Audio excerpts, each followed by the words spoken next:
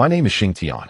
I am a sophomore in the physical education department at Haicheng University, and today marks the 15th day since I was cheated on. Yet the woman who betrayed me now stands before me dressed in an incredibly provocative Jake-style uniform, twin ponytails swaying bare feet pressing against the ground. Gazing at the charming silhouette that had once driven me to distraction, my eyes went blank. This is the university with people constantly coming and going. What on earth is this woman trying to do pulling a stunt like this here?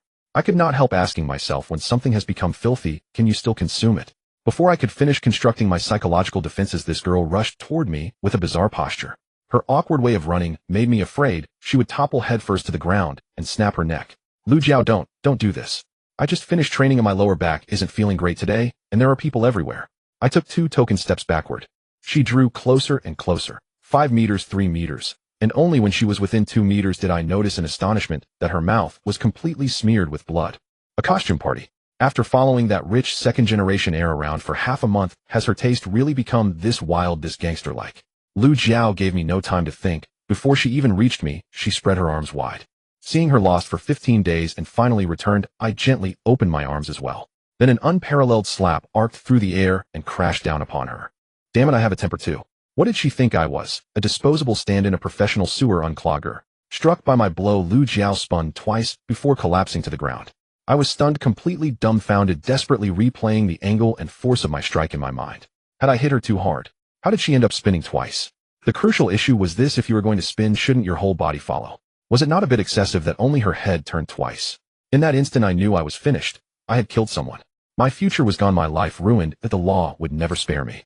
My first instinct was to run, but where could I possibly flee? With modern surveillance technology so advanced, you can experience firsthand what it means to have nowhere to hide. My second thought was to destroy the corpse and erase all traces, but that was even more impossible. I study unrestricted combat, not anatomy. Different fields are like different mountains, and at least I possessed that bit of self-awareness. Still shaken and terrified, my hands trembled as I reached for a cigarette to calm myself. But then, little spinning top, Lu Jiao slowly stood up again. My mouth fell open, the cigarette slipping from my lips as I stared in disbelief at the scene before me. The woman who had once been my white moonlight, my sweet little darling, my precious treasure.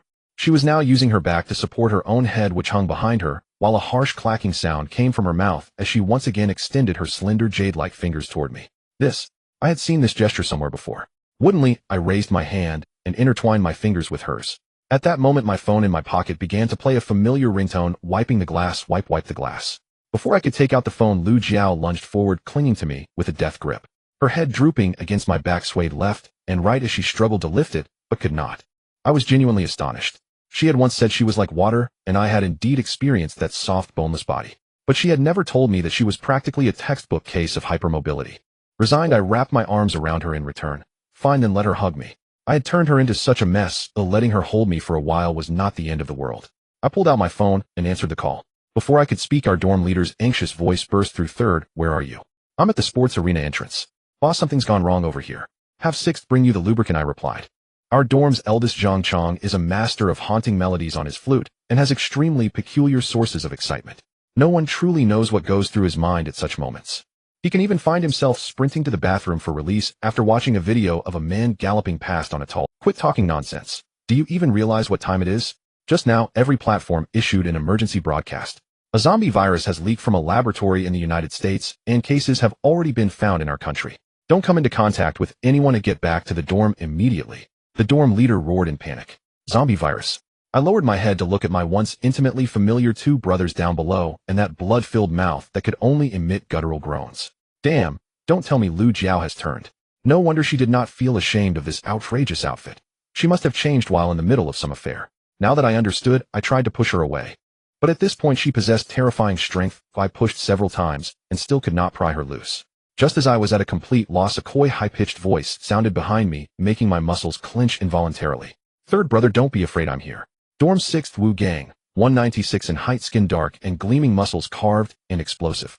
Yet whenever he opened his mouth, he sounded like an overbearing elder sister. His favorite pastime was lifting dumbbells while pinching his fingers in a delicate orchid gesture. I turned back to him in delighted surprise. I watched as 6th grabbed hold of a garbage bin embedded in the concrete and tore it free, shouting as he charged toward us. In the brief moment I was distracted, a heavy thud sounded. Lu Jiao's head dropped to the ground and rolled away. Her arms, which had been tightly wrapped around me, went limp and slid away. As I stared at everything before me, memories flashed through my mind like scenes from a speeding film reel.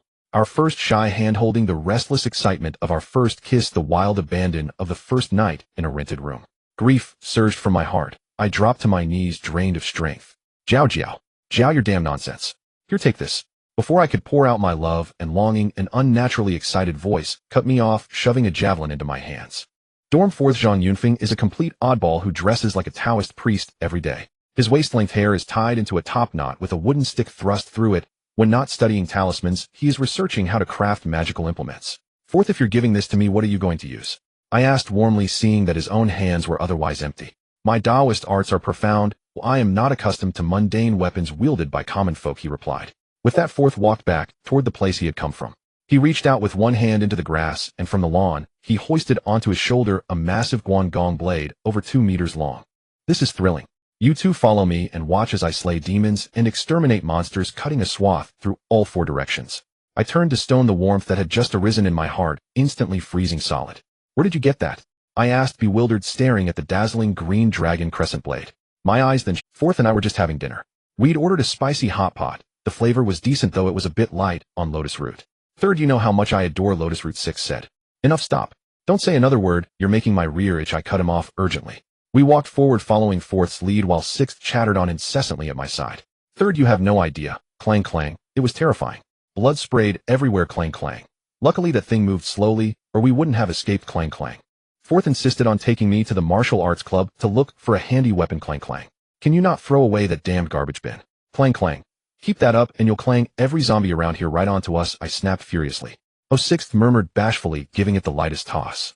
The several dozen kilogram garbage bin traced a graceful parabola through the air and flew into the little grove beside the road. What the hell, such a big issue, and you use artillery on me? A scrawny guy yanking his pants up jumped out of the trees, cursing as he did. Second brother. I stared, eyes wide. Dorm second, Wang Ruixin. I have always suspected his brain and his scrotum were swapped at birth. The first thing he thinks about every morning is which girl he is going to hook up with that day.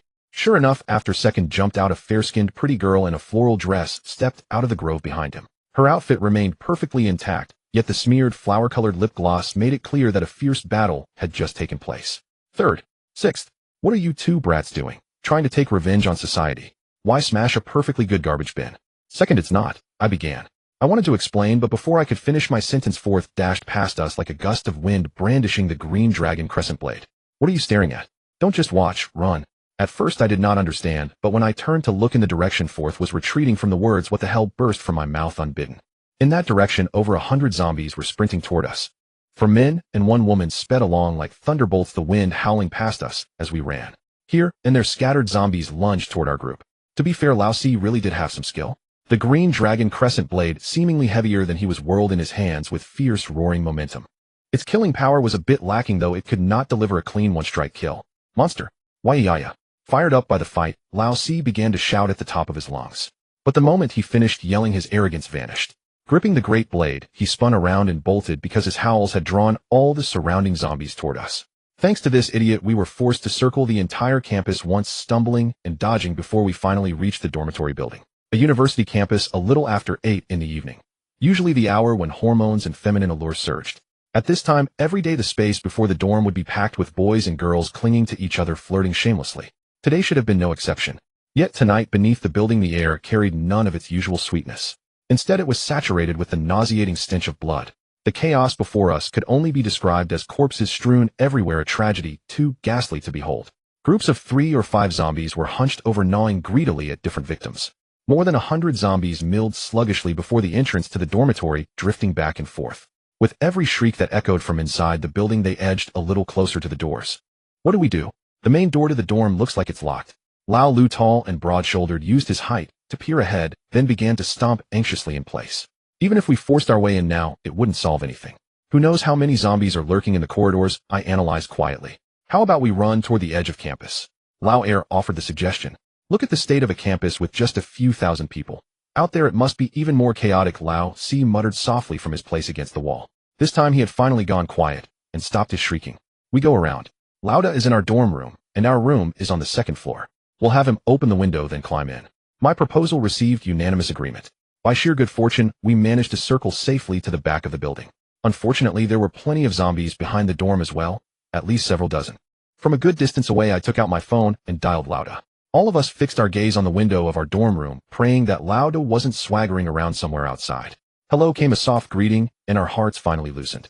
Big bro, how is it inside the building? I asked, and it was a mess just now, but it's gone quiet.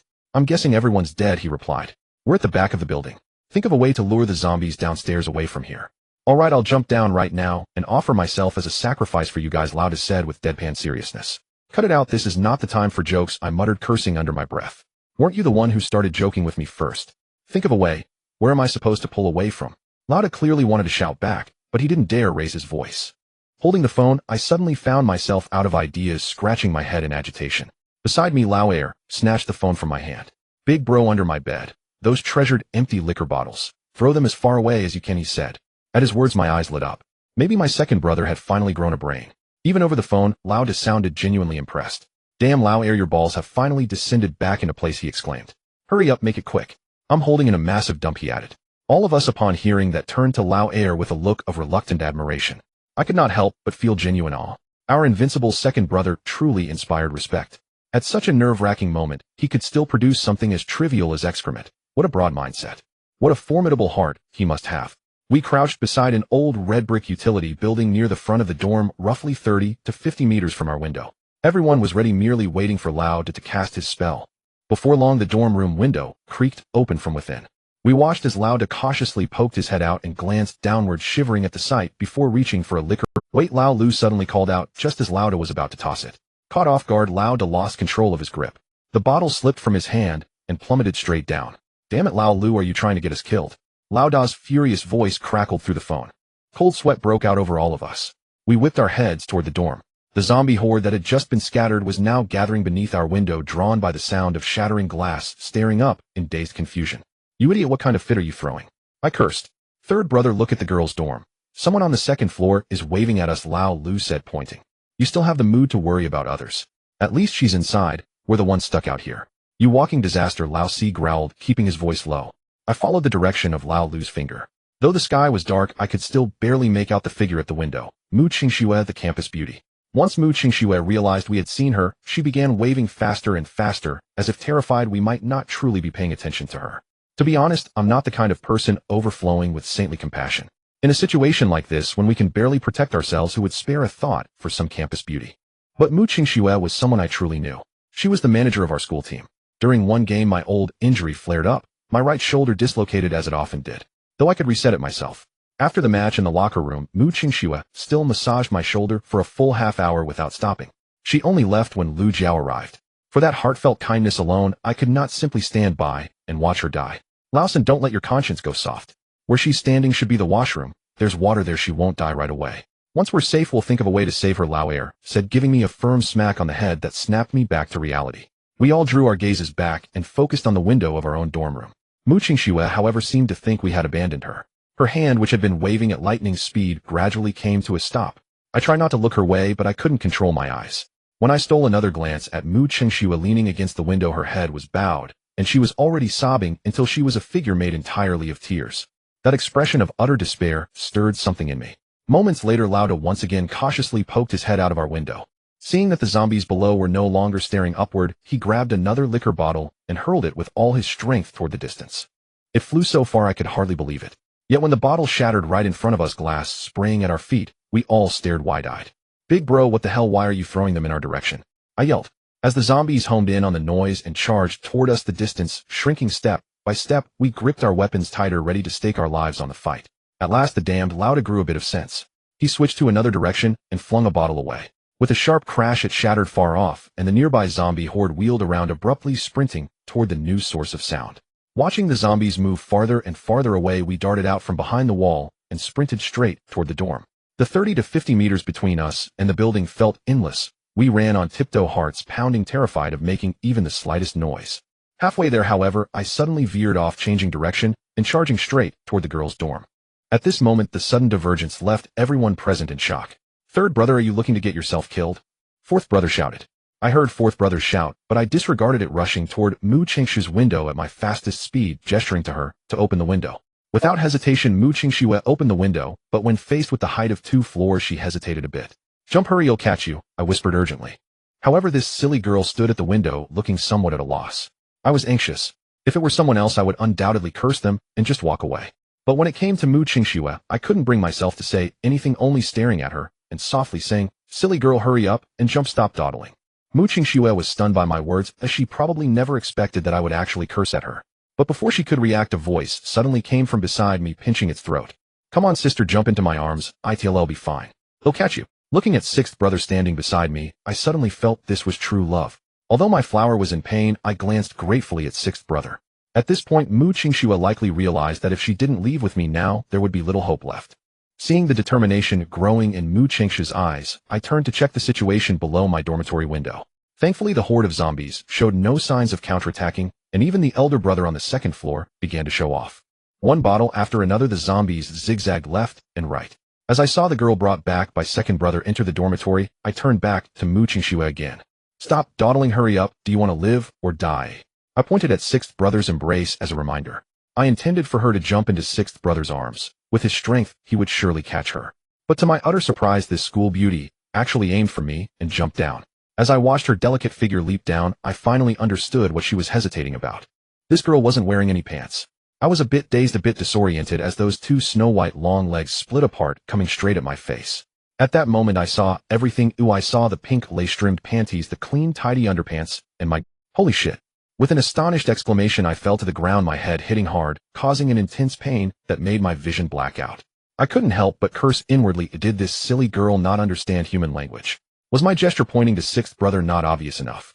But I must admit, her aim was absolutely top-notch. I estimate that if she jumped again, she wouldn't be able to land so precisely.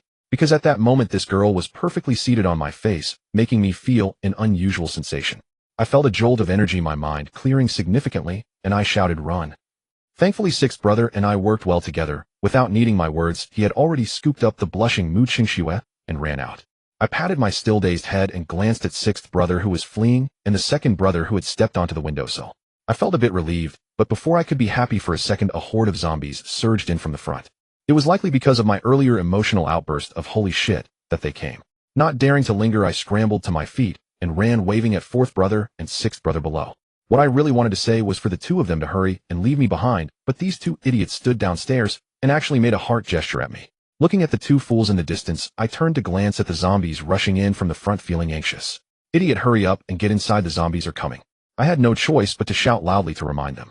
It was this loud shout that made the zombies who had been chasing the bottles raise their heads and fix their gaze on me. Seeing this, fourth brother and the others wasted no time and began to climb up to the second floor along the railing of the first floor window. Just one step too late, and everything was lost. By the time I got downstairs, the zombies had already blocked my path. In the midst of desperate glances from the window, I made a sharp turn and ran in the opposite direction. Before leaving, I didn't forget to grab the spear I had propped against the wall. Mu Qingxue, standing at the second floor window, wanted to shout, but was silenced by the elder brother covering her mouth. No one knew whether these zombies would climb the stairs, as the apocalypse had just begun. It wasn't that the elder brother wanted to abandon me, but rather that he didn't want so many lives to be lost due to reckless. In the apocalypse, with over 100 zombies chasing you, how would it feel? As for me, I felt like I was going to die.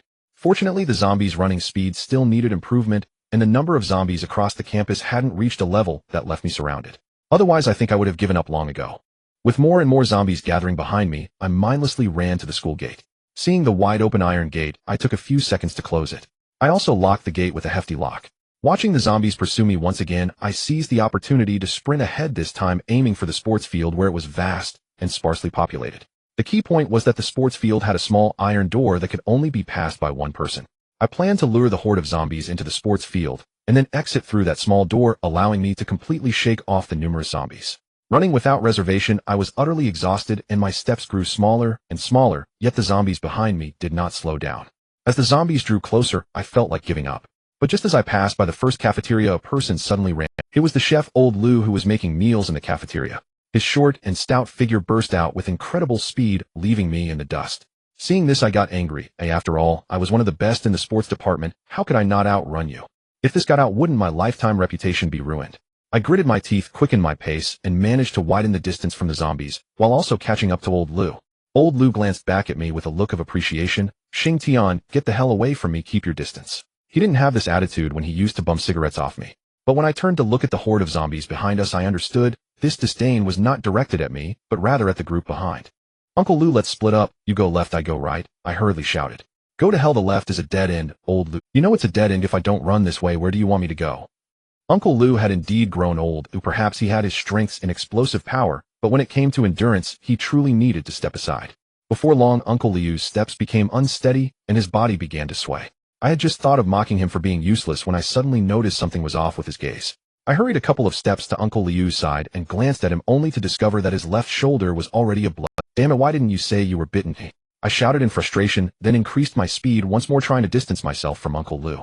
It seemed Uncle Lou was competing with me. Seeing me accelerate, he followed closely behind, saying, "I just bumped into something." "Bump my ass." I could see the bite marks clearly and urged, "Hurry up and get lost." I increased my speed again. Uncle Liu's eyes were beginning to glaze over, yet he still chased after me, saying, "Xiao Tian, don't leave Uncle Lou behind. He doesn't want to die." I was on the verge of a breakdown. It's not about whether you want to live or die. Right now you are the one who might change at any moment. If you do, the first to be attacked will be me.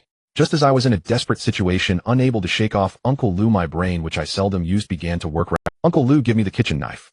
You're holding on to something heavy. I can help share the burden." I turned and said. Perhaps Uncle Lou was wavering between changing and not changing as he handed me the knife, without a second thought. After grabbing the knife, I tossed it aside, and Uncle Lou was momentarily stunned. In that moment of distraction, I tripped him, and he had no chance to stumble. He fell flat on the ground. "Xing Tian, damn it." Soon Uncle Liu's voice was drowned out by the gnawing sounds of the zombie horde. I felt no psychological burden about it. You can't blame me. One should not hesitate to save oneself, especially when you might change at any moment. Since change is inevitable, why not use your limited life to do something for me? It is a matter of great righteousness. Uncle Lou, it's been a year and a half. You've borrowed 375 cigarettes from me. Consider this repayment. If fate allows, let's meet in the next life. I didn't care about the volume of my voice. Sending someone off requires a certain demeanor. Some might ask me, why not just trip him directly? Why go through the trouble of asking for Uncle Liu's kitchen knife? To that I can only say, my friend, I genuinely feared he would get angry and throw the knife at me. If I were even slightly unlucky, that knife could easily take my life. Thanks to Uncle Liu's sacrifice, the pursuing zombies lagged behind significantly. When I reached the stadium, I realized I was still too young, too naive, and too ignorant. At this moment, there were at least 300 to 500 zombies wandering around the stadium. I glanced back at the horde of corpses behind me, and then at the zombies within the stadium. After cursing quietly, I charged in, hoping for a chance of survival in the empty stands. As long as these zombies didn't surround me, I should still have a way out. No doubt when I rushed through the stadium's entrance, the nearby zombies had already spotted me. They staggered towards me, each one crooked and clumsy. Without hesitation, I didn't even bother with the stairs. With a single leap, I climbed over the high railing of the stands. Standing atop the stands, looking down at the helpless zombies, I let out a heavy sigh of relief.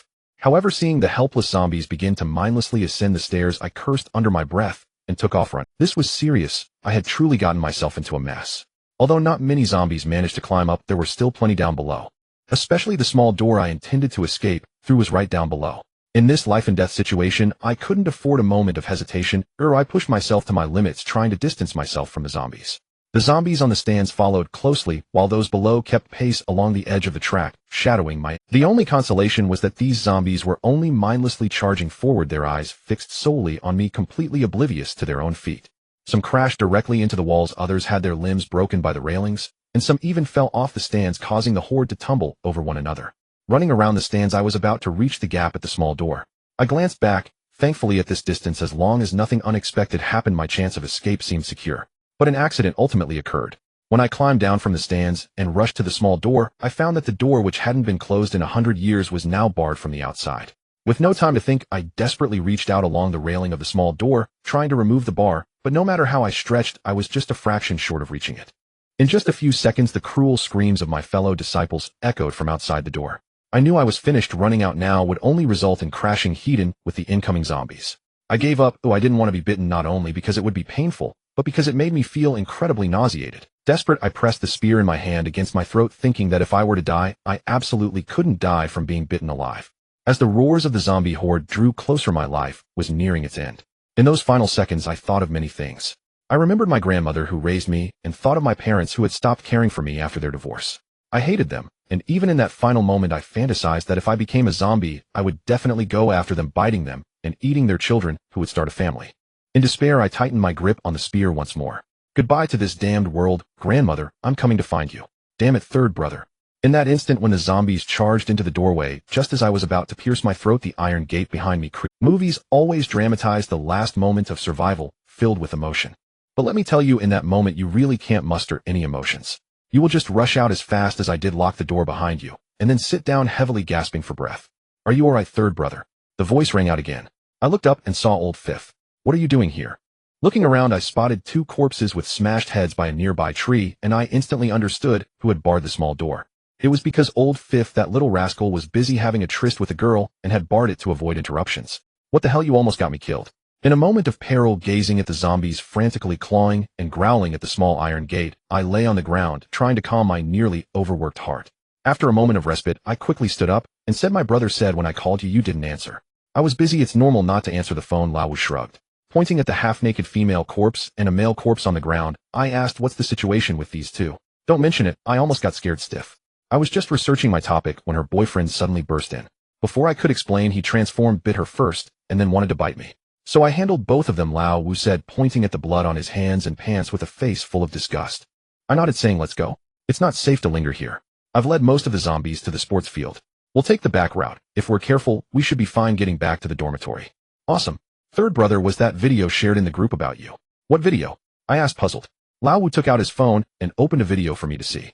The video was clearly shot from a higher floor, probably around the 5th or 6th. It showed me leading hundreds of zombies in a marathon.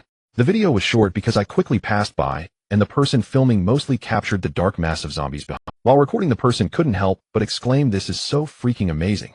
You can tell they're from the sports department, the outside is in utter chaos, and they're still out for a night run. Hearing this, I really wanted to curse. Is your brain even functioning?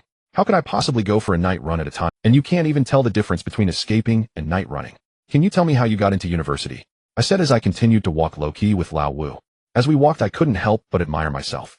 I am indeed impressive. Right now, there aren't any large groups of zombies left in the entire area, and we only occasionally encounter a small group of 2 or 3. For me, this was practically a walk in the park. In the past, I was a 3-time champion in unrestricted youth fighting in the local province. If it weren't for my shoulder injury and the constant dislocations, I wouldn't have chosen to retire and return to campus. I quickly dealt with the zombies using a javelin and took Lao Wu to the supermarket. Fortunately, the supermarket still had power and was brightly lit. Perhaps everyone was fleeing because of the incident. At that moment, there were surprisingly no zombies inside the supermarket. After searching for a while, I finally found 2 large woven bags in the storage room. I told Lao Wu to grab high-calorie filling food and quickly started packing it up myself. As fast as we could, we carried 2 large bags of food out of the supermarket. Not far from there, at a corner of a teaching building, we ran into an acquaintance. It was none other than Uncle Lou, whom I had just tripped earlier. At that moment, Uncle Lou looked terrible. His stomach had been ripped open, half of his intestines spilling out, and a portion of his intestines dangled down to his knees. His right arm had vanished, and half of his face was gnawed away, exposing stark, white bones, a sight that was heart-wrenching. Uncle Lou seemed to recognize me from a distance and started limping towards me. Seeing such a horrifying Uncle Lou, Lao Wu jumped in fright. This old Lou died so freaking tragically. My expression darkened. To be honest, hearing Lao Wu say that made me uneasy. After all, Uncle Lou's tragic state was directly related to me. I initially wanted to understand Uncle Liu's situation directly, but after what Lao Wu said, I found it hard to go through with it. Uncle Lou, don't make me do this. I threw the food on the ground and readied my javelin. My persuasion seemed futile. Uncle Lou couldn't comprehend, limping closer to me. I sighed heavily and aimed for Uncle Lou's head, thrusting the javelin forward. The next moment, a dull sound of skull shattering echoed. Watching Uncle Lou slowly collapse, I pulled out the javelin and walked away with the food, not looking back. However, after just a couple of steps, I stopped, because I heard Uncle Lou, who lay on the ground, muttering to himself. I was puzzled. Logically speaking, someone hit in the head like that should be dead. How could he still be speaking? This isn't realistic. Turning back to the corpse, I squatted down, wanting to confirm. To my surprise, it really was Uncle Lou who was still talking to himself. When I finally heard what Uncle Lou was saying, I slowly stood up and crushed half of his skull under my foot. Xing Tian, what the hell? This phrase kept echoing in my mind as I walked back. I couldn't understand how someone who had turned into a zombie could still speak human language, and I couldn't fathom how he could remember my name when he should have been a mindless corpse. This revelation left me a bit dazed. Could it be that people retain some of their memories after turning into zombies? I murmured softly. If that's true, then Lu Jiao being at the entrance of the gym makes sense. Because for more than a year with me, she would almost always wait there for me after training. As one gets lost in thought, time passes quickly. Before I knew it, Lao Wu and I were back at the dormitory building. There were still quite a few zombies in front of the building, so I didn't dare to disturb them and directly went around to the back. I called my older brother. Hello. The call was answered quickly, and my older brother exclaimed in a low voice with surprise. If I were dead, who would bring you lubricant to the toilet? I chuckled. Third brother, you're scaring me. Lao Lu's voice came through the phone. Hurry up and get lost, you useless thing. Just grab Mooching Shue and run. Can't you see if I'm up or not? I scolded in a lowered voice. Third brother, you're famous now, a celebrity. Lao Air snatched the phone and said. I knew what Lao Air meant. It was definitely about the video in the school group. I couldn't be bothered to respond, saying into the phone, big brother, first open the window and let down some ropes. I brought some food that I need to carry up. There are still a few zombies downstairs, my older brother said softly from the windowsill, then glanced at me around the corner and exclaimed in surprise, found Lao Wu. Behind the dormitory building, I had just lured all the zombies away, but now a dozen zombies had drifted in from somewhere. I couldn't be sure whether the group of zombies in front of the building was attracted by my exclamation or by those glass bottles. Just as I hesitated, the voice of the fourth brother came through the phone. Don't be afraid, third brother, will deal with these few nuisances together. And me? The sixth brother said resolutely. I was truly moved, overwhelmed by the spirit of my brothers willing to sacrifice themselves to save me. Without further ado, at my command, the dormitory window opened with a bang. The fourth brother, the first to step out, had his prized peach wood sword clenched in his mouth. After snapping my fingers at the group of zombies below, he began to sway his hips flamboyantly on the windowsill. The zombies, showing respect, all charged toward the fourth brother. The first experiment concluded, confirming that zombies could not climb stairs. Facing the fourth brother striking a pose on the second floor windowsill, the group of zombies could only groan helplessly with outstretched arms grasping at thin air. Meanwhile, the fifth brother and I moved silently, holding spears as we approached. Under the cover of stealth, I took out 3 zombies before the others recognized my presence. I had no intention of lingering and turned to run, trying to lead a dozen zombies away from the building. Seizing the opportunity, the fifth brother came to the window with 2 woven bags. Once the sixth brother successfully received the items from above the first floor railing, he jumped down with the fourth brother. Fifth brother, why is there so much blood on your pants? The zombies. The sixth brother exclaimed, picking up the fallen Qinglong Yinwen knife and following the fourth brother charged toward me. To be honest, with his physique and the Qinglong Yinwen knife in hand, the sixth brother did indeed exude an aura of a single warrior capable of holding back thousands. However, I must say, when he ran, his wiggling fat bottom looked rather awkward. Nuisance, taste my sword. The fourth brother seized the opportunity, piercing a zombie's head with his peachwood sword. After retracting his sword, he wore a face full of excitement. Has my artifact succeeded? A sword without a blade can still harm the enemy. Well, I truly have extraordinary talent. Stop the nonsense. The zombies' bones are brittle. You could poke through them with chopsticks. I scolded softly. Compared to this fool, my sixth brother was much more reliable. With a big knife in hand, he was unfaltering. Not only could he slice heads, but he could also split bodies in 2. As the 3 brothers fought and retreated, only 5 zombies remained standing as we neared the window. Damn! The fourth brother exclaimed softly. The sixth brother and I exchanged confused glances as we saw the fourth brother's peachwood sword stuck in a zombie's eye socket, unable to be pulled free. No matter how hard he pulled, the zombie screamed in agony. Until the zombie collapsed under the strain, the fourth brother stepped on its chest, and with a great effort broke the peachwood. Holding the remaining sword hilt, the fourth brother looked incredulous. You ruined my artifact. You'll pay for this. Without another word, he had no intention of helping us. He turned and swiftly climbed onto the first floor railing with astonishing speed and agility. Without a weapon, he was of little help to us, yet it turned out that the ancient saying misfortunes never come alone had some scientific basis. Just as the fourth brother climbed up, the sixth brother, true to form, managed to break the Qinglong Yinwen knife in his. It made sense. The weapons from the martial arts club were merely for show props that couldn't withstand our abuse. The sixth brother looked at the blade that had fallen far away, then glanced at the 4 zombies in front of him, and back at me, who was showing signs of despair. It seemed he had resolved something. Third brother, I'm sorry. Upon hearing this, I knew I was done for again, but I didn't blame him. After all, what is more important than one's own life? Damn sixth brother, you fool. Before I could finish my psychological redemption, I felt my feet leave the ground, and the world began to spin. That silly sixth brother actually lifted me up, spinning me in an act of love. I felt my feet occasionally bump into things, and my shins were hurting terribly. After a minute, as I leaned against the wall to steady myself, the 4 zombies had long since lost their heads. Sixth brother, didn't you think they could bite my legs? I gagged as I scolded him. The sixth brother gently patted my back, startled. Oh no, I forgot in my panic. Get lost, I don't want to see you again today. I gagged a couple more times. Third brother, aren't you going back to the dormitory? The sixth brother asked awkwardly. I looked up at the tall figure dejectedly. Then I'll just see you in a bit. Then I'll go up first. Third brother, hurry, 2 more are coming over there. The sixth brother pointed into the distance. I glanced back, thinking it was likely the sounds of our earlier battle that attracted them. When I looked back, the sixth brother was still standing there unmoving. I scolded him in exasperation. Why aren't you going up quickly, you idiot? Before the 2 zombies arrived, I had already climbed onto the first floor railing. Looking at the 2 who were groaning and unable to reach me, I raised my spear and struck each one. Ultimately, we had to come down. I didn't want 2 guard dogs getting in my way. I finally stepped into my long-lost dorm. Before I could even sit down and enjoy my survival, a delicate figure dashed into my arms in tears. Enjoying the softness against my chest, my previously exhausted body suddenly regained strength. The scene was a bit awkward as I glanced at my dorm brothers. The fourth brother was of course seated at his spot, studying. The others pretended not to see except for the sixth brother, who looked at me with a resentful gaze. But when I raised my middle finger at him, he shot me a deep glare before turning away. "Alright sister, now is not the time to cry. This apocalypse life has just begun." I wanted to console Mu Qingxue, but after thinking for a long time I really didn't know how to start. Suddenly, I remembered something. Mu Qingxue wouldn't be wandering around in just her underwear, would she? If that were the case, it would be quite embarrassing. I hurriedly looked down for a glance, and only then did I feel relieved.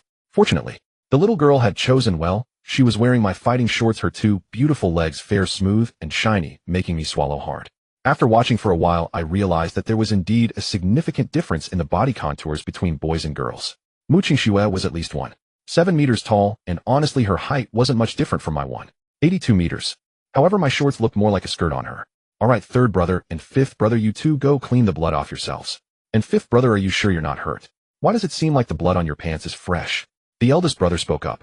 A word from the boss made me realize the issue at hand. I quickly checked to see if I had been bitten on my leg, while old Lu was showcasing his magical powers. After soothing Mu Qingxue, I went to the bathroom for a cold shower.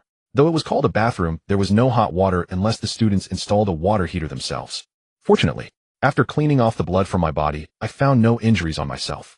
Due to years of combat training, my physical resilience was beyond ordinary, and I didn't even see many bruises. As I walked out of the washroom feeling refreshed, I found old Five tied to a chair by the boss and a few others. "What's going on?" I asked, confused. "Third brother," old Five cried out with a face full of tears. "What the hell? Take a look for yourself." The boss pointed to the white towel covering old Five's legs. It was only then that I realized old Five's pants had been stripped off. Moreover, the girls that Mu Qingxue and old Two brought back were hiding behind, turning their backs. Filled with curiosity, I lifted the towel off old Five's legs. After just one glance, I couldn't help but exclaim in shock. "Old Five, where's your vital part? What the hell? What's with this button?" I asked old Five, looking at the blood-soaked area. "I got bitten. This idiot couldn't just book a room. Had to go for outdoor action, and look what happened now." Old Two cursed, feeling frustrated. Hearing this, old Four and old Six all looked at him in admiration. I don't know who it was that got thrown out of the woods by old Lu into a trash, and yet he had the nerve to criticize old Five. "What do we do now?" I surveyed the surroundings. None of the guys spoke, and when they met my gaze, they deliberately looked. Seeing their reactions, I shook my head helplessly, using a towel to pad my hand. I poked at the bloody area, asking, "Old Five, does it hurt?" Old Five, crying with a runny nose, shook his head. "It doesn't hurt, third brother. I don't want to die." It's okay, I won't let you die, but hang in there. I once saw in a movie that if an arm gets bitten, you should cut it off early to stop the virus from spreading. Maybe there's still hope." I started rummaging through the drawers, but couldn't find the watermelon knife in the dorm. "What's there to cut? There's hardly anything left," old Two shouted. "Shut your mouth," I shot him a glare. Old Three, "Stop looking, it's useless." The boss pointed at old Five behind me. I turned to look. At that moment, old Five's pupils had changed from black to white. Although he still had his consciousness, his eyes were indistinguishable from those of other zombies. "Third brother, don't kill me." Old Five spoke with difficulty, seemingly in great pain as he twisted it. The bones in his cervical spine creaked ominously. I knew it was too late, totally too late. Old Five, a young man determined to be the king of lickspoons, finally achieved his dream after a year and a half of licking logs, but tragically lost his vital part to a zombie at the last moment. Old Five often said that licking one person makes you a dog, licking 100 makes you a wolf. To become the king of dogs, you must lick the Sea King. Today, on his last day as a human, he succeeded in earning the title of Dog King, but in the end he lost his vital part to a zombie. How tragic. How lamentable. How commendable. His life was one of hard work, brilliance, and unmatched excellence. At 10 o'clock at night, we had ample food in our dorm, and even old Two had 2 cases of white liquor stashed away. In memory of our departed Dog King, old Five, and to reminisce about the glorious days of the Dog King, the brothers in the dorm gathered around. 2 girls frightened of old Five sat on the upper bunk, afraid to come down, nibbling on pig's feet and bread. "Old Five, you were a real man. Even without your vital part, you still managed to bring us supplies with your broken body. I toast to you." The boss raised a glass first. Gurgle. Old Five, now a zombie, tried to roar, but was interrupted as old Two shoved a bottle of white liquor into his mouth, pouring half a bottle down his throat. "Old Five, fourth brother, toast to you. Your deeds will be remembered through the ages." Old Four finished his drink in one gulp. "Old Five, gurgle." Old Two put down the bottle, having drunk a third of it. "Fifth brother, second brother, won't say much, it's all in the liquor, bottoms up." Old Two drank the contents of his glass in one go. Before old Five could make any sound, old Two poured all the liquor from the bottle into old Five's mouth. Have you ever seen a zombie burp from alcohol? Well, I have, and with a loud burp the room filled with the smell of liquor, as if white liquor had been spilled everywhere. Old Six hurried over to open the window preparing to let in some fresh air, but then he exclaimed softly, "Third brother, didn't you say you killed old Lou?" "Right," I replied nonchalantly. "Then why does this person downstairs look so familiar?" I wondered. I stood up and walked to the window to take a look below. "What the hell, old Lou? This is a bit illogical," I exclaimed in surprise. Because down below was old Lou, whose skull I had smashed in half. At that moment, he only had half a head left, but that one remaining cloudy white eye was fixed on our dorm's window. "This is a bit ridiculous. Can someone live with half a head, eh?" I muttered in disbelief. Glancing at Uncle Lou, I could see the unwillingness and hatred in his eyes. "Do you remember me?" I whispered. "Xing Tian, what the hell?" Uncle Lou mumbled back indistinctly. "Uncle Lou, I was also forced into this. You transformed without warning. Ooh, I had no choice," I replied earnestly. "Xing Tian, what the hell?" I flipped back to the dorm and took out my signature weapon, the red and white striped spear. "Old Three, are you crazy? In this darkness, what if something unexpected happens?" The boss grabbed my arm. "This idiot is cursing me. Let him curse, or what we need to consider now is why the zombie is still alive after suffering head trauma, and why he remembers you, old Two." Also stopped me. This idiot. Before I could finish my sentence, a small, delicate foot appeared on my bed and kicked me in the face. "What's wrong with cursing you? Just behave and go back to drink your liquor." It was Mu Qingxue. I glared at her, but in an instant I calmed down and obediently sat back down. "Damn." The four brothers all sighed in unison and sat down. What puzzled me the most was that old Five also grinned and made a sound. "You still have the cheek to smile? Look at the mess you've made. You fool, when that bastard bit you, why didn't you mention that your third brother is Xing Tian?" I pointed at old Five and scolded. I felt like old Five understood, because that bastard's cloudy eyes were full of Looking at Lao Wu's contemptuous gaze, I truly wanted to give him a merciless kick. However, after the precedent set by Lu Jiao, I hesitated to take action. Remembering my once beloved white moonlight, my heart twisted with melancholy, a tinge of sorrow enveloping my mind, lingering for a long time. When she was with me, I begged her countless times to wear black stockings, but she refused every time. Yet after half a month with someone else, she was already donning sexy tights. It's now so embarrassing that even in death I would feel ashamed. This really confirms the old saying, you don't cherish your own bicycle, but when it gets in someone else's hands it stands up and pedals hard. How infuriating. My brothers noticed I had fallen into deep thought, and in perfect unison refrained from interrupting. They probably realized that Lao Si and Lao Lu had just recounted my situation. Yet a small foot on the bed didn't give me the chance to sink into sadness. It lightly tapped my right cheek before I shot her an angry glare again, but in the next moment I softened once more. That kick was silent. I just don't understand, is she addicted to kicking people? What puzzles me even more is why I felt inexplicably happy after being kicked. Brother Wu, you know I don't drink, but today I raise a toast to you.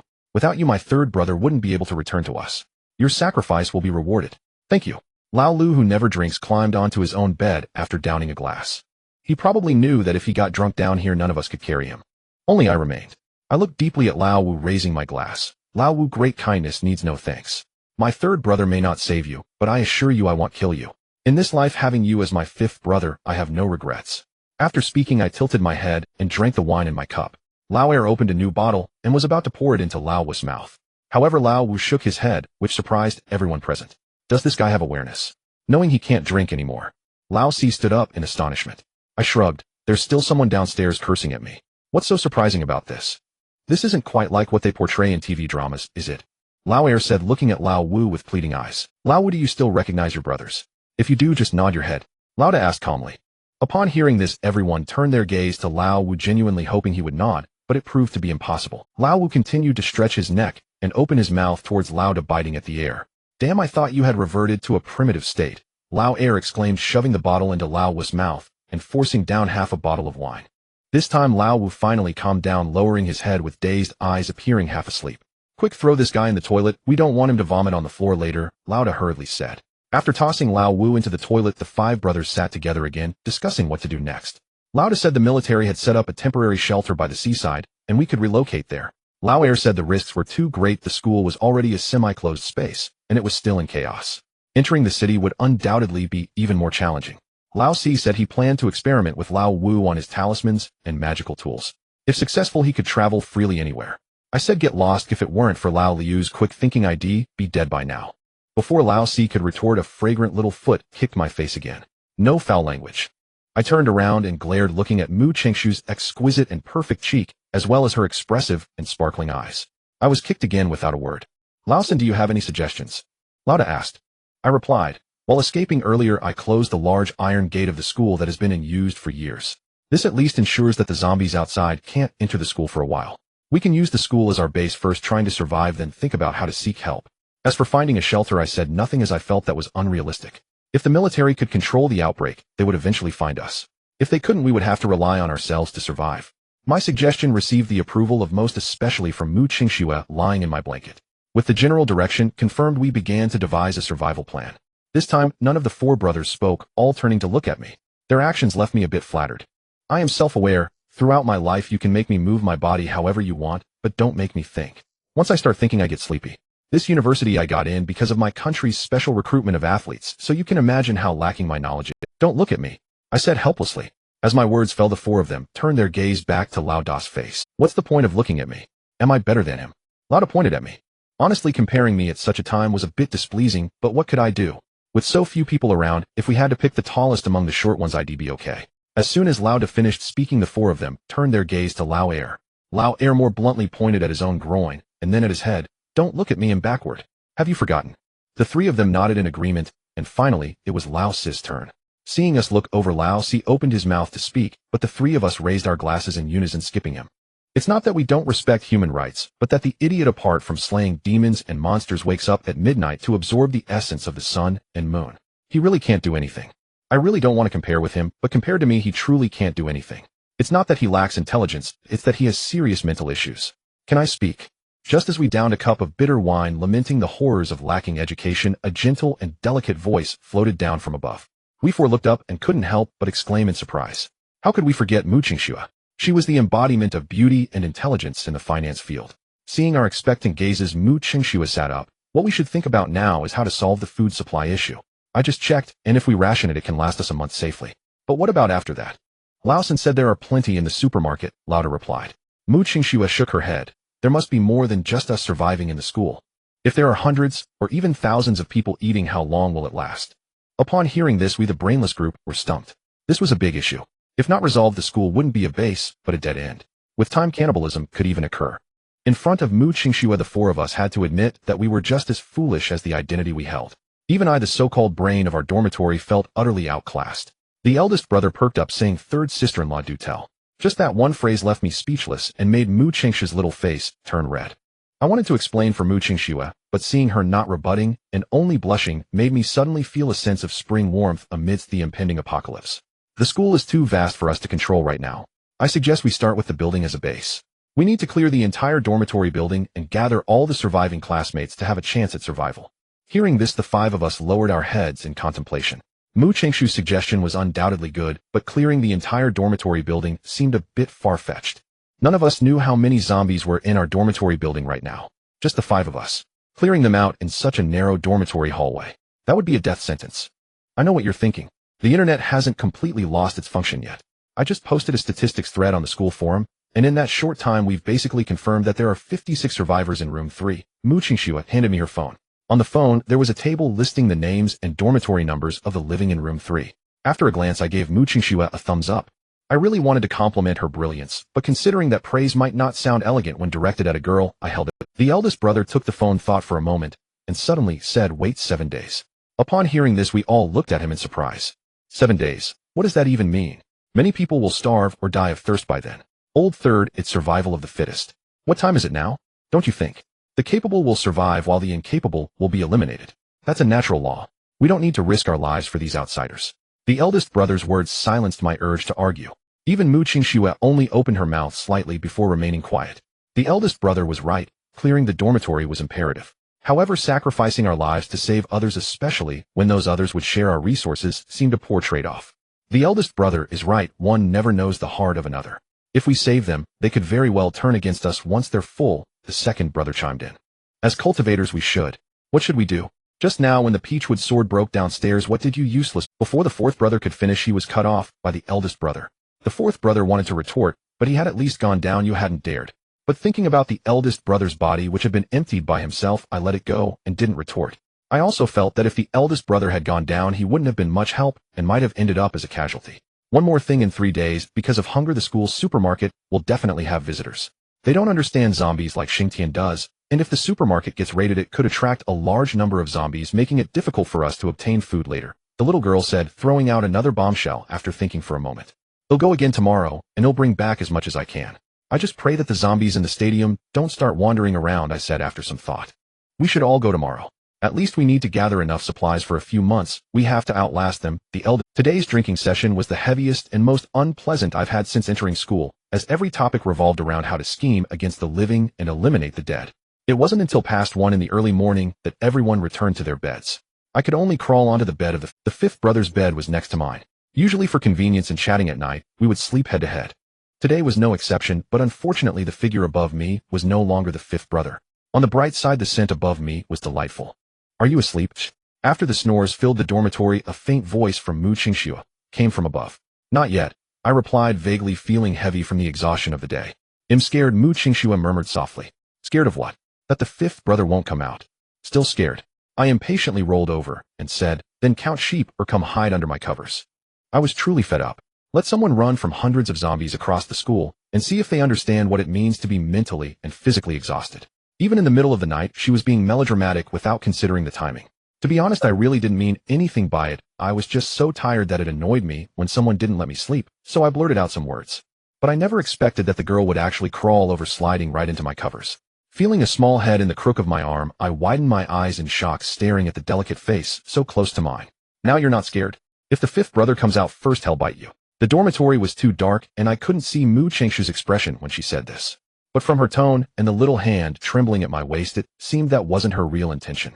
I knew spring had come. Even in the apocalypse there was no need for formality, so I wrapped my arms around Mu Qingshu's slim waist. As soon as I made contact, I felt Mu Qingshu tense up, then gradually soften again. What were you doing why weren't you wearing pants? I asked softly to ease the awkwardness. Washing clothes. Since I'm washing anyway, I just wash my pants too. Who knew it would suddenly turn out like this? Mu Qingshu said softly, still shaken. What a fate. If you had been in the dormitory at that time, you would probably have turned into a zombie by now, I murmured. The energy I had just gathered dissipated completely due to exhaustion. Sleep now, with me here you have nothing to fear, I murmured, closing my eyes. The next morning, amidst this apocalypse, I surprisingly woke up naturally feeling comfortable. Perhaps everyone knew I was too tired, as no one woke me up, not even Mu Qingshu, who was still asleep in my arms. When I moved, Mu Qingshu opened her beautiful eyes. Upon realizing that everyone in the dormitory was awake, she hurriedly pulled her large hand out from her clothes, quickly adjusted her outfit, and sat up. The fifth brother had already been dragged out of the bathroom by the fourth brother. At this point, he was already plastered with yellow talismans, and the fourth brother was experimenting with various tools like chalk lines, cinnabar, and bagua mirrors. Sitting up, I glanced at my phone. It was already past 10 in the morning. I looked towards the door where the older brother was peering through the peephole, gazing outside. Have you found anything, boss? I asked curiously. It's strange how I've not seen a single zombie all morning. The boss mumbled. Those guys, unless disturbed, will generally linger in place. Why don't you knock on the door to check? I suggested in a low voice. Are you out of your mind? The boss raised his middle finger at me. I smiled dismissively, though joking was a way to ease the tense atmosphere. Xingtian, which one is your toothbrush? Mu Qingshu ran out of the shower to ask me. I pointed to the wardrobe beneath me and said there are new ones inside. The little girl took the toothbrush and ran into the washroom. It was already late autumn, and Mu Qingshu was only wearing a short-sleeved shirt and my athletic shorts. It should be fine since we didn't need to go outside. However, this situation couldn't continue, and it seemed that there would be no heating this winter.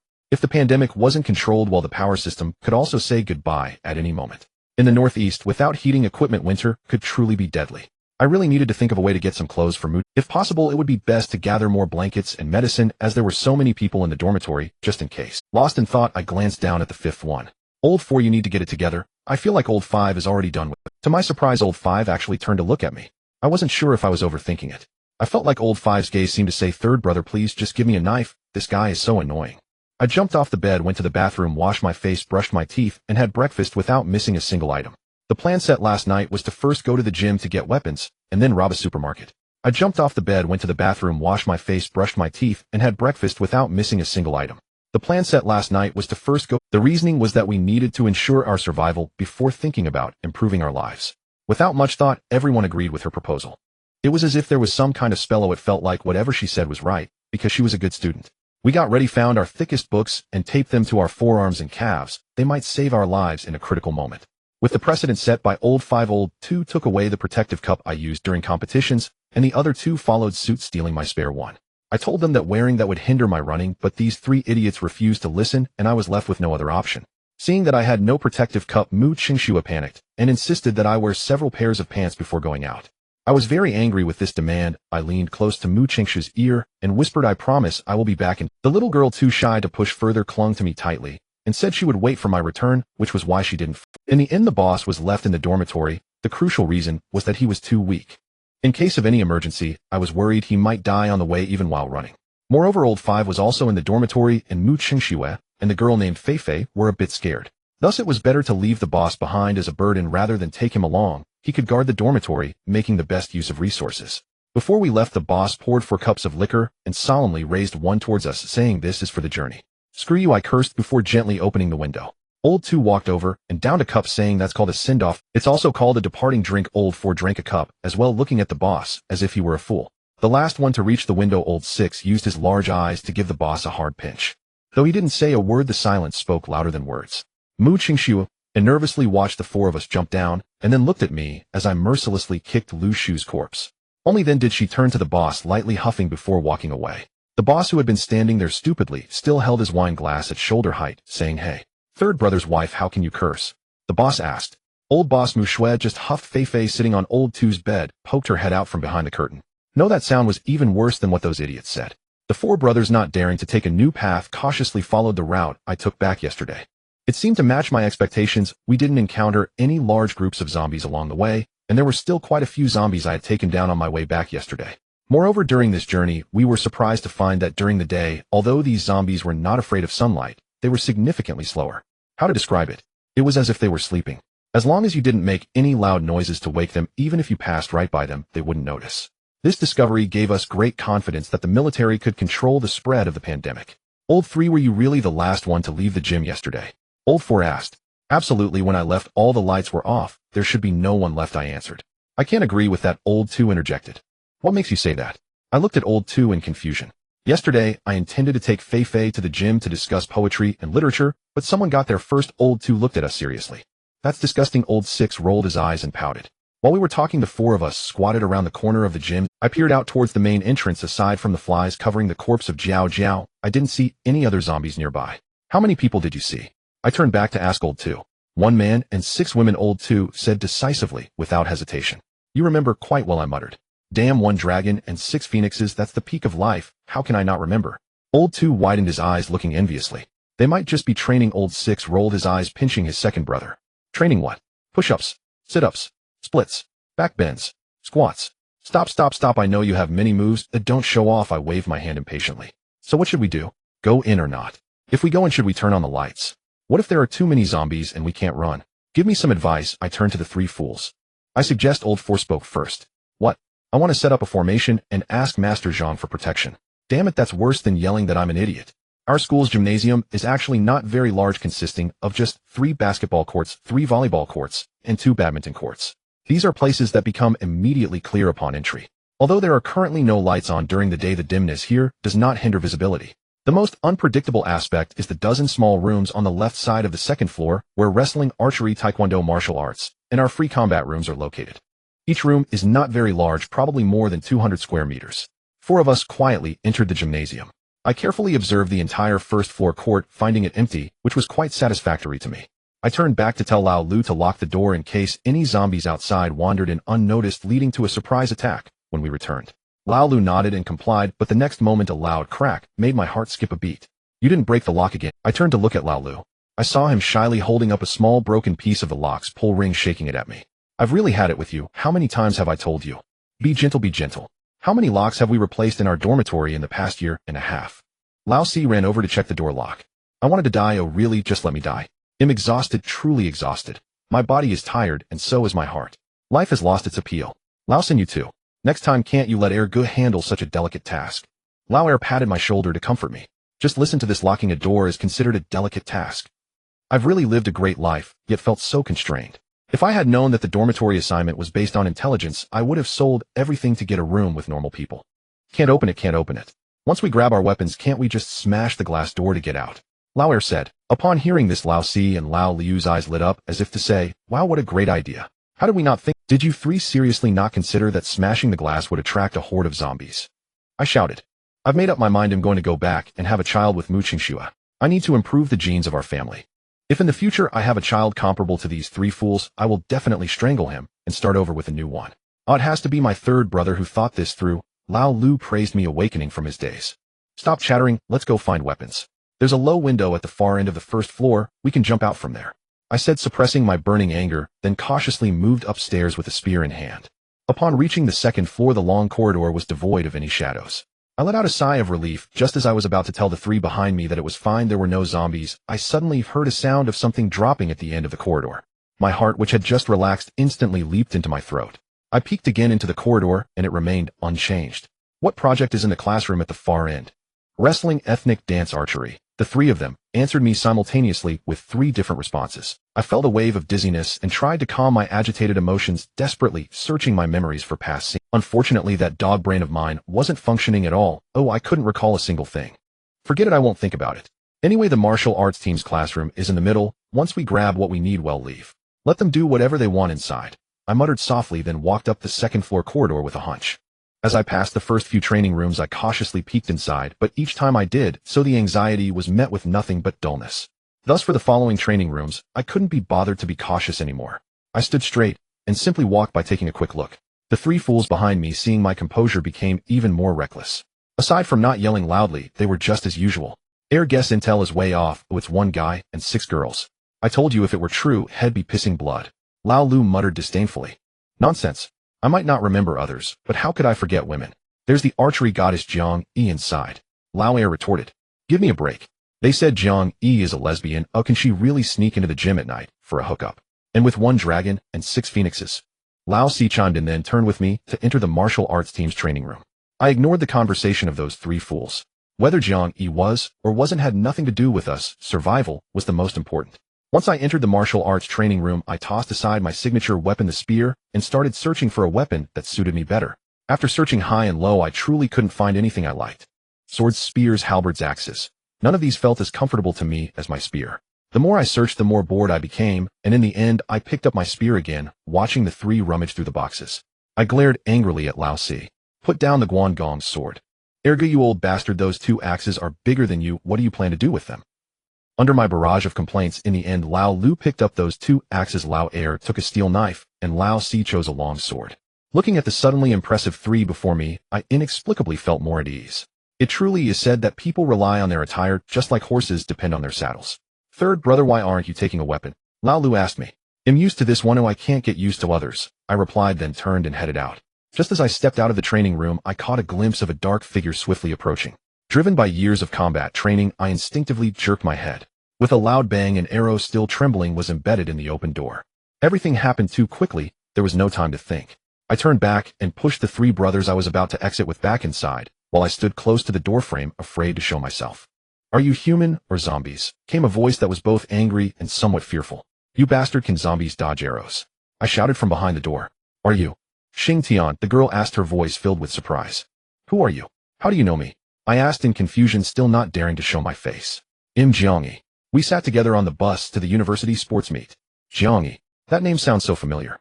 Oh, isn't that the person Lao Air just mentioned? On the bus to the university sports meet. Holy crap. That cold girl was Jiangyi. Back then it seemed like I hadn't said a word to her.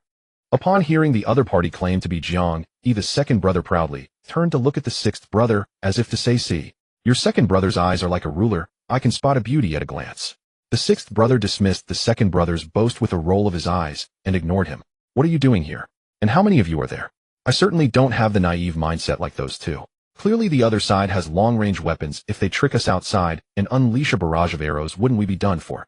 Before Jiang Yi could respond, the second brother slapped me on the back and said, what a silly question. I've already told you there are 7 of us, 1 dragon and 6 phoenixes. I truly wanted to give this fool a slap comparable to what Lu Jiao would deliver. But there's no helping it, this guy is nominally my second brother. According to the rules, betraying the elder brother should be punished, but I simply couldn't control myself. I couldn't hit him, but I could yell, get lost, you bastard. Do we share the same mindset? There are 4 of us, and one of our classmates is injured. Please help us. Jiang Yi's anxious voice came through. Just as her words reached us, the 6th brother, lacking brains, rushed out, but I pulled him back. Third brother, what's wrong? The 6th brother looked at me in confusion. At a time like this, no one can be trusted, I said, while internally struggling immensely. Xing Tian, hurry. She's not going to make it. Zhang Yi's voice came through again while I was still wrestling with my thoughts. Damn it, if a big man dies, he dies. It can be light or heavy, I muttered under my breath. Third brother, that's a matter of weighing the heavy against the light, the sixth brother softly reminded. You correcting me. You all stay here. If I don't come back, you all figure out a way to run. Don't look for me, I instructed before gritting my teeth and running out. I was only about 20 to 30 meters away from the end classroom, but with every step I took my heart raced a little faster. I was genuinely terrified that a figure would suddenly emerge from that door and shoot an arrow at me without hesitation, sending me west. Fortunately, my fears did not materialize and I arrived smoothly at the entrance of Zhang Yi's training room. Inside the training room, chaos reigned with a girl mounted on another girl, biting her furiously. The girl beneath struggled desperately, but was still bitten on the wrist. Zhang Yi and another girl were pulling at the girl who had already turned into a zombie. Understanding the situation, I wasted no time and rushed in, grabbing Zhang Yi and the other girl's collars and tossing them aside. Without time to think further, I executed a roundhouse kick that struck the zombie girl on her right cheek. With a crack, her cheek instantly caved in, and her body uncontrollably flew sideways over 2 meters, crashing to the ground. I held the spear tightly in my hand, and before the girl could rise again, I thrust the spearhead into her skull. Seeing her sister die so tragically, Zhang Yi and the other 3 girls quickly covered their eyes and turned away. After doing all this, I stepped up to the girl who had been bitten. The bloodied spearhead was almost pressed against her forehead. You show me your right hand, I growled. Xing Tian, are you alright? She's my classmate, Zhang Yi called out, anxiously looking at me with an unfriendly expression. I know she's your classmate. Wasn't that other girl also your classmate? It doesn't matter if she bit you. Hurry up and show me, or I'll kill you right now. I stared intently at the girl. The girl was frightened by me and nervously raised her right hand. Looking at her wrist, I frowned tightly. It was bleeding, indicating she had been bitten. This girl absolutely couldn't be spared. You've been bitten. There are 2 options. If you want to live, let me cut off your right hand. Oh, perhaps you'll have a chance to fight back. If you can't do it, I'll send you on your way right now. As soon as I finished speaking, I felt a slap on the back of my head. After being struck by Mu Qingxue yesterday, I already had a big bump. This slap made me grimace in pain. Second brother, pay attention. That girl is wearing gloves. The second brother's voice came through. I turned back and saw those 3 fools had stood behind me without me noticing. Third brother, we were worried about you, so we followed you, the sixth brother said shyly. Hearing this, warmth flooded my heart, and I wanted to say something centered around brotherly affection. But I noticed the second brother and fourth brother had bypassed me and headed straight for Zhang Yi and the other 2 girls. Their overly concerned and flattering demeanor made me realize that I was still too young. This was clearly not about worrying for me, but rather about fearing I would hog all the food. After the second brother conducted a meticulous examination, although the girl's wrist was bitten, the protective gloves had not been breached. This indicated that the zombie's teeth had not touched the girl's skin, so she was not in serious danger. Once the girl realized she was fine, she shot me a fierce glare. I felt quite embarrassed. I had almost killed a living person. How could I not feel awkward? But this couldn't be blamed on me. Oh, at a time like this, it's better to kill the wrong person than to let the right one go. This was the conclusion we had discussed last night. I briefly introduced the current situation outside to the 3 girls. Though they were somewhat mentally prepared, they were still quite frightened. I asked Zhang Yi how they ended up here. She explained that their team leader had found them and said they needed to select key members for the provincial games, so they came to the gym. However, as soon as they arrived, the team leader began to take liberties with them under the pretext of correcting their techniques, which led to the girls punching and kicking him. Unexpectedly, when they had calmed down and prepared to leave, screams began to erupt outside the gym. The girls were terrified. Staying in the gym was not an option, so they decided to run back to their dorm. But as soon as they stepped outside, 2 of them were pounced on by zombies, and 1 was injured. Thus they had no choice but to retreat back inside. When you came back, didn't any zombies follow you? I hurriedly asked. Zhang Yi frowned and thought for a long time before uncertainly replying, there were a few that followed behind, but I can't remember if they got into the gym or not. Listening to Zhang Yi's description, I felt a bit dazed. How could we fight a war without knowing ourselves and the enemy? From my earlier observations, there shouldn't be any zombies. However, when we leave later, we must pass through those courts quietly. Although the courts are open at a glance, there are also many blind spots, such as the locker rooms for basketball and volleyball teams. If dozens of zombies suddenly emerged from there, that would be disastrous. If it doesn't work, let's smash the glass. The second brother said, while gently tending to the injured girl's wound. Use your brain more, don't think with your lower body. Third brother, cultivators. How about you act as bait to lure out? Before the fourth brother could finish, I directly interrupted him. Third brother, you hold your double-sided axe and go up there to scratch your feet. After an intense discussion among several people, I ultimately became the bait that would lure out the zombies following a unanimous vote. Faced with such a result, I felt it was only natural, yet something seemed amiss, though I couldn't quite put my finger on it. After finalizing the plan, as a few were about to leave, I suddenly turned back at the door. Stop messing around. If I tell you to dig, then dig. Can't you see you're bleeding from all that? I cursed at Lao Lu, who seemed unfazed by my harsh words, instead appearing quite pleased. Third brother, you have to admit this claw is really effective. It even dug out my ingrown toenails. Looking at the big fool in front of me, I felt like crying, without tears, questioning in my heart what sin did I commit in my past life, to have such a bunch of people tormenting and playing tricks on me in this life. While the group moved cautiously, Jiang Yi quietly approached me and pulled out a pair of claw hooks from her backpack. Here you go. Seeing the claw hooks made me ecstatic. I had hoped to find some while at the martial arts club, but there were none. Perhaps the lethality of the claw hooks was too great, or maybe nobody at the martial arts club knew how to use them. How did you get these? I excitedly took the claw hooks, gently placing the spear on the ground, discarding the broken spear without a second. During the college sports meet, I noticed you were always watching Wolverine, and you even searched for claw hooks online, Jiang Yi whispered. I looked at Jiang Yi in surprise. If I remembered correctly, this Ice Queen should have either been listening to music or sleeping at that time. Seeing the puzzled look in my eyes made Jiang Yi's face flush. However, she quickly composed herself, saying, there were none for sale online. I searched for a long time before I had a pair custom made by a craftsman. I felt a hint of a romantic, bittersweet scent in the air. If this had been before the apocalypse, perhaps I would have been thrilled and unable to sleep. But now none of that mattered. Who knew if we would survive until tomorrow? Now adorned with these all-metal claw hooks, I couldn't bear to part with them. Having practiced unrestricted combat since childhood, acquiring such a weapon felt like adding wings to a tiger. In this apocalypse, I wanted to shout, is there anyone else? Some may ask, what are claw hooks? They are essentially Wolverine's claws. Here I must correct some misconceptions. Claw hooks are a type of ancient weapon from our Huaxia, not something that originated in Europe. Oh, let's not be overly enamored with foreign things. Originally, as the bait, I had some lingering emotions, but receiving the claw hooks made all those feelings disappear. Now I could hardly wait to encounter a few zombies to test my new weapon. As I reached the entrance on the first floor, I saw several zombies wandering around the small square outside, likely drawn by the loud voices and fighting from upstairs. However, when I glanced towards the gym, it remained eerily silent. This puzzled me. The zombies outside heard the noise, yet those inside the gym did not. Could it be that there wasn't a single zombie in here? I'm heading in, you three better aim carefully and not knock me down, I called back, cautioning Jiang Yi and the other two girls. Third brother, don't worry. If they dare to shoot inaccurately, I'll chop them down. Lao Lu raised the axe in his hand. Rude. Lao Si glared at him. Unruly. Lao Air shot an annoyed glance at Lao Lu. Looking at these two, I felt ready to die without regrets. Having encountered these two fools, what could I possibly regret? Dying early meant being reborn sooner. With a bold stride, I entered the arena. To make the zombies aware of my presence, I crossed my weapons in front of me and deliberately created a harsh grating sound. As I passed the basketball court, walked past the volleyball court, and approached the badminton court, there was still silence in the I realized I might have been overly cautious and waved casually at the group. Seeing this, they hurriedly ran towards me. But halfway through their run, I was dumbfounded. From the previously quiet basketball team locker room, a group of tall zombies rushed out following a faint sound. What the hell is going on? I waved frantically at everyone. They also sensed something was wrong, glancing back and quickening their pace. But unfortunately, girls will always be girls. Even though they were from the sports department, perhaps they had endurance, but they couldn't run as fast as the boys. Seeing Jiang Yi and the other two girls lagging behind, I ran towards them without a second thought. Lao Lu, seeing me, turned back, though looking helpless, gritted his teeth and followed. Lao Air and Lao Si quickly turned to look. There were only about 20 or 30 zombies, yet they grabbed their weapons and rushed back. A battle was imminent.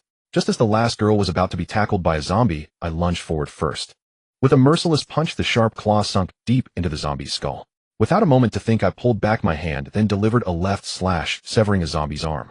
I fought while retreating. Facing 3 or 4 zombies, I moved with ease, and they couldn't even touch the hem of my cloak. Third brother, don't be scared. I'm coming.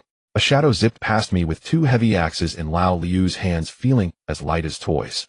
But the way that girl Meng Meng threw punches and pushed back the zombies with her little feet made my stomach ache painfully. What the hell are you doing? Where's that fierce attitude from yesterday when you smashed Lu Jiao and swung at me? I managed to curse. Oh, I just didn't want to hurt those cute boys, Lao Lu replied in a cutesy tone. What the hell? Is this the time when flowers bloom everywhere? Demon, watch the sword. With a flash of cold light, I swiftly dodged, raising my claw hooks to block. After a loud clang, I looked incredulously at Lao Si. That idiot. Why did you stab me?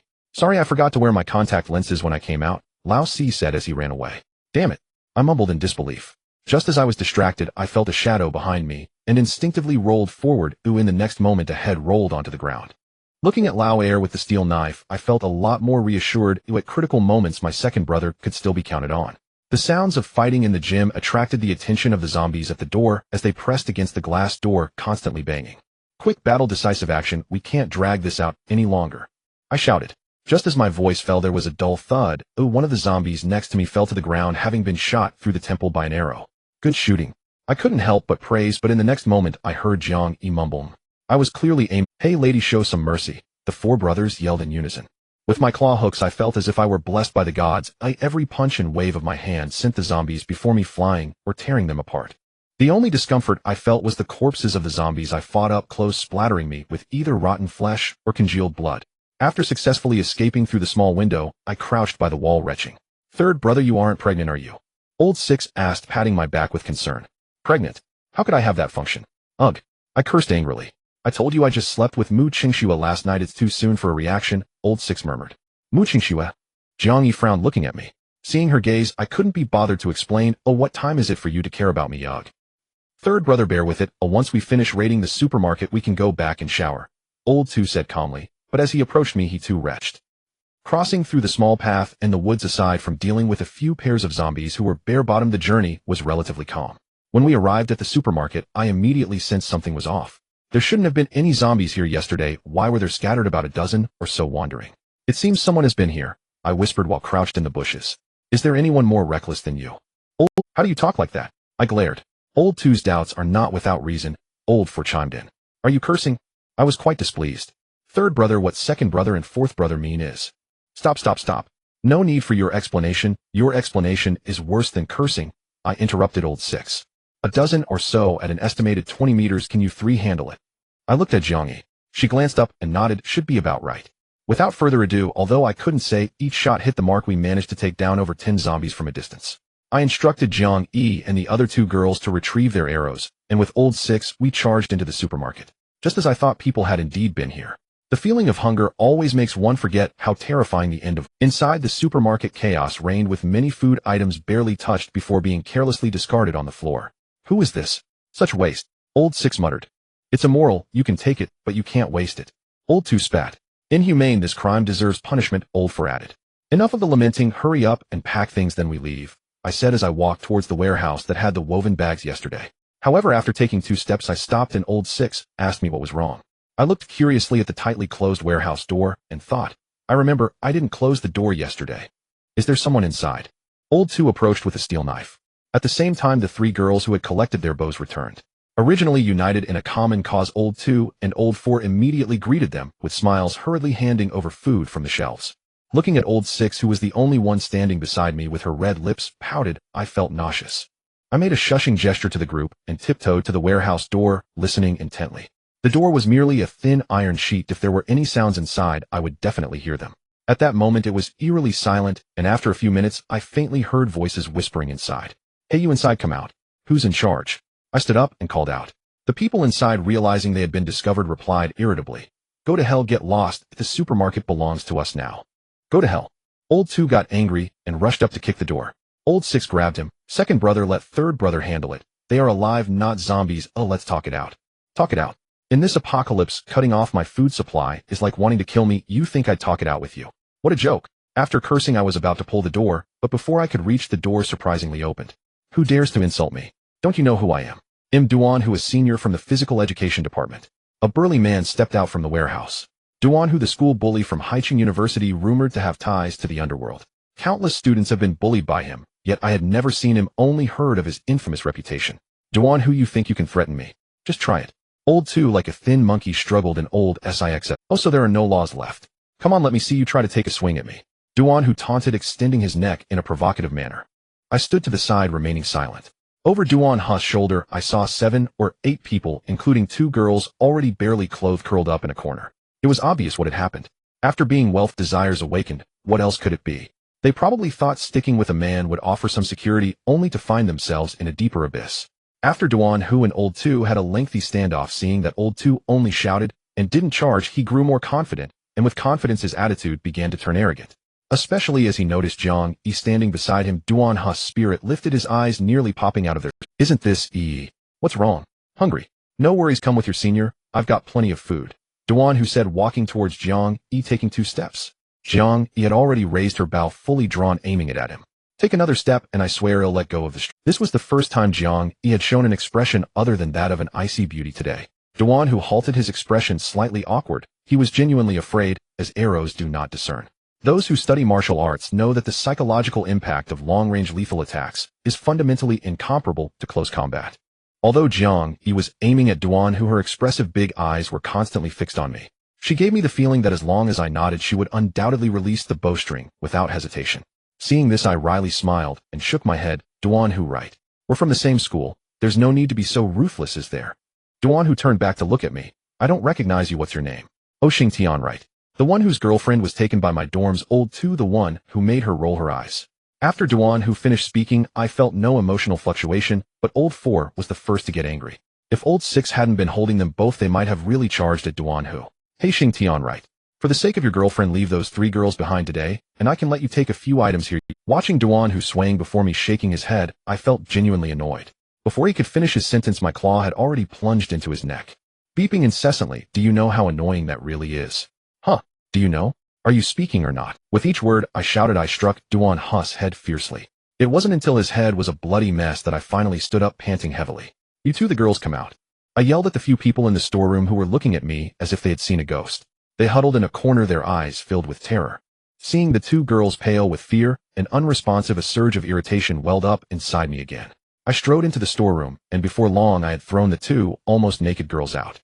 Did those guys in there assault you? I asked, my eyes reddening. The 2 girls were still shaken, but hid behind Jiang Yi and the others, regaining some composure and nodding at me. Seeing this, I reached out and gently closed the iron door of the storeroom. Moments later, howls of despair erupted from inside, with cries for mercy and screams ringing out, and the sounds of things collapsing ceased after just over a minute. The storeroom's door was pushed open forcefully, and a blood-soaked boy burst out, only to be yanked back into the darkness by my outstretched hand. After a scream, the entire world fell silent. What if the 3rd brother, in a fit of rage, decides to kill us? The 2nd brother stared wide-eyed, his mouth agape, looking incredulously in the direction of the storeroom. When we go back, I'll draw a talisman for the 3rd brother. Why does this feel like we're cursed? The 4th brother looked equally dumbfounded. I told you 2 not to fan the flames. The 3rd brother has been in a bad mood lately, the 6th brother complained. Didn't we release them last night? The 2nd brother looked up at the 6th brother in confusion. If Mu Qingxue wasn't a dead fish, I should have heard something, the 4th brother added. Pervert Jiang Yi shot a glare at the 2, then turned and walked into the storeroom. What did he call me?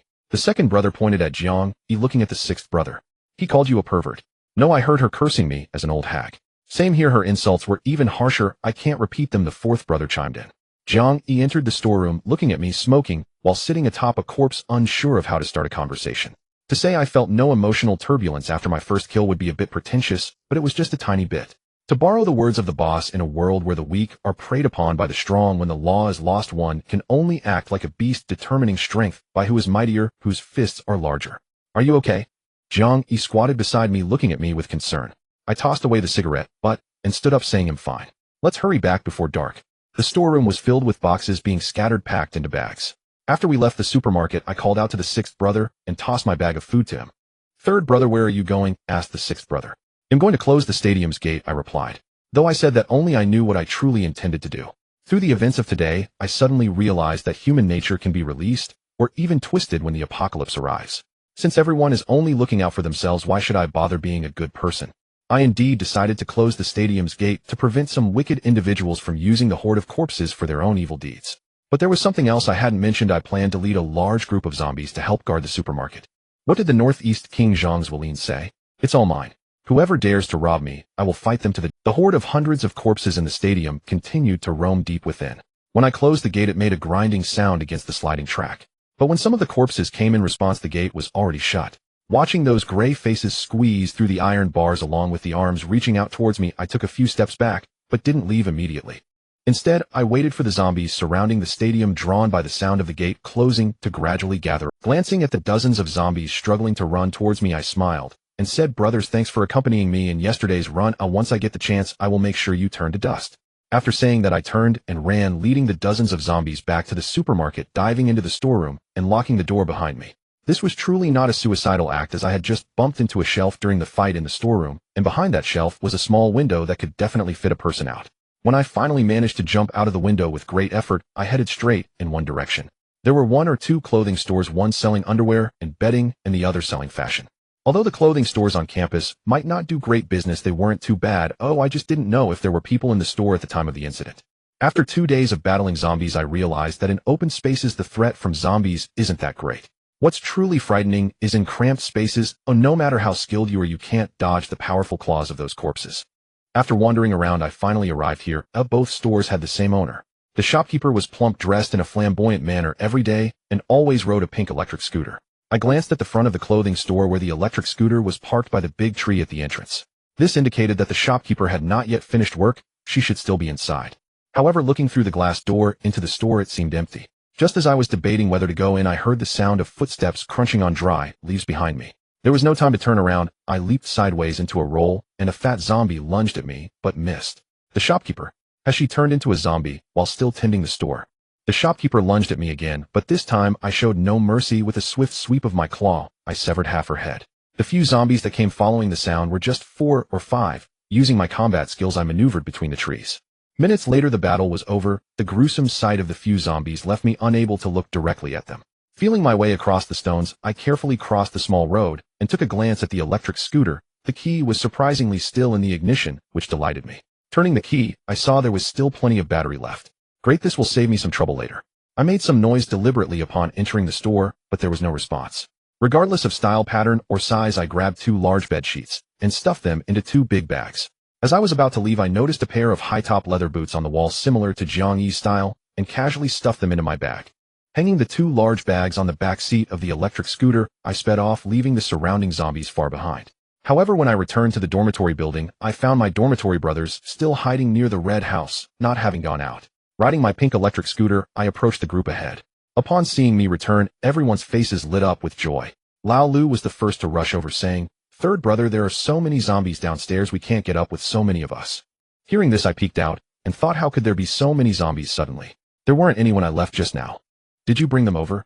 I had to ask, facing 3 fools. You old bastard, who do you look down on? Lao Air was, I knew it. Do you think we are idiots? Lao Si rolled his eyes at me. Just as Lao Lu was about to speak, I quickly interrupted. Alright, I get it, I was wrong, I will change. Looking at Lao Da in the dormitory on the 2nd floor, gesturing about something, I helplessly took out my phone. What are you gesturing about? I asked as the call connected. After you went down, the other idiots on the 2nd and 3rd floors jumped down as well. But not long after, they were chased back by the zombies. Some were bitten to death, while others fell to their deaths when they couldn't climb back up properly. Listening to Lao Da's account, I fell silent for a few seconds. Big brother, with so much to say, you could gesticulate until next year, and we might not even guess right. Don't you have a serious illness or something? Lao Da was unhappy, saying, I wasn't talking about that. What I'm trying to convey is that there are hardly any bottles left in the dormitory. You can't come up at all. Alright, I understand. I replied impatiently before hanging up. Looking back at my pink scooter, I smiled slightly. They'll lure the zombies away, and you all go upstairs. They'll be back shortly. Saying this, I hopped onto my scooter and boldly dashed out. I rode in circles around the zombies, playfully swaying my hips while standing on the scooter. The zombies were furious and Lao Da and the others were dumbfounded, especially the girls like Jiangyi. Just a moment ago, I was a merciless demon, and now I seemed like an idiot. How could they accept this? Watching the zombies follow my little electric scooter, I rode slowly and steadily, leading this group of zombies straight to the supermarket.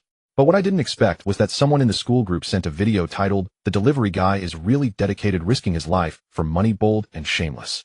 Having led all the zombies to the supermarket, I twisted the throttle and made my escape. Just around the corner, the zombies stopped chasing. With the pressure from behind gone, I felt a lot freer. Remembering Lao Liu's canteen, I rode over. Canteen 3, located away from the campus center, was usually sparsely populated except during meal times. Some might ask why people still come to eat so far away. The answer is simple, it's cheap. The same rice bowl, generous portions, and 2 yuan cheaper than other canteens. For a student like me from a less privileged background, it was like heaven. I vaguely remembered the exit where Lao Lu would come out, and I tiptoed inside. I first glanced around, and aside from a few corpses with their heads chopped off by knives, I didn't see any movements. Only then did I feel relieved, and climbed into the stall. I genuinely wanted to find some rice flour and oil, but there were no cooking utensils in the dormitory, so it would be a waste of time to bring them back. In the end, I went to the spicy hot pot stall. After packing the base ingredients and various vegetables from the freezer, I placed them on my electric scooter. As I rode back, I noticed the empty campus and suddenly realized that most of the zombies had already been led to the vicinity of the supermarket. However, a school has more than just this many people. The large number of remaining zombies should be trapped in the dormitory. How many zombies are there in my dormitory building? That's an unknown quantity. Thinking about clearing out the dormitory now seems overly difficult. Given my intelligence, pondering this problem is too tough. I should just go back and throw the problem at Xiao Shui. After speeding back, I rode my scooter back downstairs, and the window on the 2nd floor was instantly thrown open. Jiang Yi drew her bow, vigilantly watching my surroundings. To this I just smiled slightly and did not refuse. At times like this, having such a habit is quite commendable. In an apocalypse, everyone should have a sense of crisis. only then can the group continue to move forward. When I climbed up the stairs, Mu Qingxue still wanted to hug me like yesterday, but when she got closer and saw me, I really didn't look presentable, so she stopped in her tracks. Waving everyone away, I directly dove into the bathroom, too lazy to wash my clothes, and just tossed them into the trash bin. I had originally asked Lao Lu to bring me a pair of shorts, but it turned out that little Mu Qingxue brought them over.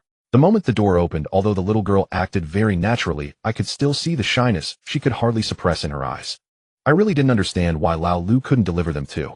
Why did she have to put herself in that situation by delivering them? When Mu Qingxue closed the door, I suddenly seemed to understand. It must be because of Jiang Yi. This was proving her status. When I came out of the shower, I realized the dormitory was already crowded, especially Lao Wu, who was excited beyond belief upon seeing so many people. A group of girls was huddled together in the corner of the upper bunk, too scared to move. This made the dormitory feel even more cramped. A few girls came and Lauda was excited, but when he saw me come out, he immediately put on a stern face saying, "Third brother, didn't I tell you? Survival of the fittest, you." Alright, big brother, before I came out you must have been drooling all over the floor, so what are you talking about survival of the fittest now? I interrupted. How could that be? When did that happen? Big brother quickly wiped the corner of his mouth. I don't care about free love, but coercion and intimidation are not allowed. We agreed on this. He might not know how the two girls came over last night, so I had to remind him. Last night, in a situation where everyone was starving and cold, our dormitory actually cooked spicy hot pot. With Lao Da's deliberate efforts, the aroma of spicy hot pot wafted around the front and back of the building. Lao Da said to let them drool and starve, the more that came out the better. This would not only help us kill the zombies, but also assist us in clearing the dormitory. Listening to Lao Da's remarks, although I didn't say anything, I didn't particularly agree with his statement. Our dormitory could stand on its own because of my achievements from last night's run, understanding the basic habits of zombies. Moreover, we possessed combat abilities above the average person. However, for a group of ordinary people, facing the unknown coming out was almost equivalent to seeking death. Just like the scene after we left today, according to Lauda, none of those who went down returned alive to the dormitory. This is where the disparity lies. Expecting such a group of people to help us clear the dormitory, that would be utterly unrealistic. It would be good if they didn't cause more trouble. According to Mu Qingshu's statistics, after we left today, 34 people from the lower floors went down and none returned. Therefore, there should still be 24 people in our dormitory building. Can these 24 people become our allies? A heated discussion began among everyone, but as the debate progressed, things started to go awry. Us big men could only watch dumbfounded as Mu Qingxue and Jiang Yi clashed, heat and unable to enter. But that's not the key point. The crucial part is that when the two arguing beauties could not reach a conclusion, they both turned to look at me at the same time. "Well, I've eaten and am too tired. I'm going to sleep," I awkwardly replied. "No way," the two girls said in unison. I felt a bit embarrassed and secretly glanced at my big brother. This guy, after receiving my gaze, turned and walked to the window to smoke. Looking at the fourth brother, he hurriedly dug around in his pocket, but after a long time, he still couldn't find anything substantial. The second brother was not even worth looking at. He was currently holding Fei-Fei's hand, looking all amorous with the new girl. As for the sixth brother, as soon as I shifted my gaze, he spoke up. "Third brother, I'll listen to you." "Fine. If not, let's just go die."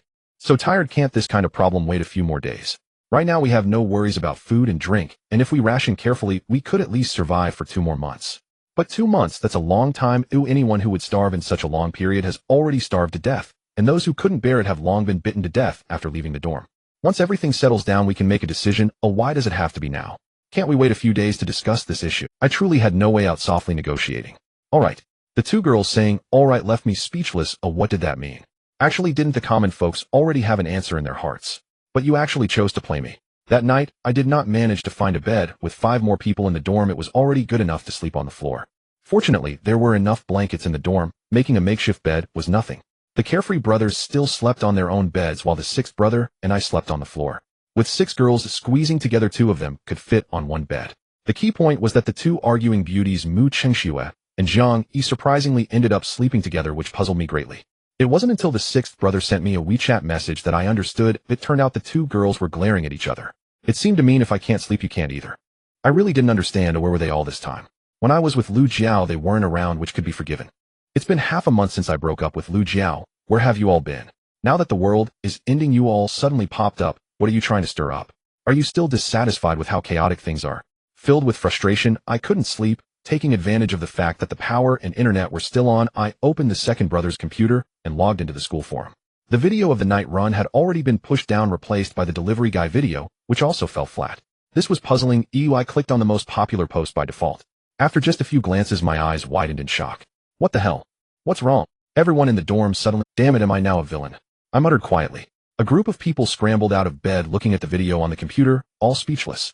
The video showed me leading a horde of zombies to the supermarket, even capturing footage of me killing Duan Hu in the super. And at the end of the video there was an added line, when the apocalypse arrives the true evil reveals itself. Xing Tian, a sophomore from the sports department.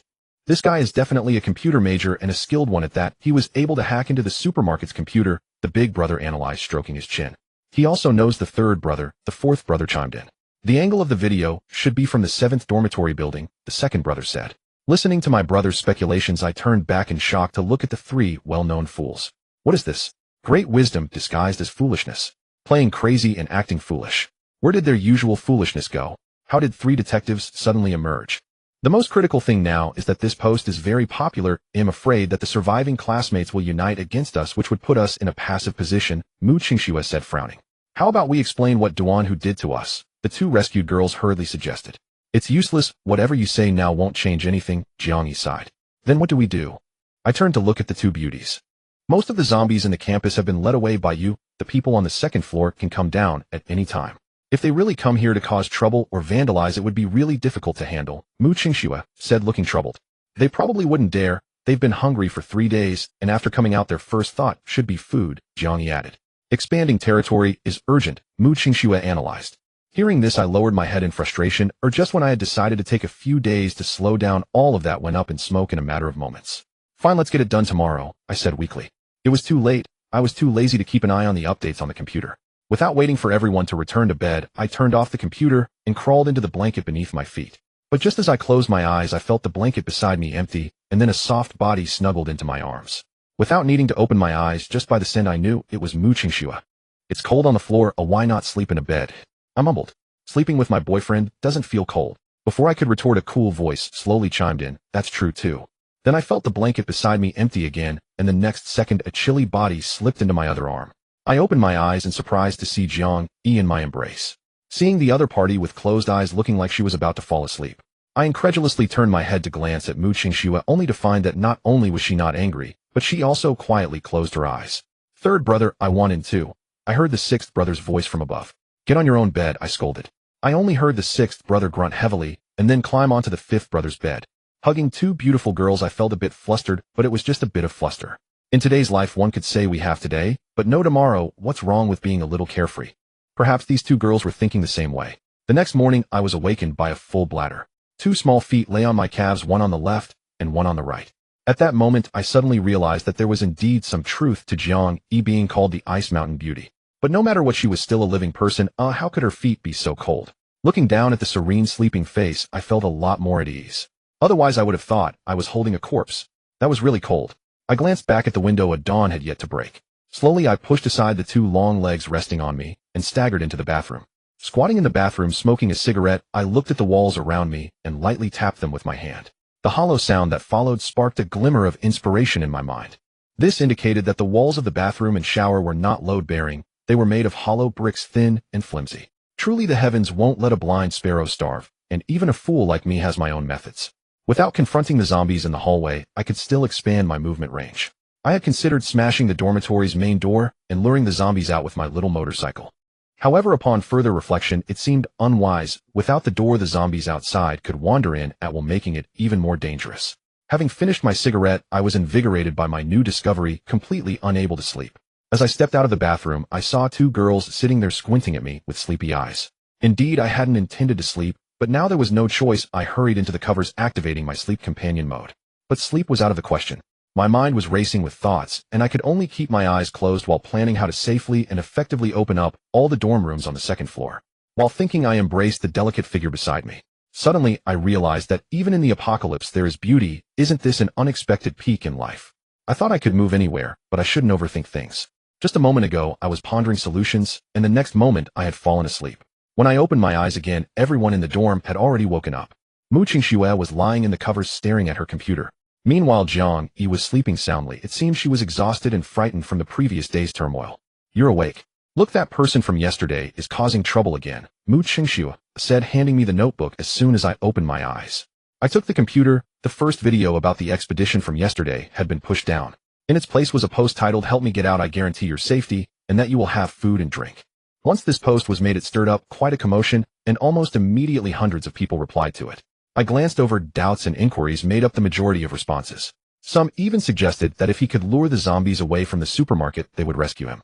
However, the poster was clearly not foolish. He knew that if he drew the zombies away, no one would be able to rescue him. Thus, both sides began an endless tug-of-war in the comments. I looked up at Mu Qingxue and asked should I post something to clear my name. The girl shook her head. No one will believe you now. I sighed, shaking my head bitterly. It sounds nice when people say if one doesn't act for oneself, they will be punished by heaven and earth, but when it comes to the opposition of the people, it still feels a bit uneasy. Who can achieve the realm of Cao Cao who would rather bear the world's resentment than allow the world to resent him? The students on the lower floors should have all gone downstairs by now. I feel like it will be chaotic outside today, Mu Qingxue murmured softly. How about making it even more chaotic? I said jokingly as I turned back before entering the bathroom. What are you planning to do now, Lao said. Lauda looked up at me. Aren't people really hungry? I'm giving them a chance, I said with a smile before heading into the bathroom to wash my face and brush my teeth. At 10 in the morning, fully equipped, I climbed down the stairs, hopped on my beloved little motorcycle, and waved to the people upstairs. Didn't everyone want to come out? Aren't they hungry? Didn't they all say I wasn't a good person? Well then, I'll scatter all the zombies across the school, and whether they can eat depends on their own abilities. At the same time, Mu Qingxue also posted on the forum signing it as me, whether you can eat depends on your own abilities. Since it has come to this, I'm not afraid of offending anyone. I'll let them do as they please. If you have the ability, then go ahead and bite me. For a whole hour, I first went to the cafeteria to gather rice flour and oil, all the essentials, and even took back an enormous rice cooker. With all these extra items, the dorm became even more cramped. Then I rode my motorcycle searching for zombies. The large groups had disappeared, but there were still plenty of zombies in 3s and 5s plus those hidden in the dorm.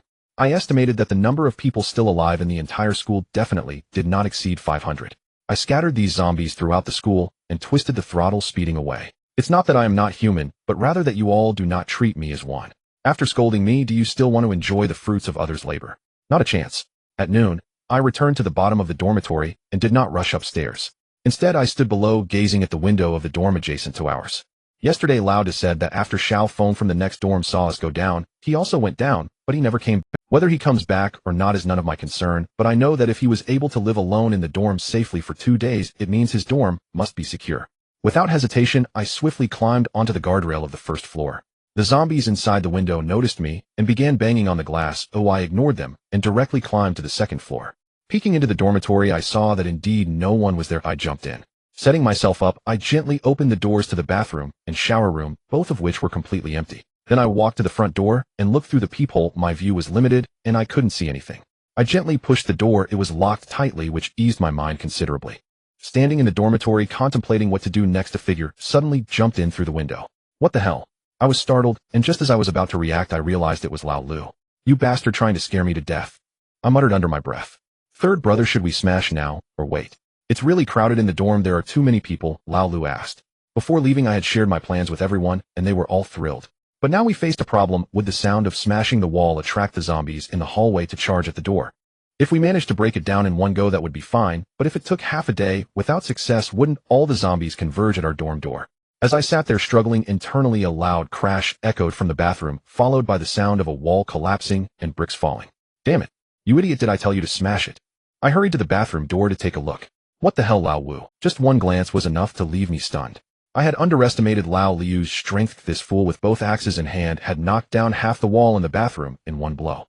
Poor Lao Wu was still locked in the shower room of our dorm, and with that one axe swing, the bricks and debris had buried. By the time we pulled Lao Wu out, he was already so battered by the bricks that his mouth was crooked and he couldn't even open. Seeing the miserable state of Lao Wu, I kicked Lao Lu right in the backside. Are you an idiot? The toilet here is connected to the bathroom over there, didn't you know? You just smashed it without thinking. Lao Lu scratched his head in self-reproach. I forgot. Thankfully, it's a washing area. Given Lao was conditioned, smashing it was fine. He wouldn't even feel the pain. But if it were in the toilet with someone in the middle of their business, wouldn't you have ended up smashing them into the toilet bowl? Lao Wu, with a swollen face, seemed to understand my words as he lifted his head and looked at me with a pitiful gaze. That look seemed to say, "Third brother, just kill me. I've had enough of this life." Oh my, that little look of helplessness was truly heart-wrenching. It made me jump up again and give Lao Lu a smack on the head. As I was scolding, Lao Air cautiously opened the door to the adjacent bathroom. Wow, really? Now it feels like a one-bedroom apartment. One bedroom, my ass. You all hurry up and clean up. While there's still time, I'm going to check the dorm next door. With that, I turned to leave, but was called back by Mu Qingxue from that room. What's up, darling?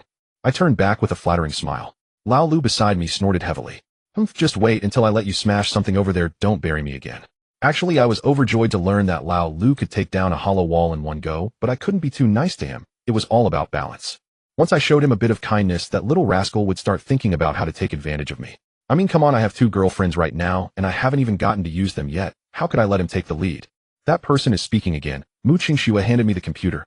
The one posting wasn't that person, it was someone else who recorded the zombies wandering downstairs. They claimed to have seen me spreading the zombies all over the school. The comments below were overwhelmingly negative. Aside from cursing me, they were wishing I would die sooner.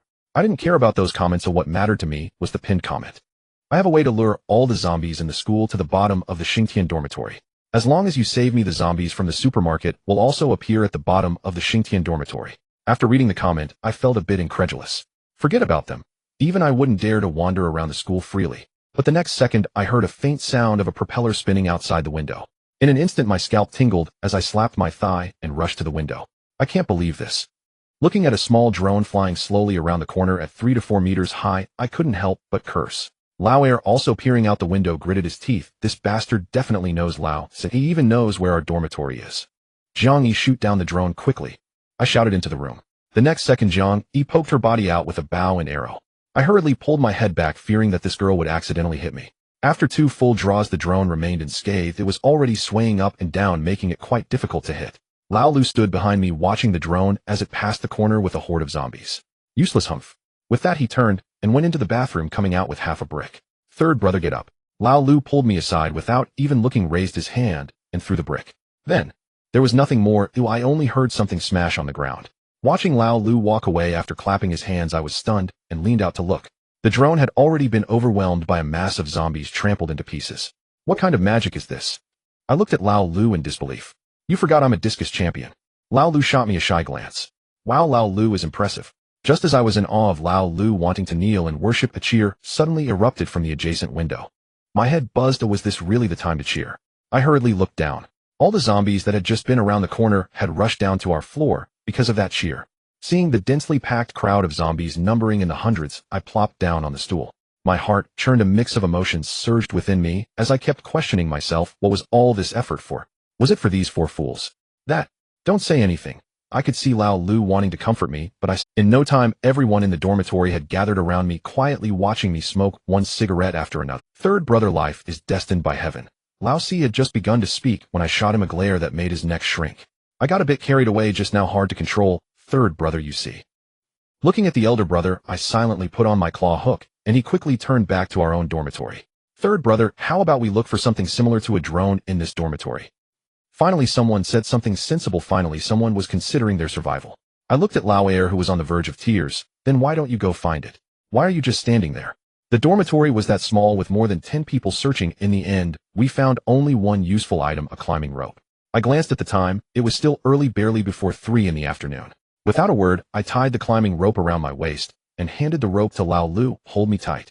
Lao Lu nodded firmly.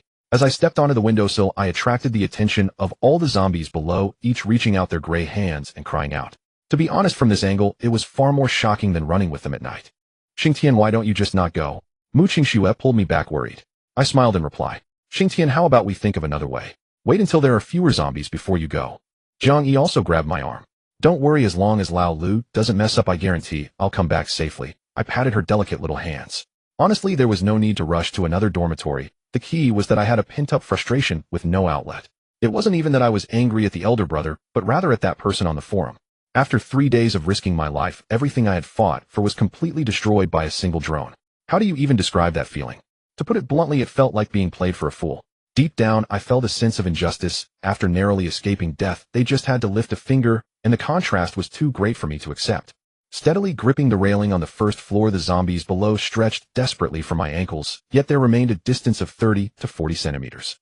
At this moment, I felt an immense sense of relief, grateful that I had taken down the tall basketball players yesterday. If they were here, I wouldn't have had a chance. I would have simply given up and gone to sleep. Otherwise, I would have to rush out of the dormitory and confront the zombies in the hallway, which would be better than playing Spider-Man here. With my hands gripping the window frame, I took a step out and landed on the railing of the adjacent first floor. Pushing off with my right foot, I leaped against the wall. As soon as my hands touched the windowsill of the neighboring room, 2 zombies inside rushed over. I tested the stability of my footing and checked if my other hand might slip. With everything ready, I gently pushed the window, only to discover with dismay that it was locked from the inside and could not be opened. Seeing the two zombies inside continuously banging against the glass, I made a shushing gesture. Then under their watchful gaze, I pointed to the latch between the two panes of glass. You idiots, do you see that? If you want to eat me, push that little iron latch up, I said, gesturing to demonstrate the action. The leader in the adjacent dormitory couldn't squeeze into position and hearing my mumbling outside asked, who is the third talking to? Zombies, was the uninterested reply from the second. What's there to talk about with a damn zombie? The leader was puzzled and the girls in the room looked equally confused. He's teaching the zombies inside how to open the window, the fourth replied. Is he joking it? If the window is locked, hurry back. He thinks he's performing acrobatics while he's actually risking his life. Oh, one misstep, and he's done for, the leader said, anxiously ready to call me back. Oh my god, oh my god, oh my god. But before the leader could take many steps, the second and fourth exclaimed in it. What happened? Did he fall? The leader turned and ran back, pushing past the second to see what was happening. It had fallen, but it wasn't me, it was the zombie that I had tricked into opening the window. As another zombie squeezed up, I smashed its head with my claw-like grip, yanked it by the collar, and tossed it down. Having dealt with the zombies, I was about to jump back into the dormitory when I suddenly stopped, shocked to discover that the dormitory door was wide open. For a moment, I was at a loss. If I went in and a horde of zombies surged in from outside, I wouldn't even be able to escape. But if I didn't go in, I would waste the opportunity to expand into a two-bedroom apartment. Just then a male voice called out from above me, Xing Tian I looked up to see Zhao Kai and Fan Bo. I didn't dare to speak loudly, only shaking my head with a frown to signal them not to talk. Help us, please. I was speechless. It seemed these two fools didn't understand my gestures. Fearing their voices would attract zombies, I quickly glanced toward the dormitory entrance. Indeed, two zombies had wandered to the dormitory door and were searching for the source of the sound. With one hand holding the window, I quickly crouched down and gestured to the two of them not to speak again, then pointed towards the inside of the dormitory. The two finally understood my meaning and closed their mouths. Seeing that they were silent, I peeked inside again. The zombies had moved away, but they wouldn't have gone far, likely lurking just outside the door. At this moment, as a sports student, I began to push my brain to its limits. Perhaps in a life-or-death situation, my mind refused to give in. Suddenly, a flash of inspiration struck me, and I thought of a plan. I looked at Zhao Kai and the others and whispered, you two go bang on the door to lure the zombies up, and I'll use a rope to rescue you. The first time they didn't understand what I meant. The second time I explained with gestures, and they finally grasped my idea, but hesitated. It made sense. In the apocalypse, what credibility did people have left, especially since my reputation had been tarnished by that idiot on the forum? These two couldn't possibly be unaware of the posts on the forum. It was normal for them not to trust me.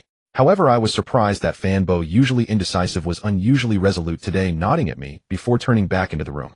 As I was stunned and Zhao Kai desperately tried to stop him, I heard the banging sound of the door from the third floor while I lay on the windowsill of the second floor.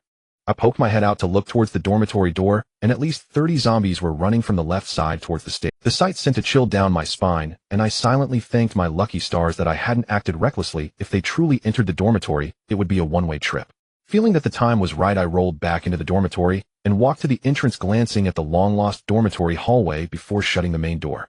Just as I finished the call with Lao Lu, a loud crash came from the bathroom.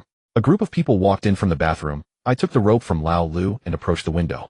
Seeing the two impatiently waiting, I threw the rope up. Soon Fan Bo slid down the rope. However, when it was Zhao Kai's turn, an accident occurred. I didn't know if it was due to not eating for days and lacking strength, or because the surrounding horde of zombies was too terrible. At the moment his foot touched the second floor window sill, he somehow missed his footing. Before I could reach out to grab his foot, he actually let go of the rope. Watching a living person fall into a horde of zombies below, I painfully closed my eyes. Listening to the screams from below, I helplessly leaned against the window and lit a cigarette.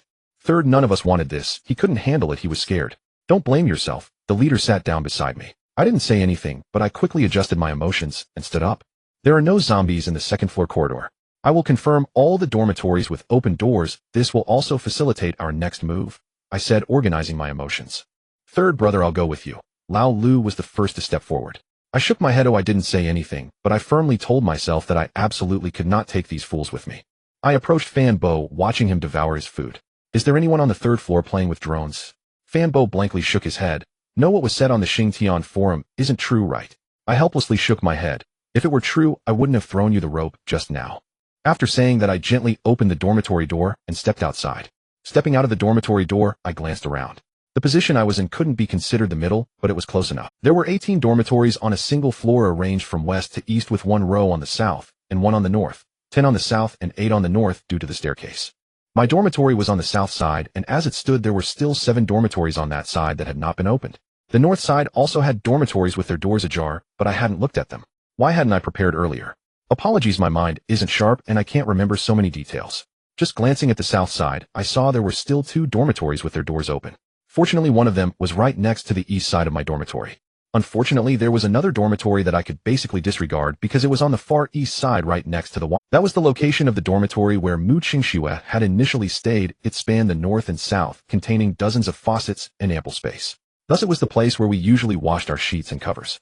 The spacious area allowed for water to splash everywhere without the need for cleanup.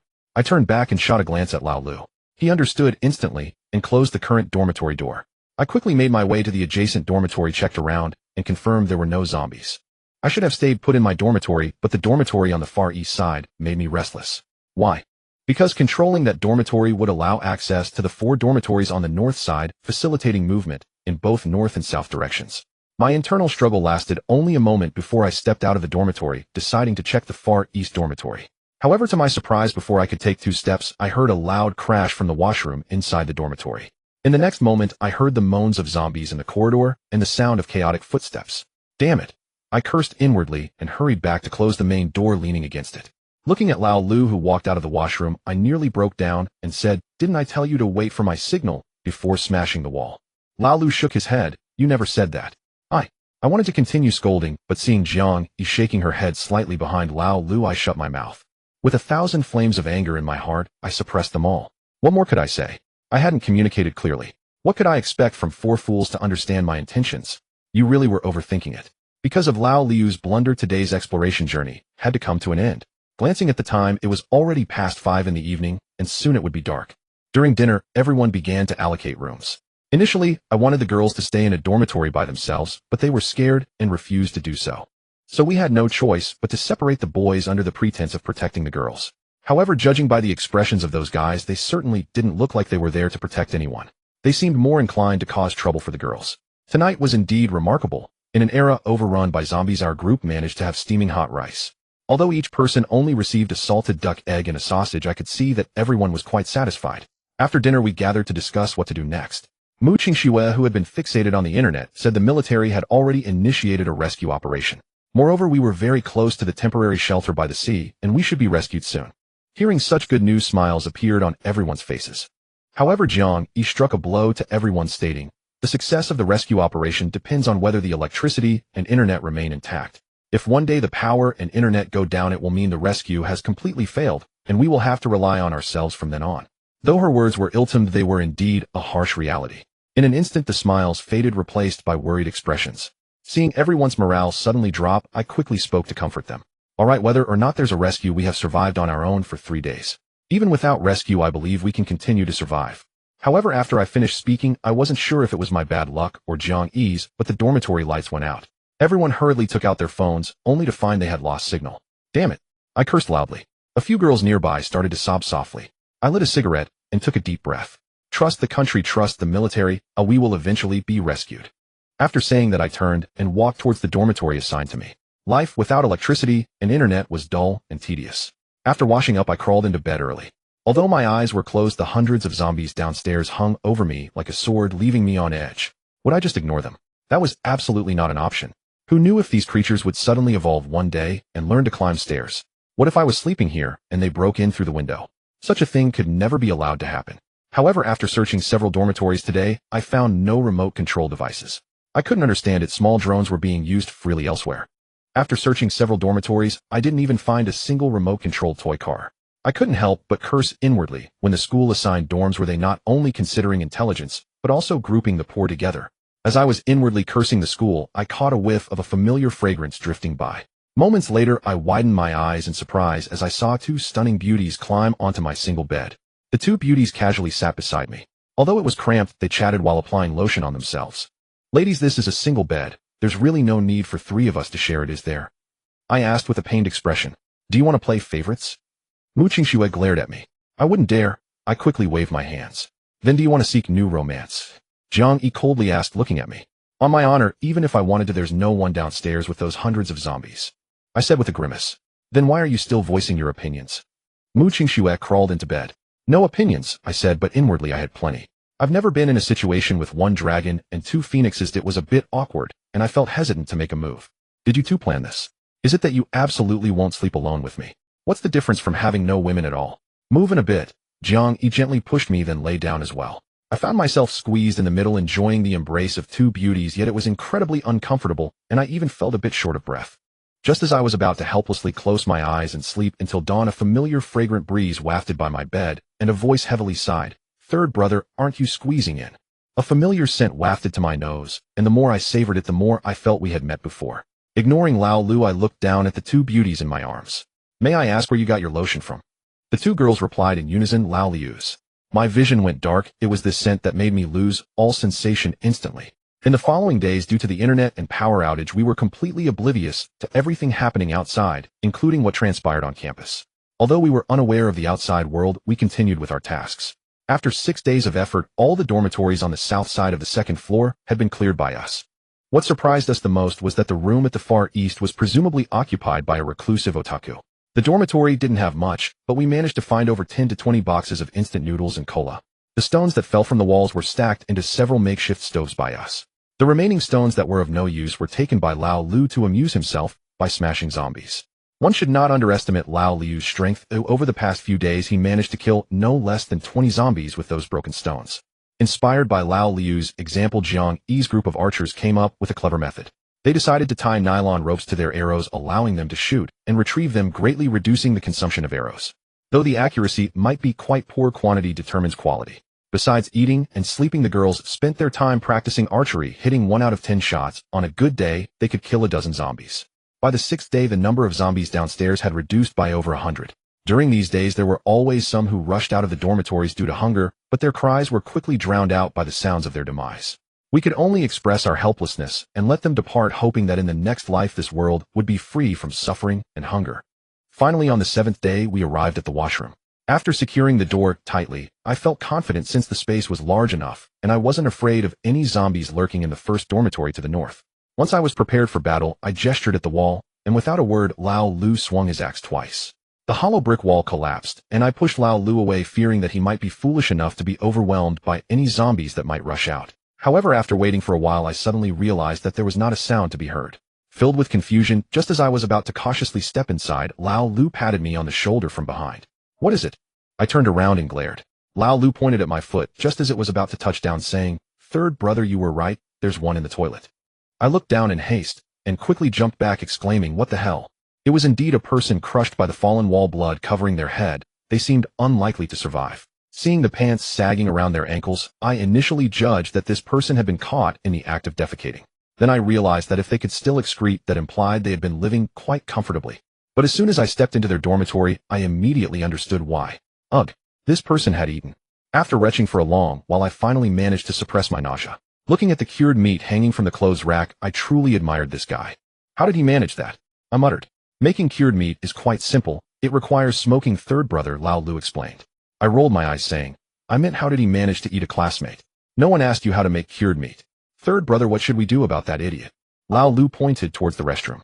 "Handle it. We don't want it turning into a zombie, and then toss it downstairs to give the brothers a little treat," I replied, then walked to the window to look down. The once bustling entrance to the dormitory was now desolate. The vibrant campus that had been cherished by many now resembled a hell on earth. In just over 10 days, while it couldn't be called utterly ruined, it was undeniably chilling to behold. Everywhere there were flocks of crows pecking at the rotten flesh on the ground. The once adored wild dogs and cats now appeared emaciated, staggering about with no vitality.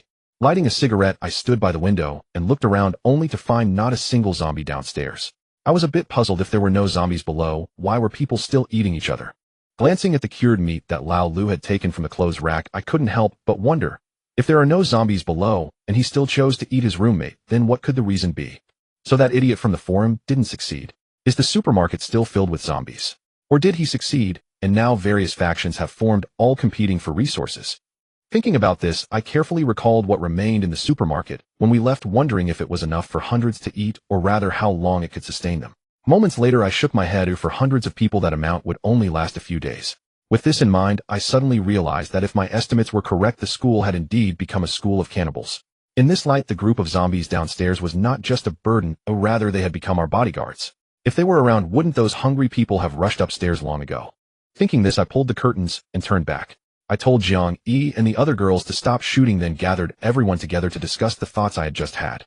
Upon hearing about what I discovered in that dormitory, everyone displayed shocked expressions.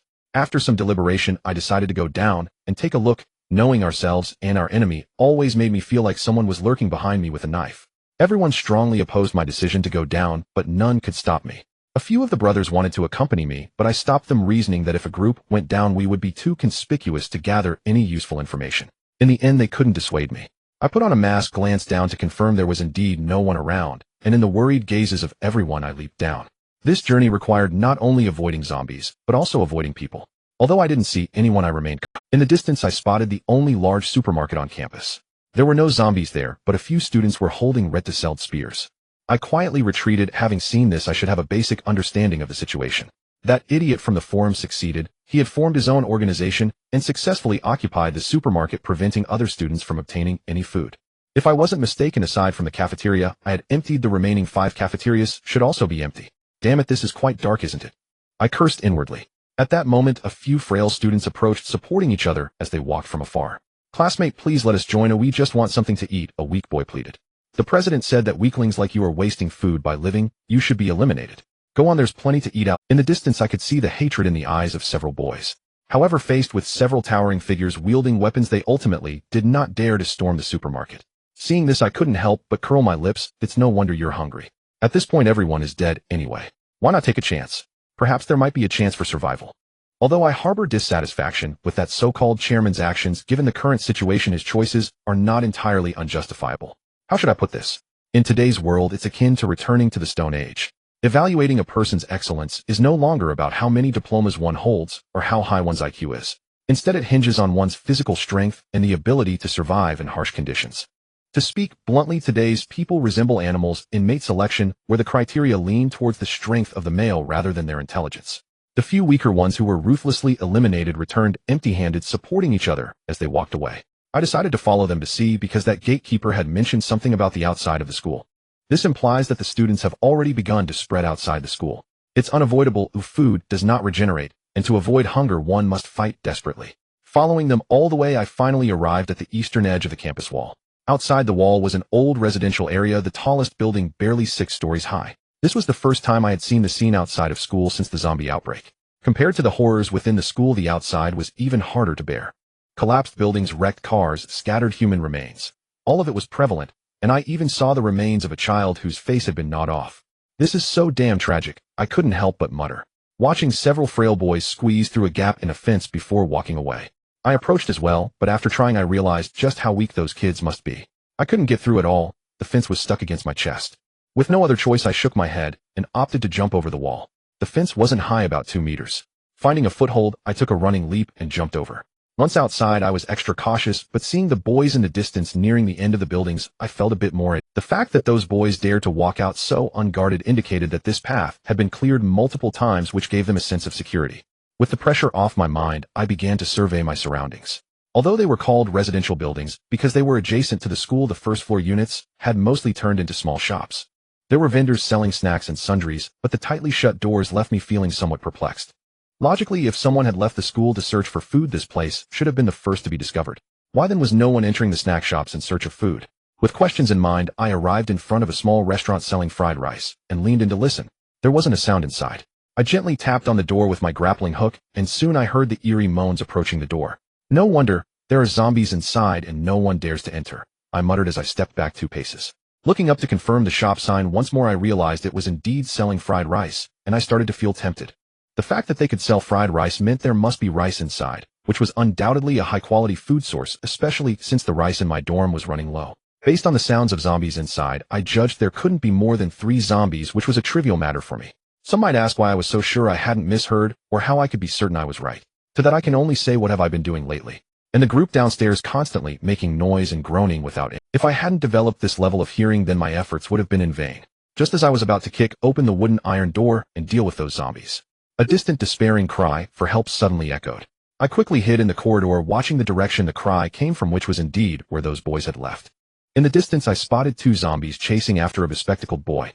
Under normal circumstances, a young man should have no difficulty outrunning 2 not-so-quick zombies without being. However, the boy at this moment was stumbling and faltering, which allowed the 2 zombies to closely pursue him, nearly leading him into a trap. To be honest, I didn't want to get involved, but that boy was one of those who had gone out earlier. With him, as the only one left, it indicated that the others were likely in serious peril. I know too little about that chairman inside the school, and judging by the current developments, it is certain that we will have a confrontation with him in the future. Saving this boy, giving him a meal, and understanding the situation is actually a viable plan. Since I've thought of it, I might as well act on it, or just because I'm not thinking clearly doesn't mean I can't seize the opportunity. The boy drew closer, and just as he ran past me, he stumbled and fell to the ground. Before the two zombies could pounce on him, I seized the opportunity and swiftly moved behind them. I aimed for the back of the zombies' heads and struck one, each followed by two loud thuds as both zombies crashed to the ground. The boy, who had closed his eyes waiting for death after a long time, still felt no pain of being bitten, opened his eyes in disbelief. When he saw me wearing a mask, he was clearly taken aback, unable to comprehend why someone would come out to save him at a time. However, when he noticed the grappling hook in my hand, the fear in his eyes was more intense than if he had seen 100 zombies. Xing Tian, is that you? The boy stammered. Do you know me? I looked at him in confusion, wondering how he recognized me when I was wearing a mask. Did I get exposed? Your weapon. The boy trembled, pointing at my grappling hook. I raised my hand to check, suddenly realizing the idiot from the forum had posted a video of me killing someone. The boy must have seen it. Are you afraid of me? I asked. The chairman said you kill without blinking and eat people without spitting out bones. Let's not even mention anything else. Oh, just based on those two sensational statements, that stupid chairman's educational level is undoubtedly low. Anyone with a bit of sense wouldn't be fooled by him. The chairman you're talking about, is he the one on the forum encouraging you all to target me? I asked with a smile, tilting my head. I smiled, and his expression changed drastically. He hurriedly scooted back, panic-stricken, as if I was about to assault. I took off my mask, shook my head, bitterly walked over, and kicked the boy down to the ground. Idiot, use your brain. If I wanted to kill you, why would I bother saving you? After my outburst, the boy finally realized that the greatest evil force in the entire school was actually that Watching the boy as if he had been enlightened, I nodded in satisfaction, praising him with a promising student indeed. Xing Tian, can you give me something to eat? I know you have plenty. Although the boy realized I wasn't a bad person, he still feared me, especially when asking for food, afraid I might turn on him. Thinking about it, at this moment, taking a bite of food might be equivalent to saving a life. How many people could bear to give away a piece of their life to others? I have plenty, but why should I give it to you? I didn't look at him, afraid I might scare him. If one glance frightened him to death, it would be a grave sin. I can be useful, really. I'm from the mechanical department. Oh, I can fix anything. If you have a generator, we can restore power. Upon hearing about the power, my eyes lit up, but I couldn't show it. While studying the door of the fried rice shop, what good is power? Do you think I don't know that generators need diesel? Where am I supposed to get that? I know there's a gas station at the school gate, and there are hardly any zombies now, the boy hurriedly replied. Oh, so that means the president's gang has already visited, right? Trying to trick me into confronting them. Having figured out the door, I took a step back. No. They can't even handle it. There are no people from their side there, really, the boy said anxiously. Why should I trust you? I glanced back at him. The boy lowered his head. Perhaps he was also struggling to understand why I should trust him. All right, follow me in a bit, I said, having achieved my goal. There was no need to torture a desperate person further. As soon as I finished speaking, I kicked the door, and it opened with a bang. The two zombies inside were knocked to the ground. Before the two zombies could get up, I grabbed each one with a hook and took them down. The boy watched my methods, his eyes wide and mouth agape. In his impression, the president's group would only engage zombies under a too-tense situation. But I shattered that conventional belief. Thus, at this moment, I was undeniably a strong figure in the boy's eyes. Walking into the small shop, I glanced around. Piles of vegetables had begun to rot, but I saw 4 or 5 bags of 100 pounds of rice. Additionally, I found a large quantity of eggs and sausages in the freezer, which delighted me. Just the items in this small shop would be enough for our group to eat for a month. But the difficult question now was how to bring all this back at once. Before I could think of a solution, the boy, seeing the food, rushed him like a madman. Cracking raw eggs and pouring them down his throat, he seemed to want to eat as many sausages as possible. At first I said nothing, but seeing him waste more and more, I kicked him aside. Eat all you want, but if you waste any more, I'll kill you right now. Perhaps with food in his belly, the boy's mind was quicker. He didn't show any panic at my threat. Instead, he smiled at me and said, Xing Tian, from now on I'll listen to you. Whatever you tell me to do, I'll do it. Not wanting to hit someone who was smiling, I felt both heartbroken and helpless. Think of a way to get this rice, sausage, and eggs back. You'll have rice for dinner tonight. The boy didn't hesitate. Wiping his egg-covered mouth, he stood up and began searching the house for usable items. But after searching for a long time, he could only return to me with a bitter face. It's no good, Xing Tian. There's nothing. We can only rely on manpower. Hearing this, I wanted to slap him, but I held back. One person is not all powerful, and I could understand. Can you carry 50 pounds of rice? I asked. The boy nodded firmly. In the end, I carried 100 pounds of rice while he carried 50, but as soon as we entered the school, he couldn't go on. I was furious, but helpless, trudging forward with 150 pounds of rice. Thankfully, we did not encounter the president's gang on our way back, slowly walking back to the dorm. Upstairs, the anxious old Lou and others quickly helped us up. After that, I took old Lou and old C back once more, and we emptied the small shop, encountering no one along the way. This surprised me. Since the president controlled the school, he couldn't only focus on the supermarket while ignoring other places, right? But during dinner, through the boys' narration, I finally learned everything that had happened recently. Tonight, we truly enjoyed a feast. Among the two girls we had brought back from the supermarket, one had excellent cooking. She combined plain rice, eggs, and sausages in a way that brought out the fragrance to the utmost. We finished 10 pounds of rice, and even Mu Qingxue and Jiang ate twice their usual amount. After taking a sip of the long-missed cola, the boy cried, truly crying heart-wrenchingly. While crying, he apologized to me and condemned the president's authoritarianism. It was at this moment that I learned the boy's name was Han Bin, a freshman. According to him, after we were trapped in our dorm, someone really went to rescue the president, but there were too many zombies in that dorm for the students to dare to enter. In the end, the president compromised, agreeing to receive food daily via a rope if they would lure all the zombies away from the supermarket. Hearing this, I couldn't help but exclaim, what the hell, didn't old Lou destroy that drone with a brick? Han Bin smiled and said the president had many. And then, I asked weakly. Han Bin said that the president kept his word, the zombies were lured away, and those who rescued him delivered food daily. Initially, there were 2 days of peaceful coexistence in the school. Although the surviving students didn't interact, they all understood one another. Whoever was hungry would go and take a bit of food for that day. But on the 3rd day, people began to guard the supermarket entrance, calling themselves the student council. That's when everyone realized the president had formed a student council and called himself the president of student council. Those who came were either made to submit or chased away. Moreover, those who were allowed to stay were all burly individuals. Anyone refined like them would be immediately driven away without any food. What about the girls? Were there any girls who survived? Old Air suddenly asked. As soon as the words left his mouth, Fei Fei and the girl who had been bitten looked at Old Air with warning eyes. But Old Air remained oblivious, focused solely on asking whether any girls had survived. The 2 girls could only be angry but dare not speak. But I was different. I had just shown Old Air an admiring look. Suddenly, 2 small hands pinched my soft spots, making me squirm in pain. I just didn't understand. While Old Air was living it up, I was left restless, still having to uphold my principles. Isn't this love? Isn't it about caring for one another wholeheartedly? Why subject me to such extreme measures? Am I being wrong? Han Bin stated that very few girls survive, almost as rare as a phoenix feather, but as long as they are girls, help will be offered unconditionally. Upon hearing this, several boys present began to curse at each other for being shameless, abusing their power for personal gain, and harboring ulterior motives. But before the boys could fully express their feelings, the 2 girls I later rescued let out a soft hum. I cast a puzzled glance at them, not yet having the chance to ask what was going on when the leader lowered his proud head. From that small action, I sensed something was amiss, but I didn't pry further. How should I put it? I had a bit of selfishness. I wanted to give the leader some face. What happened next? I asked Han Bin. The boys who were turned away united to prepare an assault on the supermarket. But did their inferior strength get them taken down? The second one chimed in. Han Bin lowered his head in embarrassment. Evil forces abound. The 3rd must uphold justice. The 4th said to me with a serious expression. Justice must prevail. With this bunch, if we don't deal with them, it would be a disgrace to Haicheng University. Don't you agree, 3rd? The leader also looked at me. I believe the leader and the 4th are right. What do you think, 3rd? The second one said affirmatively, stroking their small hands. Seeing the 3 of them harmonizing, I remained silent, and instead turned to the 6th. Aren't you going to share your thoughts? The 6th awkwardly presented me with a graceful gesture and said, I'll listen to you, 3rd brother. I glanced at Fan Bo, who was also quite close to an archer girl. To display his masculinity, he seemed eager to stand up and declare he would annihilate her. Seeing this, I extinguished the cigarette in my hand and stood up, taking a deep breath. Everyone present believed I would raise my arm and call for justice, but I simply turned and walked away. A bunch of fools, right, 3rd? Right, 3rd? 3rd. Damn it, there are over 60 of them. What were you thinking? You still want to uphold justice? I'll curse your grandmother's legs. If you want to die, just jump down and I guarantee you'll be cleaner than a crematorium. A bunch of idiots. How did I end up with you all? As I walked away, I cursed freely until my voice faded beyond a few dormitories, and only then did the group It's over. The 3rd has gone mad, the leader muttered. We need to find a place to check on him, or it might get serious. The 2nd stared blankly at the bathing area where I had left. He must have lost his soul. We'll perform a ritual tomorrow. The 4th hadn't finished speaking when the 6th suddenly stood up, shooting a glare at the 3 of them. The 3rd is right, a bunch of fools. The leader looked at the 6th, incredulous. What a little brat has he turned against the heavens?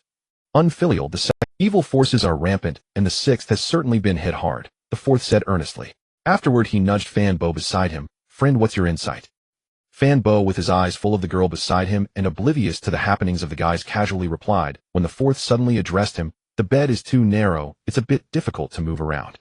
Damn, the foolish trio was first taken aback, then began to curse. Han who had joined later, looked at the few people in front of him and shook his head in despair.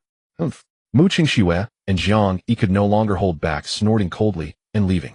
What were they cursing about? The leader pointed at the two girls in surprise. They just let out a huff. Okay. Fei Fei rolled her eyes and turned to wash up. Sounds terrible. The second clutched his chest, appearing heartbroken. Is it worse than what the third cursed? The leader asked. The fourth hurriedly shook his head. Indescribable foul language flows abundantly. The nearby girls could no longer endure it, one by one shaking their heads and standing up in distress. That night, I lay in the enormous double bed, which had already been pushed together from two beds. I looked at the two girls who were huddled in my arms, shivering from the cold after taking a cold shower.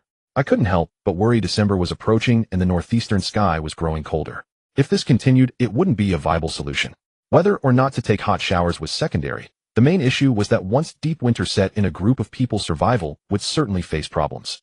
At this moment, the greatest fear was falling ill.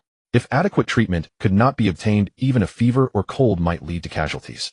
Thinking this over, I decided that tomorrow I would take Han out. The generator and diesel seemed absolutely necessary to prioritize. What are you thinking? Mu Qingxue asked as she looked up at me, lost in thought. I'm wondering what did Wan and Na mean with their looks at the leader. I said with a smile. It's their business. Why are you worrying about it? Jiang Yi nestled closer to me. Already a naturally cold person, she had been especially clingy these days. This is an internal unity issue. That old pervert wouldn't make any unreasonable demands from Wan and Na, would he? I asked, increasingly alarmed. Upon hearing this, the two girls chuckled. That's a bit excessive. What's going on? I asked anxiously. The two girls exchanged glances, their faces turning red. The leader is a bit of a pervert. I certainly know he's a pervert, I replied, helplessly pinching the bridge of my nose. What exactly is going on? Seeing the two girls remain silent, I pressed on. Seeing their shy expressions, I knew something was off. Eventually, under mutual evasion, Mu Qingxue surrendered and leaned close to my ears, softly recounting the events. After hearing the story, I sat up with a start. I can't believe it. This little brat, I might as well just throw him away. Seeing that I was about to get up, the two girls quickly pulled me back to the pillow. It's their business. Do you understand the concept of intimacy? Mu Qingxue hit me lightly, complaining. But it shouldn't be like that. Isn't that like putting salt on a wound? I exclaimed. How do you know they're not enjoying it? Jiang Yi shot me a glance. Enjoying it? Forcing someone to recount their experiences with that kind of thing, is that called enjoying it? I looked at Jiang Yi in shock. Jiang Yi ignored me, and a cold little foot slipped between my legs. At least they're not just surviving. What? What's going on? Am I being pointed at? For the sake of your feelings, I've been holding back so much. Am I being blamed for this? I looked at Mu Qingxue, pointing at Jiang Yi, incredulously asking. To my surprise, Mu Qingxue's face turned red, and she mustered the courage to murmur, why don't you try it? How do you know we wouldn't be willing? Huh? In disbelief, I looked at Jiang Yi, who shyly turned her back. I turned to look at Mu Qingxue, who also gave me a captivating view from behind. So what you're saying is, I'm a fool. I mumbled, reaching out toward Mu Qingxue. With a racing heart and trembling hands, I never imagined I would be Xingtian. A poor outcast, orphaned and alone, has now unexpectedly basked in the glory of the apocalypse, receiving this honor. All I can do is to honor both the Buddha and you. If she is well, then so am I. Life is even more beautiful. Husband. This is the first time Mu Qingxue called me husband. I believe that being able to run at night with hundreds of zombies makes me the unrivaled champion in terms of endurance. Therefore, I have no psychological burden in this aspect. After a long while, suddenly Lao Lu the fool poked his head in from next door and said, third brother, take care of your health. Startled, I turned around and gently looked at Lao Lu, saying, get lost. Lao Lu huffed and left. An hour later, I vaguely heard a girl's voice lamenting, look at Xingtian. Is everything okay? I asked with concern, realizing that things seemed quite serious. This was not what I had in mind. After all, this is university. How could this be? The two girls sweetly shook their heads. Some things are no longer as important as they used to be, Jiang Yi said softly. Hearing this, I fell into contemplation. Indeed, in a day where today has no tomorrow, certain things have lost their significance. At this moment, we should experience and enjoy the present. If it weren't for the apocalypse, if we hadn't met, would we be together? I asked softly. I would. Mu Qingxue. Jiang Yi fell silent for a moment. Perhaps I wouldn't, because my personality dictates that I won't take the initiative to pursue anyone. What about the hand claw you ordered? You won't give it to me? Jiang Yi nudged my arm. Maybe I'll have someone else deliver it for me. Gently rubbing the little girl's waist, I understood. In peaceful times, people act reserved, actually suppressing their true feelings. But when the order of the world is broken, people will truly free their souls to experience what they once dared not. In the 7th dormitory building, a yoga mat was spread out on the floor, and the person was drenched in sweat from doing sit-ups, push-ups, and squats. A cold-eyed person picked up today's remaining supply report and the incoming supply report, slamming it down on the table. The loud noise brought a series of roars from zombies rushing towards the dormitory entrance. He picked up a steel needle about the thickness of a pinky finger over a meter long and approached the door. The cat's eye on the door had turned into a mere hole, and the newcomer banged heavily on the door. A bunch of useless fools, you went out for a day and couldn't even find a bit of food. As he spoke, the steel needle was thrust into the hole on the door. When he pulled it back, the cloth on his left hand gently wiped the congealed blood off the steel needle. Save me. Do you have that ability? A group of brainless barbarians, the steel needle darted out once more, taking down another zombie pressing against the door. One day I will make you kneel before me, O Xing Tian, we shall see. That night I felt a bit reluctant, but seeing the two girls fast asleep, I couldn't bear to leave. I stayed with the exhausted little ones until the sun was high in the sky. It wasn't until the aroma of fried rice filled the air again that the three of us sat up from bed. After eating, I sat by the north-facing window of the dormitory, lit 2 cigarettes, and stuffed one into Lao Wu's mouth. Lao Wu, how's it going? Sitting alone in your room, enjoying the scenery and fresh air, isn't it nice, not being stuck in the bathroom? Lao Wu turned to glance at me, chewing on the cigarette in his mouth. What kind of look is that? You're living in a panoramic villa, and you still feel wronged. I shot a surprised glance at Lao Wu. Lao Wu made a couple of weak sounds, clearly lacking energy. Recently I noticed that Lao Wu seemed a bit sluggish. I didn't know what was wrong, and I also noticed that the group of zombies downstairs appeared less spirited than before. Sometimes I would deliberately flick cigarette butts at them, and they would just look at me indifferently before continuing to shuffle. Could it be that they're hungry? I couldn't help but wonder. Lao Wu, do you want something to eat? I asked tentatively. Lao Wu opened his mouth and made a couple of sounds, then turned his head away to look out the window. I distinctly saw a glimmer in his eyes. You can't really understand what I'm saying, can you? I looked at Lao Wu's profile suspiciously. Lao Wu turned his head to make a couple of sounds at me, then continued to gaze out the window. Looking at Lao Wu, I was filled with doubts and finally decided to jump off the building with Han Bin, Lao Lu, Lao Air, and Fan Bo. Since we headed straight off campus, we didn't see a single shadow on the way. After we climbed over the wall and hadn't walked far, voices came from behind us. Get into the corridor, hide for a bit. Let's see how many people there are. Let's take them down a notch. Let them know the power of our dorm 204. Lao Air said. I gave Lao Lu a glance, and like an iron statue, he clamped down on the excited Lao Air with one arm and headed into the corridor. Lao Air kicked and struggled, but Lao Lu remained unmoved. Second brother, don't you remember you're the one being carried? Just listen to third brother now that you're out. Lao Lu. However, Lao Air didn't stop struggling at all, and Lao Lu, feeling helpless, could only raise his strong left hand and slap Lao Air on the rear. After a soft gasp, Lao Air became obedient. His slightly blushing cheeks left me astonished. Damn, Lao Lu, that slap won't turn him into a eunuch, will it? We were hiding on the second-floor balcony of an old building, and I sneakily peeked through the broken window down below. Fortunately, we had hidden in time. There were over 30 of them, each wielding weapons. Though there were laughter and chatter among the group, it appeared organized to me. They could charge forward to kill and retreat to save their lives. It might be a stretch to say the group was well-trained, but they had definitely been instructed by a renowned master. Seeing this, I couldn't help but become interested in the student council president. This fool, could he be a reincarnator? I thought to myself. Once the crowd had moved far away, I cautiously let a few people out from the corridor. Watching the departing crowd, I waved my hand. Han Bin lead the way to the gas station. Hearing this, Han Bin panicked, and after some struggle whispered, Xing Tian, in the gas station, there are at least 10 zombies wandering around. Can we handle it? The second brother was the first to disagree, glaring at Han Bin. What are you afraid of with just 10? My third brother has run with hundreds of zombies at night, and still made it back unscathed. Second brother, I understand your point, no need to remind me. At worst, I'll lead that group of zombies for another marathon. Third brother, don't be modest, just remember we are invincible. I nodded in deep agreement. Second brother, indeed extraordinary. Old Six isn't particularly clever, but even he could tell I was being sarcastic. Just as a huge hand was about to rise, the second brother quickly changed his expression. What's the matter? We need to assess our capabilities, right, third brother? I pursed my lips, nodding while lighting a cigarette. Han Bin, you saw it too. With a group like this, do you think you can survive? Han Feng nodded without hesitation. It's hard. I smiled slightly. Then good, lead the way, and let's hope we don't get discovered by that group from the student council. No problem. Han Bin truly did not disappoint me. The path he took us through was probably one he had traversed many times. I didn't see a single shadow of a zombie. On the way, I asked Han Bin if he could give a rough estimate of how many people were left in our school. Han Bin shook his head, however, he said that even if he didn't know, there wouldn't be many left. Those on the higher floors couldn't come down. They either starved to death or were bitten to death in the corridors.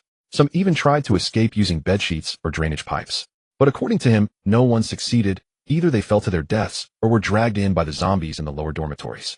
From his few words, I could imagine the tragic scene in the school during those days. When we finally reached the main road, looking at the apocalyptic scene before us, everyone present, including myself, gaped in shock. It was dreadful, truly dreadful, worse than scenes from TV dramas and movies. I quickly adjusted myself, raised my hand, and nudged the second brother beside me. Surprised. Unexpected.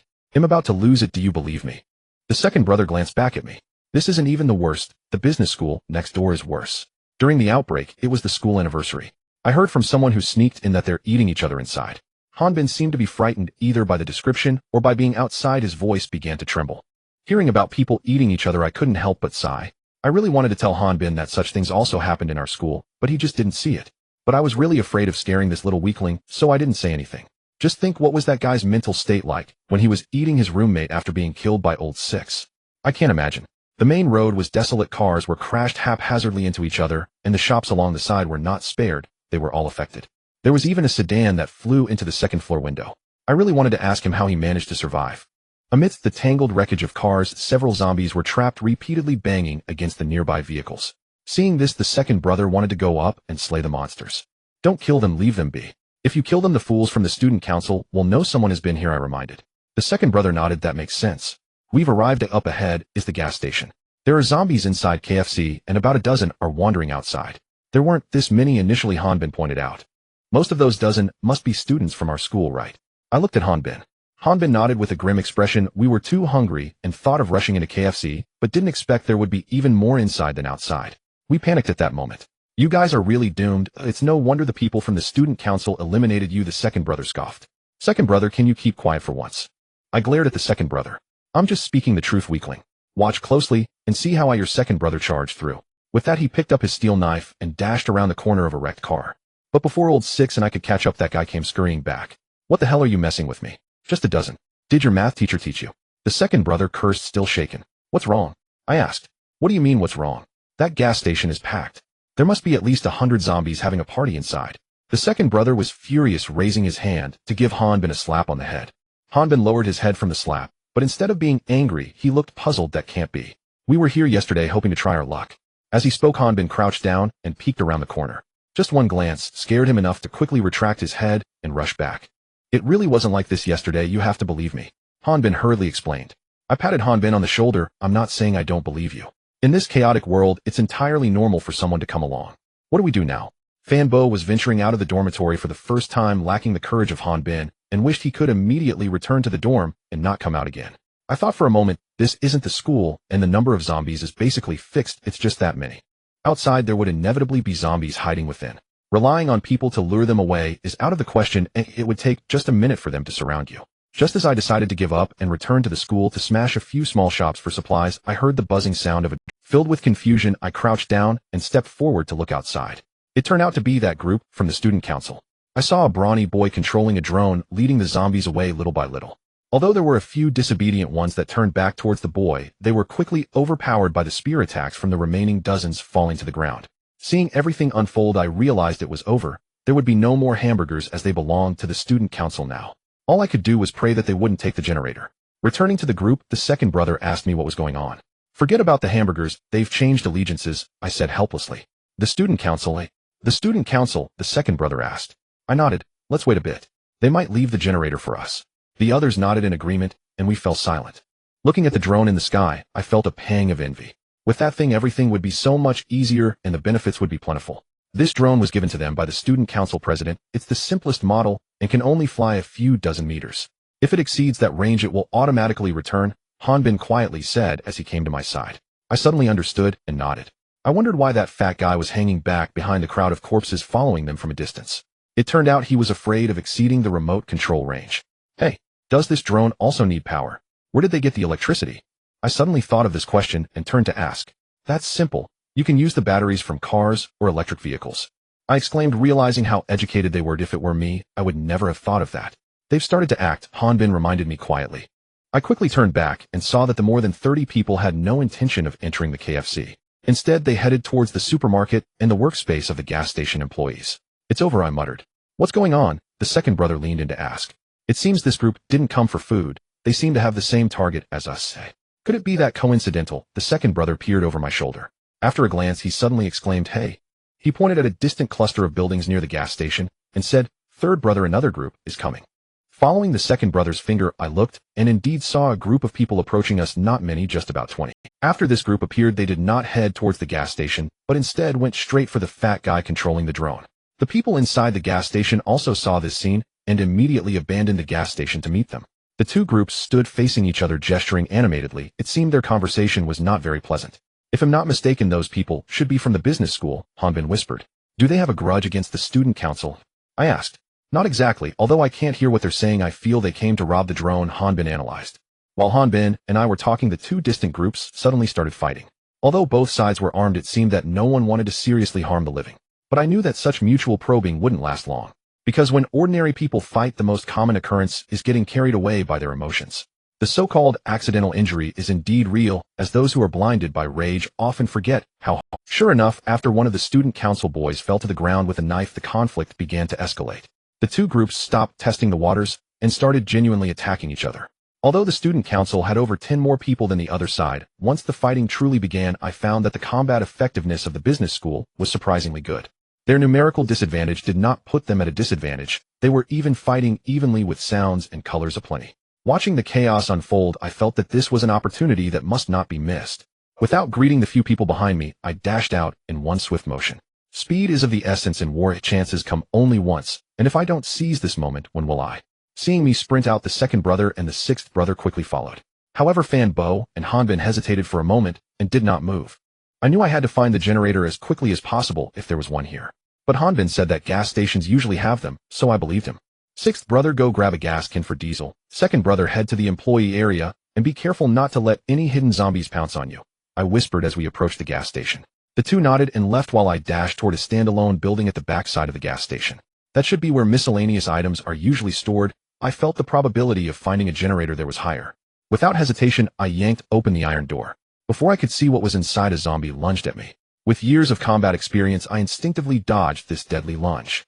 Before the zombie could turn around, my grappling hook had already torn through the back of its head, and the zombie collapsed. Inside the standalone building, without needing to look closely, I saw all sorts of messy items: brooms, mops, shovels, and a generator.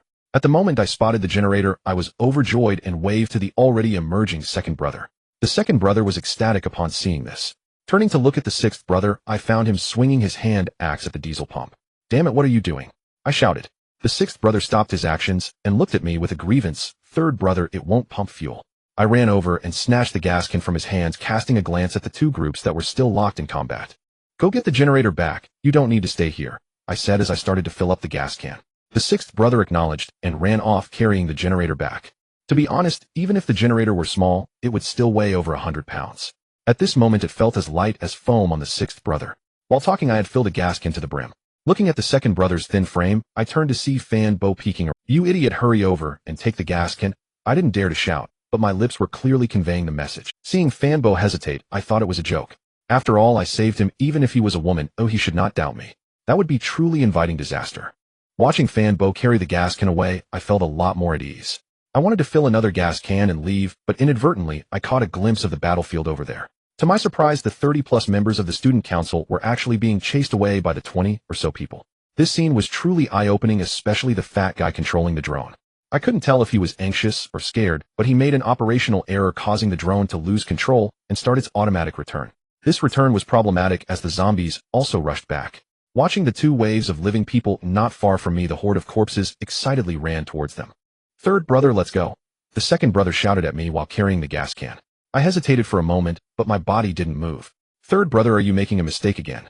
You can't stay, don't you understand? The second brother came over and kicked me. Watching the student council members fleeing with their heads down, listening to the second brother's furious curse, I suddenly felt flustered, not knowing what to do. Second brother, you guys go back first. Oh, I'll be there shortly, I finally shouted and turned to run toward the battlefield. The second brother attempted to stop me, but in the blink of an eye, he didn't even touch the hem of my clothes.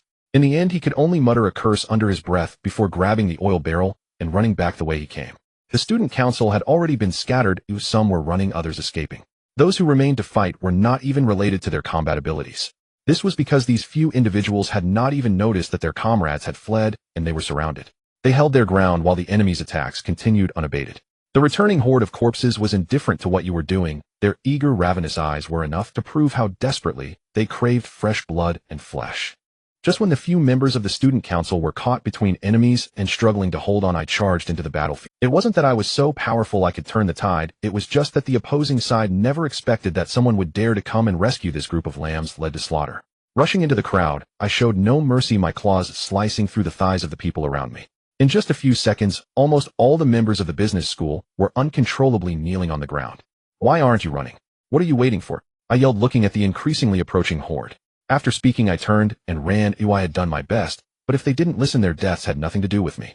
The fat guy who had been controlling the drone was the first to react, quickly picking it up and following closely behind me. The remaining few, the moment the fat guy started running, also took off chasing after. Are you Xing Tian? The fat guy looked at me, revealing a terrified expression. You should be thinking about leaving this cursed place quickly rather than confirming my identity, I shouted as I ran. The fat guy glanced back at the horde that was almost at his heels, and without even taking the time to nod in response, he vanished with a whoosh. I stared in shock at the vanishing fat guy, and turned my head to the few boys running alongside me, asking, what just happened? The boy next to me was tall and strong, but not particularly fast. Xianggu, he was the national champion in the 100 and 200 meters at the college sports meet. I was shocked, looking at the boy in disbelief. This physique. National champion in the 100 meters. The boy muttered without looking at me. I got injured later, and the medication was loaded with hormones. That's why I got fat. Damn, is this really just a hormone issue? Even chicken feed isn't as strong as him. I sighed, picking up my speed. Running wildly, I caught up with the fat guy just as we were about to reach the school wall. He was already gasping for breath, looking like he was about to collapse. As a national champion, you need explosive power, but endurance is still the most important. I leisurely surpassed the fat guy. He was quite unwilling, gritting his teeth to catch up, but he couldn't say a word. Breathing was already a struggle, let alone talking. Looking at the fat guy catching up, I smiled slightly. Just a few more meters to the school wall. Want a race? The fat guy opened his mouth, producing a sound like sandpaper grinding. Damn it, if you don't want to race, why are you cursing me? I said unhappily. The fat guy was obviously stunned, hurriedly opening his mouth again, but unable to say anything. You old bastard, are you looking for a fight after I gave you some face? I extended a leg and tripped him. The fat guy lost his balance and fell to the ground like a massive lead ball with the drone in his arms was crushed by the fall. A group of people behind me saw me take action against the fat guy and almost instantly surrounded me. The fat guy took a while to catch his breath before raising his hand to stop the crowd beside him, saying, "Don't move, it's a misunderstanding." I glared at him in anger. Misunderstanding my ass. I saved you, and you still cursed me. The fat guy sat up with difficulty, pointing towards the wall ahead, saying, I told you, go take a look, there are two groups of... Hearing this, I glanced towards the wall, and it was indeed Lao Lu and Lao Air confronting the remnants of the student council. Damn, I thought, and dashed off like the wind. The fat guy also stood up with the help of the crowd, hurrying towards the school wall. Stop with the useless talk, is it the student council? If you think you're tough, come and try it. If you dare to touch me, our third brother will ensure you won't be well off. Lao Air stood like a war god in front of the two factions, exuding an imposing aura. Xing Tian, huh? What a joke. Didn't you get trapped in the dorm by our president and couldn't get out? A round-faced boy shouted. Lao Air, being a rather blunt person, realizing he couldn't win in a war of words, grabbed his knife and charged forward. At that moment, I sprinted and vaulted over the wall. Shut up and let them from the business school act like that. Do they even have the face to? Seeing my return, Lao Air and Lao Lu seemed to have found their backbone, eager to act as soon as I gave the command, ready to face the wounded idiots in front of them. Third brother, I told you not to meddle in other people's business. See, just now I saved this group of fools and now they are taunting me. Lao Air shouted in anger. I glared at Lao Air beside me. This guy really was one to not shy away from trouble. While speaking, the fat guy and a few others also struggled to crawl into the school. Are you really that cowardly? You just started fighting and ran. Don't you know you almost left us behind? The fat guy cursed at the members of the student council who had run back. Is it us being cowardly? Look at us, each one injured, and fighting further would just be sending ourselves to death, the round-faced boy said unhappily. Go to hell, Zhang Xuedong. You think I don't know you? You wish we were all dead so you could be the group leader. The fat guy scolded loudly. Fat bear, don't speak carelessly. Zhang Xuedong shouted. The fat guy didn't respond, but slowly walked in front of Zhang Xuedong, putting his arm around his shoulder. Behave yourself, or I might just deal with you right now. Don't threaten me. Ooh, I don't buy that. Zhang Xuedong replied dismissively. Watching the two of them exchange words, I subtly waved my hand to Lao Lu behind me. Seeing this, Lao Lu quietly retreated with the generator. Hey, we're all classmates. Is this necessary? I took a few steps forward to mediate. Who are you? What do you think you are playing the peacemaker?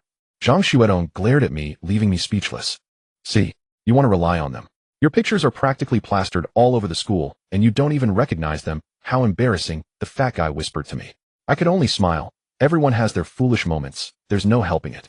Xing Tian, you saved me today. Don't worry, we definitely haven't met before today, the fat man continued to whisper.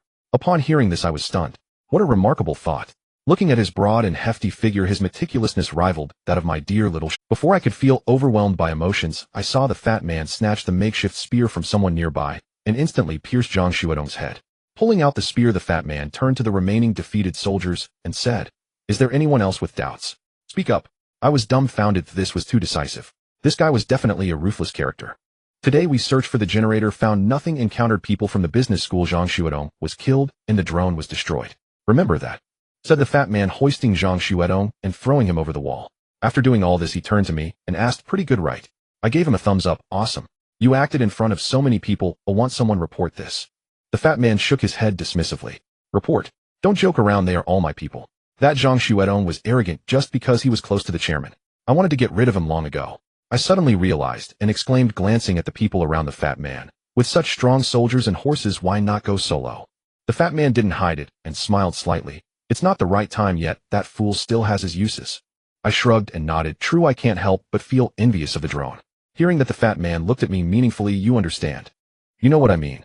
I waved my hand. No, I'm just a martial artist. Don't involve me in brain work. I was just envious of how you all used the drone to lure the zombies away. No need to be envious. It's only a matter of time before it's ours, the fat man said with a sinister smile. Ours? Is there a hidden meaning in that?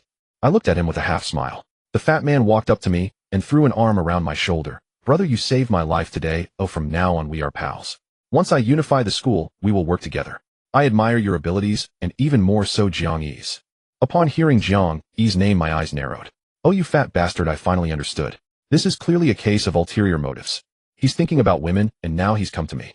Given the distance between the fat man and me, I could easily kill him with one blow, but I knew this wasn't the time to tear our faces off. Oh, I had to endure. How many women do you have? I smiled, sticking to this topic as I looked at the fat man. 31.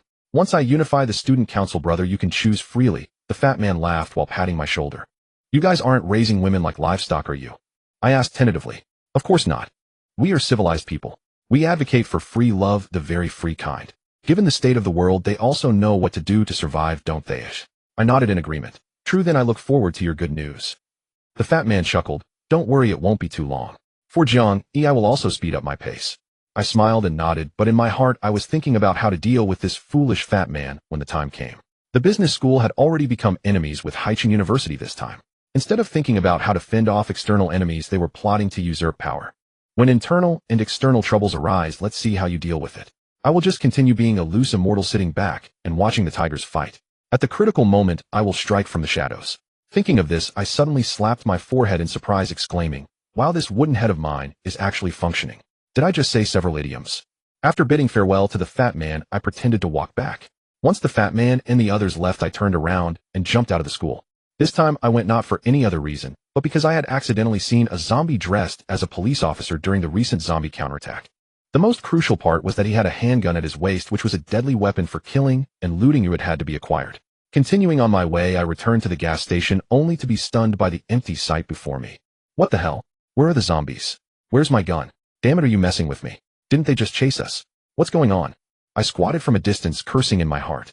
After finally calming my mindset, I gritted my teeth and crouched as I headed towards the gas station.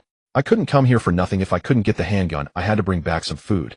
Glancing at the 7 or 8 zombies inside KFC, I couldn't be bothered with them. I turned around and walked into the supermarket of the gas station. As soon as I entered, I saw a zombie corpse with a cleaved head lying at the entrance. I knew this must have been done by the second one.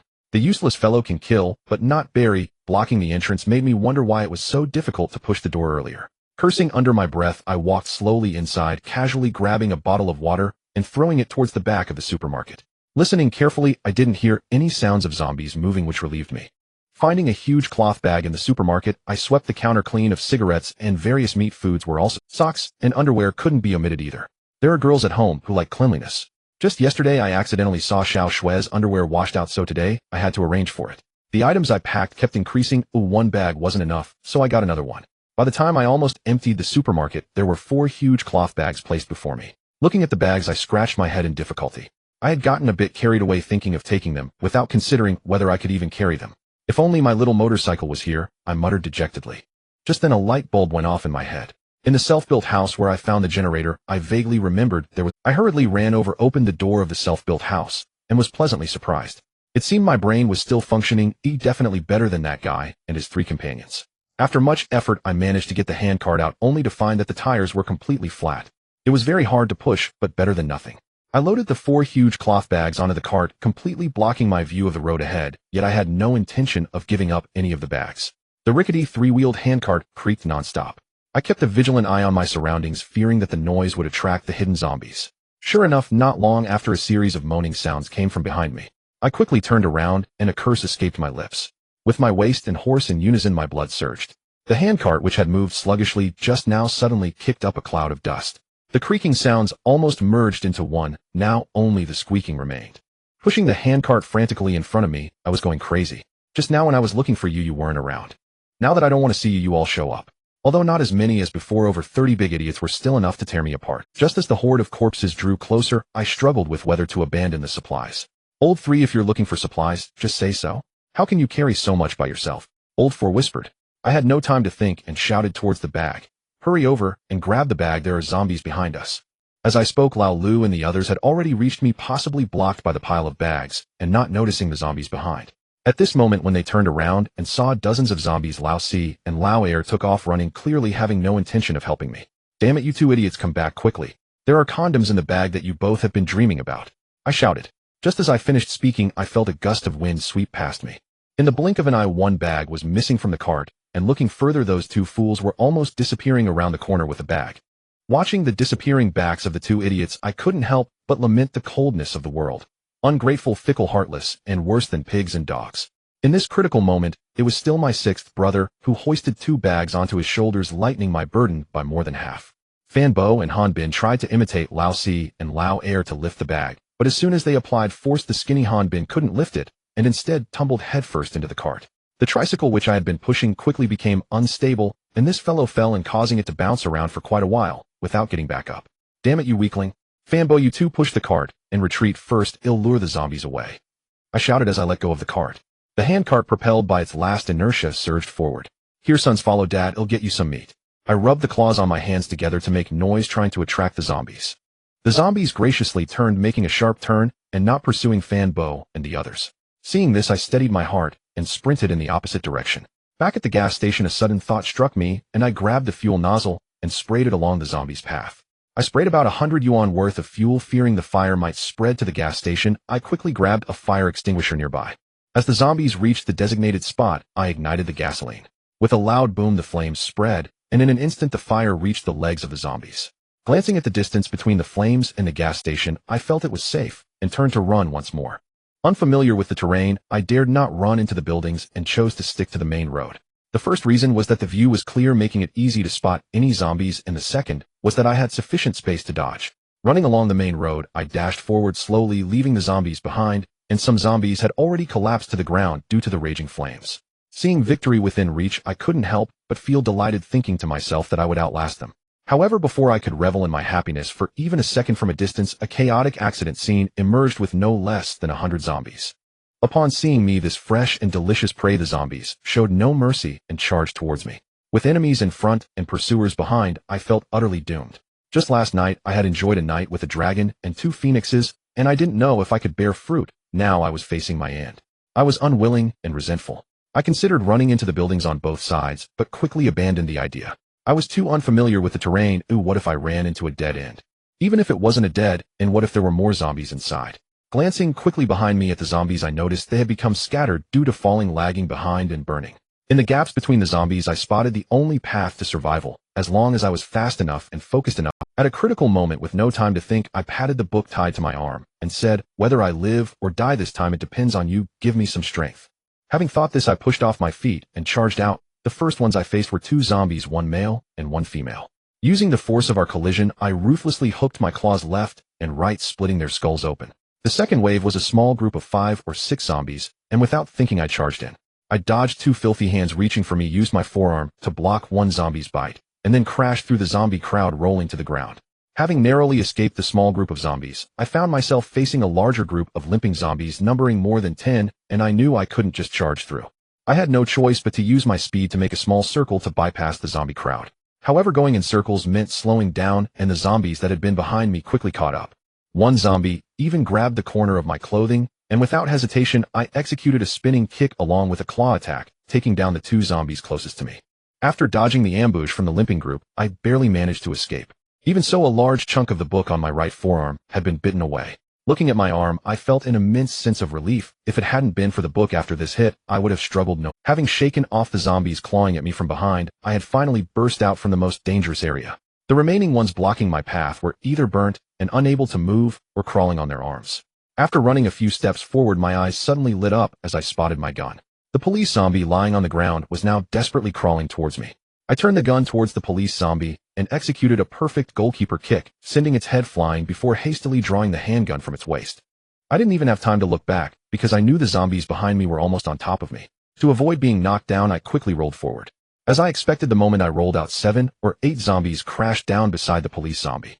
Looking at the scene behind me, I felt a chill run down my spine and my hair stood on end. That was what it meant to be at the brink of life and death. Oh my God! I shouted, releasing my inner fear and rolling away towards the distance. When I returned to the gas station, a crowd of people stood in front. There seemed to be 40 or 50 people, all looking fierce, armed with knives, guns, swords, halberds, axes, and various weapons. I even saw a stupid idiot holding a homemade blood dripper. Damn, that was him just now. How dare he come back? One of the boys with a bandage wrapped around his leg pointed at me and cursed. You idiot from the business school, if you don't want to die, get the hell out of here. I raised my gun and pulled the trigger at the sky, but it didn't fire. Stunned for less than a second, I finally remembered I hadn't pulled the slide back. I hurriedly racked the slide again and aimed at the sky. But it still didn't fire. Could it be that I have no bullets? This thought suddenly crossed my mind. This was bad. If facing over 100 zombies I could run, but against armed people, how could I resolve this without my gun?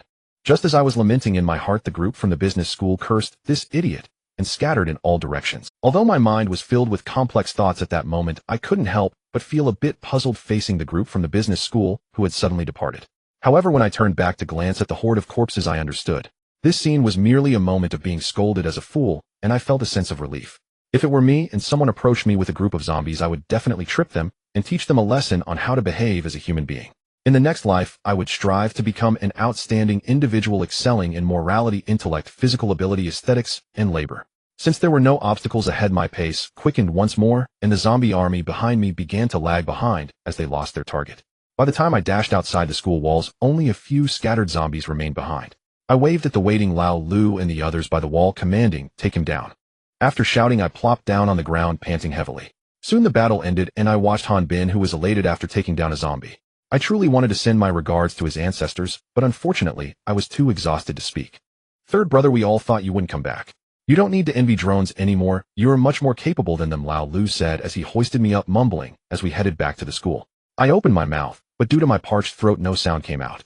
Lao Lu turned to me and asked, "What did third brother said, to eliminate evil and uphold justice. It's a duty that cannot be shirked." Lao Si nodded seriously. Lao Air's dissenting voice rang out, "You can stop right there." Lao Sin didn't say so much, as she was merely stating that drones are garbage and we should prioritize humanity. Hearing this interpretation, I opened my mouth again, but still couldn't produce any sound. "What did third brother say again?" Lao Lu asked. Lao San said that with great power comes great responsibility. Lao Air looked at me with admiration. "Clearly it means there's no need to mention it. It's an undeniable duty," Lao Si rebutted. Meanwhile, Han Bin was observing my condition. Although his face was filled with a troubled expression, he still wanted to voice the truth.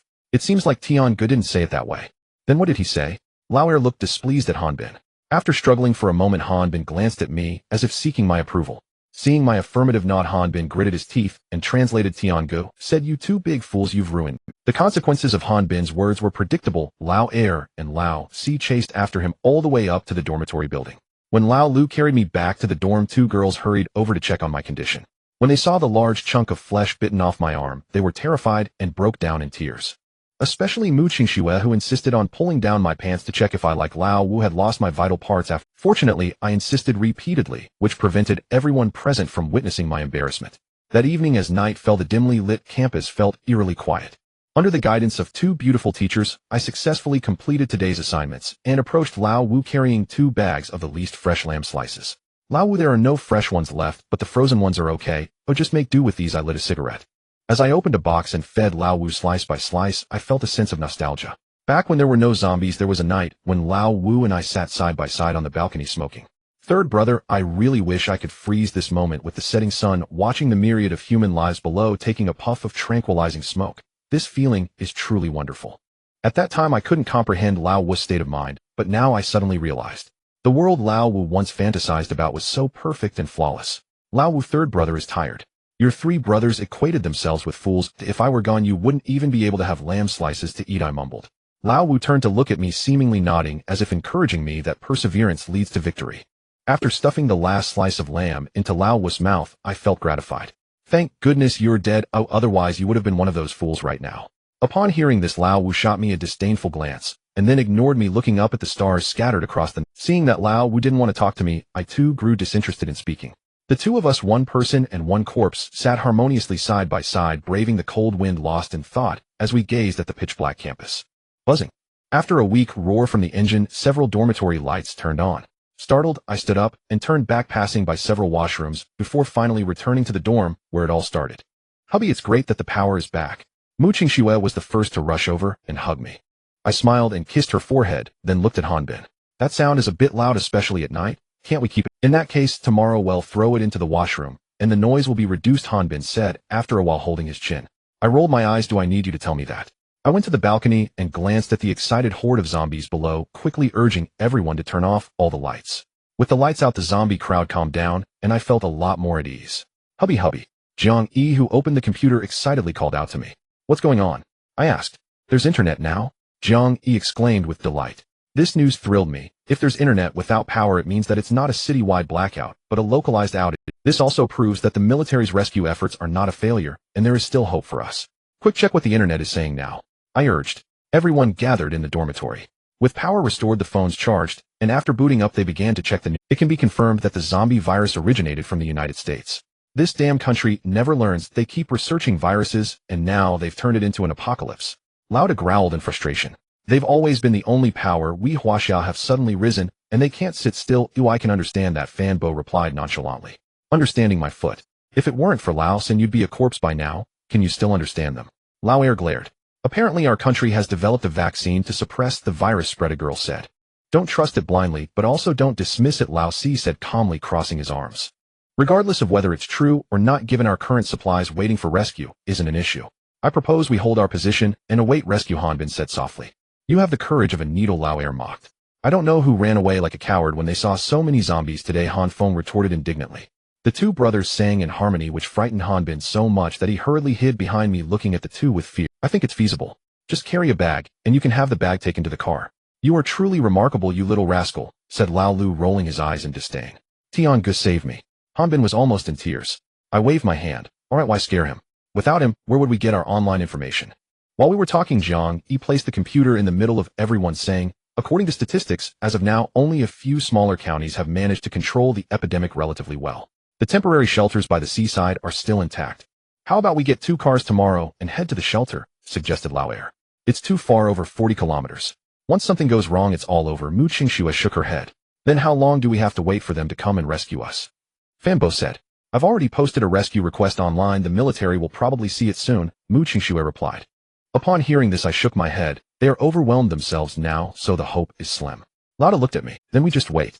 We have no worries about food or shelter now. Are we afraid we can't hold out? After saying this, I recounted today's events once more. As it stands, the internal conflict within Haicheng University is basically stable. Whether the neighboring business school will come looking for trouble remains uncertain. If an internal conflict starts, or if the two groups engage in battle, it would be a good thing for us. By then, unifying Haicheng University would mean the entire campus would be ours. Even if we wait for rescue until the end of time, we wouldn't have anything to fear. After listening to my explanation, Lauda looked at me with a beaming smile. Lao Sin, you really are something. But was that really the right way to say it? It felt a bit uncouth. I like it, Lao Air chimed in. Although it deviates from the proper path, it's not entirely unworthy, Lao Si added. Faced with the 3 fools, I was at a loss for words, hastily wrapping up the small meeting and returning to my dorm. Thanks to the electricity, a group of girls finally got to take a hot shower, which was fortunate since we discovered that one of the dorms had installed a water heater. As for the boys, to conserve energy, everyone took a cold shower or quickly washed up. A cold shower left me shivering all over. I quickly climbed onto my bed, burrowing into the quilt, and it took a while for me to warm up. My phone finally had power, and curled up in my blanket, I started scrolling through the news. According to reports from various places, the domestic situation had become a chaotic mess, and the international scenario was even worse, turning into a state of anarchy. The only country in the world unaffected by the zombie virus was North Korea, which was closed off from the outside, and had become a land of peace.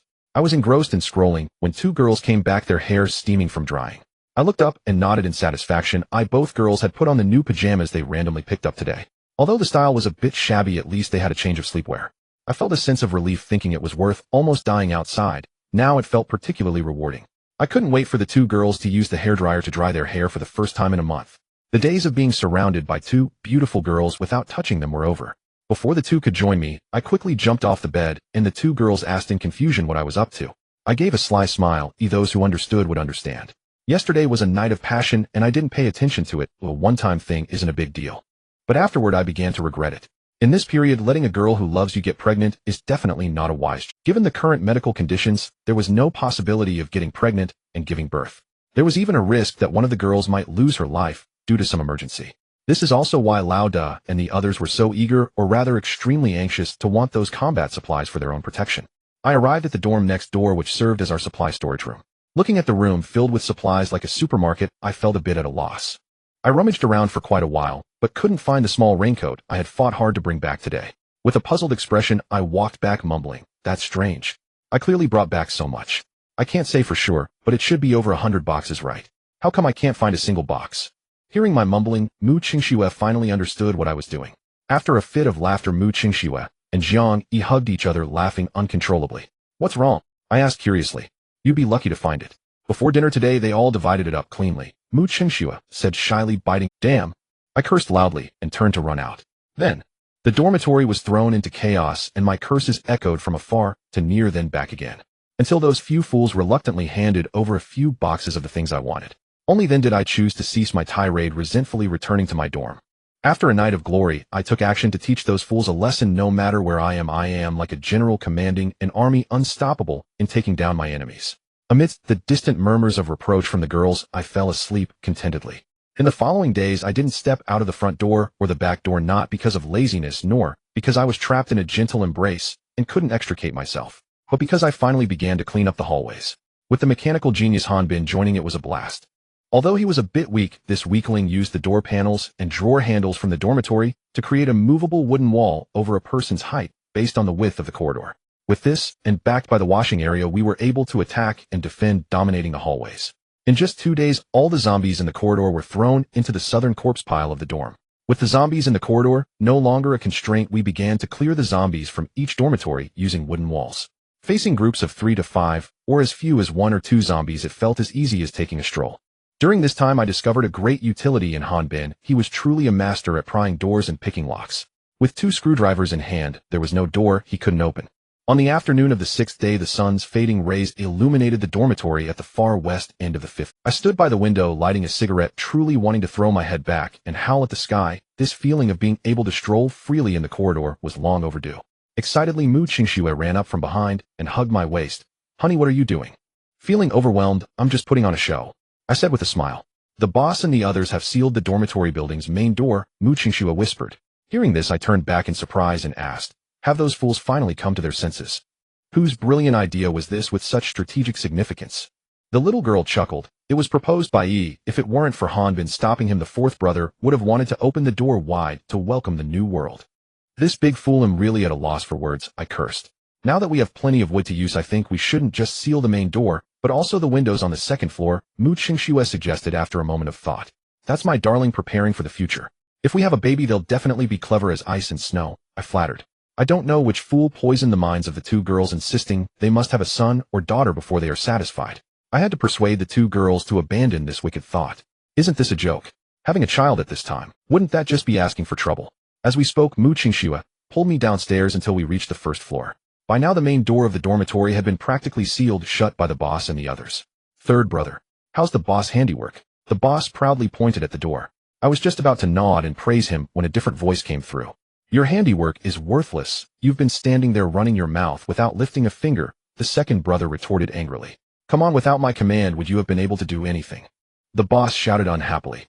"Go stand aside. We initially listened to you, but if it weren't for Hanbin's timely discovery, the main door would have collapsed."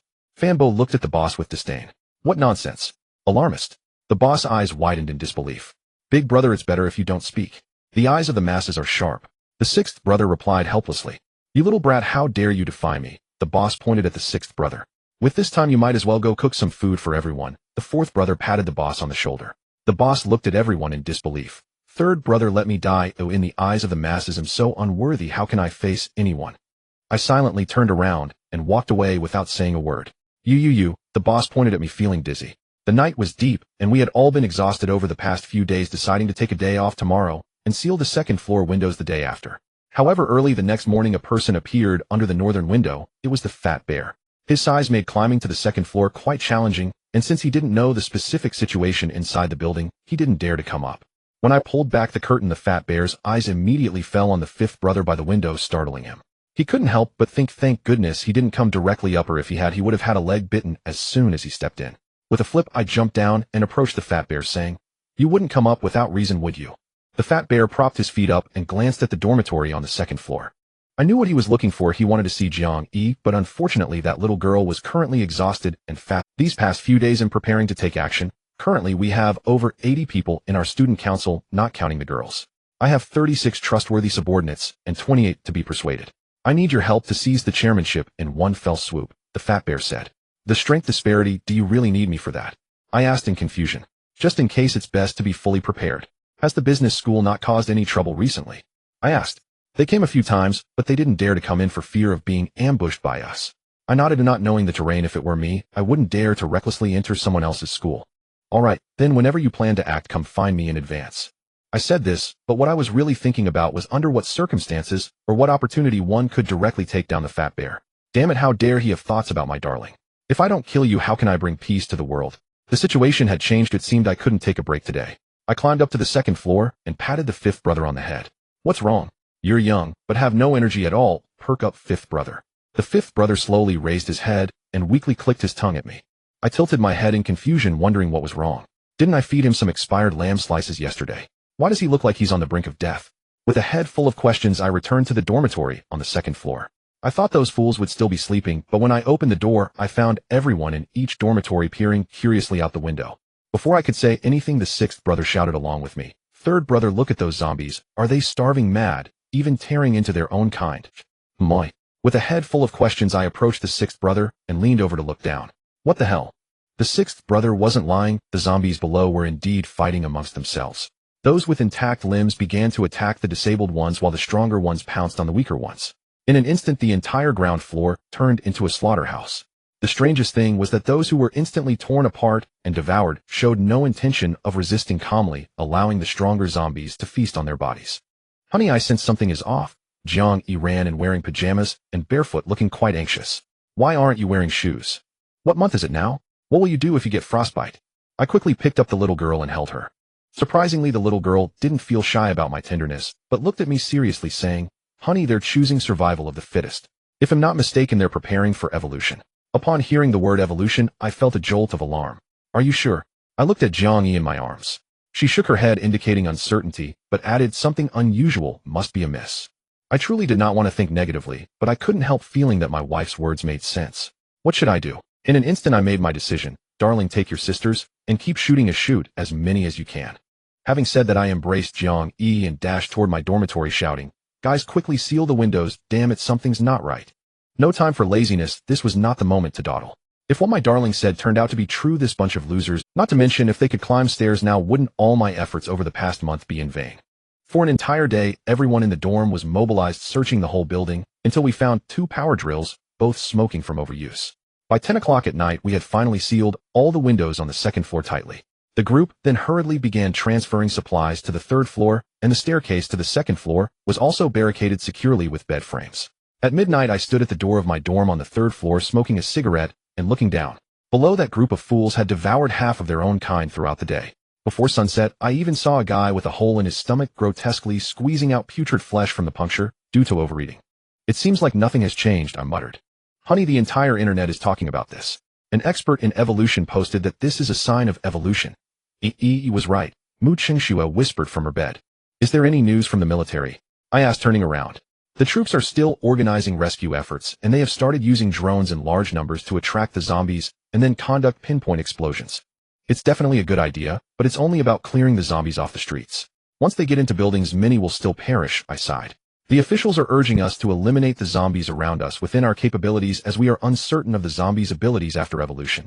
Jiang, he said, holding her phone and frowning. It sounds easy, but we don't have any long-range weapons. Even if you give me Molotov cocktails. I paused, realizing. Right? Molotov cocktails, how come I didn't think of that before? The diesel in the dorm is almost used up, or I'll need to get some. With that thought, I turned to leave the dorm. Kicking open Hanbin's door, I found him displaying his prowess on the bed. What the hell? When did this happen? Why was there no noise? Who's there been? I stepped inside, causing Hanbin to hurriedly cover the girl's head with a blanket. Damn, can I even compete with you? I gave Hanbin a jab. What are you doing here at night, Tian-go? Hanbin asked with a long face. Can you make Molotov cocktails? I asked. Just this. Hanbin stared at me in despair. Just this. Gasoline glass bottles, rags, you're kidding me, right? Making that thing doesn't require much brain power. Hanbin was almost in tears. Is it really that simple? What do you think? Okay, you go ahead, I said, pretending to walk out. As soon as Hanbin relaxed his guard, I jumped back, pulling the blanket away. Nana! I exclaimed in surprise. Nana blushed and called out to me, third brother. Does the boss know about this? Nana was the girl I saved at the supermarket. Hasn't she always been good with the boss? How did she end up in Hanbin's bed? The boss knows and especially blesses us. He's currently pursuing Xiao Yu. Xiao Yu is one of the archery girls. That fool, I knew he wouldn't last long with anyone, I muttered. Tian-go, do you have anything else to do? Don't you feel awkward? A tear streaked down Hanbin's face. I chuckled and said, stay safe, brother. Do you have enough strength in your waist and abdomen? As I left, I couldn't resist giving Hanbin's lower back a heavy pat. Before I could exit the dorm, I heard Hanbin groaning heavily behind me. As I stepped out, I murmured in confusion, did I hit too hard? Can he really not control himself? The next morning, I started gathering everyone in the building to collect beverage bottles, the bigger the better. Around 10 o'clock, when we set off, my backpack was filled with empty bottles. It was a critical moment, so I left the fourth, second, and eldest behind, fearing someone might steal from us. I carefully led the remaining boys along the way. We quickly reached the gas station, and there were no zombies in sight. It seemed they either evolved or were drawn away by those idiots from the business school. We arrived at the gas station without incident, and they began pouring gasoline and diesel into their containers. Meanwhile, I ran back into the supermarket. However, once inside, I realized it was a disaster. The shelves were completely bare, not a single item in sight. It must have been cleaned out by the business school people again, possibly multiple times. As the saying goes, thieves never leave empty-handed. Unable to find anything in front, I crawled into the storeroom. Although the storeroom was empty, I was unexpectedly rewarded with 2 enormous oil barrels. The weight marked on the barrels was 50 liters, which was far more useful than those water bottles. Carrying the 2 barrels outside, I found the 3 outside had just finished filling their bottles. With 2 fuel pumps working in tandem, it didn't take long to fill the barrels, and we retraced our steps. However, when we reached the corner of the building off campus, 2 people were walking towards us in the distance. We hurriedly squatted behind a scrap car to hide. Could it be a trap within a trap? The 2 said as they walked. That shouldn't be. Didn't we just pass that map he gave us? What did the boss say? The boss is also observing, but I feel he should have that intention, otherwise he wouldn't have sent us to scout.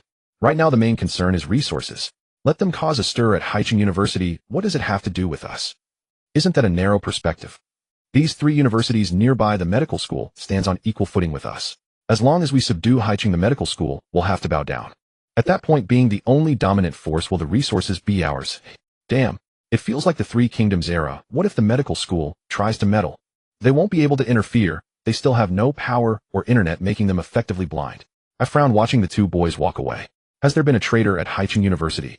These 2 mentioned electricity. Apart from me, the student union also has no electricity, right? After thinking it over, I suddenly widened my eyes. It's that chairman. He has electricity. To be honest, when I thought it was that idiot president, my worldview and outlook on life collapsed. If it weren't for the fact that I knew the fat bear was going to rebel against him, I would really think this fool had serious problems. Why would a perfectly good school leader betray his own school and become someone's lackey? What kind of behavior is this? Fear of the other party. With such a small heart, how could you even establish a student council? But when we returned to our dorm, I shared my thoughts. A single remark from Mu Qingxue awakened me. Hubby, perhaps that president already knows about the fat bear's plan. Yes, that makes sense, doesn't it?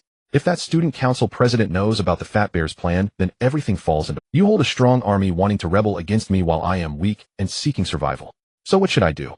I should seek outside help. If I can't have it, then he'll destroy it so that no one can have it. That's completely normal. Having figured everything out, I began to hesitate. I was wondering whether I should tell the fat bear about this. Let them play into our hands, the leader reminded me. What does that mean? I didn't understand. Let them fight.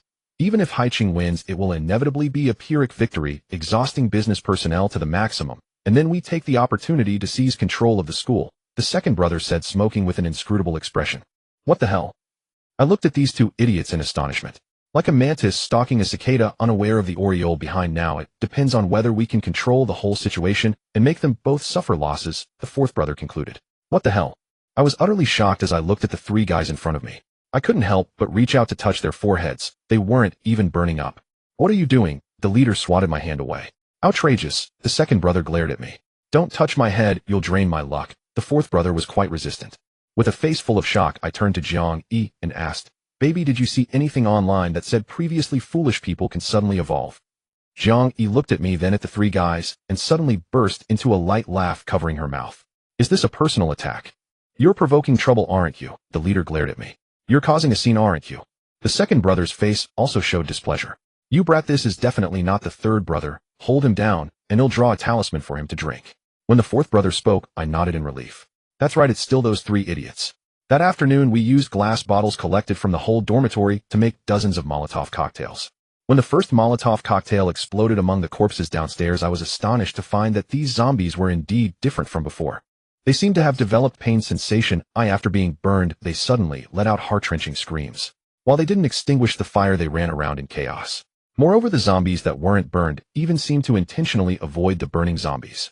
Although they didn't evade as humans, would they instinctively turn their bodies to avoid contact. This is definitely different from the ones I burned at the gas station, I muttered in surprise. No wonder the authorities want us to eliminate the existing zombies as much as possible. If they continue to evolve like this, it will be a disaster for humanity, Hanbin said, looking horrified at the scene below. Don't just stand there, save some for the decisive battle later, burn as many as you can with the rest. I glanced back. Everyone nodded and left, and soon Molotov cocktails started flying from various dorms on the third floor. In an instant, a considerable sea of fire formed downstairs, and the horde of zombies gradually scattered, but they still roamed back and forth in a large open space below. Wait, stop throwing! I shouted anxiously. Heads popped out of every window, looking at me with confusion. I pointed incredulously at a swaying figure in the distance. Old Five, how the hell did you get down there? Upon hearing me call Old Five, everyone froze for a moment and hurriedly looked in the distance to find his figure. When they really saw that weak figure on the outskirts of the corpse horde, they couldn't help but curse. Old Five, you idiot, do you want to die? You going down there looking like that to deliver warmth to others? The leader yelled at the top of his lungs from the window. Old Six, Fanbo, go check what's happening on the second floor, and be careful, I shouted to Old Six. After a while, Old Six entered my dorm with a sorrowful face, holding a clearly bitten rope. Third brother, it was bitten by Old Five. I turned in despair to look out the window at Old Five, who coincidentally was also looking at me. In those gray eyes there was no emotion, but I felt as if Old Five wanted to tell me, I like it outside, I don't want to be tied up anymore. Perhaps this is what they call a telepathic bond. I lit a cigarette and placed it on the windowsill. Old Five, third brother promised not to kill you, you are free, do whatever you want. Old Five continued to stare blankly at me. When I finished speaking, he seemed to understand, and immediately pounced on a female zombie that had its legs burned off. Watching Old Five in the distance devour the flesh, gradually hollowing out the belly of the opposite zombie, I didn't feel disgusted at all. Instead, I felt an immense sense of relief. How to put it? You thought he was weak, worried he would get hurt, feeling sorry for him, and taking great care of him. But when you let go, he displayed unparalleled combat prowess. You knew he could live better, and that was enough. Old Five quickly hollowed out the internal organs of the female zombie, and when he slowly stood up, his performance once again refreshed my understanding of zombies. He did not attack the other wounded zombies, but instead gave a deep look at the shouting leader and others before turning to leave. This, Old Six stood behind me, speaking in disbelief. I was also bewildered, my mind blank. Is this consciousness? This is definitely not a reaction that a zombie could exhibit. Old Five, I blurted out, wondering, if you have gained your own consciousness, then why would you choose to leave? In the distance, Old Five did not respond to my call, but as I watched his figure fade away, I suddenly seemed to understand. Right, if Old Five were truly like ordinary zombies, then after breaking free, he shouldn't have jumped down, but should have easily walked upstairs to eat us delicious humans. At that time, we were happily throwing Molotov cocktails, and the dormitory doors were wide open. He could have quietly walked in, but he didn't, he chose to leave. Thinking of this, I sat down heavily on the chair, not only worrying about Old Five's future, but also sighing at this incredible brotherly bond. Listening to the leader and others outside cursing Old Five, I suddenly realized how good it was to survive with these few idiots. The raging fire downstairs had been burning for nearly 2 hours. The corpses were charred and unrecognizable, and the few remaining zombies were nothing more than mere reptiles. That night, the dormitory was devoid of the usual high-pitched gasps of the girls. After dinner, the brothers returned to their respective rooms and did not come out again. I was still deeply saddened, especially by the silence of the night, which reminded me of the departing figure of the fifth brother. Husband, don't be sad, Mu Qingxue and Jiang Yi said from beneath the thick blankets, watching me leaning on the windowsill. Hearing their words, I hastily threw away my cigarette butt and closed the window. It's cold, right? From now on, I'll smoke in the hallway. The two girls remained silent, looking at me gently, their eyes filled with concern. I'm going out to check on something, I'll be back soon. Although I said I was going to check, I actually wanted to see how the brothers were doing. I was feeling so miserable they probably weren't doing any better. Next door was the sixth brother's room. The door was unlocked and opened easily with a gentle tug. The scene inside came into view, and I widened my eyes in disbelief.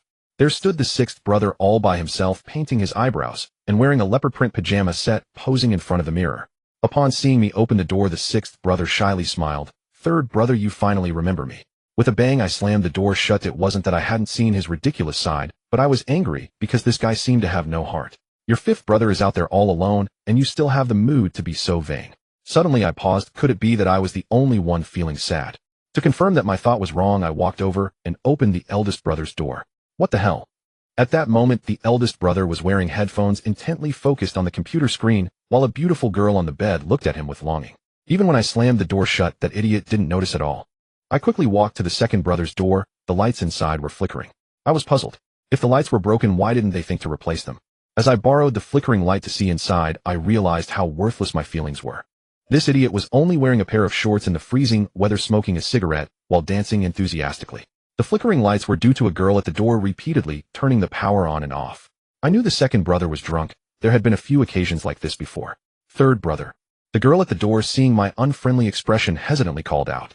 "It's fine, you all enjoy yourselves," I said in despair, turning to leave. I held no hope for the fourth brother. That idiot never had any worries. But since I was already here, I still wanted to see what he was doing. I opened the door, and the fourth brother was sitting alone at the computer desk, propping his head, with one hand facing away from the door, his shaking shoulders indicating he seemed to be crying. I was shocked. I truly thought the most carefree person would be the least sentimental, yet he was the most loyal. That trace of sadness instantly infected me. With red-rimmed eyes, I quietly walked behind the fourth brother and gave him a light smack on the back of his head. "What the hell, third? Why did you hit me?" The fourth brother jolted and looked at me in shock.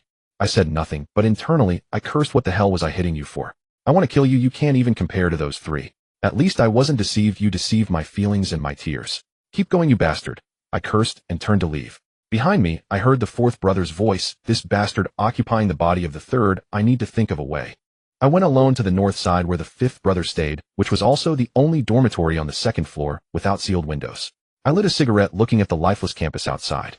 I had just taken a few puffs when I heard heavy breathing from downstairs. Instinctively, I reached for the knife at my waist and cautiously peeked down. Xing Tian. I was surprised to see someone who had crawled up to the first floor railing. "Damn, you're here. Thank goodness you are, otherwise I wouldn't dare to go up," the heavy-set guy said with a laugh as he came. Curious, I reached out to pull him up. "It's so late, you dare to wander around outside. Aren't you afraid of getting eaten?" I asked as I brought the heavy-set guy into the dormitory. "It's fine. The horde of zombies on campus has been led over to the sports field by that idiot." The heavy-set guy grinned, speaking while peeking into the dorm. "Where's Jiangyi?" "She's not in this dorm." The heavy-set guy rubbed his hands, looking anxious. I narrowed my eyes. "Didn't we agree that after the mission is successful, tomorrow we'll take action?" I came today, just to inform you, tomorrow at noon at 12 o'clock. I can't wait another day. That group of superficial girls is getting bored. Let me taste Jiang Yi's little feet already. As he spoke, the heavy-set guy walked inside, reaching for the dormitory door, as there was no one in the room. "Don't open the door. There are zombies in the hallway," I reminded him. The heavy-set guy was startled, but seeing no one else in the room, he looked at me with a strange expression. "The bathroom has been opened up." I pointed to the bathroom. All right. The heavy-set guy eagerly opened the bathroom door, and upon seeing that it was indeed opened, he didn't think twice before crawling in. I led the heavy-set guy through to the last dormitory on the south side. The heavy-set guy was panting heavily, but he didn't see anyone, and was just about to turn back to ask me what was going on when a sharp knife pierced through his neck. I covered the heavy-set guy's mouth with my hand, not allowing him to make a sound. His eyes were filled with rage, despair, and reluctance as he stared at me.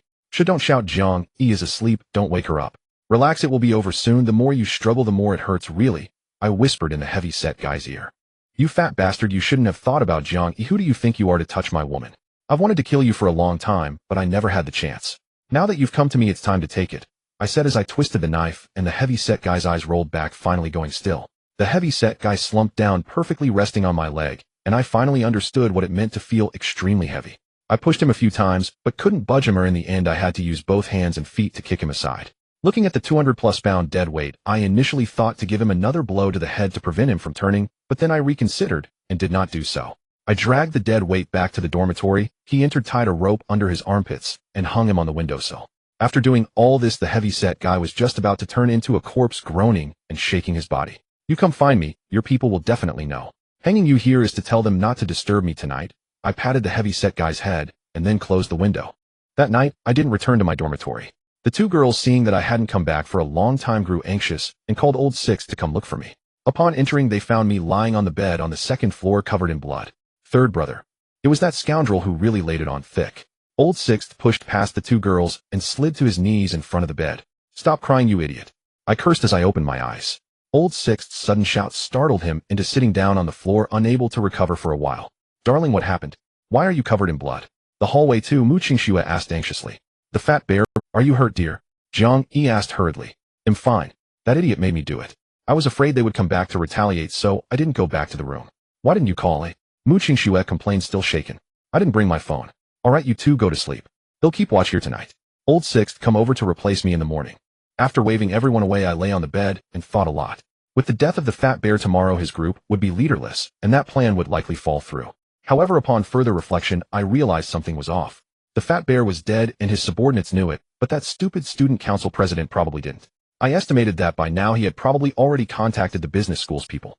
Once they arrive, wouldn't that mean handing over Haiqing for free? No, I can't allow that. I don't want to be someone else's dog. If I must be one, it should be for my two wives. So what should I? I lit a cigarette and fell into deep thought. It's been said that I can move anywhere, but don't make me think. Once I do, I get sleepy. Not having come up with a solution, I fell asleep. When I opened my eyes again, the sun was already bright and Old Sixth was standing by the window with two axes, shouting insults at the people below. Old One had even secretly brought over 2 gasoline bottles. The way he looked, if the other party showed even a hint of rebellion, he would send them straight to their final destination. I stretched, sat up, rubbed my face, leisurely lit another cigarette, and only after finishing it did I get up and walk over. I kicked Old Sixth in the rear. Surprised by the sudden action, he turned and cursed at me. "You're useless." Realizing it was me, Old Sixth chuckled. "Third brother, I wasn't cursing you, I was cursing the people below." I shot him a glare. Why curse anything at all? He called someone useless. If those below were really useless, that would be a real sting. I walked to the window and looked down at the crowd holding bricks and tiles, constantly shouting. I impatiently tapped my ear. Then I drew the knife at my waist and cut the rope binding the fat bear. With a loud thud, the over 200 pounds of the fat bear fell to the ground. The sound of his leg bones breaking sent chills down everyone's spine. For a zombie, breaking a leg does not diminish its determination to seek food.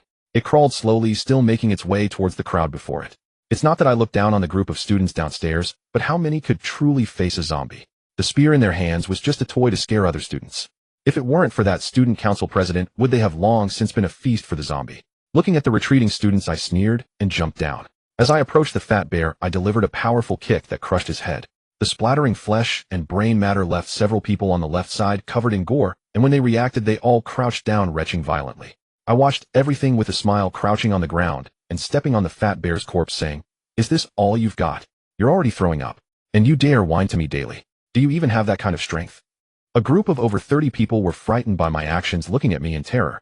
Especially when they saw the window on the second floor, they didn't dare to move.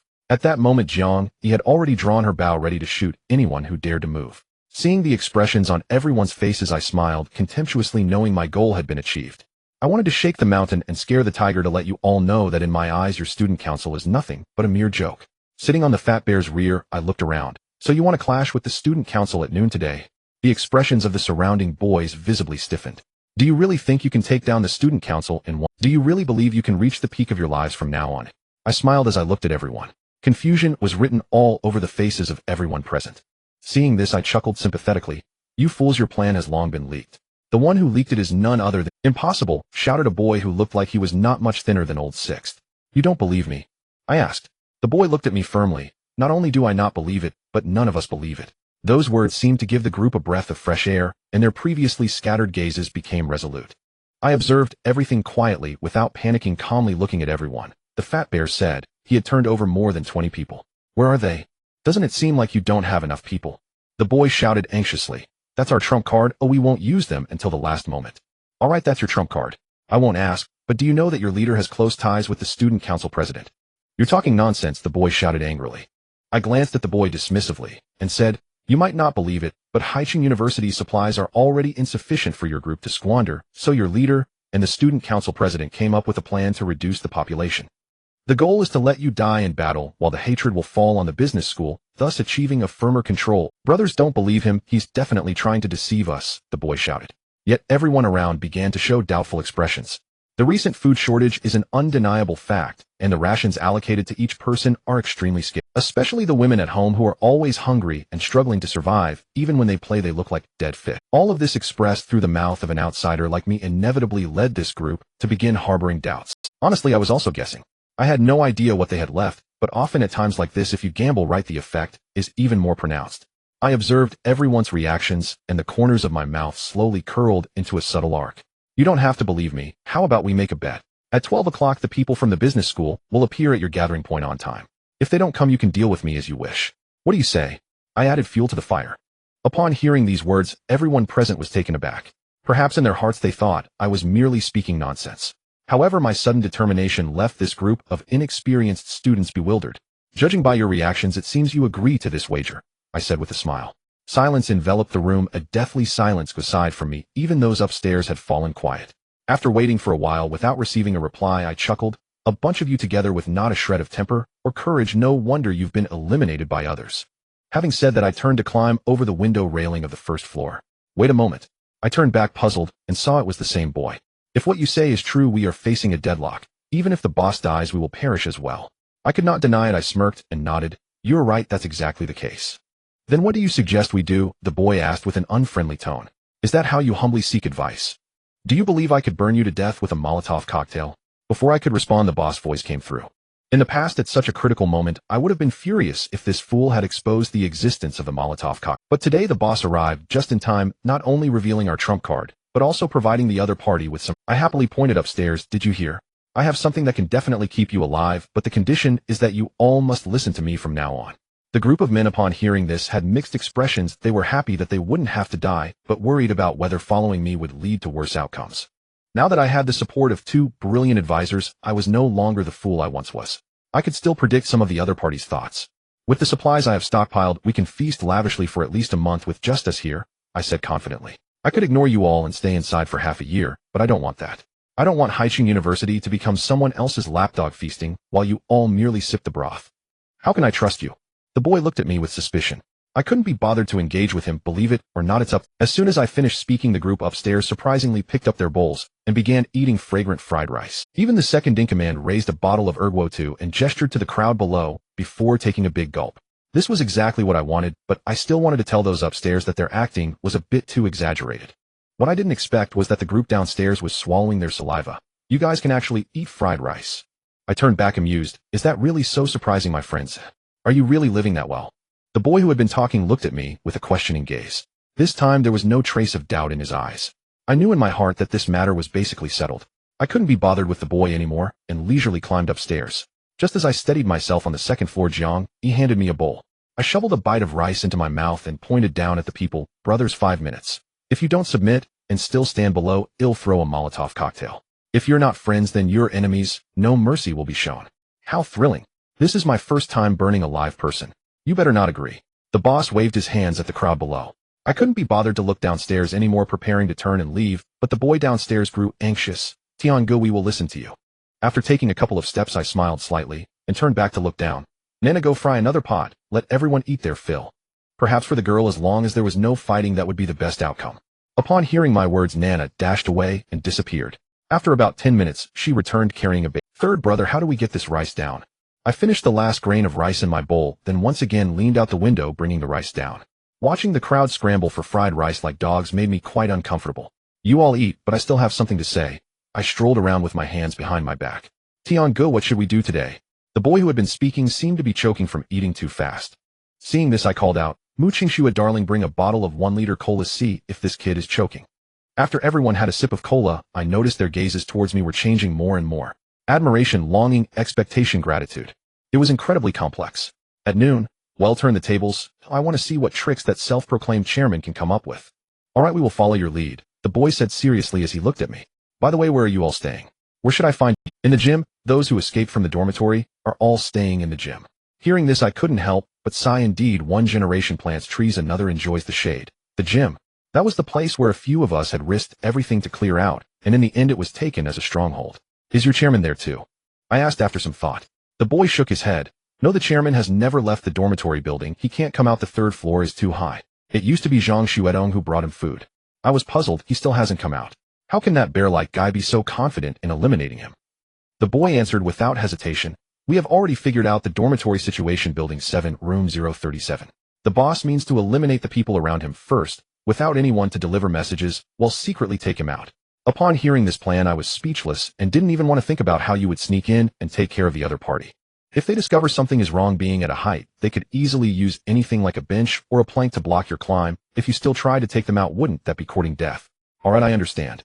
After a moment's thought, I pulled the boy back. When you go back, spread the word about the bet I made with you to that group of people. Whether they believe it or not is irrelevant, but they must be aware. The boy frowned, thought for a moment, then nodded at me before leading his people away. Back in the dormitory, I took a shower first, and then caught up on some sleep. When I woke up, it was exactly noon. I had the boss and Hanbin guard the dormitory to prevent any sneaky attacks. I took the remaining few people, each with 2 Molotov cocktails, and jumped down. A spectacular performance is about to begin. Today is the day I unify Haicheng University. As for the business school, those with eyes will go back where they came from, while those without will have to face the consequences. By the time we arrived at the perimeter of the gymnasium, it was almost 12:30. I didn't let everyone go in with me. Instead, I instructed them to hide, just in case. Lao Lu disagreed, fearing for my safety alone. I glanced at him helplessly, wanting to say that it would be even more dangerous with him along, but I couldn't bring myself to say it. As I staggered into the gymnasium, I coincidentally ran into over 80 students from the business school, surrounding all the members of the student council, including the girls. The tall boy from this morning saw me from a distance and was just about to wave at me when I made a shushing gesture. He understood and continued negotiating with the others. But it was evident that his tone was no longer as humble as before. It had become much firmer. "Your plan has been exposed, and we are prepared. Do you really want to fight to the death?" The leading boy from the business school sneered. "Our plan? Stop fooling around. We have no plan. We just intend to take down the students from Haicheng University. By the way, if it weren't for your president giving us a detailed map, to be honest, we wouldn't have dared to come in." Upon hearing this, almost everyone from the student council showed a look of despair. Perhaps they never expected that the one who betrayed them would be their own president. "Do you really think that over 60 of us are just for show?" The boy was furious. After he returned in the morning and recounted the events to everyone, many still didn't believe him. But now they had no choice but to believe. It was explicitly stated. Upon hearing the mention of 60 people, I, standing at the back of the crowd, was taken aback. 60 people? No, wait, Xiongpongzi said there were over 80 girls, right? If we count the girls now, there are only 60. What about the remaining 40 to 50? Suddenly, I felt a chill run down my spine. This is a trap within a trap. That idiot is playing both sides against the middle. Just as this thought crossed my mind, the two groups began to shove each other, and some from the business school had already resorted to lethal force. A boy from the student council was stabbed in the stomach and curled up on the ground, unable to move. The girls screamed upon seeing the blood and scattered in panic, leaving only over 30 boys standing in the encirclement. Seeing the situation escalate, the boy could no longer hold back and shouted at me, "Tian, good, they're making a move. Aren't you going to do anything?" My thoughts were interrupted by the sudden shout, and I felt a wave of irritation. I casually lit a Molotov cocktail and threw it towards an empty space in the distance. With a loud bang, flames erupted, and the students from the business school were stunned, frozen in place, unable to move. "Shut the hell up and let me think." I stepped forward from behind the crowd, my brow furrowed and my expression grim. "Damn it, it's this idiot again. You dare!" One of the boys whom I had previously injured jumped out and cursed him, but in my flustered state, I had no intention of giving him a chance. My knife flashed by, and he clutched his throat, collapsing to the ground with blood bubbling from his mouth. "You dare touch my people?" The leading boy from the business school glared fiercely. I didn't even glance at him and raised the Molotov cocktail in my hand. "Idiot, if you're not convinced, come at me. I'll burn you to ashes. I told you not to make noise. Why didn't you listen?" While speaking, I approached the boys from the student council. "How many boys are there in the student council?" 82. The boy. "What about the others?" I asked, puzzled. "I don't know, it's strange. When we came back this morning, only the girls were left. The boys had vanished." Vanished? I rubbed my chin, feeling as if my brain's CPU was about to overheat. There are still over 40 outside. Do they really think they can take down over 100 of us with just this 40? That's unrealistic. As I pondered, I paced back and forth. The two groups watched me holding the Molotov cocktail as I moved through the crowd, and no one dared to interrupt. Suddenly my ears perked up. "What sound?" The boy looked at me blankly. "No sound." "No, wait, stop making that noise." I kicked the boy who had been stabbed on the ground. The boy winced in pain and quickly closed his mouth. After listening carefully again, my head buzzed. In that instant I understood everything. It was indeed the president of the student council who was formidable. This move was truly a masterstroke. No, it should be said to be a triple threat, played to perfection. At this point I could no longer care about others. I turned and ran. But when I reached the door of the gymnasium, I realized it was too late. There was no escaping now. Because just 50 meters outside the gymnasium, a horde of zombies led by a drone was rapidly approaching. Damn it! I cursed loudly at the sight, quickly using a nearby fire axe to jam the door handle. Stop staring blankly, hurry over and help. Just as I finished speaking, the zombie horde had already reached the entrance, crazily slamming against the tempered glass. Inside the gymnasium, the people looked at the zombie horde at the entrance, trembling in fear, but there were also some brave ones who rushed over to help me hold the door. You all hold on, or I'm going to the second floor to throw Molotov cocktails. I shouted and turned to dash to the second floor. But just as I reached the corner of the stairs, I heard a loud bang as the tempered glass door shattered. In an instant, the zombies surged into the gymnasium like a flood. The 20 or so people holding the door were quickly overwhelmed by the horde with screams and wails echoing heart-wrenching. I was shocked witnessing everything unfold before my eyes, but I had no time to lament because the zombie horde clearly had no intention of sparing me. With no time to think further, I turned and ran upstairs, sprinting to the end of the corridor. Just as I managed to shake off the zombies behind me, I slipped into the archery club's room and closed the door. Just as I closed the security door, a loud bang echoed behind me as the zombies crashed into the door. I staggered back several steps, listening to the door being pounded and rattled. Zombies have truly evolved, not just in speed, but also in strength, and their intelligence has also improved. In the past, if I hid inside the door and remained silent, zombies would never continue to slam against it. But now everything was different. I knew very well how fragile these security doors in the school were. They were merely shoddy products. Relying on them to withstand the relentless assaults from the zombies was almost a pipe dream. I told myself that I had to leave here quickly. I opened the window and looked down. At a height of over 10 meters, jumping down would leave me either dead or severely injured. Looking around, the smooth walls had no place to land. Looking up, the aluminum eaves were thin, and whether I could grab hold of them was also a question. This is a dead end, a complete dead end. This is purely forcing me to my death. In utter despair, I listened to the final groans emanating from the security door. I knew it was over for me. In my last moments of life, I wished to call the two girls. Leaning against the window, I lit a cigarette, and the phone rang for a long time before it was finally answered. As soon as the call connected, an extremely noisy sound came through. I couldn't help but smile bitterly. Oh, what a student council president, truly a master of multitasking. Hubby, where are you? The student council suddenly attacked us. Mu Qingxue shouted anxiously. What's the situation now?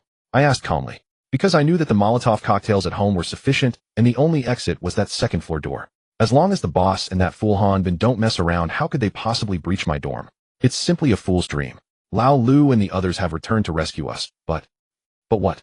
I frowned and asked. Lao Lu and the others have sustained quite a few injuries, and Fanbo is dead, taken by the student council members. Upon hearing this dreadful news, I slammed my fist against the balcony. How ruthless. Truly a case of mutual destruction. All right then, the student council president, huh? Even if I become a zombie, I will not let you go. Hubby, how's it going on your side? Lao Lu and the others said the gymnasium is surrounded by zombies, and they want to get the Molotov cocktails to save you. Mu Qingxue knew it wasn't the time to be sentimental. She hurriedly asked. Tell Lao Lu and the others not to come.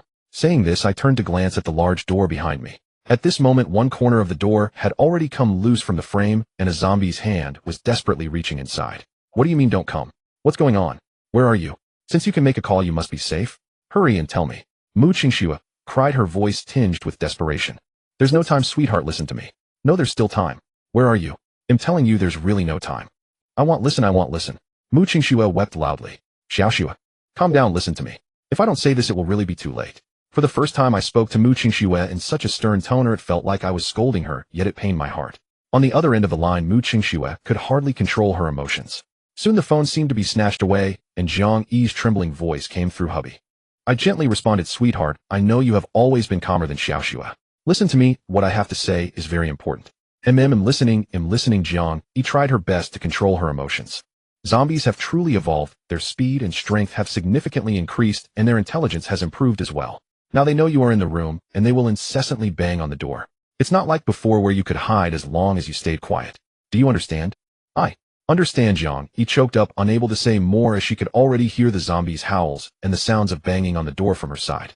All right, tell the big brother that the front door on the first floor must be reinforced and sealed. My words were followed by Jiang Yi on the other end screamed in shock, crying heartbreakingly. Don't be afraid, I'm fine, I heard. But it was only a temporary reprieve. The door to the room had already been pushed down, and the previous bang was the sound of the door hitting the ground. However, the zombies did not rush in because I had thrown the Molotov cocktail onto the ground at the entrance. The roaring flames blocked the zombies' steps and led me to a new discovery. One zombie, unable to withdraw its leg in time, had its leg burned by the fire, and in an instant that leg turned to charcoal. Sweetheart, after the zombies evolve, they fear fire. Remember, they are very afraid of it. After saying this, I decisively hung up the phone. Why was I so decisive? because upon realizing their fear of fire, I decided to use my limited life to alleviate as much concern as possible for my loved ones and brothers. Taking advantage of the flames still burning brightly, I quickly gathered all the flammable items in the room and threw them into the fire. Come on, enter. Don't you want to eat me? Come in, I shouted excitedly. The fire grew fiercer, and the zombies, terrified of the flames, began to gradually retreat. I knocked over a table, using it as leverage to push the fire pile into the corridor. Then I jumped out after it and glanced at the gymnasium, which had already become a zombie haven.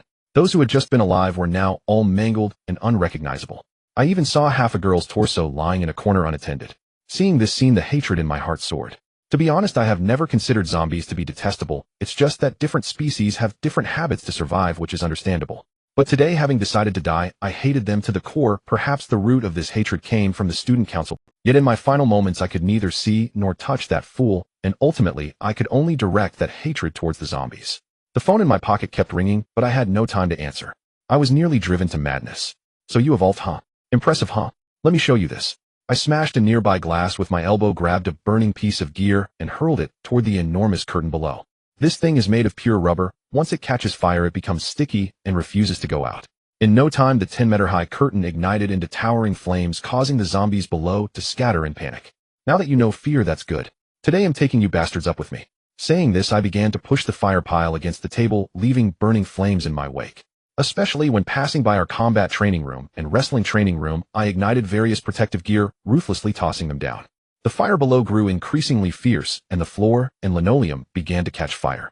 The intelligence of the zombies was still concerning. While they knew to avoid the fire, they did not know to run outside. The air upstairs began to thin, and the thick smoke made it impossible for me to open my eyes or breathe easily. With my last ounce of strength, I pushed the fire pile to the staircase and stumbled back to the first training room. Inside the room, smoke billowed, and I couldn't see anything clearly. As soon as I entered, I was tackled to the ground by someone, and then a sharp pain shot through my shoulder.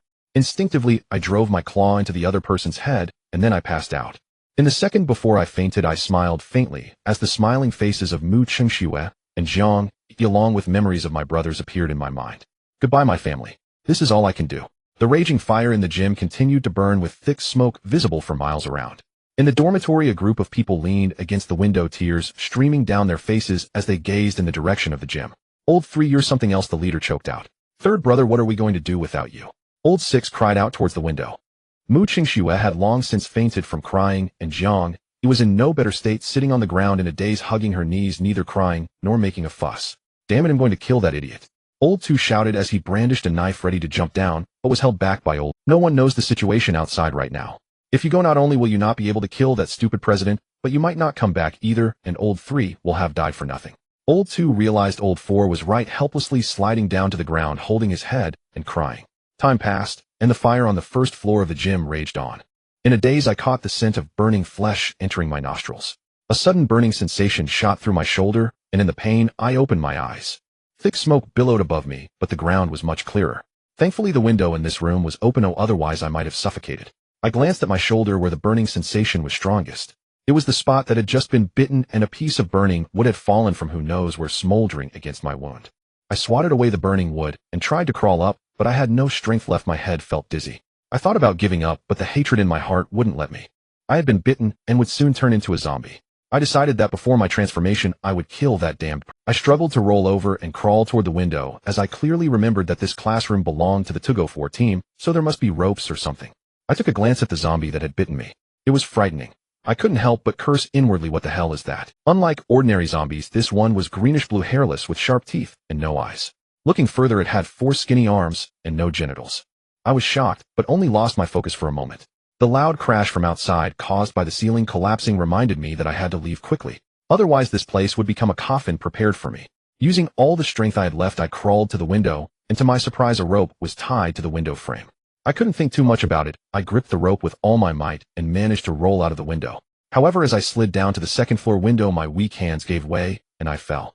Lying on the ground, I felt no joy of survival. The pain coursing through my body snapped my mind back. I knew I had little time left, and there were too many things I wanted to do in the limited time I had. Stumbling and tripping, I hurriedly crawled toward the direction of the dormitory. This stretch of road was incredibly difficult for me. Standing not far from the dormitory building, my vision began to blur. I shook my head vigorously, repeatedly telling myself to hold on a bit longer. I took out my phone and called Jiang Yi. The call was almost instantly unanswered, and Jiang Yi's incredulous voice came through. Honey, are you okay? Where are you? I'm downstairs, I replied softly. In the next second, the windows of the third floor on the north side of the dormitory were thrown open, and everyone at home stood at the window, looking at me, the lone figure below. Third brother, wait for me to come get you. Old Six shouted excitedly. Don't move, I shouted urgently. Everyone paused, looking at me, confused about what I meant. I forced a bitter smile at everyone, pointed to my bitten shoulder, and shouted, I've been bitten. I came back to see you, but I have to go now. Upon hearing this, everyone upstairs burst into tears. I patted my dizzy head and tried to look at their faces one by one. Where is Xiaoxue? I asked Jiang Yi as I picked up the phone. Xiaoxue wants to see Xiaoxue, Jiang Yi cried out. Old Six turned and rushed into the room, and soon carried out the unconscious Mu Qingxue. Seeing her pale face, my heart felt like it was being shredded. Baby evolved zombies can't climb stairs and are extremely sensitive to fire. When you go out to gather supplies, make sure to take torches and incendiary bombs. Be sure to stay safe. Live well for me, and when you see me again, tell them to give me a quick end. After saying this, I decisively hung up the phone and gently placed the claw hook I had removed on the ground. I had to get rid of the claw hook. If I transformed while carrying it, I would undoubtedly become a huge problem for everyone in the dormitory. I'm leaving, don't worry about me, I shouted, waving to the people upstairs before turning around and stumbling away. Behind me there were cries and shouts, but I didn't look back. I was afraid I wouldn't be able to bear it. The blurriness in front of me caused my remaining awareness to gradually fade. I told myself that I couldn't transform, yet give me a little more time, the damned person was still alive. To keep myself awake, I drew the dagger from my waist and slashed it across my chest. The tearing pain made my mind much clearer. Determining the direction, I headed straight for dormitory building number 7. On the way, I encountered many zombies scattered throughout the campus. At first I felt despair. Was this really the so-called disaster that lasts 1,000 years? Was the heavens protecting him from death? But I pressed on without hesitation. I thought even if I couldn't kill the student council president, I needed to kill a few more zombies to give my brothers in the dormitory a better chance. But then I was astonished to find that the zombies showed no interest in me, not even acknowledging my presence. I didn't know why this was happening. The only explanation I could think of was that the zombies now saw me as one of their own. To conserve energy, I didn't deal with those zombies. Even so, to keep myself alert on this journey, I had already left 3 knife wounds on my chest. Looking at dormitory building number 7 ahead, my previously chaotic mind suddenly became much clearer with the surge of intense hatred. Aiming for the damn president's dormitory window, I tugged on the drainage pipe next to the window. Confirming it was sturdy enough, I took off my outer jacket and tightly tied it around my waist. I bit the other end of the drainage pipe and used both my hands and feet to climb toward the 3rd floor. The 3rd floor, it is merely the 3rd floor. On a normal day, with my powerful core strength and sturdy drainage system, I could climb up in less than 3 minutes. However, today, in my extremely poor condition, it took me a full 10 minutes using my hands and feet to finally reach the window I desired. I tightened the clothes around my teeth, intending to punch through the glass, but I refrained. I did not want to alert the snake. I gently pushed the window, and thankfully it was not locked. With the lightest effort, I slowly opened the window. Without taking a moment to assess the interior, I kicked off with my feet, clung to the windowsill, and flipped myself inside. Everything in the dormitory came into view in an instant. My already chaotic mind went blank upon seeing the scene inside. The student council's foolish president, whom I had longed to kill with a single strike, was sitting in front of the computer, completely engrossed in her screen. Lu Yi, I exclaimed in shock. Lu Yi looked at me, the unexpected presence in the room, her face filled with terror, and she hurriedly stepped back several paces. Lu Yi, the most beautiful flower of the Taekwondo department. Her beauty was not merely due to her striking appearance, but rather her well-proportioned and perfectly contoured figure. My description does not imply that Lu Yi lacks in looks, rather in comparison to her beauty, her figure undoubtedly. Do you know how difficult it is for a girl to possess a chiseled abdominal line and a peach-shaped bottom? I stared incredulously at Lu Yi. My first thought was that I might have entered the wrong room. However, when I glanced around and spotted the several brand new drones on the other beds in the dormitory, I confirmed that I had not entered the wrong room. The person I was looking for was indeed this sports department's flower, Lu Yi. Why do this? If it were anyone else, I would have acted without hesitation to end their life. But I couldn't bring myself to harm Lu Yi because she was my first target of pursuit when I entered university. Lu Yi was acutely aware of her peril. Upon seeing the sharp knife in my hand, her expression shifted from shock to a chilling coldness. Why do this? You men are all a bunch of breeding dogs, Lu Yi shouted. Hearing her roar, a wave of dizziness, I slammed my hand against my head, but my chaotic mind remained unfazed. Ripping off my shirt, I revealed my chiseled muscles and swung the dagger across my chest once more. The pain stimulated the nerves in my brain, restoring my blurry vision to clarity. Witnessing my actions, Lu Yi was utterly horrified, especially when she saw the bite mark on my shoulder. Her expression turned to one of disbelief. You were bitten. To kill me, you actually held on until now. Am I really so deserving of death? Lu Yi reached for the steel needle she had previously used at the bedside. I swayed slightly. Yes, I was bitten, and it's all your fault. You know fear. Today, how many people have died under your scheme? Have you even asked them? They all deserve to die. With the order I established, they could have lived on, but they chose to rebel. Rather than that, it would be better for them to die painlessly and leave the useful resources for the useful people. Lu Yi pointed the steel needle at me with both hands. Watching the one I once loved fall silent before me, I suddenly felt a sense of relief. I dropped the dagger to the ground and leaned against the bed, lighting a cigarette. After taking a deep puff, I turned to Lu Yi and said, "If you live, many will die." Since that's the case, with that I staggered and lunged forward. Lu Yi was also a taekwondo master, but in the eyes of those who fight unrestricted, that was merely flowery boxing. With the steel needle piercing through my shoulder, I slammed Lu Yi hard to the ground. That was not a fighting arena, it was solid concrete. After just one slam, Lu Yi curled up tightly, closing her eyes, unable to utter a word of pain. I frantically searched for something to bind her with. Before Lu Yi could recover, I bound her hands and feet and tossed her. After doing all this, I sat down on the floor, feeling utterly drained. To stay awake, I lit another cigarette and put it in my mouth. "Lu Yi, I can't bring myself to kill you, so let's wait for the corpse transformation. It'll take you away," I said with a bitter smile, then grasped the tail of the steel needle that pierced my shoulder and yanked it out. "What do you think you are? Pretending to be deep and sentimental? You're just a heartless bastard." Lu Yi struggled and cursed at me. Heartless bastard. I do not agree with that assessment. When I pursued Lu Yi back then, I was entirely sincere. My dorm mates could testify that she never gave me any response, which is why I accepted Lu Jiao 6 months later. But now I truly couldn't be bothered to waste a single word with her. I kept smoking one cigarette after another, unsure which one would be my last. "Say whatever you want. All I can say is that my feelings for you back then are guilt-free." Upon hearing my words, Lu Yi laughed, mocking me. "Guilt-free? You're just a scumbag, a thorough scumbag." I could accept any insult, but being called a scumbag was unacceptable. I was devoted, remarkably devoted. "You were the one who cold-shouldered me all those years. You call me a scumbag?" I retorted. Lu Yi's emotions became even more agitated upon hearing this. "Xingtian, let me tell you, stop making excuses for yourself. You are just a dog, a lapdog that any woman can take away." Damn it.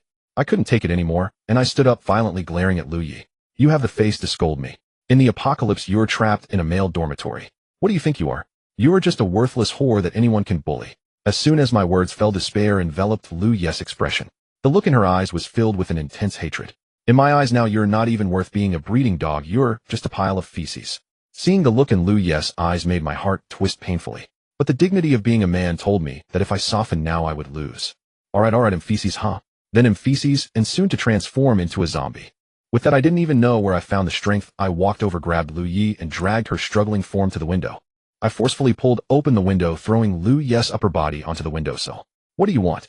You dog trash bastard scumbag." Ignoring Lu Yi's curses, my gaze was hollow. If I guessed correctly, I was about to become a corpse. I stared out at the gray sky. "Didn't you say I'm a dog, a scumbag?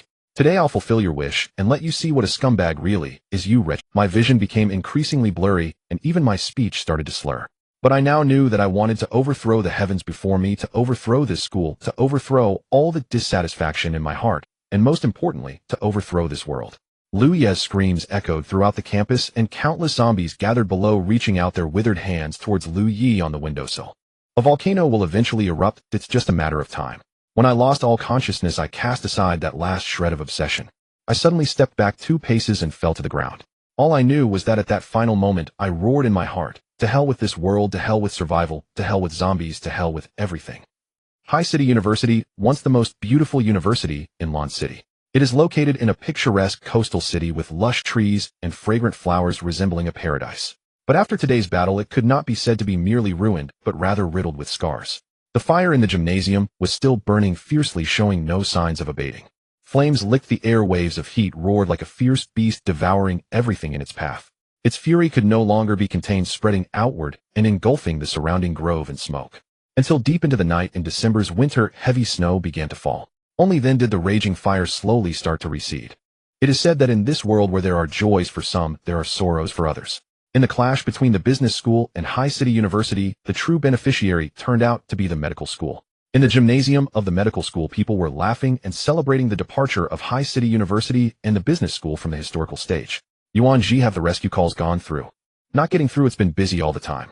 Even without rescue, with our strength, we can still survive well," said Peng. Yuan Ji, a boy just about 1.7 meters tall, compared to Mu Chengshua's height of over 1.7 meters, even standing beside Jiang Yi, who was 1.68 meters tall, I felt like he was half a head shorter. Peng Fei's smile was hard to conceal.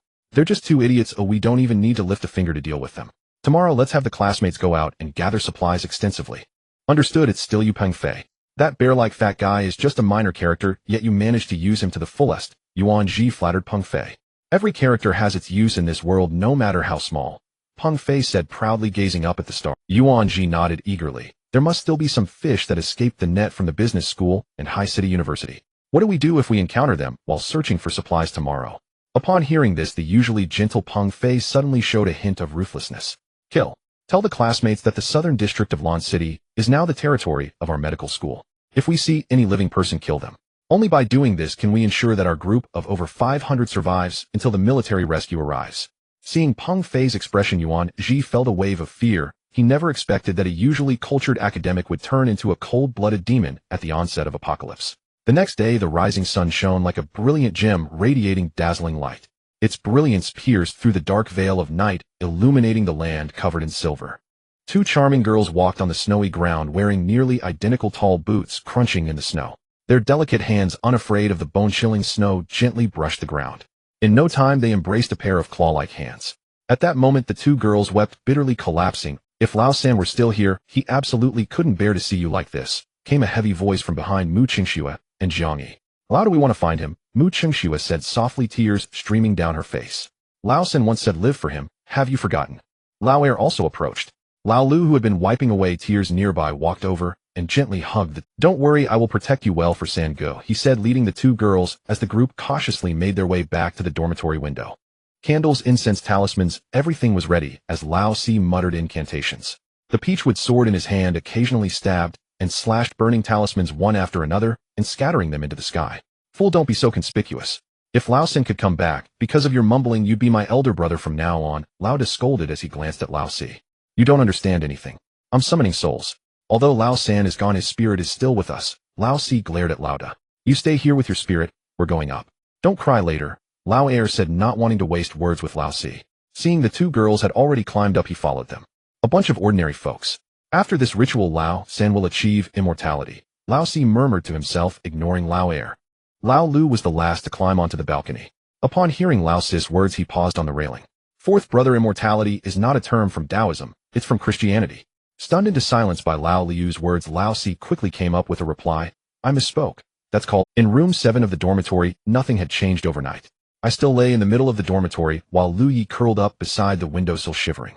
But Lu Yi's trembling was not from fear, it was from the cold. The open window had let countless snowflakes fall in overnight. Even Lu Yi's smooth thighs were not spared. At that moment, her gaze was vacant, fixated on the two bright red plum blossoms on the ground. The pants that had slipped down to her knees had not been pulled up at all. In a scene frozen in time, it wasn't until my body suddenly moved that the paralysis was lifted.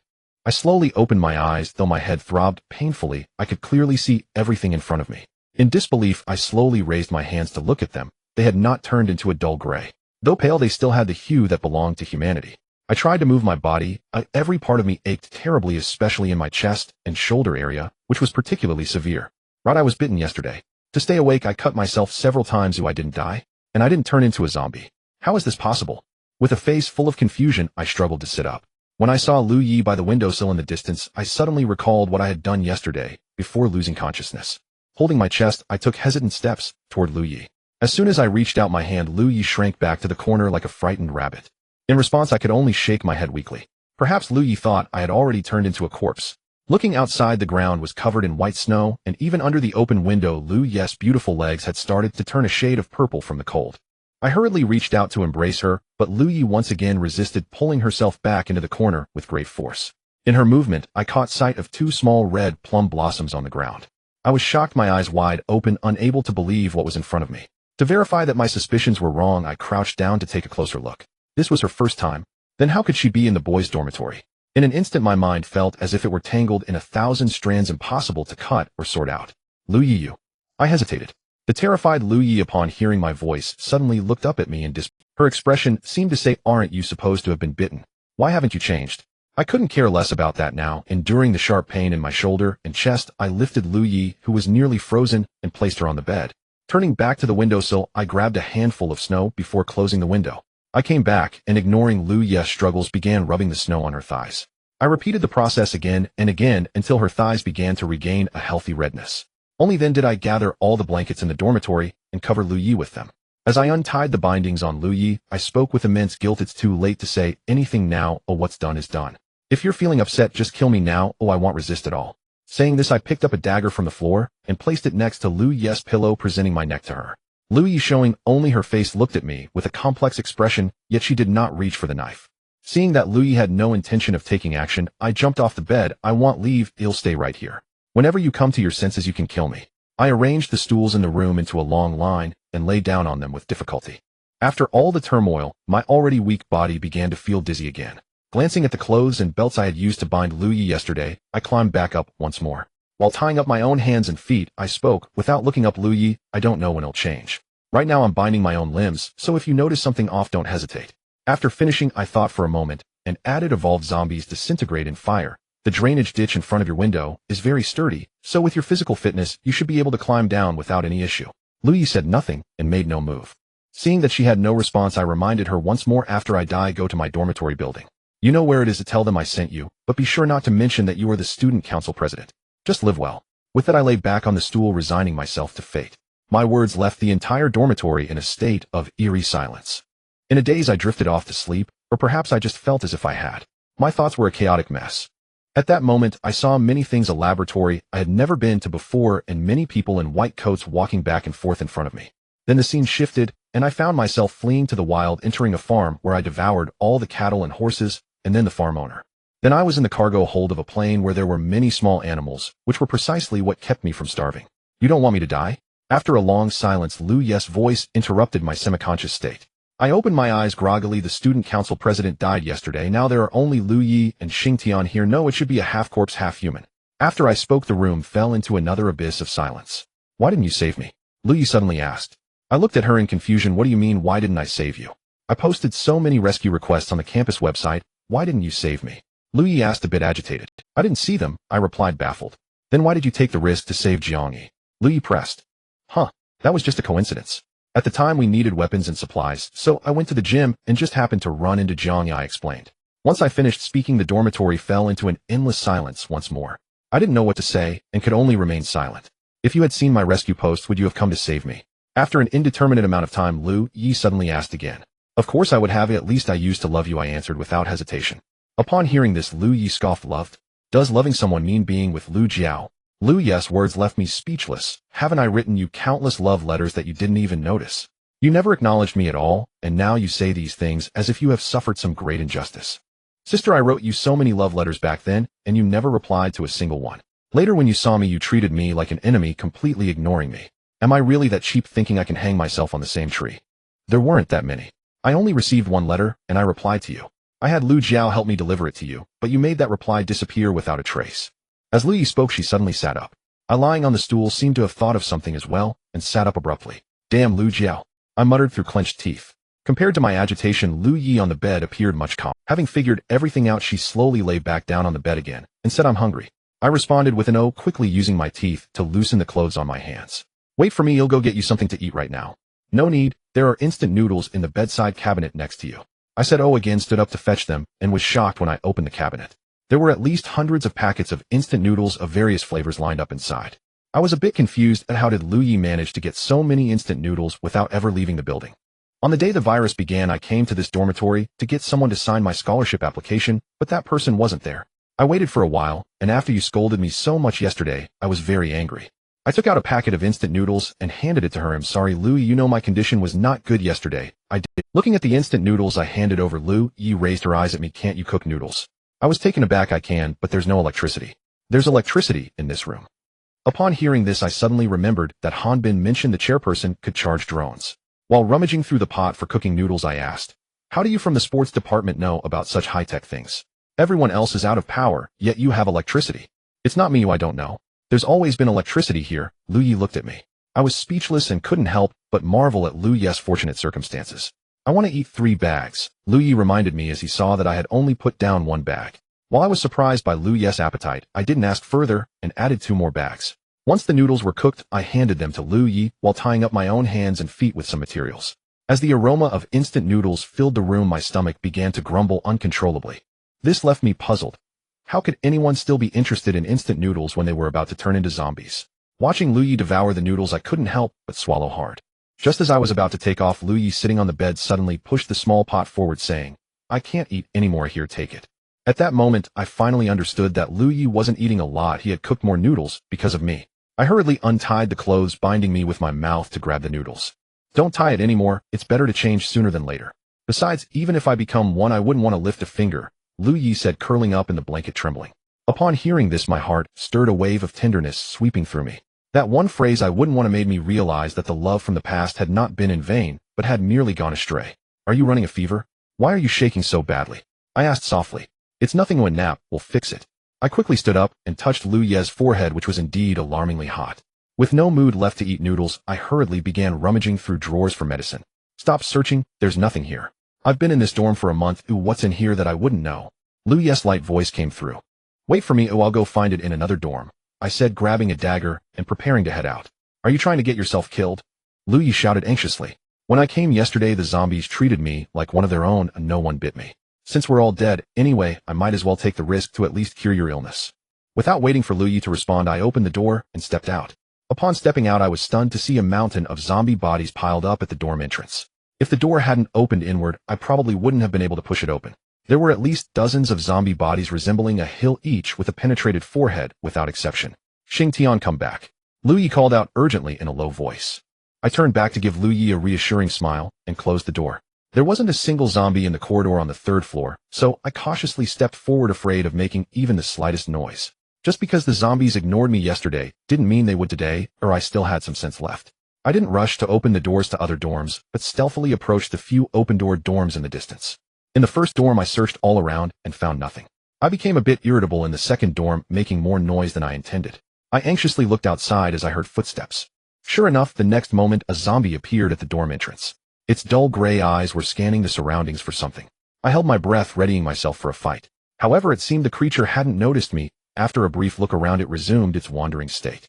Seeing this, I relaxed completely. It appeared I remained in a state of not transforming, and the zombie regarded me as a companion. Realizing everything, I couldn't help but smile bitterly, exhaling deeply to relieve my inner turmoil. But the next second, the zombie at the door seemed to suddenly awaken, turning its head and charging at me with claws bared. Without time to think further, I delivered a spinning kick to the creature, and before the zombie could get back up, a sharp knife had already pierced through its brow. After doing all this, I stood up in confusion. What was going on? It didn't notice me just a moment ago. How could it suddenly see me now? I couldn't make sense of it after a long time. Since the zombie could detect me, I really had to be cautious. I shouldn't get caught before finding the medicine. After rummaging in this dorm for a while, I found only some anti-inflammatory medicine. Lu Yi was clearly suffering from a cold. Anti-inflammatory medicine wouldn't help at all. I was about to toss the medicine aside. Suddenly, I realized that I had been injured to such an extent. Shouldn't I be taking anti-inflammatory medicine? Once the thought crossed my mind, I did just that, tossing 2 pills into my mouth to chew on. A bitter taste overwhelmed my taste buds. However, that bitter taste also cleared my mind considerably. Cautiously peeking out of the dorm, just as I turned around to head to the next dorm, I heard footsteps approaching from behind me once again. Feeling extremely tense, I held my breath and dared not move. The footsteps behind me were slow, and from the sound I could tell the creature hadn't noticed me. But how could that be? I was a living person standing here. Was it blind and couldn't see me? With confusion, I slowly turned my head to look. What the hell? This wasn't just one zombie. There were a whole dozen of them appearing at the corner of the stairs. They must have been drawn by the sounds of the earlier struggle from other floors. What was I thinking? Without a second thought, I took off, running toward the next dorm with the open door. As I ran, it seemed the zombies behind me received a signal, chasing after me at an incredible speed that I could never. Upon bursting into the dorm, even before I could close the door, the zombies swarmed in like a tide. Terrified, I held my breath and stepped back to the window. But just then, a surprising scene unfolded before me. The horde of zombies that had been relentlessly pursuing me seemed to lose their target once again, wandering aimlessly in the dorm. What the hell? What's going on? I was utterly baffled. Daring not to make a sound, I watched as the zombies drew closer, slowly squatting down, hardly daring to breathe. Yet those zombies behaved as if they were blind. Even when their legs bumped into me, they showed no interest. Given the situation, knowing that I was going to die anyway, I might as well take a chance, and began to inch my way through the only gap in the zombie crowd. As soon as I stood at the door after escaping the swarm, I dared to exhale a sigh of relief. But then, the zombies once again locked onto me, suddenly turning around and lunging at me. What the hell? Is this ever going to end? This constant jump scare is going to give me a heart attack. I slammed the door shut, trapping the dozen zombies inside the dorm. Listening to the sounds of them banging against the door, I leaned weakly against it, reflecting on everything that had just happened. Why was it that one moment they could see me and the next they couldn't? What was I missing? I pondered deeply, but the loud banging on the door didn't allow me much time to think. Before long, a dozen more zombies rushed up from the stairs, charging towards my direction. Once again, I found myself trapped by zombies in a room. Leaning against the window, I felt the urge to jump, slap, and then give a sweet date. Are you guys playing with children? As I saw those gaping maws about to bite me, I resigned myself to fate. If I was to die, so be it. To endure the pain of flesh being bitten, I gritted my teeth, held my breath, and crouched down, hugging my head. But after a long wait, the expected bite never came, and death eluded me. Seeing the zombies around me searching for prey, I was enraged. I too have my temper. You worthless mutts will not play me for a fool. You really have some nerve. This time, instead of running away, I stood up and plunged my knife into a zombie's temple. The zombie fell at my strike, and I attacked repeatedly, the foe lacking any awareness to retaliate, as I butchered them without resistance. What the hell? What's going on? I murmured, utterly baffled. As soon as the words left my mouth, the remaining zombies once again locked onto me and charged. Being too close, I couldn't react in time. When those hands grasped me almost simultaneously, I closed my eyes in resignation once more. Then in the next moment, the hands gripping me forcefully released. I opened my eyes in disbelief. This time, even if I was a fool, I finally understood. As long as I hold my breath, they can't see me. I couldn't help but wonder if this was a special benefit for me, a half-human, half-zombie, or if it applied to everyone. If that's the case, wouldn't this zombie outbreak be over soon? With such a massive glitch, wouldn't it be like bullying for the military? But reflecting on yesterday, I lowered my head. It seemed this benefit was only for me. With such a huge advantage, I hesitated, no longer raising my knife and unleashing a flurry of attacks, taking down a dozen zombies. This feels amazing. Am I invincible now? I murmured excitedly. However, just as quickly as my excitement rose, it plummeted once again. Invincible? Who knows when that could change? Even if there's a glitch, what good is it if I can still harm myself? With such a skill, things became much simpler. I swaggered down the corridor, leaving a trail of corpses in my wake. However, after searching an entire floor, I discovered the downside of this skill. I mean, how long can you really hold your breath? Especially while swinging a knife. To be honest, I can hardly hold it for a few seconds. If there are too many zombies and I can't finish them off while holding my breath, I would be facing a storm. Because of this, I was just chased by dozens of zombies gasping for air. The more I struggled to breathe, the harder it was to hold my breath. This was the glitch within a glitch. Having learned my lesson, I was no longer so reckless and tried to find the maximum number of zombies I could take down. After many trials with my current physical condition, I could manage at most 13 or 14. I was quite satisfied with this number. If I proceeded carefully, I could clear this floor within a day. But unfortunately, my stamina didn't allow for it, and Lu Yi was still ill. After searching the entire second and first floors, I finally found some fever medicine and rushed back to my dormitory, only to realize I had locked the door. I raised my hand and knocked once, and the door was open from the inside. Seeing me standing safely at the door, Lu Yi rushed into my arms crying. This intimate gesture left me a bit flustered, but after thinking it through, I felt relieved. After all, I had forcibly bitten her last night. What was wrong with a hug today? Don't cry, I'm fine. These silly zombies really think I'm one of them and won't bite me. Hurry and take your medicine inside, be good, I said as I hugged Lu Yi and walked into the room. After ensuring Lu Yi took her medicine, I realized I was starving. The noodles had soaked and were cold, but I didn't care. I just dug in. Xing Tian. Just as I finished eating the noodles and was about to wash the small pot, Lu Yi's voice came from above me. What's wrong? Still feeling unwell? I asked with concern. I'm cold, Lu Yi murmured. Okay, I'll go get you a blanket. Wait here, I said as I turned to get a few blankets from another dorm. Before I could turn around, Lu Yi grabbed my shoulder and said, come up and keep me company. Huh, but, I fumbled, scratching my head. You took away my most important thing, or are you trying to back out now? Lu Yi said weakly. No, the thing is, I don't know when I might change, and if I do, you're done for, I said bitterly. If it happens, it happens. We can change together. Staying in this dormitory with you for a lifetime isn't so bad. Lu Yi, who had always seemed so cool in my eyes, now looked weak and irresistible. What was that saying? Only true feelings cannot be betrayed. I couldn't recall, but I only remembered that with the benefit here, I should quickly strip. Quickly shedding my clothes, I climbed into bed and burrowed into Lu Yi's covers. Help me take it off. Oh, I don't have the strength, Lu Yi said, opening her arms in the blanket. What was there to hesitate about? As a normal man, if you can't undress a woman quickly, it says a lot about you. When the perfect figure was left with only a tiny piece of fabric, I paused. It's not that I'm particularly virtuous, but it does seem a bit inappropriate to take off her bra and underwear while using her body for warmth. Just as I was about to pull Lu Yi closer, her voice rang out in my embrace. Take it off, it's uncomfortable. I responded with an, oh, but this was her request, not my coercion. Though it suited me perfectly, I wasn't one to pretend. A large hand fumbled for a long time, but couldn't figure out how the clasp on Lu Yi's back worked. I had to lean in closer to take a look. Ooh, just a glance left me stunned. On Lu Yi's smooth and delicate right shoulder blade was a small angel wing tattoo identical to the one on my left shoulder. When did you get it? I asked. After you wrote me the first love letter, Lu Yi said softly. Looking at her sickly and shy face in my arms, my brow furrowed tighter. That bitch Lu Jiao, damn it. I cursed. Lu Yi remained silent, instead lifting her head to press her lips against mine, silencing my intended insults. Though the kiss was awkward, it was sweet, and carried an unparalleled sense of affection. Xing Tian, if I had known all of this earlier, everything that followed wouldn't have happened. I'm sorry. In my arms, Lu Yi slept like a little cat, soft and tender. I dared not fall asleep, fearing that I might turn into a zombie in my dreams, which would truly endanger Lu Ye's life. To muster all my spirit, I kept rubbing Lu Ye's smooth back with one hand. I assure you it was purely to wake myself up, don't misunderstand. When it began to heat up and I started to sweat, I nodded in satisfaction, thinking such a technique should be cherished and promoted by the world. But alas, I was overthinking it. It was likely the antipyretic starting to take effect. The quilt was stiflingly hot, and with Lu Yi drenched in fragrant sweat, it made the bedding feel even more. I wanted to stretch out a foot to cool off, but Lu Yi's long leg pressed down on me tightly, rendering me immobile. In utter helplessness, I turned over to change my position. However, Lu Yi seemed quite displeased, frowning slightly. Her delicate nose rubbed against my cheek as she mumbled, Xing Tian, I don't blame you for anything you do to me, but you mustn't think of me as a bad woman. I didn't yesterday. I hurriedly began to explain, but as I lowered my head, I realized Lu Yi was talking. I gently kissed her forehead, recalling my excessive actions from last night, and Lu Yi's heartbreaking cries as she leaned on the windowsill. I felt a wave of shame, wishing I could slap myself, but I couldn't move my hands now. Yet as I pondered, a mysterious smile crept onto my face. Because in truth, yesterday was quite thrilling, especially when Lu Yi stopped cursing and struggling, even letting out soft gasps.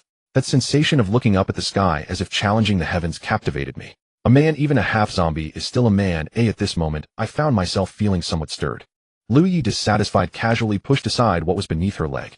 This further stimulated all my sensory. Despite several urges, seeing Lu Yi's pale face made me hold back. To ease the impulse, I let my mind wander. First, I thought about how to deal with myself if I became a zombie without involving Lu Yi. But as I continued to think, my thoughts began to drift, recalling that morning's surreal experience. I was sure I had never been to that laboratory, but what was this incredibly familiar feeling? And that farm, along with the farm owner whom I also didn't recognize. What a joke, how could I possibly know those two foreigners? They looked like Europeans. Yet I clearly remembered how ravenous I felt, how desperately I craved their flesh and blood. What is going on? I wondered. Suddenly, I recalled the creature from yesterday in the gym, which could barely be called the result of a mutated zombie evolution. That couldn't be. What clearly wasn't the same species. If I were to describe it now, I would call that fellow an extraterrestrial being. Could it be that the dream from this morning was the memory of that monster? Isn't that a bit far-fetched? After thinking for a long time, I shook my head bitterly. It was better not to think about it. With my wooden brain, this question was simply too difficult for me. Once my mind relaxed, I suddenly felt excited. I might as well use this ability while I had it. And I wanted to go back to check on Xiaoxue and Jiang Yi, preferably preparing more supplies for them before I died. Yes, that's the plan. Once Lu Yi's health improves, I will transfer her over. As I thought about this, a smile that was more tragic than crying appeared on my face. Given my current state, having been injured and infected with zombie poison, I didn't know how many things I could still manage. Thinking about my injury, I quickly glanced at my chest. Of course, I hadn't cut myself too deeply, and it had already scabbed over. I looked again at my shoulder, which had been pierced by Lu Yi. It was scabbed too. This didn't seem right. Although the wound was small, it was a penetrating injury. How could it heal so quickly? I raised my gaze again to examine the shoulder that had been bitten. It was charred and unrecognizable. But just now, when I killed the zombies, I truly didn't feel much pain in that shoulder. It seemed like it was also healing. What the hell is going on? I clearly remembered being bitten and having a piece of flesh torn off yesterday. How could it be healing so fast? Could it be that I'm about to turn into a zombie and my pain receptors are dulled? That's indeed a possibility, I concluded. Glancing at the time, Lu Yi had been sleeping for nearly 3 hours. I gently patted her serene little face, but Lu Yi didn't respond. I kissed her smooth white forehead again, yet still no reaction. Oh no, don't tell me she's in a coma, I gasped, sitting. With a puff, Lu Yi covered her face and started laughing, completely oblivious to whether she was exposed or not. You scared me to death. I hurriedly covered her with the blanket and touched her forehead. Fortunately, the fever has broken, I murmured. The little girl laughed for a while before wrapping her arms around my waist, saying, I'm glad you're worried about me. You know I'm worried, yet you still tease me. I glared at her. Lu Yi chuckled, I'm hungry. I softly agreed, and then jumped off the bed. My clothes were tattered and definitely unwearable, so I rummaged through the drawers for a set of fitting clothes. I must admit the original owner of this dorm had pretty good taste. Still eating noodles. How about fried rice? I suddenly thought and hurriedly asked. Upon hearing fried rice, Lu Yi's eyes lit up. I want it. All right, wait for me. I'll be back soon. Where are you going? Lu Yi suddenly called out to me. Going to make you fried rice. Don't worry, the zombies won't bite me. My safety is absolutely guaranteed, I signaled with an okay gesture. Lu Yi nodded, but her eyes were filled with fear. Seeing that look, I knew what Lu Yi was thinking. She wasn't worried about my safety, but feared I might leave and not. Turning back, I climbed onto the bed and gave Lu Yi a long kiss. Listen, even if I turn into a zombie, I will come back to find you sleep a little longer. I'll be back when you wake up. After receiving my promise, Lu Yi smiled sweetly and whispered something in my ear that made my blood boil, then bashfully tucked herself back under the covers. Reflecting on what Lu Yi had whispered in my ear, I felt an overwhelming excitement as I walked out murmuring, damn, this is the pinnacle of life. Oh, I'll accept becoming a zombie. Because Lu Yi said actually she felt great yesterday, very comfortable. It was just because I thought of her as that kind of woman before dying that she felt despair. What is this? Clearly a hint suggesting that I can still look up at the sky and challenge the heavens. The more I thought about it, the more excited I became. If Lu Yi's body allowed it, I would have loved to confront the heavens right away. Leisurely walking out of the dormitory building, I looked up at the dormitory. I couldn't help but marvel my buddy is now this impressive climbing stairs. Climb. No way. I walked down the stairs confidently. Look at that stupid zombie beside me. Oh, with a swing of my hand it's dead. Does it dare to resist? It would have a look of enjoyment. After leaving the dormitory building No. 7, I didn't go back to find the boss and the others right away. Instead, I jogged and climbed over the wall to escape the school. Fortunately, the tricycle I used last time was still there, and I began to collect rice flour, oil, and eggs from household to household. These were hidden resources. I had been hesitant to enter before because no one knew what the situation inside was like. What if I opened the door and encountered a naked masked wild party? In that narrow hallway, it would definitely be a baptism from hell. But now it was different. I had such formidable skills at my disposal. Not to mention a little nude party. Even if it was a pyramid scheme den, I would not fear it. After being trained by Han Bin, I wielded 2 screwdrivers and traversed the streets, prying open doors, forcing locks, and rummaging through cabinets. I did not leave empty-handed. In short, within less than 2 hours, I had completely scavenged several residential buildings outside our school, during which I also managed to swipe a cell phone, 2 computers, and a box of condoms. Pushing the tricycle, which was like a small mountain, I took the cell phone I had acquired from someone else's house and called Lao Lu. Perhaps Lao Lu found it strange to see an unfamiliar number. The phone rang for quite a while before he answered. Hello. Lao Lu spoke with a trembling voice. Hello, sir. We are from the Blossoms of Chrysanthemum production team. May I ask if you have been scratching recently? I chuckled, pinching my voice. Third brother. You haven't turned into a zombie. Where were you yesterday? Lao Lu shouted on the phone. You could tell that from my voice. I muttered in disappointment, and soon I heard a series of chaotic footsteps on the other end along with the sound of someone grappling for the phone. Hello, darling, is that you? Mu Qingxue asked anxiously. Of course it's me. Aren't you happy to hear that I'm still surprised? I laughed, but thinking it was just a joke, I immediately regretted it, as a heart-wrenching cry came through the phone. No need to ask who it was, just from the voice I knew it was Mu Qingxue Jiang Yan. Lao Lu. Why are you crying? Isn't this a good thing? Baby, tell Lao Lu's second brother and fourth brother to come to the east wall. I've got some things too much to take back, I said with a bitter smile. Okay, we'll be right there, Lao Lu shouted loudly from the other end, and then ran off. To my surprise, Mu Qingxue also hung up the phone. Left standing there, I couldn't help but ask myself in bewilderment, could it be that love truly disappears? Not long after, just about 10 minutes later, I leaned against the railing of the school wall and saw 5 or 6 people rushing towards me. As expected, Mu Qingxue and Jiang Yi would definitely ignore warnings and follow. But what surprised me was that nearly 20 zombies were trailing behind them. Seeing this, I didn't have time to think and jumped into the school to run towards them. Run towards the east wall, it'll lead the zombies away, I shouted as we crossed paths. The 4 of them, led by the boss, did not hesitate and dashed forward, but Mu Qingxue and Jiang Yi ran toward. At this moment, I didn't have time for sentiment. I grabbed each girl and tossed them into the snow beside me, then shouted to attract the zombies. Though the 2 girls fell to the ground, they weren't angry at all. They understood I was protecting them. Watching my retreating figure, they all burst into tears. I estimated that I had already run out of the range of Xiao Shui and the others, and I abruptly stopped, holding my breath. Holding back a breath, I killed 6 or 7 zombies, then hurried away, gasping for air. When the zombies caught up, I held my breath again. Following the same method, I soon took down all 20 or so. Already injured, the continuous fighting and frantic running left me gasping for air. Sitting on a zombie's belly, I lit a cigarette. This road was the only way for Mu Qingxue and the others to return, but by the time I almost finished my cigarette, I still hadn't seen them come back. From the moment I led the zombies away to killing them, and then casually smoking a cigarette, at least 10 minutes had passed. At a normal speed, they should have returned by now. Why didn't I see them? With a heart full of doubt, I began to run back. From a distance, I saw my dorm mates, each holding weapons, shouting out towards the outer wall. Especially Jiang Yi, who had already drawn her bow, looking ready to release the arrow at any moment. Dragging my heavy legs, I quickly ran over. I initially thought that the supplies I was searching for had been stolen, but when I got closer, I found that all the supplies had been moved inside the wall, which relieved me significantly. What happened? I asked as I approached.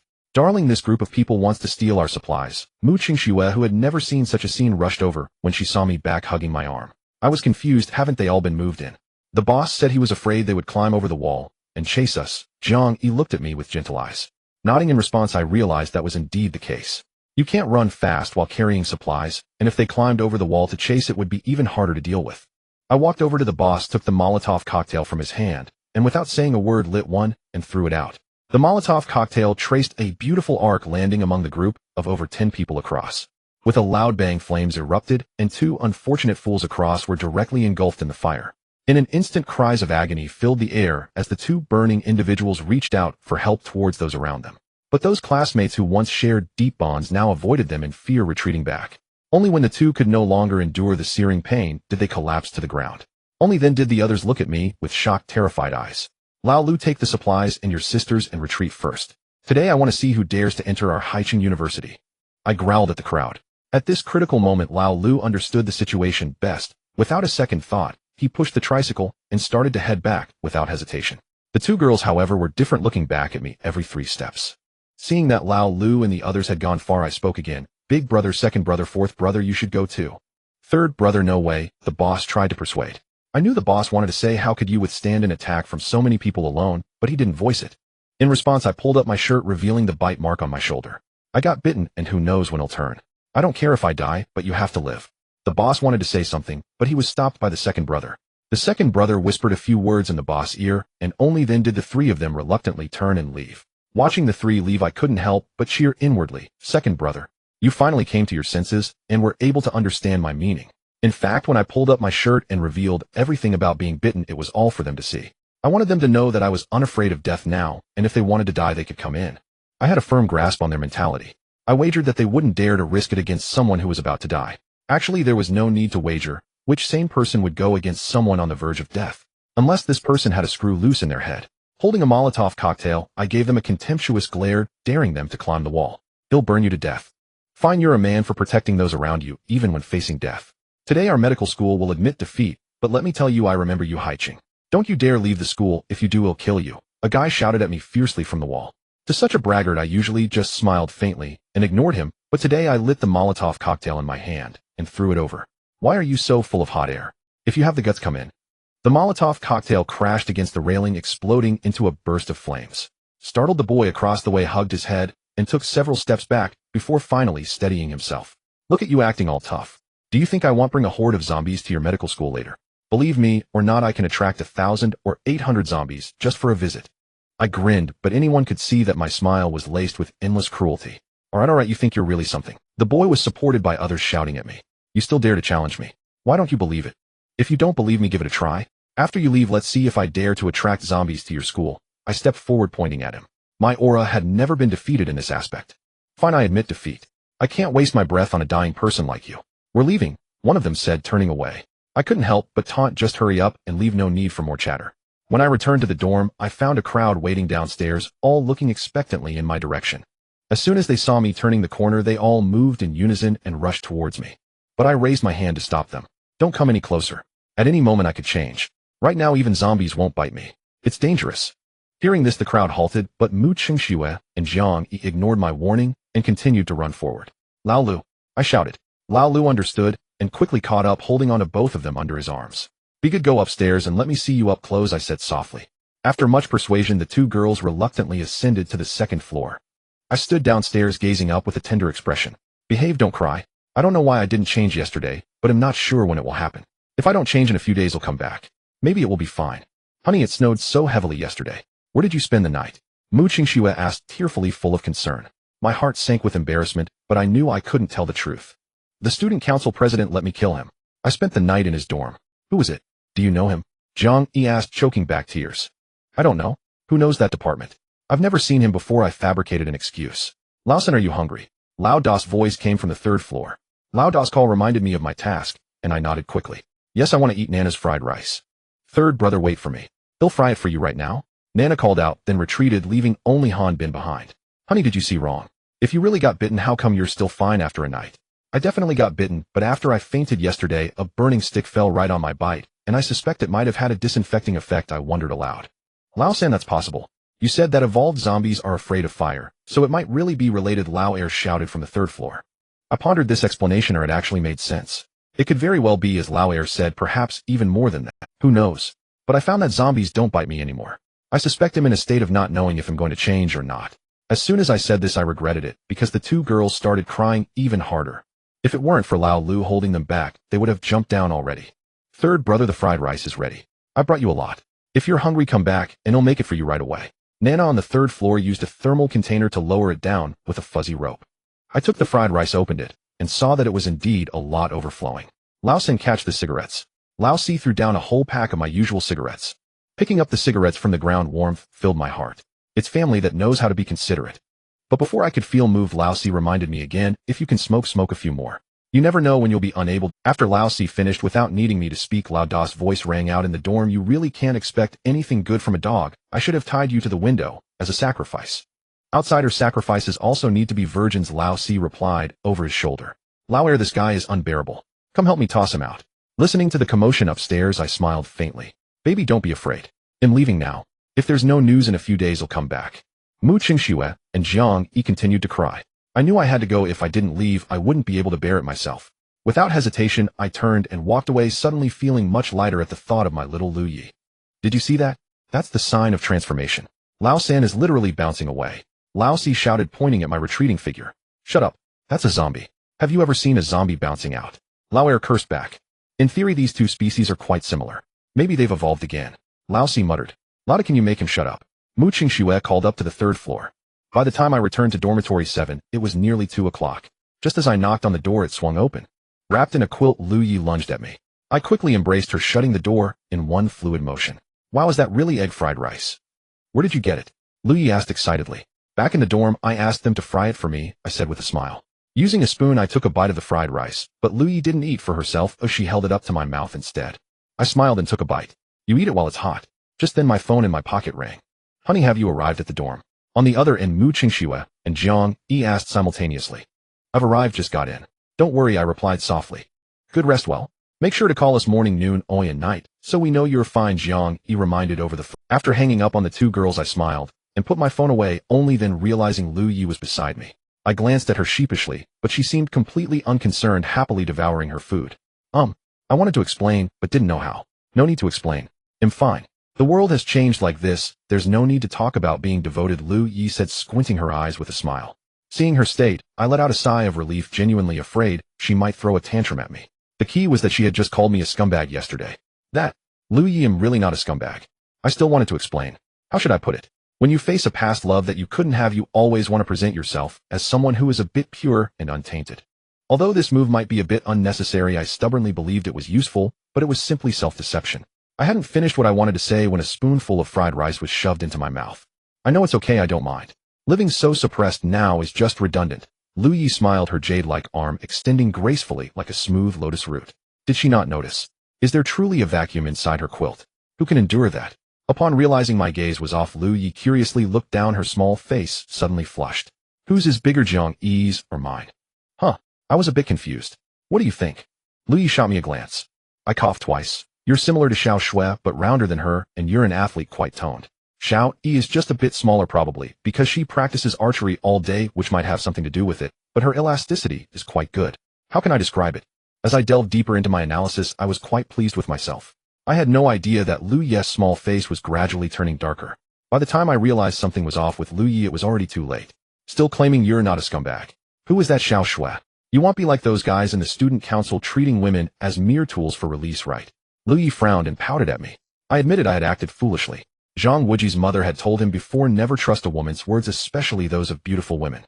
Humph. Seeing that I remained silent, Lu Yi huffed heavily, thrusting the thermos into my arms before climbing onto the bed. To be honest, my mind was a bit short-circuited. How should I solve this? It felt unsolvable. But thinking that I might soon kick the bucket, what could possibly be unexplainable? Xiao Shui, Mu Qingxue. On the day of the virus outbreak, I was preparing to escape back to the dormitory and happened to save her. I climbed the bed ladder, explaining, while looking at Lu Yi, who had her back turned to me. Seeing that Lu Yi was ignoring me, I felt a bit disheartened. I'm really not a scumbag. You know, I've known Xiao Shui for a long time. She treats me quite well, and the other women I. Before I could finish, Lu Yi suddenly turned around and wrapped her arms around my neck, her fragrant lips approaching mine. After a passionate moment of desire, Lu Yi lowered her head and burrowed under the covers, murmuring in a voice barely audible, "Come up." What did you say? I asked, not having heard clearly. Come or not? Lu Yi turned back in annoyance. Come. I laughed and climbed onto the bed. Outside the dormitory, the snow was gradually melting, and inside I was about to be melted by her warmth. Today, Lu Yi had lost the title of the most glamorous goddess. Her pearly white teeth nibbled at her lower lip, and her dreamy phoenix eyes never left my face. Time flowed slowly as the hearts of two people in love drew nearer. After a long while, looking at the drowsy girl in my arms, I knew my first official performance had ended Xing Tian dying like this is actually quite happy, Lu Yi suddenly said in my arms. Don't talk nonsense, you have to live well. If you're a bit better tomorrow, I'll take you back to my dormitory, I hurriedly replied. I won't go. Wherever you are, I will be there too. That won't do. You and Xiao Shui are the same, you have to live well for me, I gently reproached. No way. I've finally gotten together with you, even if I die, I want to die with you, Lu Yi stubbornly glared at me. Looking at her enchanting gaze, I sighed inwardly. She was still so fierce. Compared to the demure and gentle demeanor from earlier, it was like two different people. No wonder the great ones say that women have two faces, one in bed and one out of it. This is quite similar to how men deny responsibility after pulling up their pants. What about the baby? I asked. What baby? Lu Yi looked at me in confusion. The baby in your belly. If we really had a baby, would you have the heart to let it die with us? I felt I deserved 100 praises for this excuse. It was simply brilliant. Hearing this, Lu Yi's face turned red, and she unconsciously placed a small hand on her belly. But then the little girl's expression changed. Don't fool me. Do you think it's that easy to have one? What if it really does I asked. Lu Yi lowered her head again to think, but this time, she didn't answer. She seemed conflicted. In fact, while Lu Yi was struggling, I was also in a state of turmoil thinking about my current condition. If Lu Yi were to really have a child, would that child be a zombie or a human? If it were a zombie, wouldn't that be disastrous? Thinking of this, I couldn't help but shiver, and Lu Yi beside me quickly reached out to check my forehead. I'm fine. I took her hand off my forehead and kissed it. What are you thinking? Lu Yi asked with a sweet smile. How could I dare to say that I suspected the child she was carrying might be a zombie? I could only quickly think of something clever to say. I was thinking about the medical students. What are you thinking about them? Lu Yi asked. Yesterday our school and the business school had a big fight. The other side must know by now, and just now they've already started recklessly searching for supplies near our school. I frowned, recalling what had just happened. Easy to resolve. He'll use a drone to lure a large number of zombies away, so they can't come out right. Lu Yi said nonchalantly. I shook my head. We can't confront them directly unless it's absolutely necessary. We are currently short-handed. Oh, we need to play it safe first. But if? What if what? Lu Yi climbed onto my chest, pointing at my lips. Feeling the delightful sensation on my chest, I finally spoke after a moment of distraction. If I find out I'm about to turn into a zombie, I'll have to go and cause some destruction before I leave to feel at ease. Lu Yi covered my mouth. Don't say such things. The officials have reported that you turn into a zombie within an hour after being bitten. You've been like this for a whole day and night and haven't turned, so you shouldn't turn anymore. I forced a smile. I don't want that. I didn't want it before, and now that I have you, I want it even less. The key is my current condition. Ew, I can't help but think about it. Upon hearing me say that I wanted to live even more now that I had her, Lu Yi kissed me hard on the lips as a reward. I believe you're definitely fine. Currently, neither the officials nor individuals have any precedence of not turning after being bitten for such a long time, Lu Yi said anxiously. I'm also puzzled, I frowned. How exactly were you bitten yesterday? Can you tell me? Lu Yi turned around and sat up, looking at me seriously. Goodness, with that gaze, she was all in, as if she were completely devoted to the task at hand. This time you can't run away, just behave yourself, I murmured, panting heavily. Lu Yi, alluring and charming, lay in the crook of my arm, saying, But I don't want to leave you. Facing my former love, I truly couldn't bear to refuse her. I have to check the gym tomorrow, I muttered. It's all burned down, what's there to see? Lu Yi questioned. The thing that bit me is not an ordinary zombie. Although I was a bit dazed at the time, I saw it quite clearly. I need to find out what it really is, I recalled. Not an ordinary zombie. Lu Yi looked at me puzzled. I nodded, and then recounted everything that happened yesterday, and as soon as I finished speaking, especially after describing the appearance of that alien, the previously lazy Lu Yi suddenly sat up with determination. What are you doing? Seeing Lu Yi getting ready to get out of bed, I quickly held her back. I'm going to get the computer. Little ant, you just got better from your fever, don't move around, let me go instead, oi? Looking at my pained expression, Lu Yi smiled faintly, and then burrowed back under the covers. You're so jumpy, I murmured as I leaned over and grabbed the computer from the desk. Lu Yi took the computer, leaned against the headboard, and after a series of operations finally found a video and handed it to me. Watching the video, which looked like experimental footage, I was shocked and widened my eyes. Isn't this the place I dreamt about this morning? It actually exists. Could it be that I've seen or been to this place before?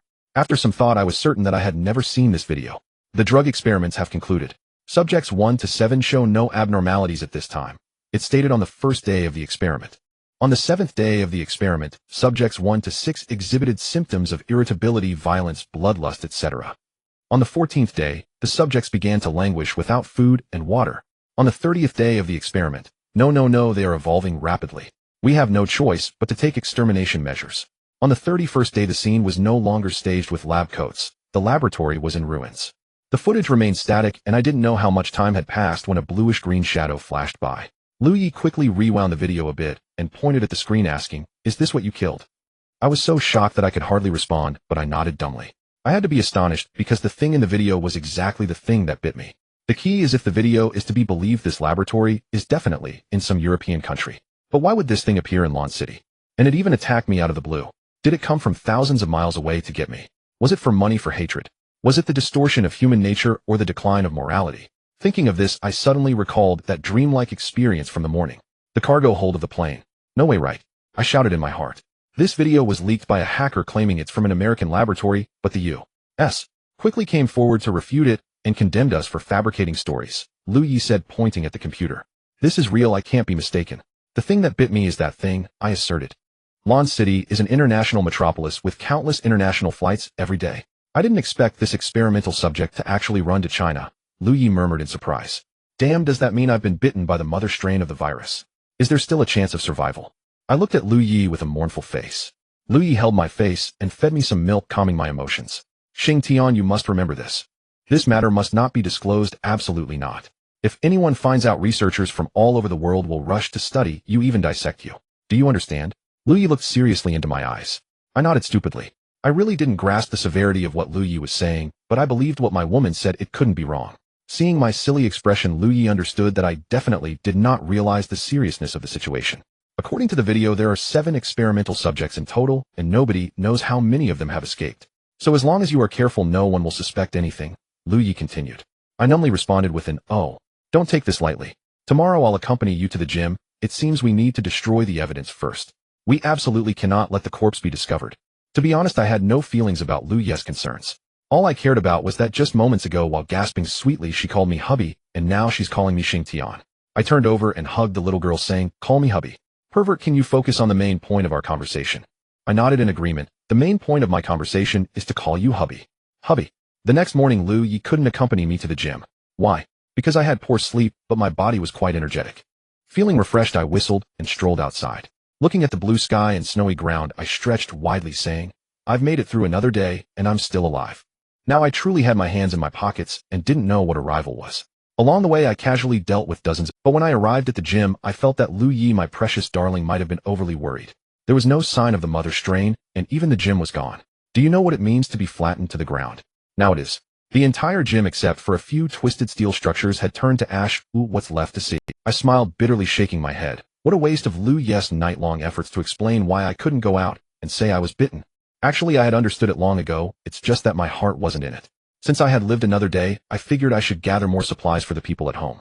After thinking about it, I pulled out my phone and called Lao Lu, telling him to wait for my news. After the call, I flipped over and jumped out of the school. With my powerful skills, I was no longer satisfied with raiding residential buildings. I clearly remembered that there was a large truck distribution station over 20 kilometers from the school, where a significant amount of supplies awaited me. Upon arriving on the street, I intended to find an electric bike. But then I thought, it's the end of the world, and here I am unable to drive. This not only wastes the resources at hand, but is also a bit embarrassing.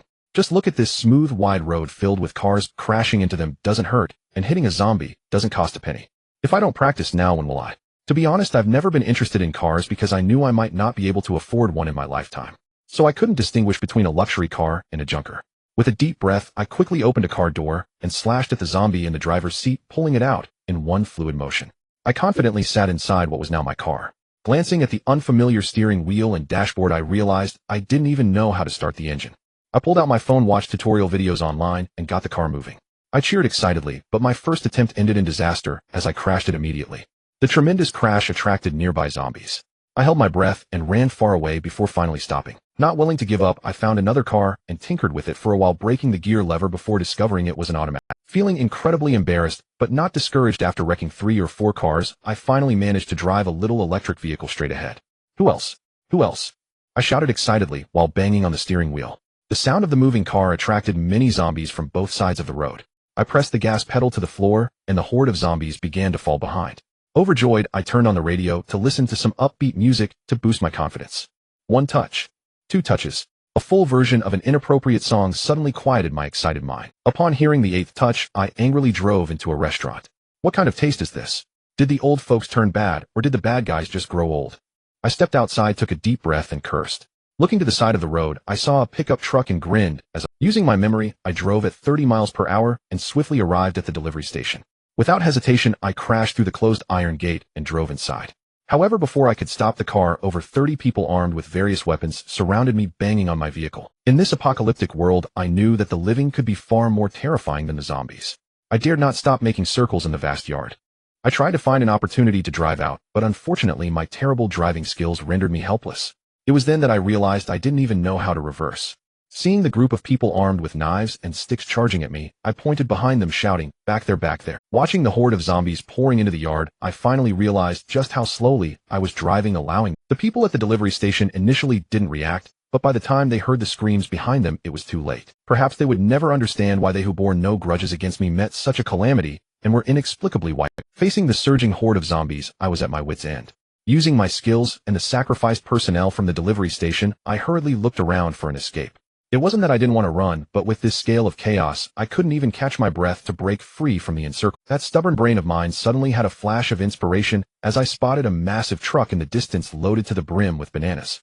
Without a second thought, I rushed over. The moment I jumped onto the truck, the zombie horde closed in. Sitting inside, I held my breath while the zombies lost their target, and I began inspecting the truck. Fortunately, the keys were in the truck, but unfortunately, I had no idea how to drive it. Looking at the myriad of gear options, my mind was a complete mess. With a flushed face and a strained neck, I quickly caught my breath and started searching for tutorials online. After about 10 minutes, the truck was surrounded by zombies with no way out. But the truck did move, crushing and jumping as I drove out of the yard with a full load of bananas. This time I had learned my lesson, my driving skills improved, and I successfully shook off the zombies at 50 or 60 miles per hour. However, just to be safe, I didn't drive straight back to school. Instead, I took a detour to the medical college. Parking the truck against the medical college's wall, I jumped onto the hood and looked at the students walking towards me. Holy crap, I cursed under my breath at their number. How many were there? Hundreds. What kind of competition were High University and the business college even having? They clearly just ignored us. Looking at their remaining numbers, I couldn't help but feel that the leader of the medical college was definitely not an ordinary person. "It's you again. Wait, didn't you get bitten? How come you haven't turned yet?" The boy from yesterday shouted at me. Standing on the truck, I grinned and replied, "Sorry, I might have been too nervous and didn't realize. I don't think I—" "You idiot, how can you not tell if you've been bitten?" the boy cursed. "Jibo, be polite." A cultured boy from the crowd approached the leader of the medical college, Zhao Pengfei. "Jibo, that's a catchy name. Do you have a nickname for it?" I laughed, looking at the men and women in the courtyard.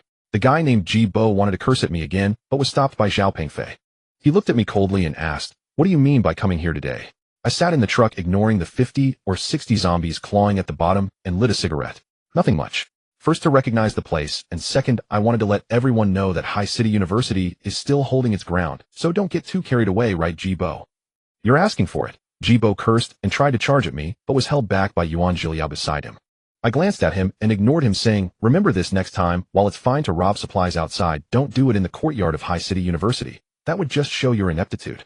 As I spoke, I stood up, patted my pants, and jumped into the cargo hold. And third, I acted impulsively yesterday and accidentally killed 2 of your people, so today, I'm giving a little compensation. Saying this, I lifted a box of bananas and tossed it into the medical college's courtyard. Everyone in the medical college stood still, frowning at me, completely not understanding my intentions. Was it a warning? A demonstration? An insult? They never considered that I was genuinely here to bring gifts. In fact, I truly was here to deliver gifts. Right now, near South City, there are organized large groups, with the medical college being the strongest. In this situation, antagonizing them would not be a wise choice, especially since we wouldn't be able to consume a whole truckload of bananas. It was better to do a favor, give them some, and also probe their strengths. After tossing in 10 or so boxes, seeing that they still had no reaction, I got lazy and started kicking them down. Regardless of whether they fell inside or outside the wall, I was giving them face. They could take it or leave it. The medical school must have realized that I truly meant no harm. Zhao Pengfei exchanged a glance with the person next to him. The boy nodded and greeted a group of dozens of boys armed with long spears, who then approached the wall. They attracted the zombies near the truck by banging on the guardrail. Looking at the highly organized and disciplined team before me, I couldn't help but admire them. They truly are the angels in white. With such cohesion, what's wrong with the anesthetist talking to you alone before the procedure? Shouldn't we express our gratitude? Isn't it okay to receive a little red envelope? In less than a minute, dozens of zombies were cleared away. Zhao Pengfei signaled again, and 5 or 6 boys climbed onto the truck along the wall. I was unfazed by this and stepped aside, lighting a cigarette once more and sitting there to smoke. Aren't you afraid I might have them kill you? Zhao Pengfei also lit a cigarette, walking over to the wall, watching me with great interest. Report Senior. I am from the Physical Education Department specializing in free combat, and I have consecutively won the Provincial Youth Unrestricted Fighting Championship 3 times. After saying this, I smiled dismissively and switched to a lazy tone, saying, Senior, ordinary people are just targets in my eyes. Even with weapons, I wouldn't think twice about 10 or 8 of them. Also, you're fearless, Zhao Pengfei chuckled. His expression then turned serious. What if I let them all come at you? Upon hearing this, I frowned, contemplating, deeply pinching my chin as if in a difficult decision. It's easier to fight from a high position. Killing 100 or so shouldn't be a problem, but this business isn't worth it for you, Senior. And I believe you wouldn't kill just because someone is being nice to you, right? I leaned over the truck, looking down with a playful grin. Zhao Pengfei obviously paused for a moment, then nodded. They say those from the Physical Education Department have no brains. It seems that's not entirely true. Hey, you can't say that. Just because those in the Physical Education Department may not excel academically doesn't mean they lack intelligence. Those are 2 different concepts. After chatting sarcastically with Zhao Pengfei for a while, I glanced back at the truck, noticing that more than half of the bananas had already been moved. Hey, that's enough, buddy. My people still need to eat. Even though there was still a little over half left, we couldn't finish it all, but I had to put on a show as if we could eat it all.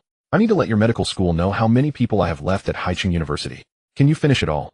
Zhao Pengfei, about 100 or so. It's just a matter of days. I jumped onto the truck's roof. Oh, looks like you had a great victory against the business school. Zhao Pengfei laughed, looking at me.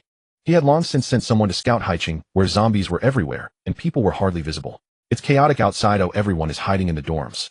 We just cleared out a few zombies and came out to gather supplies. Who can't show off? Trying to play deep with me? Please. I've been through enough in competitions to pretend I'm not top. Watching the large truck drive away, Yuan Ji walked over to Zhao Pengfei and said, Pengfei, this guy is smooth-tongued. You can't trust him. Zhao Pengfei nodded. Don't trust him completely. Tell the classmates not to act yet at Haicheng. It's best not to provoke someone bold enough to run to the supply station alone. Achoo!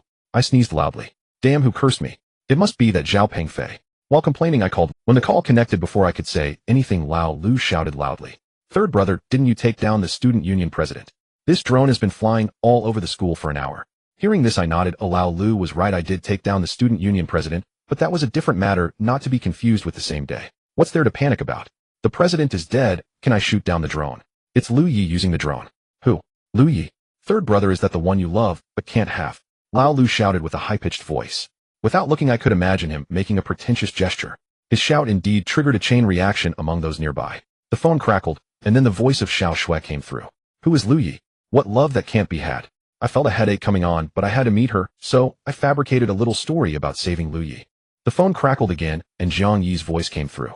Lu Yi isn't dead. Has she been in the student union? Has she been bullied? Listening to Jiang Yi's concerned words, I suddenly remembered that Jiang Yi seemed to have a good relationship with Lu Yi. She hasn't been bullied. I made up another excuse to muddle through. In the end, it was still Lao Lu who answered the phone, telling Lao Lu to gather by the wall. The large truck roared along, and when it reached the school wall, it attracted quite a few zombies. With the combined effort of my friends and me, dealing with them wasn't too troublesome. However, after clearing the zombies, we faced a dilemma: how to take back all these bananas, which amounted to 300 or 400 boxes. In the end, it was Xiao Shui who came up with a good idea. We spread the plastic tarpaulin from the truck on the ground, and with the advantage of the slippery snow, we all pulled together. Moving dozens of boxes at a time should be no problem. Once we started, we made several trips back and forth, and everyone finally collapsed onto the snow outside the building. Jiang Yi gently wiped the sweat from my forehead. Honey, since nothing has changed in 2 days, it means it won't change. Come back to stay. Mu Qingxue also turned to look at me expectantly. In truth, I still felt a little reluctant after working so hard to gather this small group and my assets. If I were to lose it all myself, I wouldn't even know where to cry. But after thinking it over, it didn't matter. At most, we wouldn't stay in the same dormitory for now.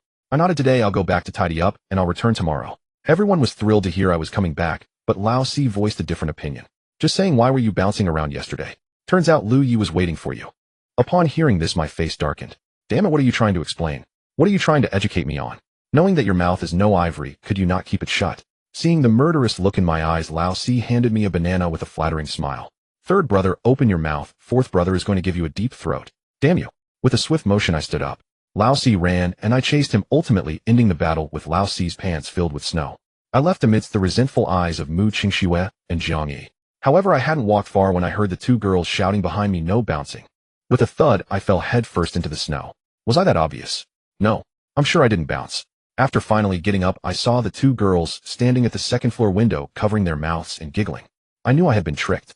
The next morning, as I once again opened my eyes peacefully from sleep, I couldn't help but think that I surely wouldn't turn. After all, who gets bitten and remains unchanged for 3 days while still full of energy and vitality each day?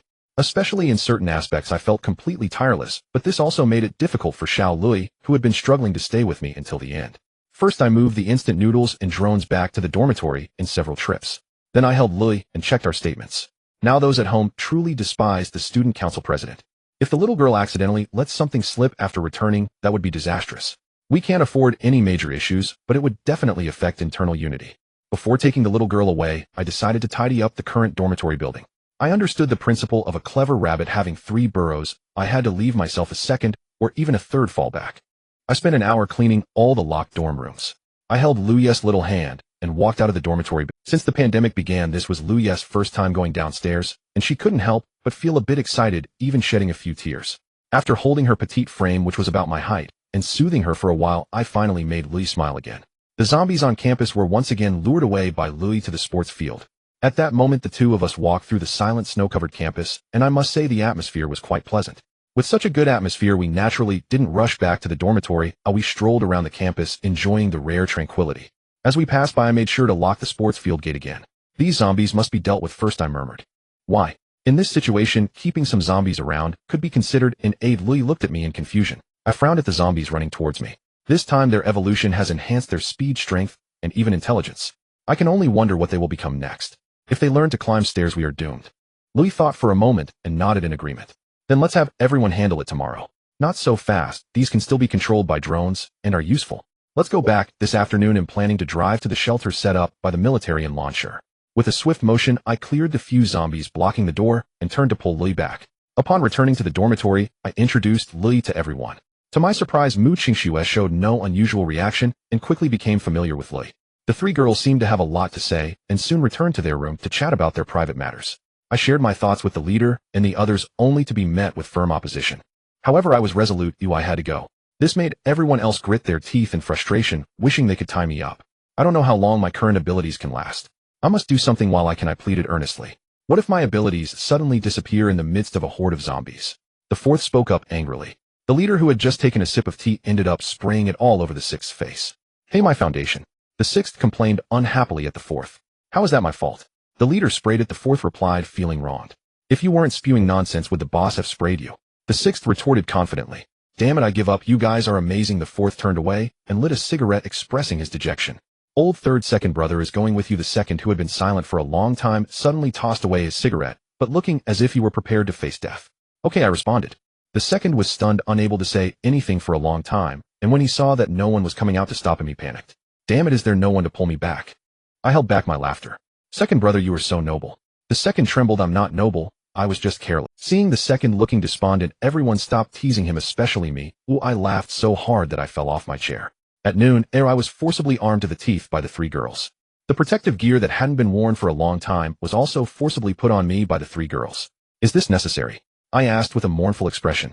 Wear it, or you can't go. Lui glared at me. I nodded in compromise. I surrendered. Honey, I think you shouldn't go. The military hasn't sent any updates for many days now. It looks grim. Mu Qingxue persisted in her persuasion. I shook my head. Even if it has fallen, I still need to see how we can proceed, as we are closely connected with them. I can't dissuade you, but you must be careful. Jiang Yi gently adjusted my collar. With a group escorting me, I was just about to leap from the 2nd floor when Hanbin's voice came from afar. Third brother, wait, take this with you. I turned back in confusion to see Hanbin running over with something resembling an oxygen mask.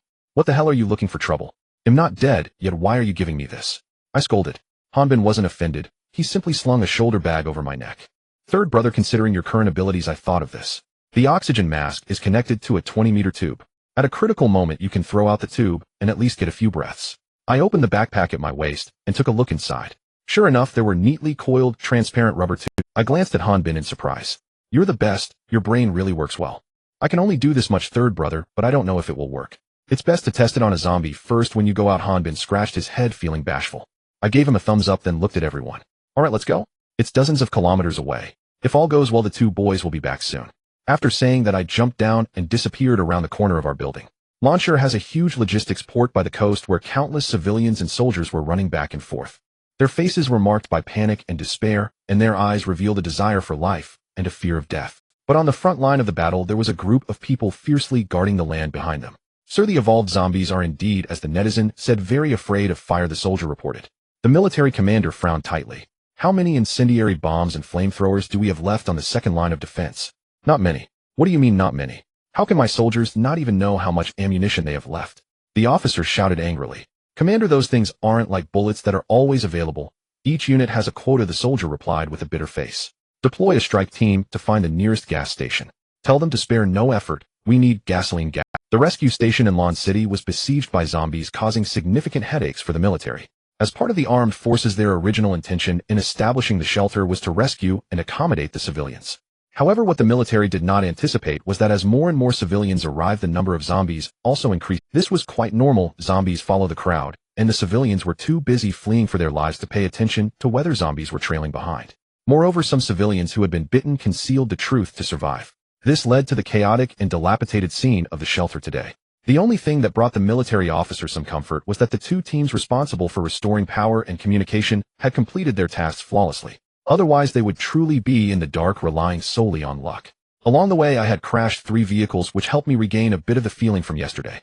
At this moment, I was exhilarated, for I was driving a tanker truck specifically for transporting gasoline. Putting aside everything else, just the gasoline alone, once I got it back, how many Molotov cocktails could I make? At that time, even if a few thousand people from the medical school rushed at us, it would still be a foolish dream to think we could withstand the impact. According to the location given to me by Mu Qingxue, I should be less than 10 kilometers away from the shelter. However, to my astonishment, after driving for so long, I hadn't seen a single zombie on the main road. I couldn't help but wonder, could it be that the military has cleared them out? If that were true, it would definitely be a good thing, but how could that be possible? I maintained a skeptical attitude. During the drive, Lu Yi called to ask how I was doing. I recounted everything I had seen to the 3 girls.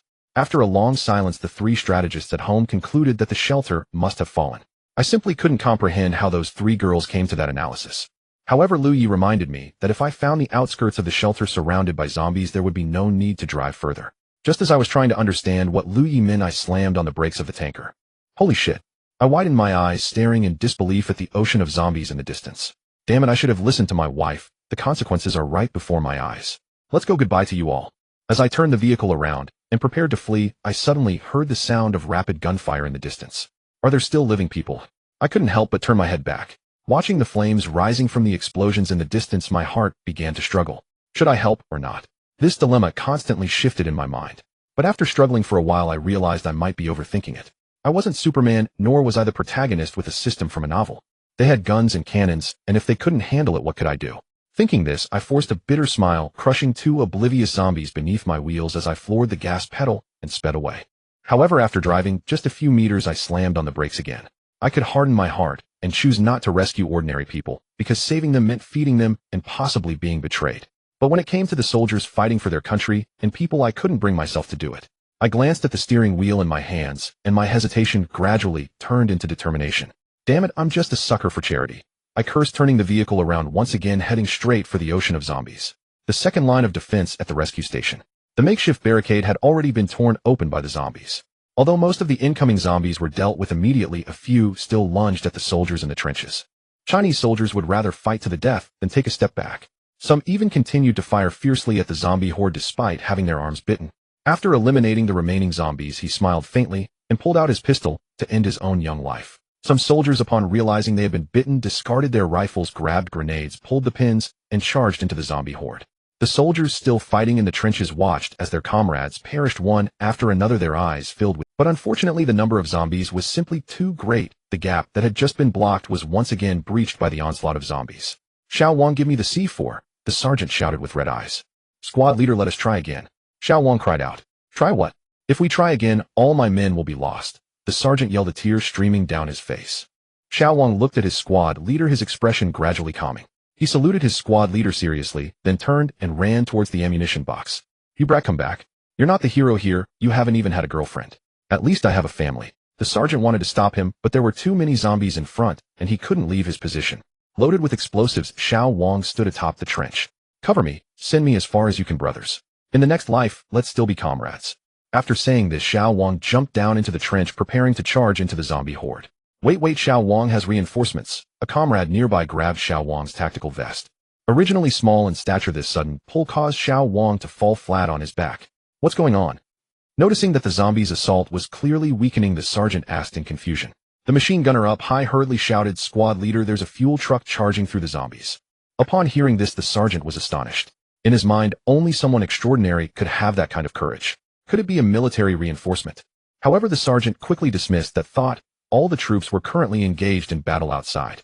Even the air units had suffered significant losses, so who would have time to assist them? No matter how he thought about it, it didn't make sense. Feeling that the tide of zombies was easing, the sergeant hurriedly took his binoculars and climbed onto the heavy machine gun platform. One person. What is he doing? He was too far away to see my face clearly, but he vaguely saw that I was alone. At this moment, I was feeling utterly distressed. When I charged in earlier, I had opened the valve of the fuel tank. My reckless driving was just to spread the gasoline as widely as possible. Unfortunately, as more zombies gathered around the vehicle, I realized that something seemed to be stuck on my two front wheels. The truck was now in a state where pressing the gas pedal barely moved it. As the vehicle slowed down and the surrounding zombies closed in, the inevitable outcome was that I would be trapped here. I quickly glanced around, cursing myself for being such a fool. At this moment, I found myself at the very center of the ocean of zombies. Looking at the situation, now no matter which direction I tried to escape, I couldn't get out. Accepting fate is not my style. Since I've hit a roadblock, I will reverse. Indeed, this tactic proved effective, and the massive fuel tank behind me added to the lethality. Wherever I passed, zombies either collided with us or were sent flying. However, this created new problems. If it were just one or two zombies being crushed, the weight of the fuel truck could handle it. But as more and more zombies were crushed, the truck began to bounce continuously, and with the increasing frequency of the jolts, the height of the truck's jumps started to rise. There were even several times when I, sitting in the driver's seat, was lifted into the air. If I hadn't been gripping the steering wheel, my head would have surely slammed against the roof. I realized that if this continued, it would be 100% guarantee that I would roll over. I quickly glanced through the rearview mirror to assess the situation after my previous maneuvers. I was still at least 40 or 50 meters away from the edge of the sea of zombies. I knew this wouldn't work. There was no way to escape at this distance because the zombies were too densely packed. Thinking this, I gritted my teeth and shouted, "If I die, so be it." I slammed the accelerator to the floor, not caring whether the bouncing fuel truck would flip over. I just hoped to get closer to the end of the sea of zombies, even if it was just a few meters. At least that would increase my chances of survival. After experiencing the thrill of bouncing once more, the fuel truck finally tipped over. The surrounding zombies quickly swarmed around. I crawled out onto the roof of the truck through the driver's side window. The zombies surged towards me like a tidal wave, their emaciated hands clawing at the air beneath my legs, making my scalp tingle. "What are you waiting for? Light the fire," I shouted while pulling out the oxygen mask from my backpack, directing my voice towards the shelter hundreds of meters away. Inside the shelter, the squad leader of the 5th Squad looked up in confusion at the heavy machine gunner above him. "What is he shouting?" "Squad leader, he wants us to light the fire." Upon hearing this, the squad leader's expression turned serious, his admiration for the shouting man evident. What a brave lad for the greater good. If only everyone could be like him, eradicating the virus would be within reach, the squad leader muttered. I far away was unaware of the admiration directed at me. All I knew was that if this bunch of idiots didn't light the fire, I wouldn't even be able to run. As the zombies gradually closed in, the nearest edge had now increased by at least 10 meters with more zombies appearing. "Damn it, I'm really fed up. I shouldn't have bothered with your mess," I said, lighting a cigarette. After taking a deep drag, I flicked the butt away. As I tossed away the cigarette, but I turned and ran towards the rear of the truck, putting on the oxygen mask as I ran. I also hurled the rolled-up hose far away. Taking a deep breath from the oxygen mask, I closely monitored the zombies' reactions beside me. 1 second, 2 seconds. No reaction. They still targeted me, and I felt despair. 3 seconds, 4 seconds. The zombies began to look confused, and I saw a glimmer of hope. 5 seconds, 6 seconds. The fire had already spread to the fuel truck, and I had no choice but to leap into the horde. I didn't land on the ground, but rather found myself riding on the back of a female zombie. It was easy to imagine how dense the zombie crowd was below. As I crashed down like a human cannonball, I expected the zombie to lunge at me, but it didn't. Instead, it completely ignored me and scrambled towards the end of the rubber hose. "Holy crap, Hanbin is amazing," I silently cheered, standing up and dragging the rubber hose as I ran. When the squad leader of the 5th Squad saw me leap down, his eyes widened in surprise. "What a brave lad. I'll remember this. Though your journey may seem to end here, your deeds will be remembered. Everyone, we absolutely cannot let the fire go out. Grab anything around you that can burn and follow me," the squad leader shouted as he jumped down from the platform. I leaned against the rubber hose, running out several meters. The hose twisted and turned amongst the zombies, entangling around their legs. Though it was quite a struggle to pull, I was still enjoying myself. But as I ran, I suddenly realized that the resistance from the hose had disappeared. Moreover, with every breath, I could smell a strong odor of burning rubber. I wanted to cough, but I dared not, fearing it would attract the zombies nearby. Filled with confusion, I looked back at my life-saving tool. But the sight shocked me. No wonder there was less resistance. My precious tool had caught fire at some point. Except for the 2 or 3 meters in my hand that remained unscathed, the rest that had touched the ground was all ablaze. Shit. I realized I had forgotten that the ground was covered in gasoline. Although I had none under my feet, the area around the fuel truck was soaked. Glancing at the fuel truck being roasted by the flames, I was dumbfounded. I kept asking myself how much fuel would it explode? Was I at a safe distance? Would I fly away? Well, I did fly, grasping onto a zombie that was also soaring through the air, which would serve as my cushion. A moment later, the head of the zombie beneath me shattered upon impact. It was like a watermelon dropped from a height, and I, despite being cushioned by the zombie, was still thrown off balance. In my daze, I saw a military vehicle charge. The door opened, and someone aboard effortlessly pulled me inside, treating me like a piece of meat tossed into the vehicle. How is this kid still fine? The newcomer muttered in disbelief. I shook my head, wanting to curse him. What the hell, can't you speak properly? But when I opened my mouth, I felt as if my vocal cords and tongue were unresponsive. Hey kid, are you alright? Someone patted my face. Damn, asking if someone is alright, do you have to slap them first? I suddenly muttered. Hey, this kid has quite a temper. Damn it, who's driving? Stop shaking the car, my head is spinning. I said in agony, eyes closed. You're dazed, kid. Let me tell you, next time there's an explosion. Next time there's an explosion. What do you think I want? I'll stay far away from you guys. I'm just bored purely out of my mind, I interrupted, cursing. The 2 people in the vehicle burst into laughter at my words, none of them offended.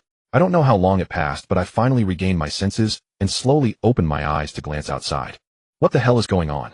I involuntarily asked. The rear of the vehicle was dragging a massive fire circling around the horde of zombies. After watching for a while, I finally understood. Oh wow, a sheepdog herding the zombies. Listen to me, the person beside me chuckled and patted me on the back. Your brain works pretty well, brave and resourceful. How about joining my team, young man? You can play with handguns, rifles, grenade launchers, and rocket launchers. How about that? What nonsense. I have 3 beautiful wives waiting for me. Why would I play with your junk? I had never been educated about military ranks and had no idea how high the rank of the person opposite me was, so I felt no psychological pressure while speaking. You brat, our company commander is recruiting you, and you're acting all high and mighty, the driver retorted unceremoniously. It's just a company commander. I thought you were someone important, I mumbled. Oh, quite arrogant. But I like it, the captain of the 5th company said, looking at the gradually decreasing horde of zombies, feeling in good spirits. That should be enough. Ooh, just let me down, I need to go home, I said, feeling nauseous from the way the vehicle was swaying. You're going home. We're at the rescue station. Isn't it safer than your home? The captain of the 5th company looked at me as if I were an idiot. Nonsense. If I hadn't come, I wouldn't have known. What do you have here? It's not as safe as my school, which is so large I can wander around freely, I replied, looking back at him as if he were an idiot. Is that so impressive? It's necessary. Outside we're facing not just zombies, but people as well who would do anything for resources. Hearing this, the captain of the 5th company initially wanted to give me a moral lecture. But after some thought, he kept his mouth shut. It was evident how chaotic things were outside. One could easily. To restore the original order, we must first address the pandemic issue. Talking about laws and humanity at this point seems rather redundant. Where do you live? Do you need me to drive you back? The captain of the 5th company asked. Haiching University. No need for a ride. I'll find a luxury car by the roadside and head back myself. I just saw a Bentley earlier. Oh, where did it go? The captain of the 5th company chuckled in disbelief and pointed to a car engulfed in flames, saying, Is that the one you meant? What the hell? How did it get burned like that? I widened my eyes. That was my Bentley. You really are a foolish kid, relying on luck to survive. Do you know that if you had been a little less lucky, you could have been blown to bits or burned to death? The captain of the 5th company shook his head and laughed at me. What do you mean? I don't understand. A fuel tanker explosion is not just an explosion. There's burning gasoline splattering everywhere. Just getting a bit on you could set you on fire, the captain explained. The more I listened, the more shocked I became. I knew I was a bit reckless, but looking at it now, it wasn't just recklessness. I was being foolish. I had barely managed to get 3 wives, and I hadn't even enjoyed the benefits of that before almost getting myself killed. The zombies outside were gradually being controlled, and the car stopped by the roadside. I jumped out, eager to leave, but the captain of the 5th company called me back. What do you want? I asked impatiently. The captain of the 5th company smiled again and threw me a small backpack, 2 handguns, and 100 rounds of ammunition. I hope you use them to protect yourself, not to harm the people. Are you worried? Why are you giving them back to me? I opened the backpack and took a look, grumbling. The captain of the 5th company shook his head with a smile. If you're willing to risk your life for unrelated people, you can't be that bad. I nodded firmly. Next time I won't act like an idiot. What's your name, brother? Xing Tian. The captain of the 5th company laughed. All right, Haiching University, Xing Tian, I'll remember that. By the way, don't point the gun at people or it might go off. Watching the military vehicle depart, I rolled my eyes. Such a fuss. Do I look like someone who doesn't know about misfires? Looking down at the handguns in the backpack, I walked towards the nearest car, feeling pleased with myself, muttering misfire. What does misfire even mean? A Chang'an Benbin, moving in a serpentine pattern, swayed unsteadily toward. Looking at the 2 handguns in the passenger seat, my heart tingled. The more of these I had, the better. It was definitely safer than facing an opponent with a knife. After running around for a while, my heart was wild. I truly didn't want to go back so soon. I stepped on the gas, heading straight for the special police squad in the southern district of Lawn City. What was I going there for? What boy doesn't like guns? I didn't have any before, but now that I have two, I felt like a cat's claw scratching inside, wanting to get more. It would be best to get a few sniper rifles to play with, I muttered, and my speed increased by more than double. At 2 in the afternoon, I arrived in front of the special police squad. Sitting in the car, I lit a cigarette, watching two zombies banging on the car window. I rolled down the window. I genuinely wanted to stick the gun out and try out the feel by shooting one each at these two fools. But I knew that doing so would attract more zombies, so I could only pull out a dagger and stab one of them. Watching the two zombies slowly collapse to the ground, I felt an immense sense of gratification. But just then I saw a bewildered zombie pushing a shopping cart from a supermarket filled with various items, most of which were chips and bread. Seeing this, I smiled wryly and opened the car door, preparing to help this fool reach his final destination. But as soon as the door opened, the pushing zombie was startled. I saw one zombie get startled and jumped myself, leaning against the car door. I stared at the zombie opposite me for a full 3 or 4 seconds, and then it suddenly spoke. "Brother, have you seen mommy?" I was dumbfounded, frozen in shock, and questioned my life. Can zombies actually talk? Is this going against nature? Filled with curiosity, I took a step closer, more than 2 meters away from this fellow, let out a breath, and tightened my grip on the dagger. If this guy were to pounce on me, I could guarantee a one-hit kill. But he didn't move. A man appearing to be in his 30s sulked, stomping his feet. "Brother, I miss mommy. Take me to find mommy." At that moment, I realized he was just a fool, not a zombie. But none of that was important. What puzzled me the most was how someone with such a low intelligence and sluggish movements had survived until today. I scrutinized his clothing and couldn't help but frown. In December in the Northeast, while it wasn't freezing cold, one still needed to wear cotton clothes to keep warm. But the fool in front of me was wearing only a thin shirt and trousers with a pair of cloth shoes exposing his big toes. I even noticed that his toes curled tightly together in his shoes due to the cold. Unexplainably, my heart ached. I knew I couldn't turn a blind eye to someone like him. After a moment of silence, I said, "Brother doesn't know where mommy is, but I can help you find her." Hearing that I could help him find his mother, the fool jumped up in joy. However, after jumping, perhaps due to the opening of his body, he began to shiver uncontrollably. I helped the fool into the car, leaving the engine running while the heater provided a perfectly comfortable warmth inside. The fool entered the car and felt the long-lost warmth, joyfully flailing his hands. This scene did not annoy me. Instead, in this apocalyptic paradise, I suddenly felt that the entire world bloomed with warmth because of his happiness. "You wait here for your brother. He'll take care of some matters and be back soon," I said, opening the passenger door and stuffing 2 fully loaded magazines into the small of my back and my pants pocket. Hearing that I was leaving, the fool seemed very nervous, grabbing my arm and looking at me in terror. "Brother, mom said she would come back for me, but she never returned." With just those words, I understood that his mother was likely gone for good. This made it even harder for me to comprehend how he had survived alone for over a month. I gently caressed the fool's hands caked in black mud and spoke in the softest tone I could muster. "Don't worry, your brother will definitely come back. Just stay here and wait for me. Don't run off. No matter who tries to take you away, don't go with them." The fool nodded earnestly like a child. Seeing this, I felt both heartbroken and helpless. I didn't want to carry a burden in this world where people devoured one another. Yet I couldn't bring myself to abandon him, for in him, I seemed to see my own childhood. My parents divorced when I was 3, leaving me before I even understood what parental love meant. The memories they left behind were filled with constant arguing and the shattering of everything in the house. By the time I slowly grew up and understood it all, they had already rebuilt their lives and had children they cherished. At 11 or 12, I suddenly felt like the most superfluous person in the world. If it weren't for my grandmother's meticulous love, I truly might not have made it through those times. Later, I began to fight, taking on anyone, classmates, local thugs, and the bullies of the entire county. With my reckless style, I was unmatched for a time. But eventually I lost to my fighting instructor, and that time I accepted it wholeheartedly. It was also then that I embarked on the path of professional fighting. As for the fool before me, I felt he was happier than I had ever been, or at least his mother in her last moments could tell him a lie to comfort him, which was a glimmer of hope for a child. And me? Not a single phone call in all this time. I felt hatred, truly hatred. Just like I thought when I was trapped in that stadium, if I became a zombie, I would go back and find them, and in front of them devour. This is the unquenchable hatred that has resided in my heart from childhood to adulthood. After calming the fool in the car, I turned and walked toward the special police team's compound.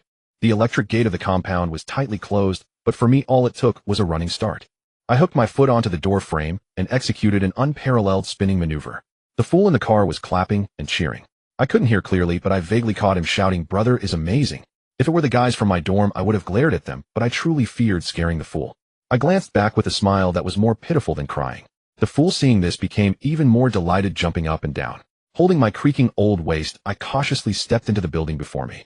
Logically, a special police team armed with guns should be able to handle a zombie attack swiftly enough to prevent a scene of corpses everywhere. But today I was opening my eyes to reality. Upon entering the main hall, the first thing that caught my eye was the floor littered with rotting and dismembered bodies. I couldn't even be bothered to look at the one or two wandering zombies in the hall, though I dispatched them with just a few strikes. I had no intention of exploring this place, so the distant zombies were irrelevant to me. What I was searching for was only one thing: the armory. However, after searching for a long time, I still couldn't find it, which left me feeling extremely discouraged. Just as I was about to give up and leave, I heard a faint gunshot coming from the back building. Are there living people? I couldn't help but be a bit surprised. Looking around, there were no zombies stirred. I tiptoed down the stairs and went around the main building. Behind the main building was a training ground with a 400-meter track surrounded by well-equipped training facilities. Yet in the entire training ground, I didn't see a single zombie. Looking further away, there was a small courtyard resembling a cage standing at the far end of the training ground. It was enclosed by a 2-meter-high iron fence, but now the fence had been pushed to one corner by hundreds of zombies. Zombies were staggering towards the courtyard one after another. Seeing this, I hesitated and struggled. I wanted to turn and leave, but my conscience wouldn't let me. Hey, you fools! I cupped my hands around my mouth and shouted to the distance. The zombies surrounding the perimeter turned in unison to look at me. Seeing me sway my hips in a provocative manner, nearly 100 zombies rushed toward me. With the zombies still about 10 meters away, I took a deep breath and ran off to the side. The zombies lost their target and stood still, looking around blankly. Feeling it was about time, I took another deep breath, and a dozen of the more perceptive zombies ran in my direction. Following the same strategy, I completely scattered the horde, admiring my own remarkable lung capacity, though my face was flushed and I was out of breath. With swift movements, I resolved each one after another. It took me over half an hour to clear the zombies completely. Exhausted from oxygen deprivation, I collapsed onto the ground, gasping for breath. You're the biggest loser in the world, bar none. I slapped myself and cursed out loud. Looking back at the distant small courtyard, I couldn't help but smile bitterly. I had helped you solve nearly 100 zombies, and there were only a few left. You still had guns in hand and hadn't settled the situation yet, or were you playing with me? With curiosity, I stepped closer to the small courtyard. It wasn't large, just a small room similar to the guardhouse at the entrance. However, the door to the room was blocked by several zombies, making it impossible for me to see what was happening inside. Letting out a heavy sigh, I approached and dealt with the zombies at the door, before finally standing at the entrance to see the situation inside the room. 5 people, 5 zombies. The reason the zombies were blocking the door was that a burly special police officer was using his body to firmly brace the door frame. However, at that moment, his entire back had already been bitten to shreds. I could even see the pale spine through his bulletproof vest. Looking at the man who died tragically before me, I couldn't help but feel a sense of respect. This spirit of being willing to sacrifice for a friend is certainly something that everyone in our dormitory should learn from, especially that damn old C. What a useless piece of trash, nearly 2 years in college, and he hasn't called me third brother even once, yet he goes around undermining me. The only time he called me third brother, he almost choked me. Damn it, as the boss said, he should just be offered to the heavens. In the room there were 5 people, 3 men and 2 women, all looking utterly spent. Each one was pinned to the ground by zombies, unable to mount even a semblance of resistance. Needless to say, I knew they were starving, and judging by the situation in the room, that shot just fired must have been their last. The man closest to me spotted me standing at the door and shouted, "Save me." Following the sound, I had to admit he was quite handsome, fair-skinned, looking like a star. Upon the man's shout, the others in the room also noticed me. Another man suddenly said, "Save the girl first." Before I could make a choice, the pretty boy shouted again, "Save me first, they've all been bitten, but I haven't." As soon as he said this, the others in the room looked at him with incredulous expressions. I couldn't care less about their love-hate dramas, or for me, it didn't matter who I saved first. I quickly moved to the pretty boy's side and plunged a knife into the zombie's head. Pitch black blood sprayed all over the pretty boy's head and face, even getting into his mouth. I didn't care whether he found it disgusting or not. After taking down the remaining 4 zombies, I stood up and was ready to leave. In this world, being able to lend a hand to save them was already a great act of kindness. As the saying goes, eat less radishes, and you want far to meddle less in others' affairs, and you won't have diarrhea. But a girl called out to me, "Wait, can you give us something to eat? We're starving, and we really don't have the strength to go out and look for food. Please help us to the end." With my back to the crowd, I frowned. Refuse. I felt like I couldn't do that. Accept. It seemed I didn't have that obligation. Everyone is grabbing supplies now, why should I give you anything? I've already done enough kindness by saving you, I said. "They'll give you money, whatever you want," shouted the pretty boy who had just spit out the blood from his mouth. Standing at the door, I shook my head in amusement, not even looking back. Money. You should see the situation clearly. Money is just paper to people now. The pretty boy was persistent. "The red Ferrari outside is mine. If you give me food, you can have it. It's all yours." Hearing this, I turned back sarcastically and said, "In a few days, if you starve to death, it will still be mine. Besides, I've realized you're not much of a person." After saying that, I turned and walked away. I hadn't found a gun, and I was already filled with anger. To have killed so many zombies only added to my frustration. And now I had to deal with this idiot, damn it, trying to throw money at me. Do I really need money? Well, okay. I might need it, but that was in the past. Do I need it now? What a ridiculous joke. Leaving the small room before I could walk far, I heard a girl scream behind me.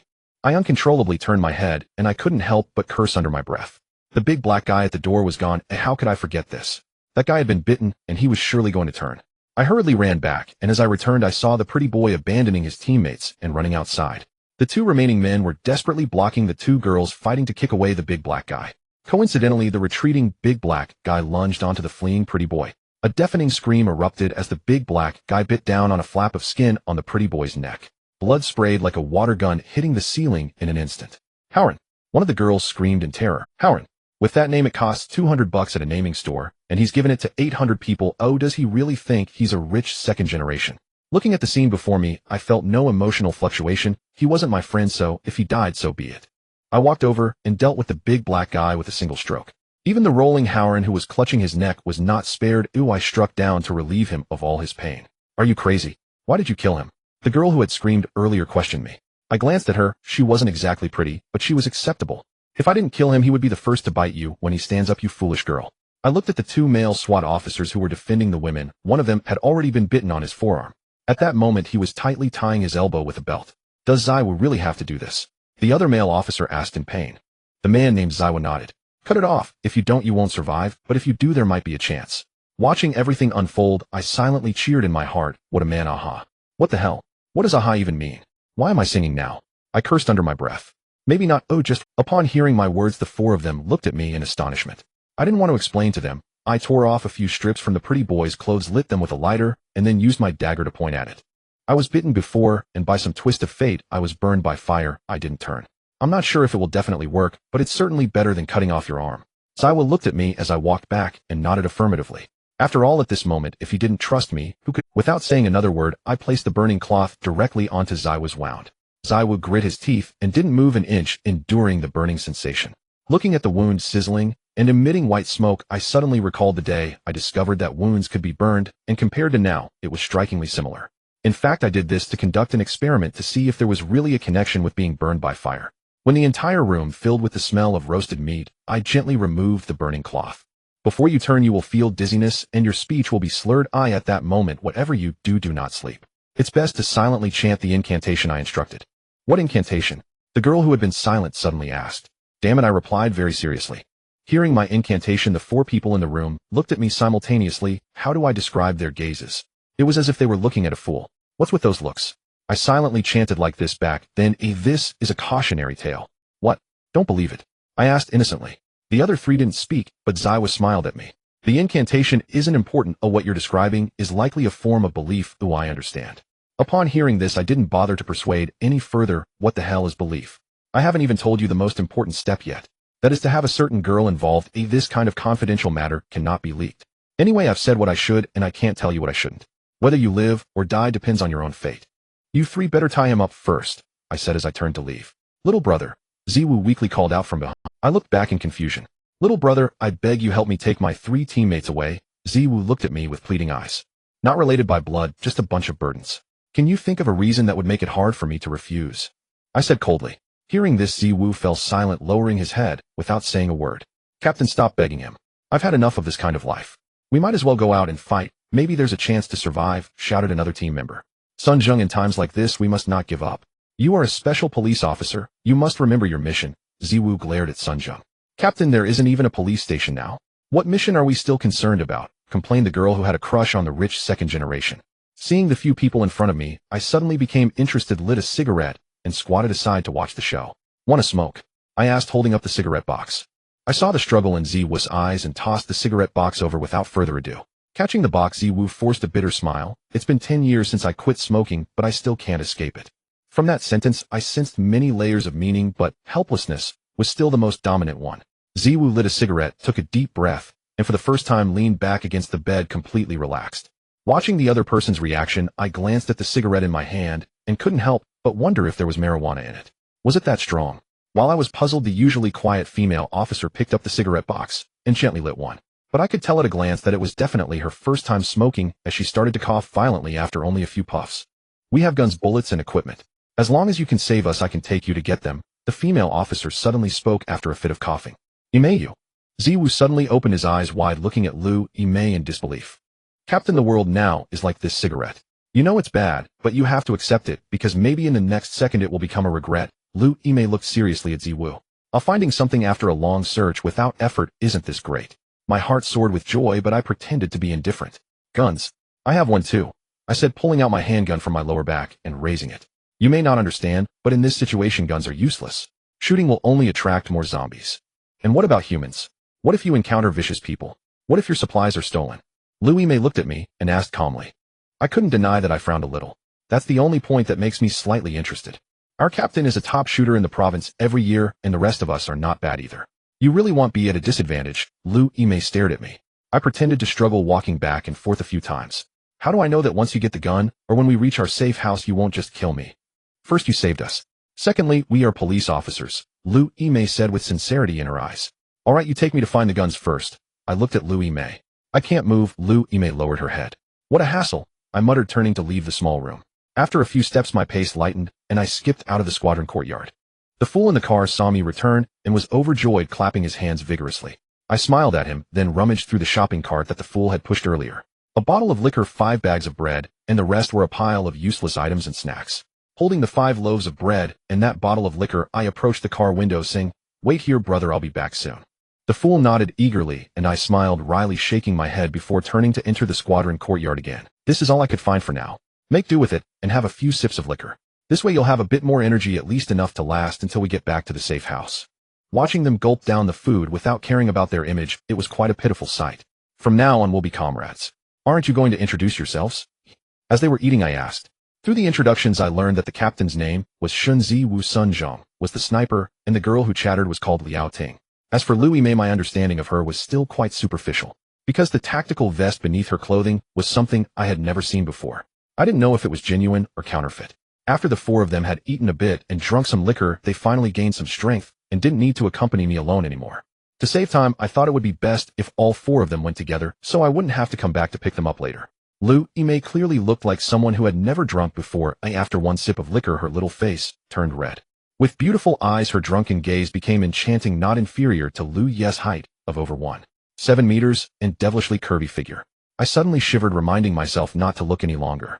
This girl is dangerous, born with a charm. If I keep staring, I might lose control. The few of us arrived at the training ground, and upon seeing the scattered zombie bodies, they all wore expressions of shock. Did you kill all of these? Lu Imei asked in disbelief. Listening to my wife, I knew I absolutely couldn't expose my abilities, so I simply let out a sound without speaking further. How is this possible? Our entire squad was overwhelmed, yet you alone killed so many. Sun Zheng said incredulously. Sun Zheng's words made me a bit guilty. It was indeed hard to explain. But in order to keep my secret, I could only force myself to retort. When the epidemic first started, everyone was confused. It was normal for so many to die. It's been over a month now. Can't we have some tactics? What tactics? Lu Imei asked. Spread out and defeat them one by one, I said, glaring my eyes and speaking nonsense. Perhaps being cooped up in that small room for over a month made them a bit dense, as they surprisingly believed my explanation.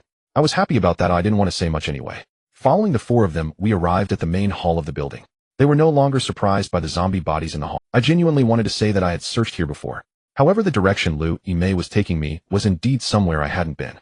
I hadn't been there because the armory was in the basement, and I couldn't go there. Fortunately, there were no zombies along the way. When we opened the armory door, even if I could act, I couldn't control my emotions at this moment. It was simply spectacular. Guns, all kinds of guns covering the walls. 3 enormous sacks, over 10,000 rounds of ammunition in various calibers. With a face twisted into an awkward grin, I hoisted 2 of the sacks onto my shoulders and strode resolutely toward the exit. I handed the 3rd sack to Sun Zheng, but judging by his listless, feeble demeanor, I couldn't help but sigh inwardly. This is the one who just shouted about duty. Starving to this degree, and still daring to step outside and fight. Utterly reckless, and shamelessly audacious. Yet I failed to notice how the other 3 were already beginning to regard me with shifting, unnerved glances. Excluding handguns, each rifle and shotgun weighed 8 or 9 jin, some even exceeding 10 jin. The 2 sacks slung across my back together weighed at least 150 kilograms, yet I bore them effortlessly without so much as a flush or a hitch in my breath. How could such a feat not ignite suspicion among the rest?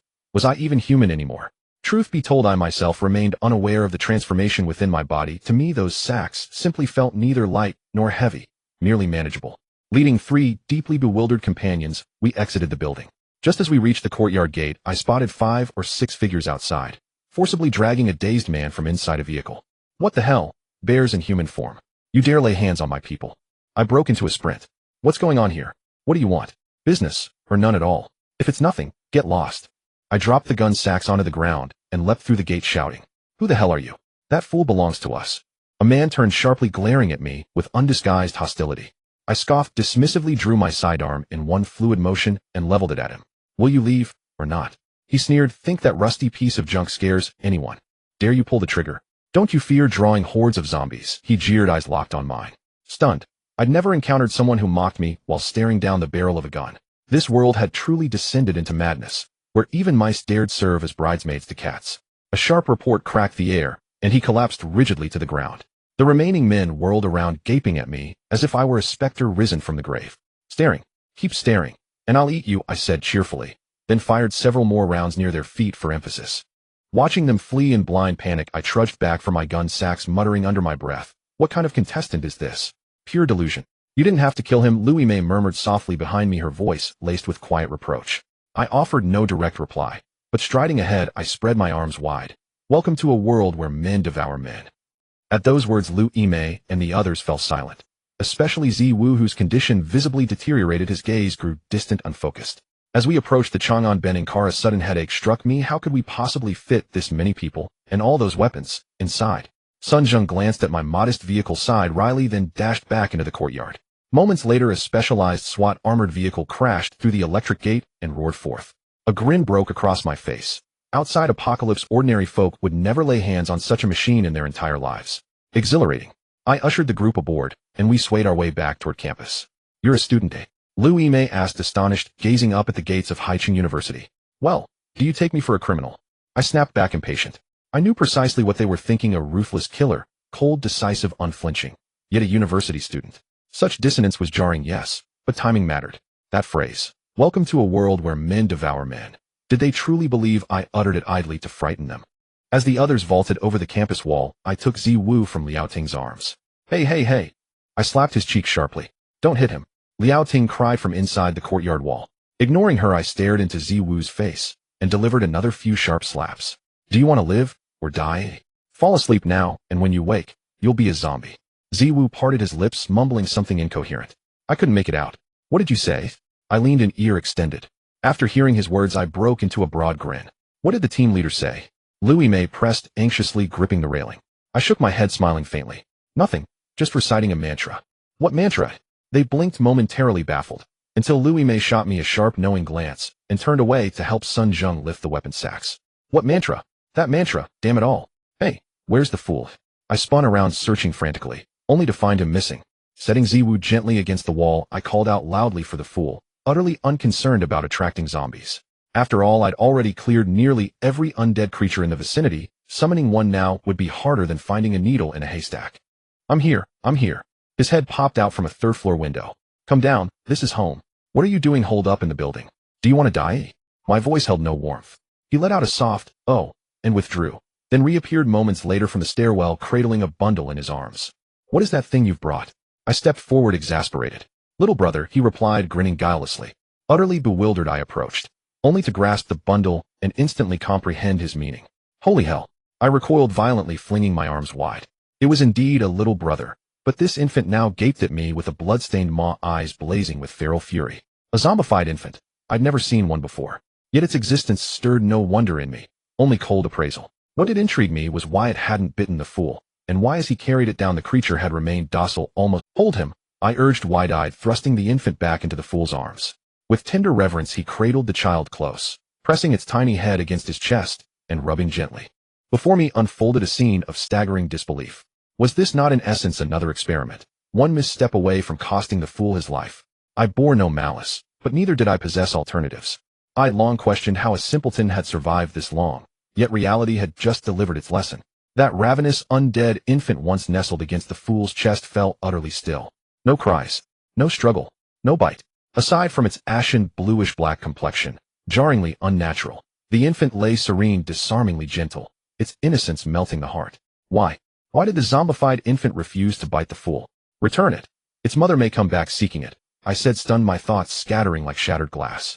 In that instant clarity struck, that was why they'd fought so fiercely for the fool.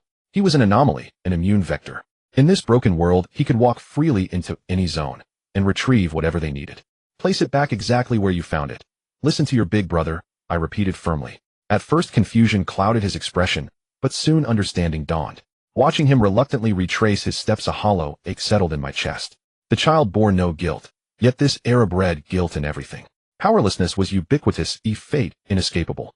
He lingered at the third-floor window, gazing down at me, unwilling to let go. Had it been anything else, I might have nodded assent. But that child, we could not accept it. I'll count to 3. If you don't return it, I won't help you find your mother, I gritted out, eyes locked on his. From above, he stared back, bewildered at first, then cornered, turned silently, and vanished back into the room. Returning to the dormitory with a group of people, the leader and others watched the newcomers warily. I knew that if I only brought back 2 men, they would definitely object in 100 different ways. Perhaps Ziwu and Sun Zhong would never know that their entry into the dormitory was thanks to Liao Ting and Lu Yimei. There was nothing I could do about it, even though they brought a lot of firearms and ammunition as a meeting gift. However, these were hardly enough to convince the 3 fools to lower their guard. If it weren't for Lu Yimei, Liao Ting, Mu Qingshu, Jiang, Yi, and Lu Yi getting along decently, the situation would be different. I would have really felt that I might have made a mistake in this matter. Now all I could do was tie Ziwu to a bed in the dormitory and watch him muttering to himself. Hey, can you see who I am? After a long pause, I asked. Hearing Ziwu's mumbling, I smiled with relief. Although it was just a short 2 sentences, it clearly showed that this guy still had his own consciousness. Whether he lives or dies will be clear by tomorrow morning. Hold on, I said, turning to leave the dormitory. It was already past 6 in the evening, and the aroma of fried rice filled the dormitory. Everyone gathered together, each with a generous bowl. This left Lu Yimei and the others feeling dazed. In such a dire environment, being able to eat fried rice was definitely something to be proud of. Everyone should recognize each other by now, right? I asked. The group nodded, with the leader, the fourth, and the second looking at Lu Yimei, who had changed back into casual clothes. Their eyes seemed like they wanted to devour her right then and there. I had no opinion on that. How should I put it? I knew my brothers well, and I understood they were the type who had thieving hearts, but lacked the courage. They definitely wouldn't dare. Besides, in my view, Lu Yimei, who came from a special police background, should have no problem dealing with the 3 of them. If those 3 really dared to have any wicked thoughts, they would have no one to blame if they ended up getting hurt. The fool had no such thoughts, eating the fried rice heartily with his eyes darting around, watching us as if we would rob. It seemed he must have some psychological trauma from before. In front of everyone, I recounted today's trip to the shelter from start to finish. When the group heard about the grim situation in the shelter, they all bowed their heads in silence. 2 options: we all go to the shelter together, where food and drink are provided by the military, and the only enemies we face are zombies, I said calmly to the group. The second option is to stay here relying on ourselves for supplies, and the enemies we face in the future will be far more complicated than just zombies. Looking at the still silent crowd, I lit a cigarette. You choose, the minority obeys the majority. After another moment of silence, Mu Qingshu spoke first. I think it's unnecessary to leave right now. Relying on the closed environment of the school, zombies are still within our control, and there's no need to go to the shelter and be regulated. Lu Yi nodded. I agree with Xiaoxue. According to how my husband described it, the shelter is indeed a place of suffering. Leaving the comfort of home for a place that keeps you on edge is not worth it. Our supply reserves are currently ample. Even if searching for supplies becomes very difficult, the remaining resources should be enough for us to live for a few months, Jiang Yi said. Right now, the only concern is the next evolution of the zombies. If they can climb buildings after evolving, we would be at a disadvantage, Hanbin said. I read online that zombies fear fire, but it won't last long because the virus will optimize its own flaws to survive, Mu Qingshu mentioned, placing her soft fair feet on my lap. I understood and quickly wrapped her feet in my clothing, placing them on my abdomen. It seems everyone doesn't want to leave, so we will stay here for now. Whether we leave in the future will depend on the situation. After that, I told everyone about what I found on the fool. Upon hearing my description, the group looked at the fool with incredulous expressions. The fool was eating a banana and suddenly being looked at like that. He seemed afraid that someone would snatch it away, stuffing the remaining bananas into his mouth.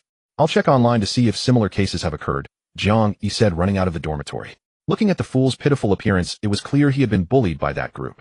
I handed the entire plate of bananas to the fool. Eat, it's okay, there's plenty. The fool grinned at me, giving a silly smile. You need to take a hot shower soon, you're starting to smell, I told the fool, who was covered in grime.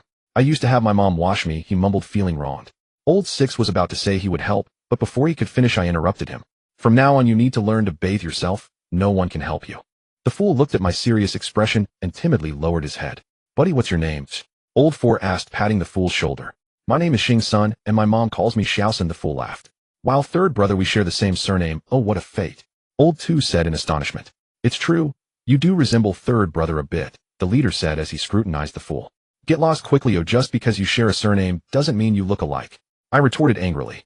If the leader didn't mention it, I wouldn't have noticed. Now that I look closely, this fool really does have a bit of a resemblance to third brother, Old Four said seriously. Get lost. They both shouted at once without me needing to say anything. After a while, Jiang Yi ran back with a computer in her arms. According to online case analyses, the zombie virus selectively chooses its hosts.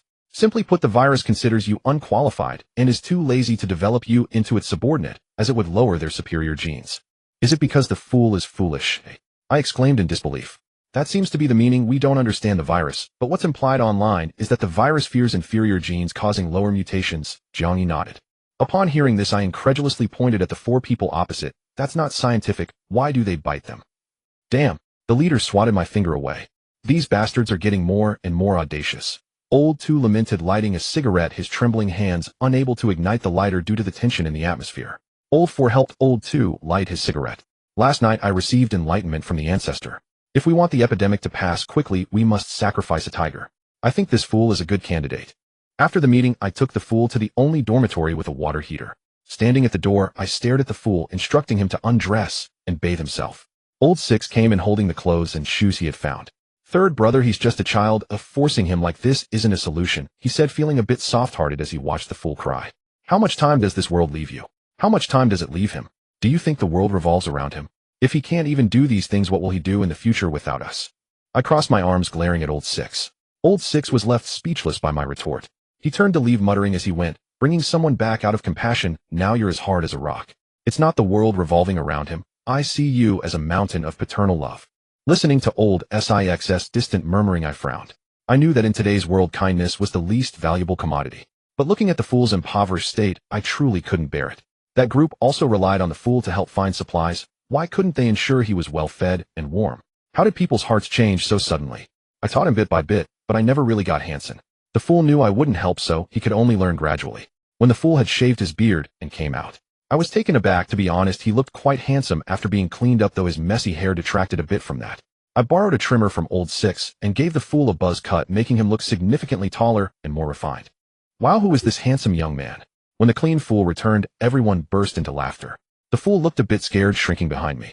Seeing the fool like that, I felt an inexplicable frustration, unable to distinguish whether it was because of my disappointment in him or anxiety for his future. Listen, from now on, walk with your back straight. Be a man, stand tall and proud, I said, glaring at the fool. The fool timidly nodded, but still kept his head down, hunched over, and hiding behind me, too scared to come out. I shook my head in disappointment and sighed as I walked out. At night, I sat in my dormitory smoking a cigarette. 3 girls were huddled together in a blanket, staring at me with 6 curious eyes. What are you thinking about, dear? Mu Qingxue murmured softly. It seems he's wondering just how big Yimay's chest really is, Lu Yi analyzed, nodding his little head. No way, he doesn't have the brain for that. He can't even tell how old we are, Jiang Yi said, rolling over. Her icy little feet quietly rested on Lu Yi's calf. Wow, you're like an ice cube, so cold. Lu Yi shivered. Extinguishing the cigarette in my hand, I looked up at the 3 girls and said, girls, I'm thinking. Before I could finish, Mu Qingxue interrupted, you're thinking whether you should help those living people outside. It's best to be inherently good, like a fool, protecting them from being bullied by bad people. That's acceptable, Jiang. This is hard to manage because it's impossible to distinguish. Human nature is the easiest thing to hide. Lu Yi handed a hot water bottle to Jiang Yi. How do you know that? I exclaimed, my mouth agape in disbelief. Seeing my expression, the 3 girls shot me the moment you raise your, but I know what you're about to do, Mu Qingxue said. Vulgar, I replied. Your thoughts are practically written on your face, Lu Yi remarked. I touched my face and said, what's wrong? Is there a screen on my face?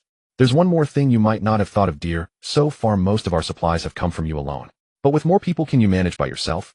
Jiang Yi snuggled her hot water bottle and comfortably closed her eyes, but the words she spoke were incredibly piercing. This truly is a problem. Relying on myself alone for so many people is ultimately not a solution.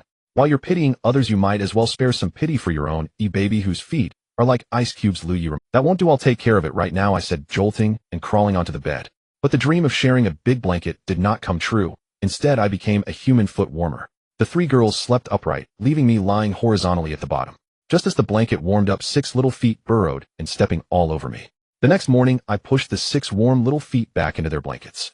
I put on my clothes and sleepily walked out of the dormitory. As soon as I opened the door, the 3 figures outside startled me. What the heck? What's wrong with you 3? Why are you standing at someone else's door at this hour to scare people? We're waiting for you to see the captain, Lu Yimei said solemnly. Then go by yourselves. What's wrong? Are you scared? I continued walking forward unfazed. The three of them said nothing, just trailing behind me with heavy footsteps. After a while, noticing the silence, I glanced back at the three. Are you afraid of him turning into a zombie and being unable to handle it, or are you afraid of seeing your friend turn into a zombie and not being able to accept it? The three remained silent, but I could see the answer in Lu Yimay's eyes. There was reluctance, unwillingness, and inability to accept. Among the six of us in the dormitory, the fifth one turned into a zombie during the first wave of the zombie attack.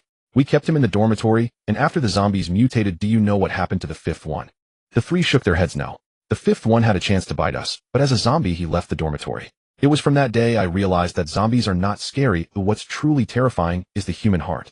As I spoke, I pushed open the door to Zawushi's dormitory. The sound of the door opening triggered a commotion from Zawushi, who was tied to the bed. He was making a constant ah-ah-ah sound. Seeing this, I walked into the dormitory with a wry smile. Looking at the agitated Zawushi who was staring back at me, a wave of helplessness washed over me. I had already explained why I hadn't transformed that day, although I had concealed the part with the girl.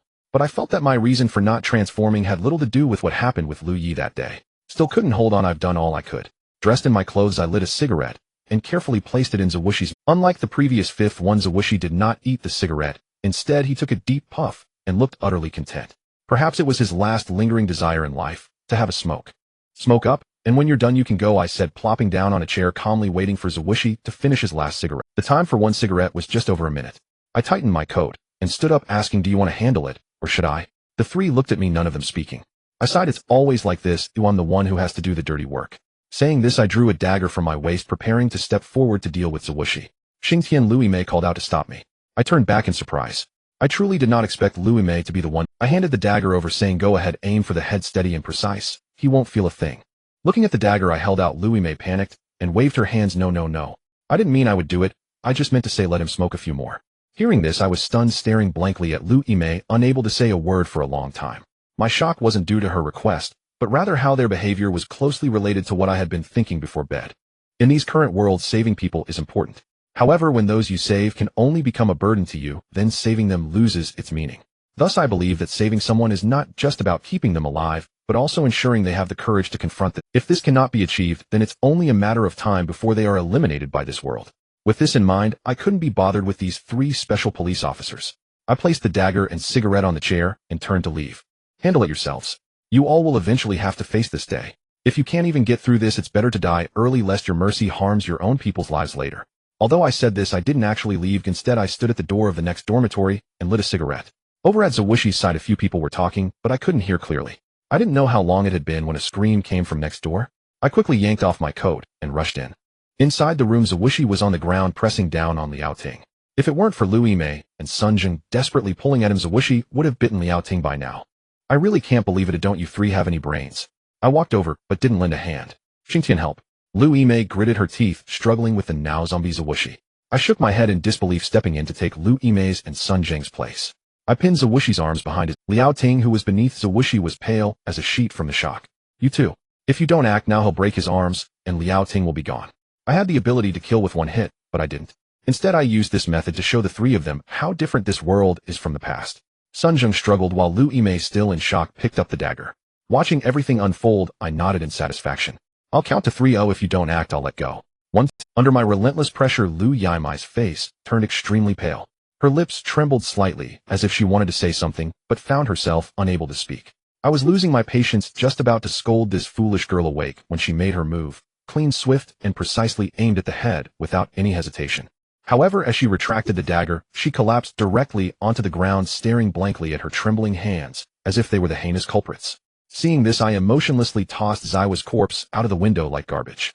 I walked over, took the dagger from Lu Yimei's hand, casually wiped it, and tucked it back into my waist. Is this too much for you to bear? After the outbreak of the zombie virus, I've seen students killed for a morsel of food, and even have witnessed roommates being turned into jerky to eat. I squatted down and looked into Lu Yimei's eyes. Special police comrade, this is reality. If you can play survive, if you can't, this is the 3rd floor, and there's the window. Take the plunge yourself. After saying this, I walked out of the dormitory under the admiring gazes of the crowd. The boss gave me a thumbs up, saying, "Old 3, impressive, you made the big brother hard." With a thud, I stumbled and fell to the ground, my previously lofty image completely shattered. I cast a resentful glance back at the boss. Old 3, I have to say, if you use this trick to pick up girls, you definitely get them into bed in no time. Old 2 nodded affirmatively. I wanted to curse, but I held it back. Overall, this guy is pretty good at pretending. I give him an 80 out of 100. Old 4 analyzed, meticulously stroking his chin. Old 3. I reached out to interrupt Old 6, swallowing hard. All right, Old 6, I know what you want to say. No, Old 3, I mean. Old 6 tried to say something, but I still didn't give him the chance.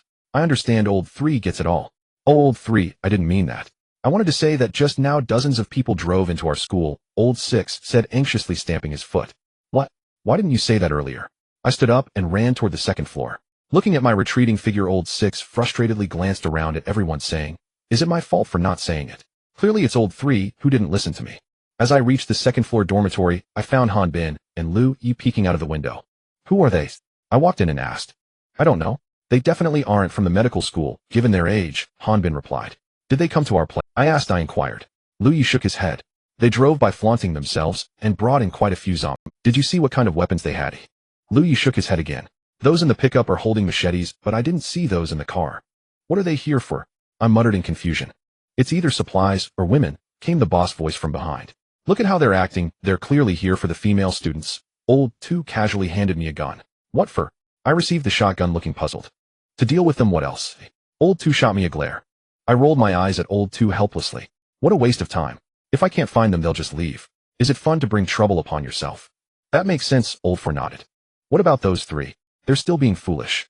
I pointed upstairs. The boss nodded. "Yeah, they really are being foolish." "You're the foolish one." Just then Lu Yimei and the other 2 entered, each holding a rifle.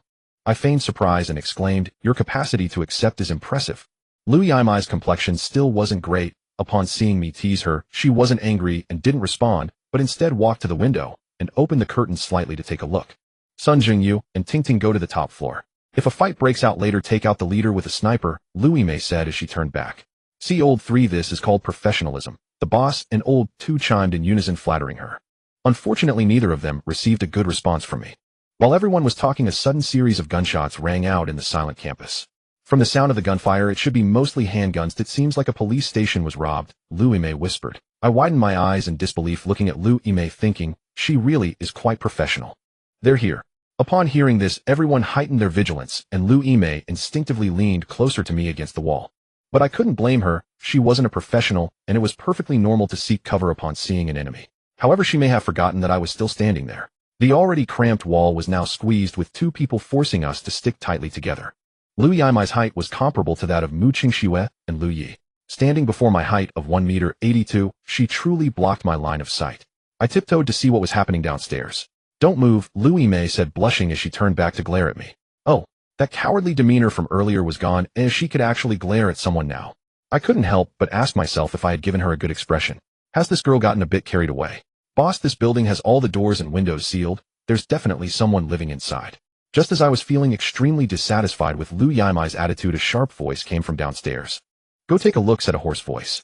The gang members downstairs fell silent, especially the one with the hoarse voice. The unfortunate fellow was crawling towards the back of the car, trembling after taking a bullet in the thigh from my indiscriminate attack. The boss and his men stared blankly at me, who had turned hostile faster than one could flip a book. "Third brothers' wives. What were you doing last night? Clearly the third one is out of it." The boss gaped at me. The 3 girls shot him a fierce glare and ignored him. According to Taoist teachings, the third one must have been bewitched, and among these 3 girls there must be one capable of enchanting him. The 4th one squinted at Mu Qingxue and her companions. The 3 girls couldn't be bothered to look at him. The second one reacted more vigorously, kicking the 4th one in the rear. "Are you stupid? Even if it's true, you shouldn't say it aloud. Be careful, or the third one will shoot you." I was completely unaware of everything happening behind me. At that moment, I was changing the magazine, intently watching the group of armed men downstairs. I had only one thought: if anyone dared to shoot back, I would definitely point my rifle at each one of them downstairs. "Now I give you a chance. Throw down all the guns you have, and get lost quickly. If I find anyone hiding a weapon, there are over 100 people in my dorm with dozens of rifles. I guarantee you won't even be able to get to your car." "See, I told you. The third one is definitely acting strange. He never used to brag before. A look at him now, it's outrageous." The 4th one pointed at me. "Shut up. Do you understand tactics? Is this bragging?" The boss retorted. "What tactics?" The 4th one looked at the boss in confusion. "Tactics mean you have to brag right now." The second one shot a glance at the 4th. Lu Yimei, who had been on guard beside me, rolled her eyes and softly muttered, "Is the dormitory allocation system based on IQ at your school?" "What did you say? Are you insulting me or them?" I shot a glance at Lu Yimei. Hearing this, she nodded, realizing she had inadvertently insulted both. "Still no movement, huh? Well, then I'll count to 3. I shouted. "Don't count. Don't count." "Well, surrender." the hoarse voice yelled back. As soon as that guy spoke, I felt a scratchy sensation in my throat. I turned my gun towards the hoarse voice's car and fired several rounds, all hitting the vehicle. Shut up. Don't you know I have phlegm when you talk?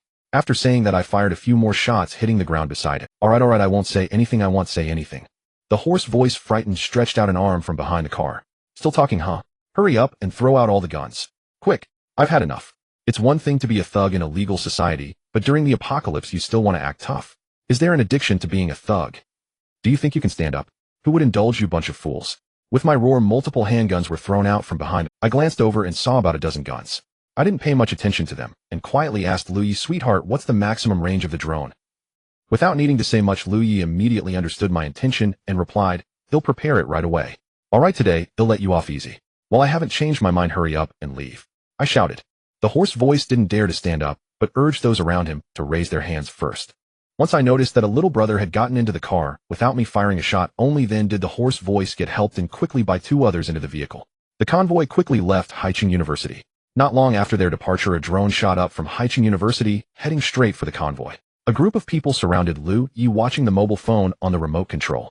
The drone hovered above, looking down at the convoy, and everyone gasped as they saw where the convoy finally came to a stop. A prison. Liu Yi exclaimed in surprise. "What about the prison?" the boss and the others asked curiously. Liu Yi glanced at me, and then said with a serious expression, "Desperate criminals plus the guards' weapons." Liu Yi didn't continue with her sentence, but everyone understood how dangerous it was to face a group of ruthless armed individuals. "Sweetheart, come back. No need to watch anymore." I clapped my hands and turned to leave. "Third brother, what about retaliation?" "What about it?" the second one asked. I glanced back and shot him a look. "What do you think?" "The prison, there must be at least a few hundred people there," the boss muttered. "Your third brother is indestructible. Turning peril into safety is a piece of cake, and stabilizing the entire city is just around the corner," I joked. "Has this guy gone mad?" "Mad," the fourth one said in shock, looking at my smiling face. "Mad. They'll go teach them a lesson shortly," I said, turning and heading towards my dorm. "Honey, what are you going to do?" Mu Qingxue anxiously chased after me. I didn't answer but smiled slyly and said, "Silly girl, I'm going out to play with my brother." At 10 o'clock in the morning, I jumped down from the dormitory with the silly girl amidst the bewildered gazes of everyone. "Alright, just stay at home quietly. They'll be back soon." I waved to those upstairs.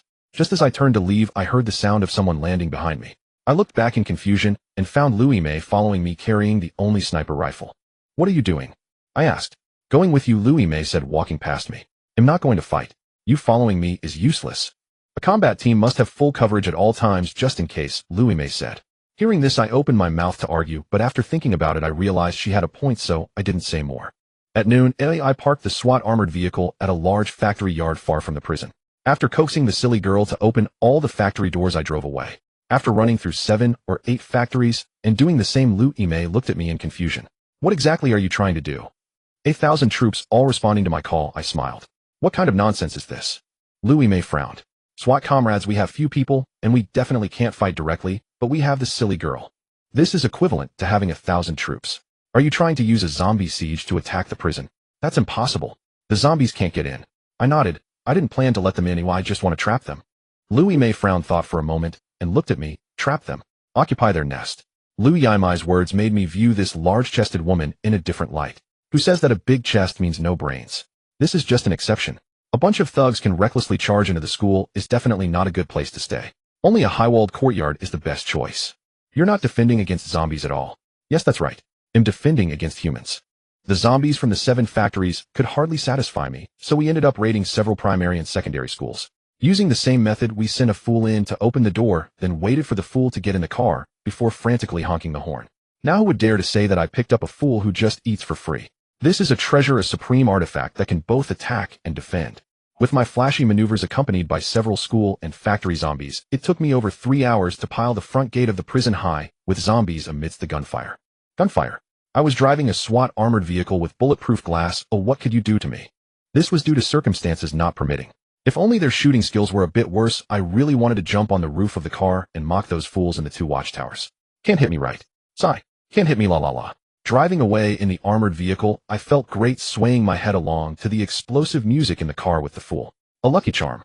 At this moment, the value of the fool absolutely surpasses that of an entire regiment, even a division. Louis, sitting in the passenger seat, looked at me, who was overwhelmed with pride, wanting to say something, but hesitating. "Ask whatever you want, just don't act shy," I chuckled. Louis was taken aback for a moment, then rolled her eyes, saying, "Shy? How can that be applied here?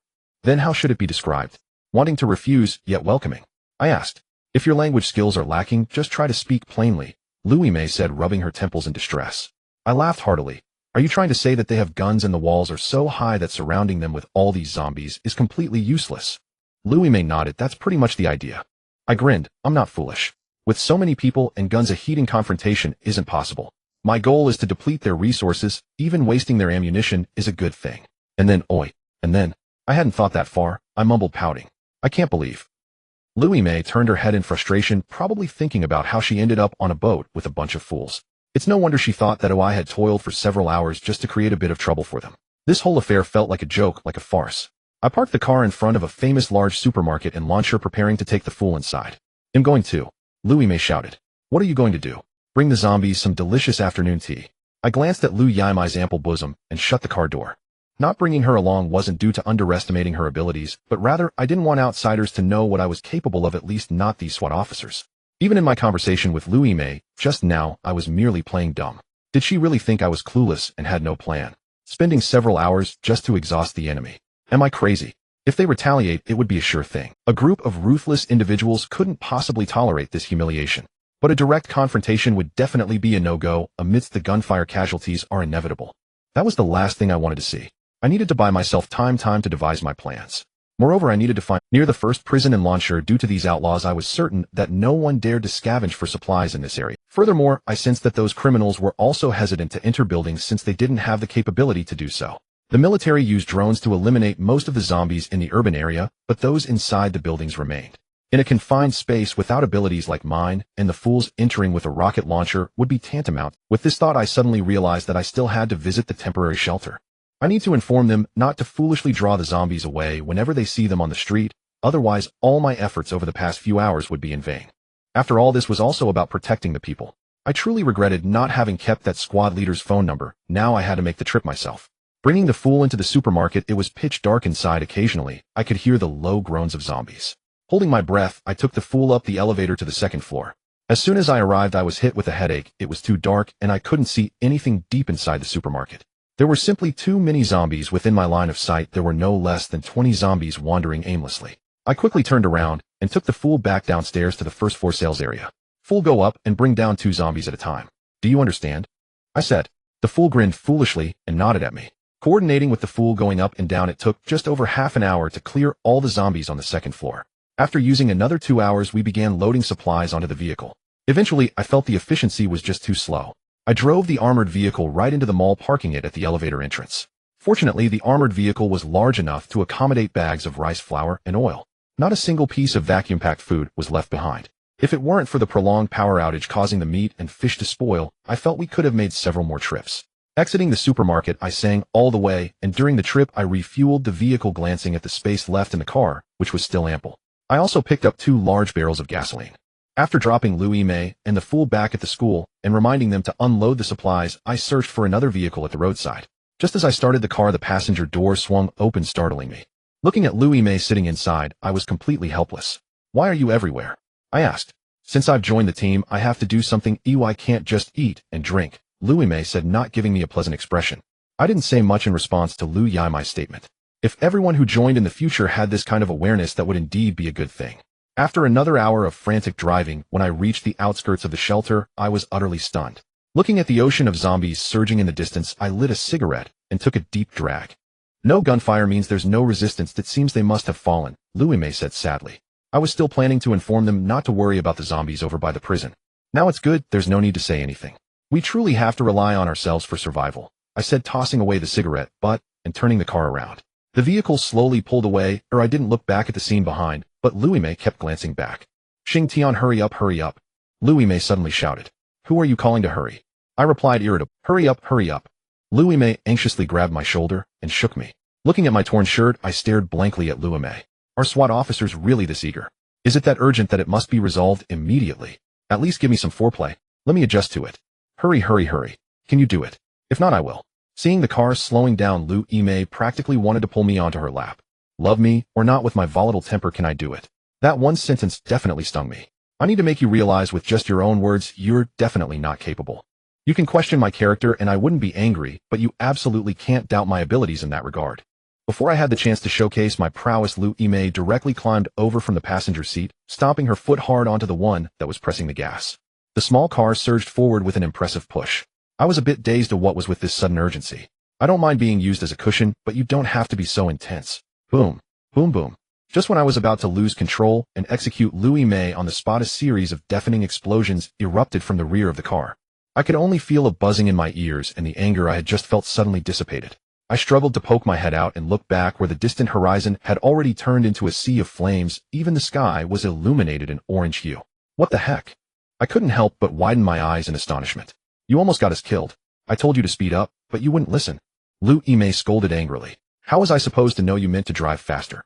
I replied innocently. Lu Yimei huffed heavily, pulling over to the side, her cheeks flushed as she moved to the passenger seat.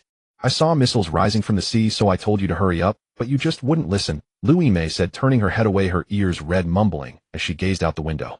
Gripping the steering wheel, I glanced back at the distant inferno and sighed, truly heroic. Heroic. Lu Yimei stared at me with wide eyes.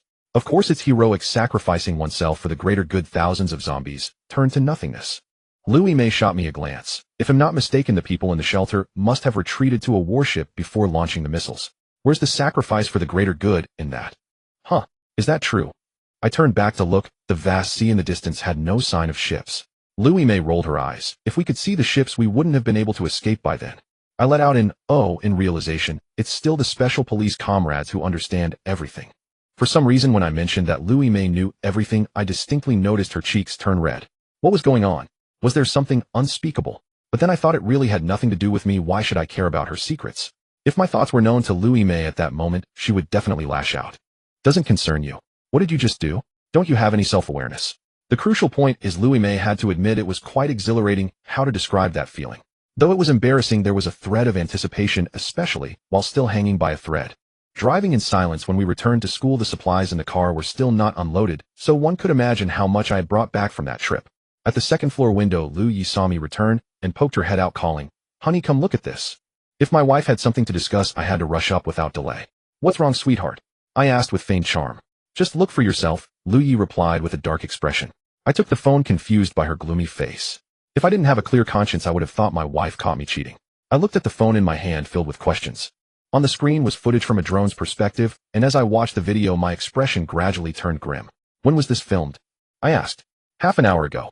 I wanted to confirm if those guys were up to anything, and I ended up discovering this." Lu Yi stomped her foot in anger. "What's going on?"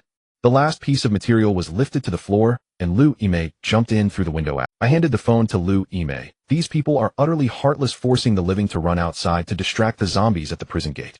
Upon hearing this, Lu Yimei frowned deeply. In the footage, those prisoners, to disperse the horde of zombies, actually threw a woman over the high wall.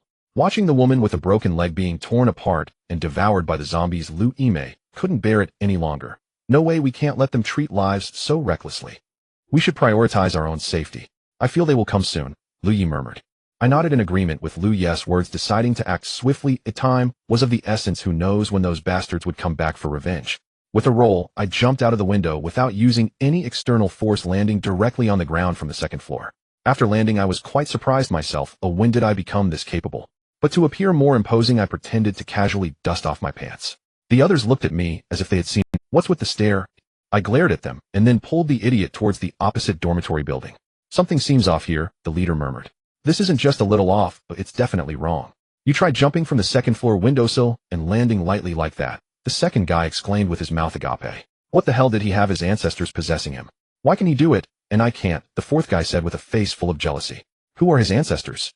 "Spider-Man, Iron Man, Thor, Hulk." The sixth guy rolled his eyes at them and followed me. "Is this kid asking for a beating again?" Pointing at the swaying figure of the sixth guy, leaving the leader looked at the second guy. "As the eldest brother, you have the right to teach him a lesson." The second guy nodded in agreement. "Let's think this through. We don't want to waste effort on a lost cause." The leader covered his face. "We can't take down the sixth guy. He absolutely can't have any psychological burden, and we'll fully cooperate with you to pull that off. Be brave and fight like a man," the fourth guy incited. "You better check if your ancestors are getting old and confused, mistaking the wrong person." The leader glared at the fourth guy and approached my direction. Before sunset, we had completely cleared the zombies from the dormitory building across from us. We also cleared out the dormitory building next to Mu Chengshu's, which delighted the little girl. Finally able to return to my own dormitory, I retrieved many of my clothes. That wasn't the main point. The key was that the little girl brought back a lot of her sexy underwear. Just for that, I felt all the effort I put in was worth it. That night, everyone gathered to eat hand-pulled noodles with egg sauce and discussed our response plan. Everyone shared their opinions, but the 5 of us in the dorm along with the idiot remained silent, quietly eating noodle. The leader once said, "When facing people with higher intelligence than us, silence is the best strategy, because too many words can lead to unnecessary criticism." Initially, a few girls would mention us, but our stance was very clear: you call the shots, we will follow your orders.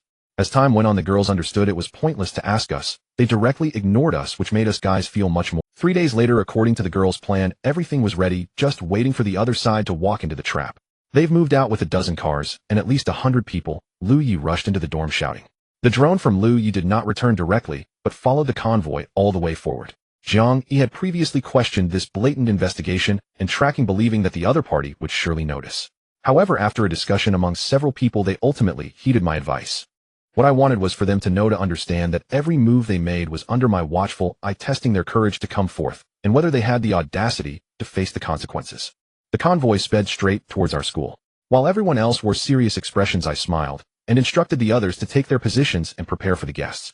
This time, the brothers in the dormitory did not joke around with me. Instead, they followed the arrangements and left. The drone continued to follow from above, while I had already positioned myself on the rooftop of the opposite dormitory. This plan, although it seems flawless, has too many variables. Are you really at ease? Louis May whispered. I didn't answer directly, but chuckled. Do you trust me? Louis May paused for a moment and replied, of course I trust. Then why should I doubt your judgment? I retorted with a smile. Louis May was silent for a moment, then smiled and shook her head, saying, as a leader you may be unqualified, but you are quite capable. That's a bit contradictory. I laughed.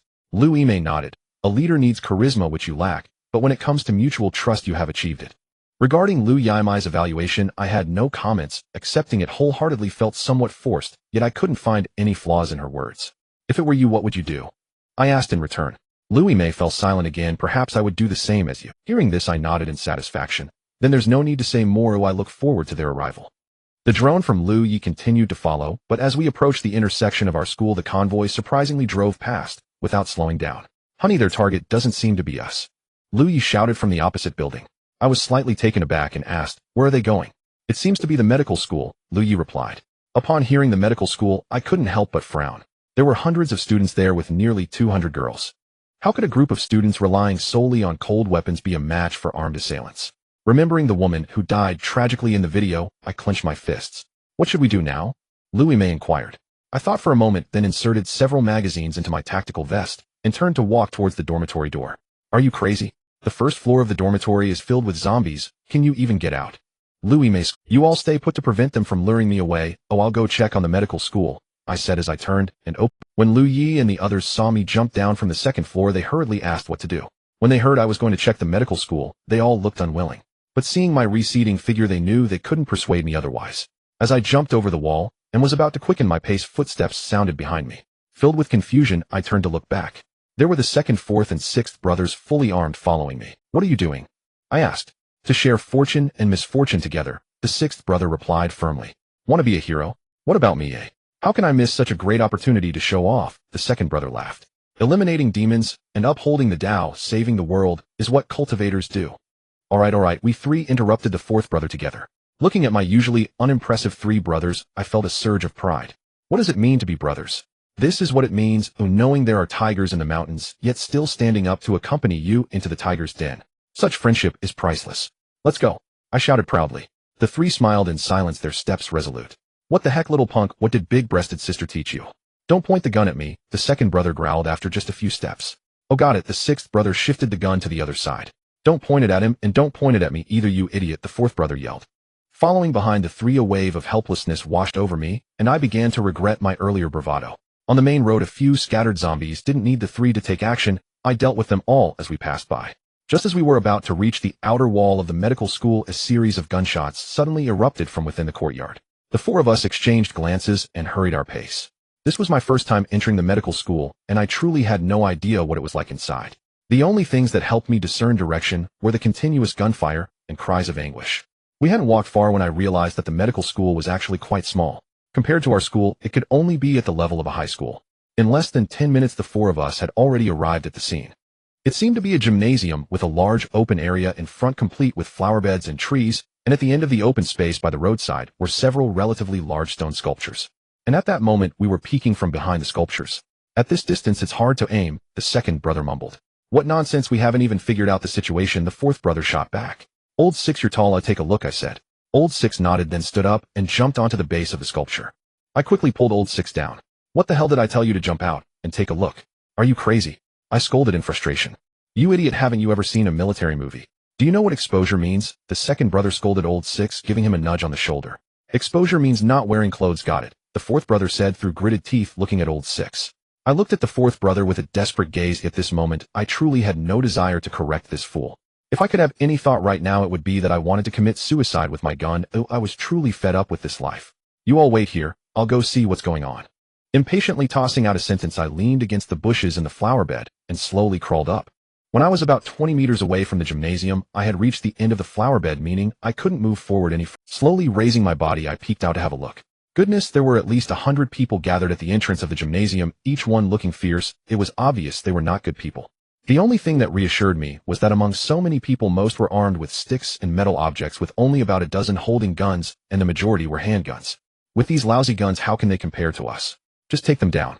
Suddenly, I heard someone speaking next to me, startling me into withdrawing my head and looking back. What are you all doing here?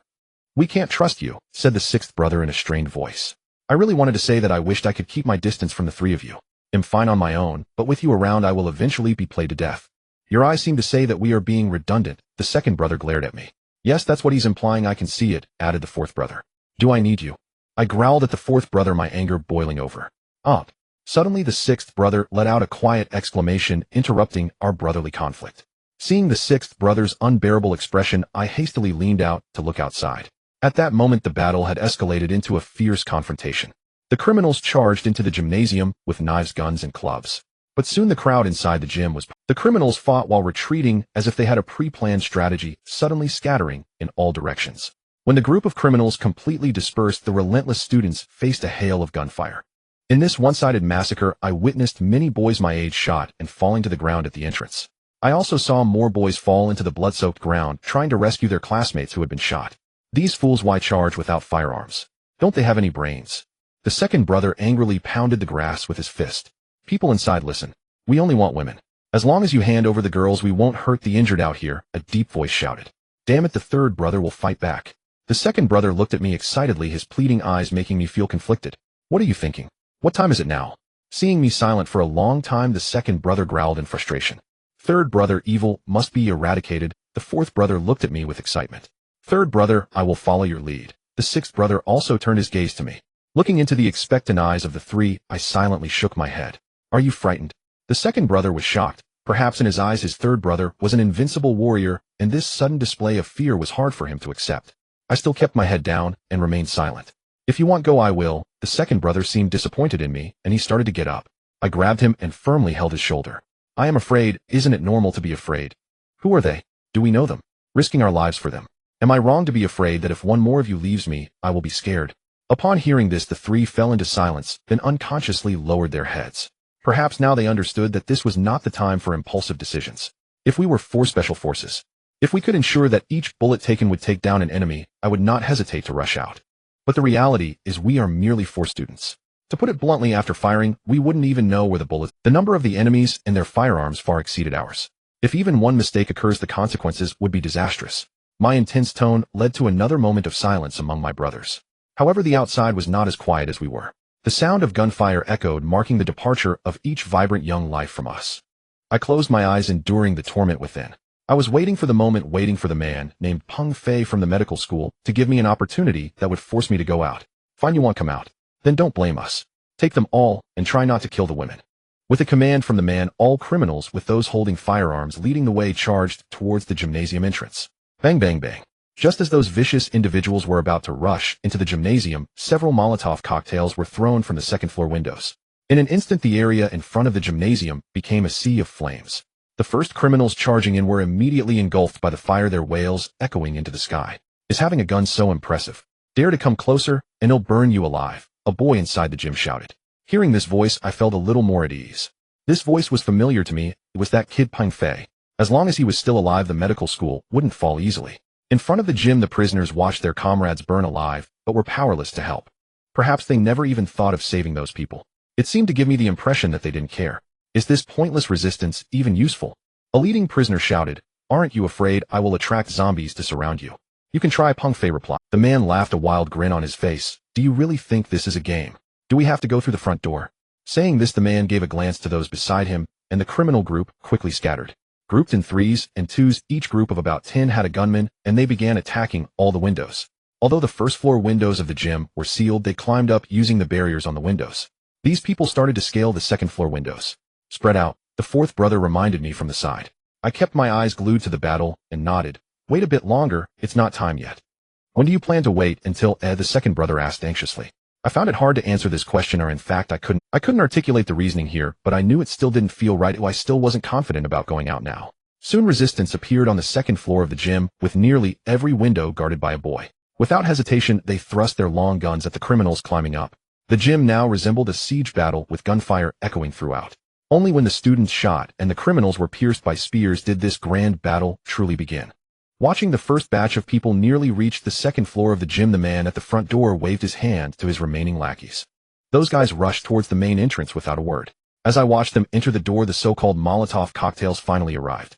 It seemed the personnel on the medical school side were already overwhelmed and unable to cope. I understood now, finally realizing that the leader outside was not recklessly charging in. The tactic of feinting to the east while attacking the west had been executed to perfection. The attacking criminals were suffering casualties, and the students defending above were also dying in large numbers. This was unavoidable, with handguns on the opposite side. As long as you exposed your head, bullets would greet you. Not exposing your head. If you didn't expose your head, you would only allow them to drill in through the windows. If one got in, then two would follow, and eventually the front door would fall and the windows would succumb. Even if the remaining students were many, they could not match the armed criminals. "Isn't it about time?" The second brother looked at me. I frowned and shook my head. "If we rush out now, one mistake will have us wrapped up by the criminals on both sides." Before long, the gymnasium's main door was completely breached, and the sounds of girls' screams clearly echoed from inside. At that moment I was anxious but powerless. I wanted to catch the wind at my back, but all I got was the opposing gale. The windows on the second floor of the gym began to falter. I could see several prisoners had already jumped in. I knew that if I didn't act soon, there would be no saving anyone. I cursed silently. "Ill control the leader. Second brother, you, and fourth brother go right. Sixth brother, stick with me and cover the left." Before I finished speaking, second brother and fourth brother roared and charged out. I stared in disbelief at the two of them. I truly wanted to curse, but it was too late. I could only get up and rush out with sixth brother. "You two idiots, do you even know what a sneak attack is? Shouting like that is useless," I yelled in anguish. The bushes were only about 20 meters from the leader, just a matter of seconds, but those precious moments were squandered by these two fools. The leader, leaning against the car and smoking, was very alert. Upon hearing the noise behind him, he didn't even turn his head, quickly squatting down and hiding behind the car. Seeing this, my heart sank. I realized I was right, or I had felt something was off. It was those damned cars, perfectly positioned between our group and the prisoners. We charged forward, but the 20 meters were fully exposed to us while the prisoners had the cars for cover. "It's a trap retreat," the leader shouted. "Damn it, focus fire on him now." I knew we had to shoot while we still could. We had no cover now, and if we retreated, it would be into open ground for several dozen meters. To retreat like this would be tantamount to doubting our opponent's marksmanship. There was only one path left: charge in and take control of their leader. As long as we could capture the leader, we could command the others, and their formation would surely break.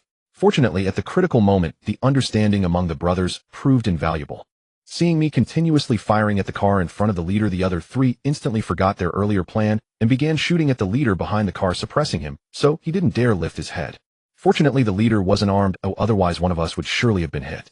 I leaped onto the roof of the sedan, and the other three followed me around. "Fire it will give them a burst," I shouted as I smashed the stock of my rifle into the leader's right cheek.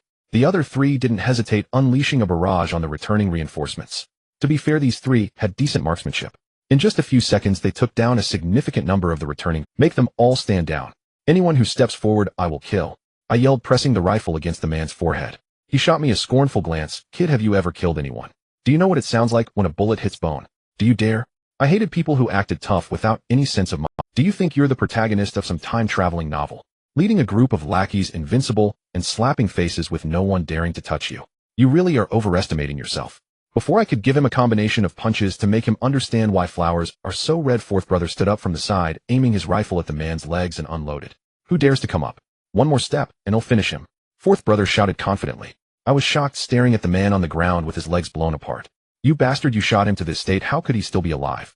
What the hell are you threatening for?" I yelled loudly at fourth brother, who was being such a fool. Originally, they were just a group of prisoners. What kind of authority could they have? This idiot leader must have relied on sheer force to become the boss. Now that fourth brother had crippled him in the eyes of the prisoners, he was as good as nothing. Why would they care about him? As expected, just as I thought, the surrounding prisoners froze for less than 2 seconds before disregarding fourth brother's threat and charging forward again. Damn it, you idiot, you're going to get us killed. I shouted, quickly looking for cover to retaliate. Fourth brother closest to me hurriedly used a car as cover. But sixth brother and second brother didn't have cover. Those two were in a dire situation. If not for me and fourth brother targeting the armed ones, they would have been taken down immediately. You son of a bitch, I'm seriously frustrated. Fourth brother, your head can't even keep up with my balls. Second brother hurried back, hiding behind my car and cursing. What? Is that a personal attack? Can your balls grow long hair to your waist? Fourth brother retorted defiantly. Sixth brother, injured, limped back. Seeing this, I was anxious and shouted, sixth brother, how are you? I'm fine. Third brother, oh, just a scratch on my thigh, it's not. Sixth brother's reply relieved me somewhat, but I couldn't shake off the pent-up frustration within. I truly wanted to shoot fourth brother, but the gun I raised was aimed at the man beside me with a broken leg. That's what you get for acting tough with me. After cursing, I pulled the trigger, instantly silencing the wailing man. No noise left, his head was blown to pieces. Third brother, what do we do now? Sixth brother asked me. We fight it out, what else can we do? If we can't shoot straight, aim for the densely packed areas. I refuse to believe we can't take them down. With that, we each guarded a direction, using the car for cover, and began a fierce firefight. Shell casings were ejected one after another and magazines were consumed one by one. It wasn't until the other side stopped shooting and hid away that I called for my brothers to halt. Damn it, we're out of bullets. Sixth brother, do you have any left? I shouted hoarsely. Sixth brother was about to reply when he noticed me giving him an urgent look. Sixth brother understood, nodded, and quickly replied, I'm out too. Third brother. Seeing sixth brother's growth, I smiled with relief. Among the 5 fools in the dorm today, sixth brother finally stepped out of the fools' ranks. I was about to shout my pride when fourth brother suddenly interjected, you two are such a waste. Look at me, I still have a full magazine left. What the hell? I cursed inwardly. I had intended to use the lack of bullets as a ruse to lure the opposing group into exposing themselves, ideally to swarm us, so we could harvest them easily. But this fool ruined my perfect plan. I shot a murderous glare at fourth brother. If this guy dared to say another word, I swore I would make sixth brother teach him what it meant to open up like a flower. I'm out too, what should we do? Look at my second brother, even with a damp head, he can still be so clear-headed. I just can't understand a fourth brother who wakes up in the middle of the night to absorb all that essence of heaven and earth. Where did it all go? Just as I shot a knowing glance at second brother, I suddenly saw these 2 idiots sitting on the ground dividing the bullets. One for you, one for me. They were dividing them meticulously. I understood it wasn't that second brother got my meaning, but that I was the one being foolish. I didn't see through the faces of those around me, nor did I comprehend the extent of their mental shortcomings. Second brother. My second brother didn't understand me, rather he had genuinely run out of all his bullets. The gunshots in the gym have ceased, and the previous sounds of girls screaming and fighting have suddenly fallen into an eerie silence. Faced with such an unexpected change, my heart raced with anxiety. Looking at the gym's entrance, I felt a bit flustered. I was genuinely scared, especially with several prisoners threatening me while escorting a large number of students. However, my efforts were not in vain, as I saw Peng Fei holding a Molotov cocktail peeking out from the second floor. How is it inside? I asked, looking up.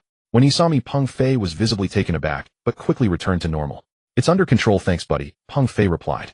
I nodded, and then looked at the hiding prisoners in the distance. You've already lost, it's not too late to leave now. They remained silent, seemingly uninterested in responding. Second brother, did you see those arms and legs sticking out? I asked. The second brother nodded. They came out while practicing their shooting. Is shoot whoever you can, I said. The second brother and the fourth brother exchanged sly smiles and began their performance. After briefing them, I looked up at Peng Fei. I didn't say anything, but I gestured as if to throw something. It must be said that communicating with someone who understands is truly enlightening. Just from a single gesture, Peng Fei immediately nodded at me and withdrew his head. If it were just the 3 of them in front of me, who knows what kind of joke would ensue. As ordinary university students, albeit a bit foolish, the second brother and the fourth brother truly managed to achieve the feat of doing nothing right while leaving no food behind. In just a short while, these 2 wasted over a dozen bullets each, yet not a single hair on the opponent was hit. I had no comments on this, as I never expected them to hit anything. The purpose of allowing them to do this was to suppress the opponents, preventing them from moving around, and then rely on Peng Fei and their Molotov cocktails to deal with these guys. Moments later, the plan began to show results as fireballs rolled out from behind the trees or corners. The painful howls were heart-wrenching to hear.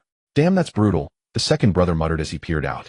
If you fall into their hands, what awaits you will be even more brutal. I rolled my eyes and said, what would that look like? Third brother, the sixth murmured shyly. I shot him a glare. Let them beat you up and you think that's beautiful. The sixth awkwardly pushed me, causing me to stumble. Third brother, those guys probably ran out of bullets. They haven't fired a shot in a while, the fourth brother exclaimed in delight. I nodded. They should be out, but we can't rule out the possibility that they want to wait until we're out of bullets and then charge at us. No way. Then why are we still here? Wouldn't that make us live targets? The second brother said.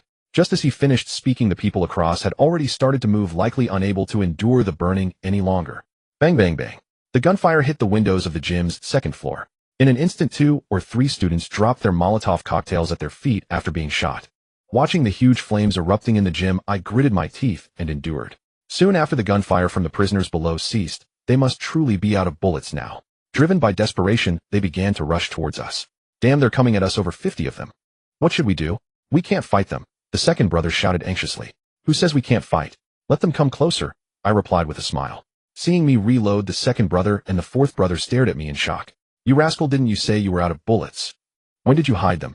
Second brother, fourth brother, you two are too naive. Third brother is pretending to be out of bullets. He wants them to come closer before shooting. The sixth began to explain without me even saying a word. I gave the sixth a thumbs up and peered to see that the numbers on both sides were about even. At this point, they had already rushed to within 20 meters of us. At this distance, I could take down dozens of them even with my eyes closed. Go! I shouted and raised my gun to shoot. In just a moment, over 10 of them fell to the ground. By the time the people at the back realized they had been tricked, it was too late. Bullets flew into their flesh like peanuts. Third brother, I'm out of bullets, the sixth shouted. I glanced back. There were still 7 or 8 of them remaining, plus 3 or 4 on our side, and some were ready to fight. After emptying my gun and taking down 2 or 3 prisoners, I put on my long-neglected claw hook. They'll take care of this side. You 3 handle the ones over there, I shouted and jumped out. The 3 brothers were not hesitant. They drew their blades and charged forward.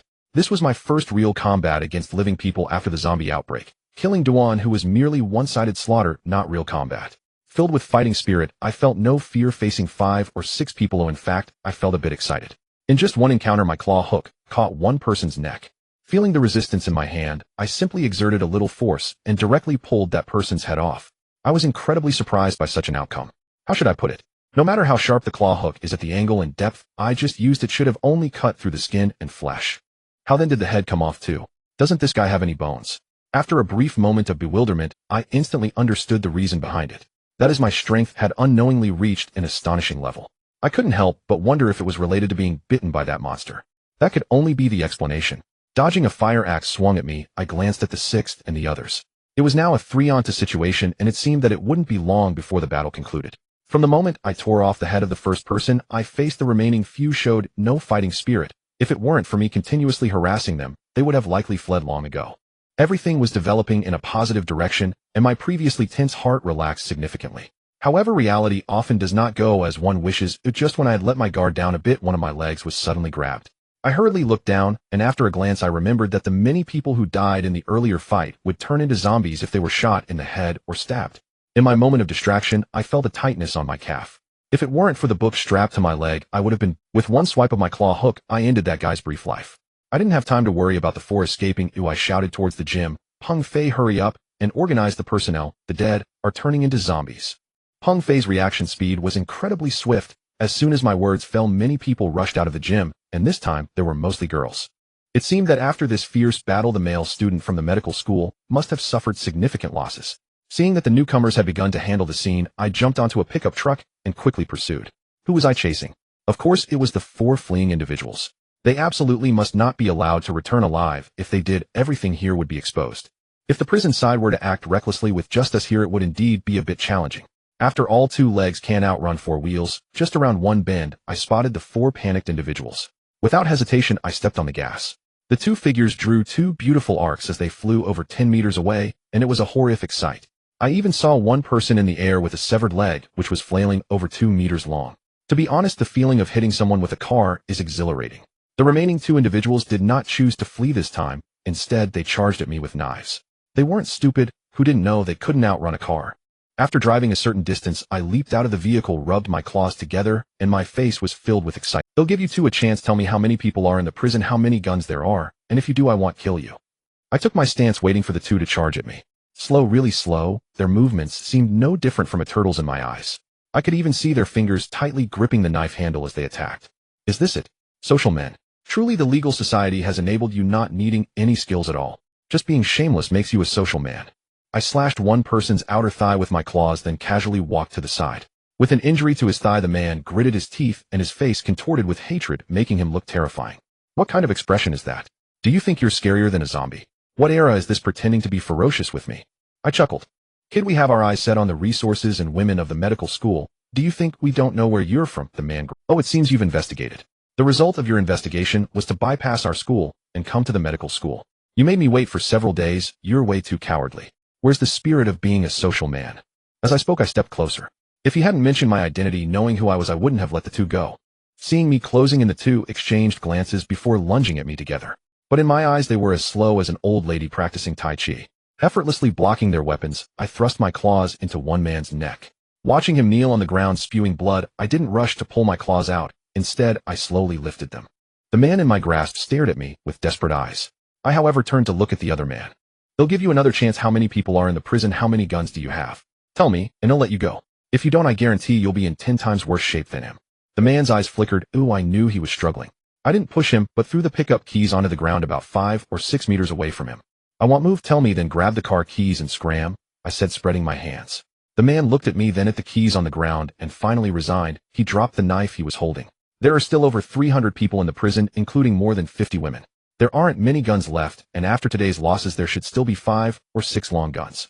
Upon hearing this, I scoffed and waved my hand. You can go now. You're really letting me go? The man looked at me. Damn, do you think I'm like you guys? I'm a college student. Ooh, I value civilization, understand manners, and am incredibly reliable. When the man heard this, he was overjoyed, disregarding me as he turned and ran towards the car keys. Bang, bang, bang, bang.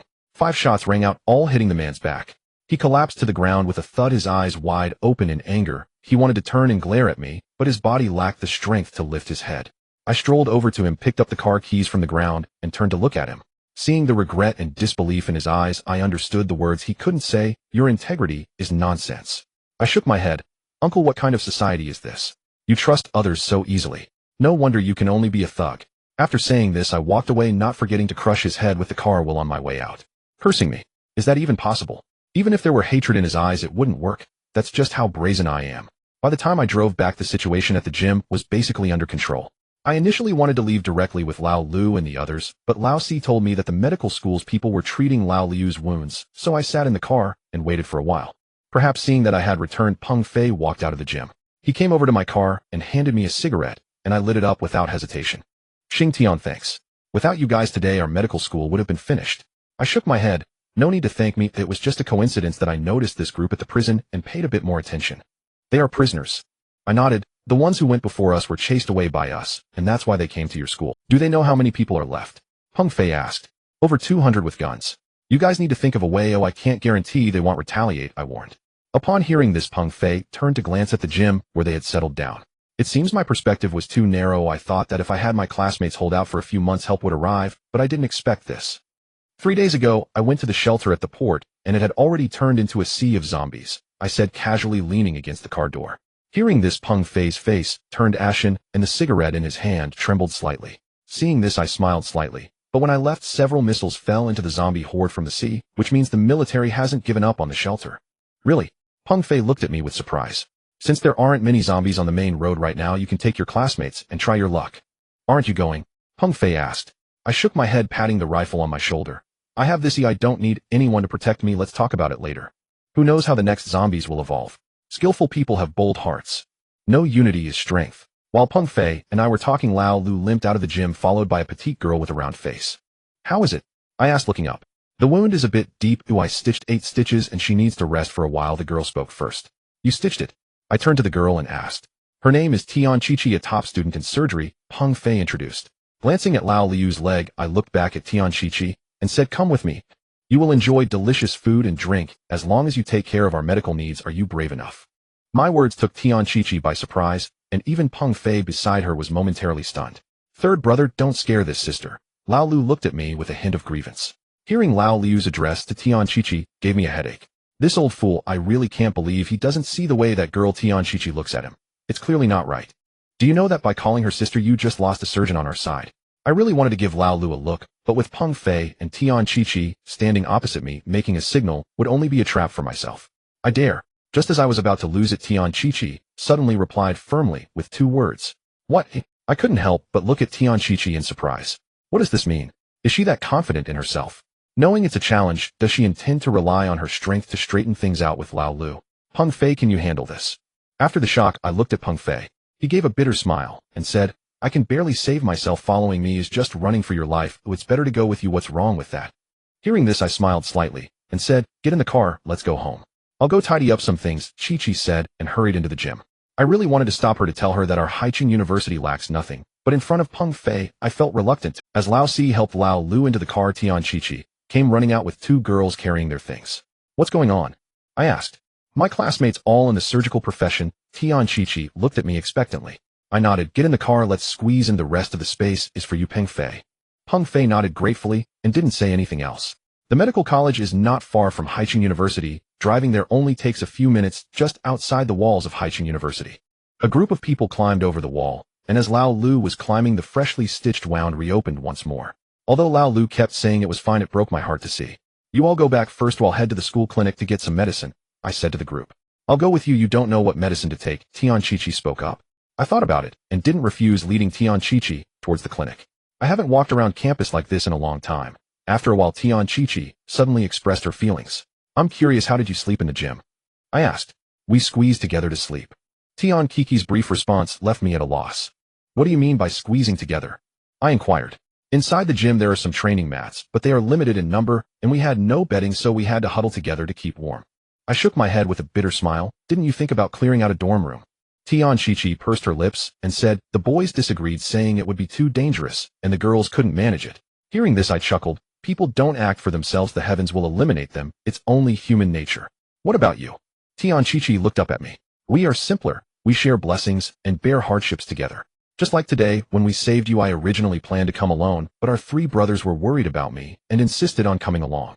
Thanks to them coming, otherwise not only would I not have been able to save you today, but I would have also been in trouble myself. I thought that after saying this I would receive a wave of admiration, jealousy, envy, or endless praise for this brotherhood. However, I proudly waited for a long time, and in the end I was met with silence and the faint response, that's nice. That's it. Just that's nice. Is that even a compliment? Isn't it a bit too perfunctory? When we reached the door of the clinic, I gestured for Tian Chi-Chi to be quiet and slowly approached. If it weren't for this little girl, I wouldn't have to pretend to be so grand. I could just kick the door open and walk in, but unfortunately, I had a little secret I couldn't let others know.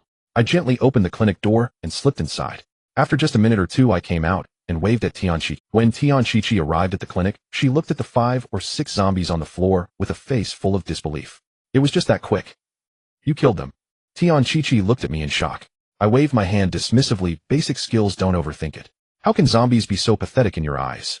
Tian Chi-Chi still found it hard to believe. Actually, these things are easy to kill. It's just that the boys in your school are scared. After a few encounters, they'll find the trick to kill them.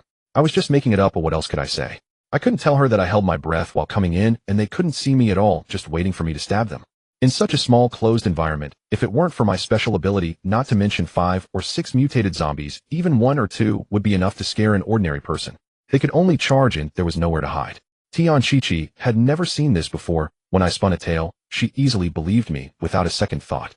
Tian Chi-Chi was rummaging through boxes, and at that moment, I realized the benefits of having a doctor around. Various medicines and equipment I couldn't name, but Tian Chi-Chi was packing things and explaining them thoroughly. In the end, the two of us nearly cleared out the clinic. Finally, we were done. Carrying our things back, I looked at Tian Chi-Chi, who was still in thin clothing as the weather approached January, and I couldn't help but feel compassion. I took off my down jacket and handed it to Tian Chi-Chi. Perhaps she was really cold. Tian Chi-Chi didn't refuse and immediately put it on. You guys too, you've dealt with plenty of zombies at school, yet you're still freezing like this. Don't tell me you didn't strip clothes off the zombies. A gust of cold wind blew, sending a shiver down my spine. Medical students tend to be a bit obsessive-compulsive, Tian Chi-Chi said, now feeling warmer, her nose turning red as she muttered. Still not cold. If you're really freezing, I don't see how you can have that obsession with cleanliness. I initially planned to head straight back to the dorm, but then I thought that the 2 girls who came back with Tian Chi-Chi also seemed to be dressed in thin clothing. I turned around and took Tian Chi-Chi to Fat Sister's clothing and lingerie store. In one go, we cleared out all the remaining clothes. The large bundle I carried on my back made it so that you could probably only see my feet behind me. You're so strong. Tian Chi-Chi exclaimed in shock once more. Big sister, why do you look like a curious baby who has never seen the world? I'm from the physical education department, not like those delicate boys you know. That's true. Just 2 words so insightful, it's no exaggeration to call her the conversation ender. When Tian Chi-Chi and I returned to the dorm downstairs, everyone in the dorm was gathered in a circle, seemingly discussing something. What's going on? I walked over and asked. Hubby Lao Lu can't use this leg, he can't get up the stairs, Mu Chengxue said anxiously. I exclaimed, then placed the huge bundle on the ground. Let's divide it. Each of you pick what you need, and then give me the curtain from below. At this point, everyone was too distracted to sort through the items. They could only each grab a large handful of clothes and stand aside. Lie down on it. I pointed to the curtain fabric and looked at Lao Lu. Lao Lu always followed my orders without hesitation, lying down on it. Have you ever seen how ethnic minorities carry their children? As I jumped over the windowsill with Lao Lu on my back, everyone downstairs gaped in disbelief as they watched me disappear through the window. How much does Lao Lu weigh? The eldest brother muttered blankly, staring up at Lao Lu's dazed face in the second-floor window. Looks like 196 pounds, the fourth brother replied with a foolish grin. That's his height, not his weight. He must weigh at least 220 pounds, retorted the second brother, arms laden with bras and women's underwear. So you just went up like that? The eldest brother turned incredulously toward the second brother. The second brother nodded solemnly, then wiped sweat from his brow with a pair of women's underpants. Lu Yi snatched the garments from the second brother's arms with visible disgust. If not like this, are we supposed to fly up? He couldn't help but wonder what sins had his own man committed in a past life to be cursed with these three fools. And with so many outsiders present, were they deliberately drawing attention to Xing Tian's oddity? Did they truly think their dramatic commentary would earn admiration? Lu Ye's simmering frustration with the three fools quickly spread to Mu Qingxue and Jiang Yi beside him. The three girls helped Tian Qiqi and the other two newcomers climb up to the second floor. Then they whirled around, glared fiercely at the three fools, collectively huffed in disdain, and ascended the stairs without another word. What did those three just say? Were they cursing us? The eldest brother turned to the second brother. Unpleasant, the second brother affirmed with a nod. A pack of calamities. Lao San's transformation is unquestionably tied to them, the fourth brother growled through gritted teeth. You three, planning to spend the night here? Louis May strode over, rifle slung across her back. Big-breasted sister, your little sisters just insulted us, said the eldest brother. You deserved it. Sister justice, not kinship, should guide you, declared the second brother with righteous gravity. Justice will never reside with you. Sis. Don't call me sis. I refuse the title. I won't be anyone's elder sister, especially not heir Fu's. With that, Louis May climbed upstairs. She praised me, the fourth brother exclaimed, elated. Heard it loud and clear, utterly captivating, murmured the eldest brother, licking his lips. Though the phrasing could use refinement, added the second brother, beaming blissfully. At dinner, when Tian Qiqi and the other two girls took their first bite of ham-fried rice, they burst into tears. Lao Lu, lying in bed hooked to an 4-drip, jolted awake at the sound of sobbing. He sat upright in alarm. What's wrong? What happened to my third brother? I leaned against the windowsill, cigarette in hand, and glanced back wordlessly. Your third brother is right here. Can't you wish me something better for once? After considerable effort, the group finally calmed the three girls. But watching Tian Qiqi weep uncontrollably over a simple bowl of fried rice stirred something deep within me. Gazing up at the full moon suspended in the inky night sky, my thoughts drifted upward, wavering, drifting adrift in the vast, starless expanse. I thought of my old campus, my former classmates, my grandmother, who raised me. Even those two irresponsible parents surfaced in memory. Since the zombie virus outbreak, I hadn't received a single call from them. Not one. Nor would I ever call them. To me, they were already dead. At the thought, my heart clenched. Yet the ache faded swiftly into calm acceptance. A bitter smile flickered across my lips. I'm overthinking it. If they never cared whether I lived or died, why should I grieve over their absence? Then it struck me my parents abandoned me, but the people beside me never did. Throughout this pandemic, survival had consumed all my thoughts. I'd never even asked anyone how their families were faring. The more I pondered it, the more unsettled I grew. I spun around abruptly and addressed the group. I've been meaning to ask, has anyone contacted their family?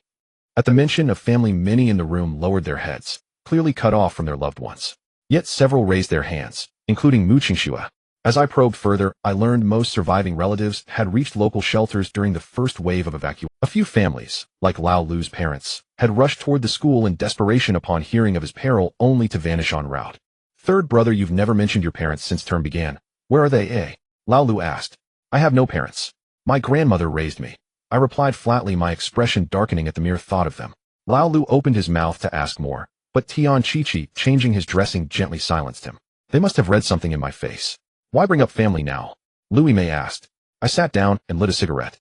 Today's incident at the medical college taught me something vital in this world. Survival isn't guaranteed by supplies alone. Strength is the ultimate currency, but where does strength come from? Ultimately from people, and our numbers remain dangerously insufficient. But strangers can't be trusted, the eldest brother interjected. I nodded in agreement. That's precisely why I thought of your families. Blood ties remain the most reliable bond. That sounds reasonable, but it's impractical. If Lon City alone has descended into chaos, imagine how scattered our surviving relatives must be across the land. Lu Yi frowned, voice low.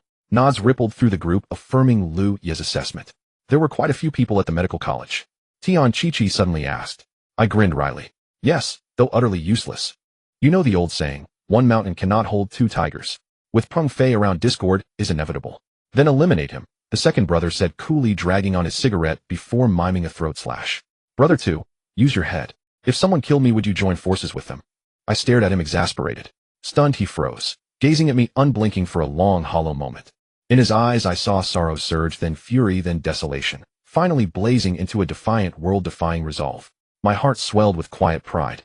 Brother 2 would always be Brother 2, my loyal brother, my lifelong comrade. After a long, heavy silence, he whispered, broken, I would.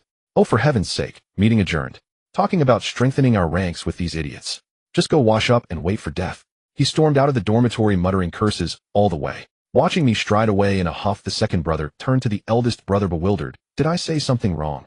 The eldest brother patted his shoulder reassuringly. Perhaps your phrasing was overly direct. You might have softened it a bit. Idiot. 4 voices spoke as one. Mu Qingxue, Lu Yi Jiang Yi, and Lu Yimei, sharp, blunt, and perfectly synchronized. Without another glance, the 4 girls turned and strode out, each step radiating icy, unapologetic disdain. The eldest brother stood stunned, then pivoted toward the others. Did I say something wrong? Silence answered him. Every face wore the same helpless, resigned expression, before they dispersed without a word. Huh. Lao Si, realizing no one had responded, the eldest brother turned to the 4th brother instead. The 4th brother raised his fingers and performed a quick divination. No flaw whatsoever. According to the hexagram, there's absolutely no karmic offense in speech. Then what's their problem? The eldest brother snapped, gesturing furiously toward the departing figures. Brothers, if you're done, please return to your rooms. I need rest, came Lao Lu's gentle voice from the bed. That night, plagued by negative emotions, I intended to vent my frustrations, but 3 hours later, I began to doubt my existence. My eyes were vacant and complex, filled with panic, my hair disheveled, as I helplessly curled up in the corner of the bed, gnawing on my fingers. I was done for. Wasn't this the end? I slapped myself, feeling utterly useless. It's been 3 hours. I am a human being, not a beast of burden. Only cattle plow the fields, not eat the grass. What will I do in the years to come? What will become of me? Is there any difference between having and not having? Serving the people? Mu Qingxue was the first to open her eyes, looking at me with seductive eyes. Honey, stop overthinking. This is definitely just because of the stress. I really wanted to tell this girl, just drop it. Stress is fundamentally unmanageable, but is my situation acceptable or not? What if we try changing the environment? Jiang Yi peeked out to look at me. It shouldn't be like this. Things were fine just a while ago. Lu Yi gently consoled me as he snuggled closer in the blanket. What do we do now? I helplessly closed my eyes, a tear of despair rolling down. Upon hearing this, the 3 girls couldn't hold back and burst into laughter. I just couldn't understand. How could they find this amusing? Was this a good thing? But after a moment's thought, I suddenly realized that my current plight was in fact a good thing for those 3 girls. What could be better than having a boyfriend who stands firm, ready to respond at any moment? I dove into the blanket, feeling utterly devoid of hope and anticipation for a better life ahead. Medical college. To prevent retaliation from the prison inmates, that day, Peng Fei drove a group of boys to the main road after we left. Even after today's fierce battle, the medical college suffered heavy casualties, but nearly 400 people still remained. This number couldn't be moved all at once with just a few cars. Therefore, he needed cars, more cars. There were indeed a few large buses parked on the main road, but Peng Fei dared not approach them as those buses were infested with a certain number of zombies. Even those zombies, upon seeing them, desperately pounded on the windows of the vehicles blocking their path. The force was so great that it frightened the boys from the medical college, fearing that the windows would shatter under the pressure. Even if we fit 5 people in one vehicle, we still need at least 60 cars. We're still far from that. Everyone hurry up and stay safe, Peng Fei urged. With the energy to gather 60 cars, we might as well hit a few police stations. If we have guns, why should we run? We should have gotten guns long ago. Just waiting in school for rescue was a mistake in itself. Since the tragedy occurred today, Peng Fei noticed that different voices began to emerge among the students. In this regard, it was better to say he was powerless rather than ignoring it. There was no choice if, as a leader, when significant mistakes and losses occurred, there would inevitably be discontent, and he was well aware of this. But his current decision was to minimize losses. Go to the police station. Don't make me laugh. If these people had any skills, they wouldn't be crammed into the gym. As long as he could lead the remaining people safely to the shelter, his mission would be accomplished. What did insults matter in the grand scheme of survival for the remaining lives? I tell you, Peng Fei, with the broken cars and those in ruins, where can we find so many cars? Exactly at this rate, we could walk to the shelter without needing any vehicles. This remark elicited soft laughter from several boys around. Peng Fei stopped in his tracks looking at those who had once meekly obeyed him, feeling a surge of anger, but he ultimately held back. Yet he felt a suffocating breath within, unwilling to shirk responsibility. After all, he was the one who first proposed to clear an entire dormitory building. And what happened later? Later, the very people before him cast all their votes against him, forcing so many to crowd in the gym during the cold winter. If you feel this approach is utterly futile, you can choose not to participate. And you are perfectly capable of finding 2 good vehicles right now and heading straight for the shelter. But you didn't do that. Why? Because you simply don't dare to seek the shelter on your own, don't you? You are nothing but a group of cowards who seek to boast with mere words. Peng Fei unleashed all his pent-up frustrations. However, these words he had held back hit some individuals' fragile hearts hard. That night, Peng Fei died, killed by a few students in a moment of panic. When they returned to school in a flurry, everyone was asking where Peng Fei was. The few of them could only say they encountered zombies on the way, and Peng Fei was bitten while trying to protect them. In an instant, the medical college was left leaderless, and everyone seemed to have lost their anchor. But precisely because of this, they were even more eager to leave and head to the shelter. Chaos enveloped the medical college. The boys fought over a few vehicles, while the girls could only hide in corners crying helplessly. A brawl ensued, extending into the next morning, the scene as brutal as a war. Some students who died turned into zombies, while the injured boys, who couldn't move, became food for the undead. The girls were in a state of panic, some escaped, others died. In just one night, the medical college, once the largest group with the highest chance of survival, was annihilated. The next morning, while I was still asleep, Jiang Yi hurriedly woke me up. When I saw the tragic state of the medical college from the drone, I was stunned. Hundreds of lives. In my mind, the transformation of the medical college into this state was undoubtedly a retaliation by those prisoners, which ignited my fury. I didn't even eat breakfast, dragging the fool with me as we left the school. For an entire day, I acquired a bulldozer, and using previous methods lured more than 10,000 zombies surrounding the prison. Looking at the prison gates right before my eyes, I felt an overwhelming urge to crash through. But I refrained. I didn't know what the inside of the prison was like, and no one knew if I could make it out alive. Suppressing the anger within me, I turned the vehicle around and left the prison.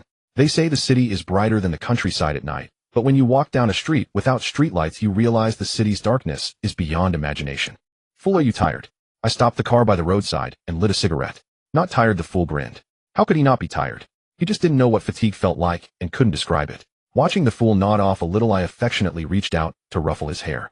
I secretly made a decision. Starting tomorrow, I would bring order to Lawn City, ensuring that the city's evildoers would think twice before acting recklessly. When I returned to the dormitory with a frown carrying the fool, it was already past 11 at night.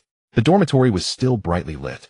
A group of people saw me return, some reheating their meals, others checking on things, yet no one asked about my situation. The fool was roused by the smell of the noodles and ran to the corner, eating heartily. My bowl was still cradled in Mu Qingshu's arms. Surrounded by everyone, no one spoke, just staring at me. I lit a cigarette and sat quietly in the middle of the crowd smoking. After finishing a cigarette, I took the bowl of rice that Mu Qingshu handed me and picked at the noodles with my chopsticks. Starting tomorrow, 4 people will accompany me to gather firearms, ammunition, and supplies. I intend to sweep through Lansher, I declared, taking a huge bite of noodles and chewing angrily. Upon hearing my decision, everyone present couldn't help but frown in concern. However, the 4 fools in the dormitory began to cheer excitedly. Old 3 is awesome, the leader shouted excitedly. See, Old 3, second brother, knew you wouldn't be satisfied with just this small plot of land at school. Upholding justice and righteousness with a legitimate cause, this is a benevolent army. It is feasible, Old 4 mumbled. Speak plainly. I mumbled inarticulately. Old 3 is mighty. Seeing this, I nodded in satisfaction. Xingtian, our numbers are too few. We have no clue about the forces in the entire city, Lu Yimei reminded me. I nodded in agreement. You are right. Therefore, I need to expand the search for resources, and while searching for supplies, I can also rescue some solitary individuals. Such people are more reliable. But won't that slow us down? Lu Yi whispered. Thus, we need a decisive victory to make a name for ourselves, to let all who survive in Lansher know that we are a group fighting against evil forces. Prison? Jiang Yi asked. Yes, I want rest until my hatred is avenged, I said fiercely after finishing the last bite of noodles. Husband. Mu Qingshu took the bowl and chopsticks, hesitatingly calling out to me.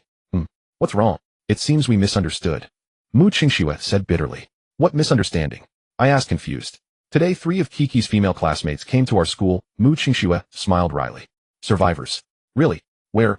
I looked around but saw no one. In room 308. I stood up and headed outside. Let's go ask. But before I could leave, my arm was grabbed by Lu Yimei. I turned back, puzzled. What's wrong? Lu Yimei shook her head bitterly.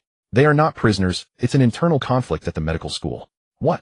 I almost shouted, my eyes wide open like saucers, my mouth agape enough to see the noodles in my stomach. Seeing my exaggerated expression, everyone present laughed, while I stood frozen in the middle like a fool. Jiang Yi briefly recounted what had happened at the medical school last night. I slumped down on a chair helplessly. Truly what a day. I had been braving a rain of bullets, and for what? Looking at the fool exhausted squatting on the floor with a bowl in his arms, he fell asleep. Husband, people's hearts are the hardest to read during this time, Mu Qingxue summarized. After a long pause, my wounded heart slowly began to heal. Did those three have any injuries? I asked. Yes, but they don't look like they were injured by zombies. It seems man-made, Jiang Yi replied. Speaking of which, old 3, you should evaluate second brother's actions. The girls didn't check thoroughly enough and second brother volunteered, yet got scolded by them.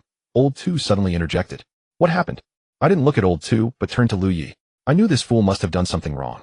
Lu Yi, seeing me look at her, turned red from her face to her neck, pointing at old 2 with a furious expression. He wanted to pull down the girls' pants and check them. Before I could get angry, the leader quickly defended. What's wrong with checking? Is there anything wrong with that? Second brother did right. Old 3, don't you know? Old 5 is a perfect example. Hearing this, I trembled as I lit a cigarette, filled with confusion and helplessness about the future. Poor 5, old 4 suddenly yelled, startling me awake. It was this startle that cleared my head. I laughed, genuinely laughed heartily. Alright, talking about old 5. Old 5 can bite a silkworm pupae, but what about the girls? If you let the zombies gnaw on a watermelon rind, could they chew it? Truly enough is enough. Oh, I can't live like this anymore. Look, you're angry again. Why are you so hot-headed? I say sisters of old 3 men cannot be spoiled like this, otherwise they'll develop bad habits, the leader chuckled. Indeed, once upon a time old 3 was gentle and approachable. Look at how spoiled you 3 have become. Old 2 tightened his arm around my shoulder. Seeing the sycophantic expressions of these 2 brothers, the girls covered their faces and smiled bitterly, too lazy to deal with them. What I said was merely in anger. How could I truly talk about separating? The brothers in this dormitory are not just brothers, they are closer than brothers. I cannot abandon them. After calming down for a while, I looked at Luame. Isolate those 3 girls, I'll let the fool deliver food tomorrow morning, and see if anything changes. It's already arranged, Luame replied. I nodded in satisfaction. This girl was worth saving. You at least after I left, the security at home would be ensured. After considering, I spoke. The plan remains unchanged. In 1 week, I will gather all the guns and launch her. That night when I lay in bed, Mu Qingxue and the 3 girls finally told me about the current situation at the shelter. It turned out that the 3 girls had been to the shelter before, and they were not alone. When they went, there were 40 to 50 girls, all trembling, looking for cars as they arrived at the shelter. However, the port was still a sea of zombies. Although they could hear gunfire, they never dared to enter. Just when they were uncertain where to go, a group of people led a massive horde of zombies straight towards the shelter. The girls were terrified and hid in the vehicle, not daring to move. Initially, they thought those were military personnel ready to eliminate the zombies in one go. However, they didn't expect that those people would return and abduct their classmates. If the 3 of them hadn't cleverly hidden under the car, they would likely have been captured as well. After hearing the description of the incident, I pondered for a long time. If this is the case, is someone opposing the military? Who could it be? What benefit could there be in the midst of a zombie frenzy? At this time, discussing interests feels a bit absurd. Besides interests, who would be so averse to peace in the world? Truly strange. The next day, my plan officially commenced. To be on the safe side, I left 3 special police officers at home to guard against any potential thieves. I set out with Lu Yi the fool, the second brother, and Han Bin. Upon departure, the 4th brother was quite unhappy, questioning why he was not on par with Han Bin. Without needing my response, Han Bin retorted directly, saying, I am obedient, not troublesome and considerate. The 4th brother gazed at Han Bin's departing figure, speechless. According to the information provided by Lu Yimei, there are 4 special police teams and 1 headquarters in the entire Lan City. To obtain more firearms and ammunition in one go, my first target was the headquarters. Are you joking? If we're going to do this, let's go big, otherwise I would be doing a disservice to the name I've given myself. What was that saying again? If successful, I would meet in Dubai and be addressed as Chief Xing. If unsuccessful, I would be seen in the court of law as some convict. That's the kind of audacity I have. But when the armored vehicle arrived at the headquarters, I felt deflated. This is not a special police headquarters. It clearly resembles a large zombie-themed KTV. The gates were tightly shut, yet within the yard thousands of zombies wandered about, looking like a group of princesses ready for a stage show. Upon hearing the sound of our car, the princesses, no, the zombies charged at the electric gate, rushing out in droves. I hit the gas and sped away while Lu Yi in the passenger seat laughed uncontrollably. Silly girl, do you still have a heart to laugh at this? I was left speechless by Lu Yi's comment. Lu Yi smiled and shook her head, saying, it's fine with you here, I'm not afraid. Are you two alright? With thousands of zombies chasing us, can we still throw out dog food? The second brother shouted, fixated on the zombies behind us. What's there to fear? They can't catch up, Lu Yi laughed. They must be civilians looking for help from the special police after the outbreak, Han Bin calmly analyzed. What do we do now? So many zombies. The second brother asked. Lu Yi giggled and said, do you think my husband brought me out for a joyride? Didn't you see the drone behind the car? After breaking away from the horde, we found a relatively secluded spot to park the car, and the drone took off from there. It took us all morning to lure all the zombies from the yard to a distant small park. But when we returned to the special police headquarters, there were suddenly more than a dozen cars in the yard. Were there cars in the yard just now? I asked, looking back at Lu Yi in confusion. I was too busy laughing to notice. Lu Yi said, looking uneasy. When it comes to my precious, I must exercise a bit of privilege. I gently rubbed Lu Yi's cheek as a gesture of comfort. No, I'm sure of it, Hanbin asserted.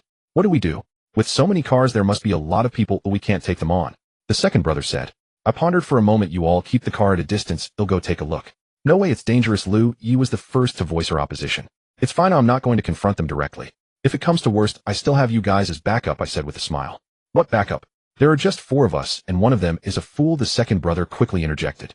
Just as I was about to give the second brother a lesson, Lu Yi immediately understood my intention. Got it, husband. Just a call to the zombies in the park, and they'll be here within half an hour. I didn't need to say much more. I was enjoying the moment. I planted a firm kiss on Lu Yi's lips, opened the car door. Carefully, I pushed open the main building's door. I could hear faint footsteps echoing through the corridor. I frowned, the doubt in my eyes lingering. Had our movements been monitored? Why did these people choose to show up just after I lured away the zombies?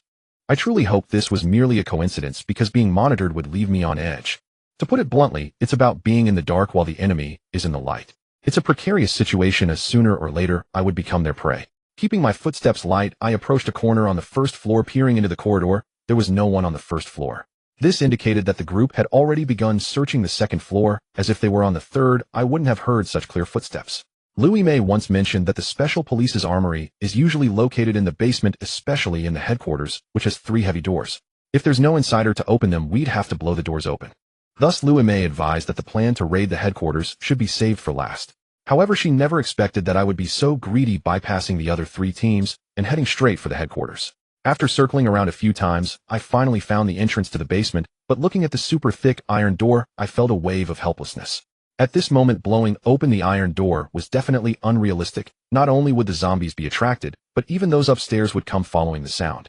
What do I do now? What to do? I anxiously thought to myself. Standing in front of the heavy iron door, I was pacing back and forth when suddenly my expression froze. I heard footsteps. Have I been discovered? To be safe, I quickly found a wall nook pressed against the wall and hid there. The person likely heard my footsteps pacing back and forth. Peeking in upon seeing that no one was inside the basement, they walked in puzzled. Hearing their relaxed footsteps, I felt much more at ease. Just as the person was about to reach the wall nook, I pounced like a hungry tiger. The man was startled by my sudden move, momentarily thrown into confusion. Before he could react from his shock, I drew my sharp knife and pressed it to his neck. Make a move and you'll lose your life. The man obediently shut his mouth and then calmly looked at me, asking, "Who are you?" Hearing that question, I instantly understood. In Lawn City, we were definitely not the only ones living well. There must be many organizations present. "I'm just a wolf who wants to survive," I whispered. "With your skills, our leader will definitely value you. Come with us." The man painted a grand picture for me, but unfortunately, I'm not one to fall for his tricks. Yesterday, I passed by the medical school where hundreds died. Is that related to you? I pressed the knife forward slightly, getting ahead of the game to confuse him, making him doubt that I was a survivor from the medical school. This trick was taught to me by Mu Qingxua last night. The medical school? That's not us. The man thought for a moment before responding. How can I trust you? I growled. Yesterday, we snatched a few girls from an organization. Those girls said they were from the medical school, claiming the medical school was in chaos. Upon hearing this, I had no further questions. Their statement aligned perfectly with what I knew. This could only prove that the man was telling the truth. I had to keep playing along. How many girls did you take? Where did you take them from? How many other organizations are there in Lawn City aside from yours? You really are a lone wolf, aren't you? You don't even know the current situation in Lawn City. The man looked at me in surprise. Cut the crap, just tell me. I pressed the tip of my dagger against him, the blade already breaking through his flesh. The man reluctantly tilted his head back and quickly said, "There are 5 major organizations in Lawn City, now the Technology Museum, the Airport, Jianan Academy, South City Prison, and us." Are you kidding me? Which group are you from? And how can the airport even be considered a power? Shouldn't that place have fallen first? I shouted. We are from the women's prison in the north of the city. Brother, I'm not messing with you. The airport hasn't fallen. In fact, it has become the largest force in Lawn City. I heard the leader there was bitten but didn't turn and has special abilities, the man explained urgently as he felt the blade at his neck tightening. Hearing the man say someone was bitten and didn't turn sent a shock through my heart. Could there be someone like me? Does that mean his powers are similar to mine? If that's the case, it's better to keep a low profile. Because under equal conditions, they have so many more people. I wouldn't stand a chance. That would be seeking death. How many people do you have at the airport? And the girl who was captured yesterday, was it taken by that force? I quickly regained my composure, ready to ask as many questions as I could. Perhaps I gave the man the impression of being more. The man was very cooperative, directly explaining the personnel configurations of each force. The largest force is the airport, currently having over 5,000 people, including men, women, and children. Actually, when calculating average combat power, they are about the same as the other organizations. The weakest of the remaining 4 organizations is South City Prison, ranked 5th. Second is the Technology Museum, which is continuously sending zombies to the shelter. The man also mentioned that the Technology Museum's reputation is now worse than that of South City Prison because it's filled with a bunch of middle-aged perverts in their 40s and 50s. Once women fall into their hands, it's as if they are better off dead. They are merely tools for venting. Moreover, once a woman is found to be pregnant, her fate is invariably death. Listening to the man's account, my heart twisted with pity for the captured medical students and hatred for my own power. Before I could complete my mental redemption, the man suddenly said, "Oh, I forgot one." "What is it?" I asked. "There's also Haiching University, but I'm not sure about the exact number of people. I heard the leader is a group of 5 tough guys who are quick to resort to violence. South City Prison has suffered quite a bit because of them." As soon as Haiching University was mentioned, the man became increasingly animated while my expression darkened. I almost wanted to stab this idiot in front of me. "Damn it, hasn't anyone ever told you not to speak ill of others behind their backs? You dare to insult me to my face, you idiot. How am I supposed to take that?" What frustrated me the most was that I couldn't even retort while listening to this moron insult me. If I did, it would expose me. "Stop talking nonsense. Do you think you're the good guys? How are we the same? Our leader is a woman. How could such things happen? Besides, those are medical students who a doctor is quite valuable." Now the man retorted unhappily. "Who are you trying to fool? A woman as a leader? Can you really follow that? Believe it or not, but everything I say is the truth," he replied with a demeanor of someone ready to be taken down. "Xiao Wu." Just as I was about to continue questioning, a man's faint calling came from afar. "One last question, what are you doing here?" I grabbed the man and pulled him in front of me. "We're looking for guns. We've already been targeted by the Technology Museum. A conflict could break out at any moment. We need to arm ourselves." Hearing this, I nodded slightly. "Tell your partner that you're fine." The man complied, but I knocked him out with a knife and then took the shotgun and ammunition from him before leaving. I quickly left the special police headquarters and found Lu Yi and the other's car in a nearby building. As soon as I got in, the second in command hurriedly asked about the situation inside. I recounted the information I had just obtained, and the car fell silent for a moment. "Honey, I think we can wait a bit. If they detonate the armory, the noise will be significant. Maybe we can pick up some scraps. Do you have an idea?" I looked at Lu Yi. Lu Yi shyly smiled and said, "I won't directly lead the zombies over. I'll just bring them a little closer that's not actively harming anyone."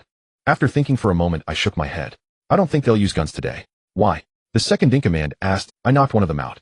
If they can hurt someone, they must be enemies, not friends. I don't know the specifics, but if they take out guns now, wouldn't that mean they know there's an ambush and are still exposing themselves? Then what should we do?" Lu Yi asked me. "You 4 go back first. I'll keep an eye on things here. If they give up, I'll take action in the late night." "No way, absolutely not." This time it wasn't just Lu Yi opposing. Even the second in command and Hanbin began to object. "With this time, can't we check other teams?" The second in command grumbled. "From what it looks like, the weapons in other teams should have been cleaned out," I analyzed. After hearing my words, a few of them seemed to realize that might indeed be the case. Since the Technology Museum is in the east, Jianan Academy in the west, and the airport is just north. If that's the case, wouldn't this special police headquarters become a target? Hanbin said softly. I nodded. "So we must get our hands on it quickly. The longer we wait, the more dreams we'll have." "Then we'll stay here with you," Lu Yi quickly said. "Be good, listen to me. If you're here, I won't be able to act," I joked. "But," before Lu Yi could finish, I interrupted her, gently stroking her hair and speaking earnestly. "Opportunities are fleeting. You must seize them. Now that I know the airport's leader has abilities like mine and has so many subordinates, we must acquire these guns. Only then can we confront them on equal footing." After I reasoned with them and pleaded, the 4 finally drove away. I didn't linger and found a building where I could see the headquarters courtyard. I arrived at a door on the 3rd floor and, using the method Hanbin taught me, held my breath and opened the door. As soon as the door opened, a little girl in a pink princess dress appeared before me. The little girl looked to be around 4 or 5 years old, but she had already turned into a zombie. In this room, I killed a total of 6 zombies, effectively wiping out the entire family. After dealing with all this, I just sat by the window, not even letting my bottom get cold, when I heard faint knocking sounds from the special police building, occasionally mixed with zombie roars and sounds of fighting. What the hell? Are they really that stubborn? Are they willing to act in this situation? I stood up in surprise.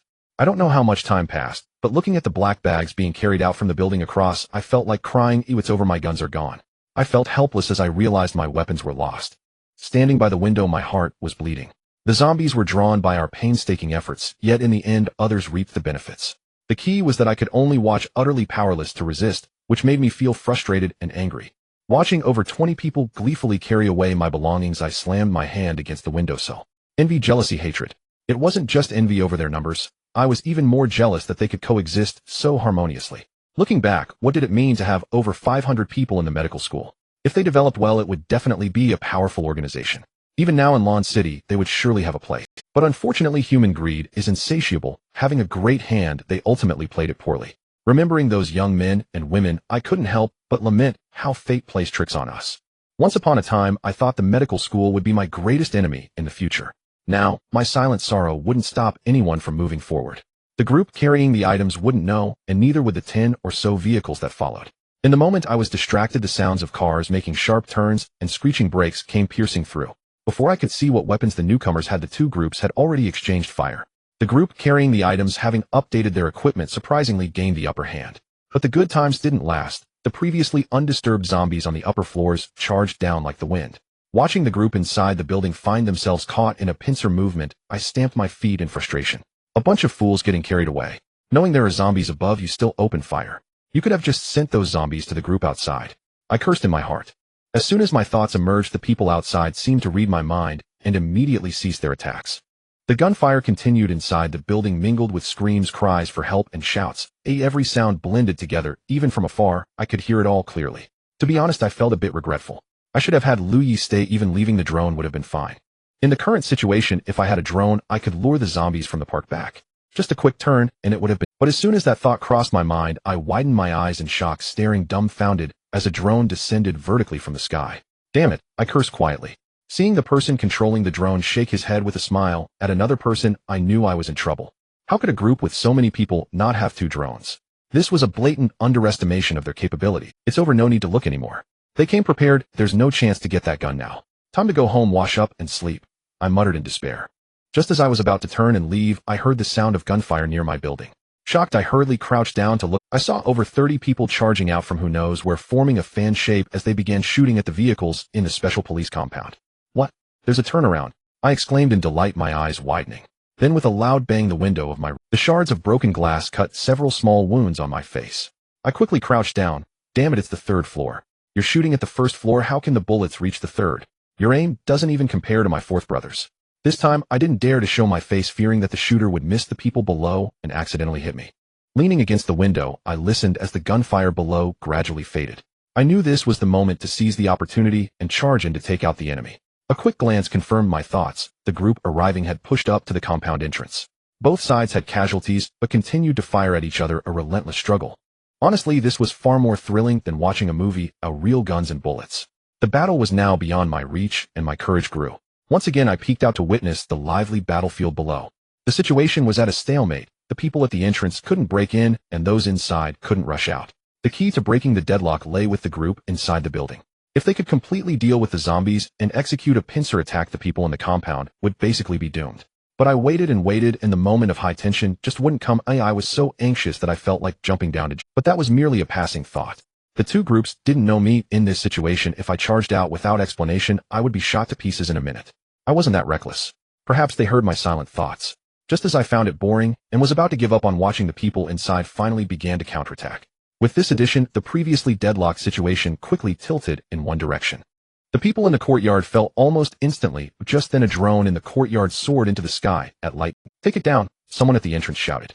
At that command, almost all the gun muzzles turned towards the sky and began firing indiscriminately. However, reality often doesn't meet expectations. Not a single bullet from their dense barrage hit the drone. Shoot the one controlling the drone. At another command, the group at the entrance desperately began a frenzied attack on a vehicle in the courtyard. What a thrill! I yelled excitedly while perched on the windowsill. Embracing the notion that it's better to enjoy together than alone, I called Mu Chengshu's video phone. When it connected, several pretty faces crowded the screen. Honey, how's it going? Why is it so chaotic over there? Mu Chengshu asked anxiously. Sweetheart, let me show you the live broadcast. It's way more thrilling than American blockbusters. I turned the camera around. What? How did it turn into a fight? Several girls exclaimed in unison. Honey, did the women's prison and the technology museum get into it? Luyi was asking. I think it must be the technology museum, otherwise they wouldn't have jumped straight into it. Without hesitation, I replied. Before the girls could say anything else, someone from the women's prison shouted, shoot the fuel tanks. If we don't resolve this, the zombies will come soon. In the blink of an eye, as soon as the man's words fell, a loud bang erupted. A car exploded and shot up over 2 meters high, flames lighting up the entire courtyard. Where are you, man? This is thrilling. The voice of the leader came through the phone. Isn't it awesome? Just now a drone flew out. If I'm not mistaken, in a few minutes the zombie horde will make its appearance. You should hurry back, honey. It's too dangerous out there with everything going on. Lu Yi urged anxiously. It's fine. I'm in the residential building, they're doing their thing, and I'll wait until they finish before making a move, I replied dismissively. I truly wasn't giving up, like a mantis stalking a cicada with the yellow bird behind. I planned to play the sparrow. In the struggle between the clam and the snipe, the fisherman benefits. I was preparing to be the old man. In the current situation, the fishing old man was walking his sparrow while his mother bought a batch, saying, "All of this is mine." Cars in the yard exploded one after another, creating a continuous uproar, with nearly all of them blowing up. The people in the yard were lifted high into the air by the brilliant flames of the exploding cars, performing difficult 360-degree spins before landing steadily on the ground. The dead were even more miserable than old Lou. Outside the door, people rushed quickly towards the main building. At this moment, I couldn't help but wonder if there would be a twist. Perhaps this group of people outside was not on the same side as those inside. At this moment, 3 to 5 individuals emerged from the main building. Considering their number, the previous zombie battle inside the building must have been quite extraordinary. Unfortunately, I had overthought it. They were indeed on the same side. But they had no chance to catch their breath, as the deafening explosions had already attracted the attention of the zombie horde. Looking at the dense swarm of corpses in the distance, and glancing back at the group still conversing at the entrance of the main building, I couldn't help but smile slightly. Who said I couldn't wait for an opportunity? Here it is. Yes, keep chatting, just keep chatting. In one more minute the zombie. I had no idea what they were arguing about at the entrance of the main building, but it certainly looked intense. Glancing again at the approaching zombie horde, I secretly rejoiced the enemy will reach the battlefield in 30 seconds. However, just as I was feeling pleased, I noticed that the group had dispersed and entered their respective vehicles. Damn it, don't leave, I murmured anxiously. Watching the cars at the entrance start up, turn around, and maneuver, I glanced at the zombie horde about to reach the battlefield, my long unused brain crazily calculating the time difference between the two parties. My eyes darted frantically between targets. Too late now, I whispered excitedly to myself. As expected, before the car could reach the entrance, the zombie horde surged into the yard. The first car driving at the forefront collided head-on with the zombie horde. The driver, in a panic, slammed the accelerator, trying to burst through with all his might. But unfortunately, he underestimated the number of zombies. After charging forward just a few meters, the windshield was shattered and zombies clambered inside. The cars behind, witnessing this, hurriedly began to reverse, but before they could pick up speed, they were engulfed by the tidal wave of zombies. A dozen cars were still struggling. Initially, there was no gunfire, but soon the sound of gunshots began to ring out one after another, indicating that the people inside had started to fight for their lives. Seeing this, I quietly retreated. It was already a foregone conclusion, and there was no need to watch further. These people were doomed without a doubt. I didn't hurry to go downstairs, but instead circled around the room several times, recalling the oxygen mask Han Bin had made for me. The oxygen mask was definitely gone, but even finding a rubber tube would suffice.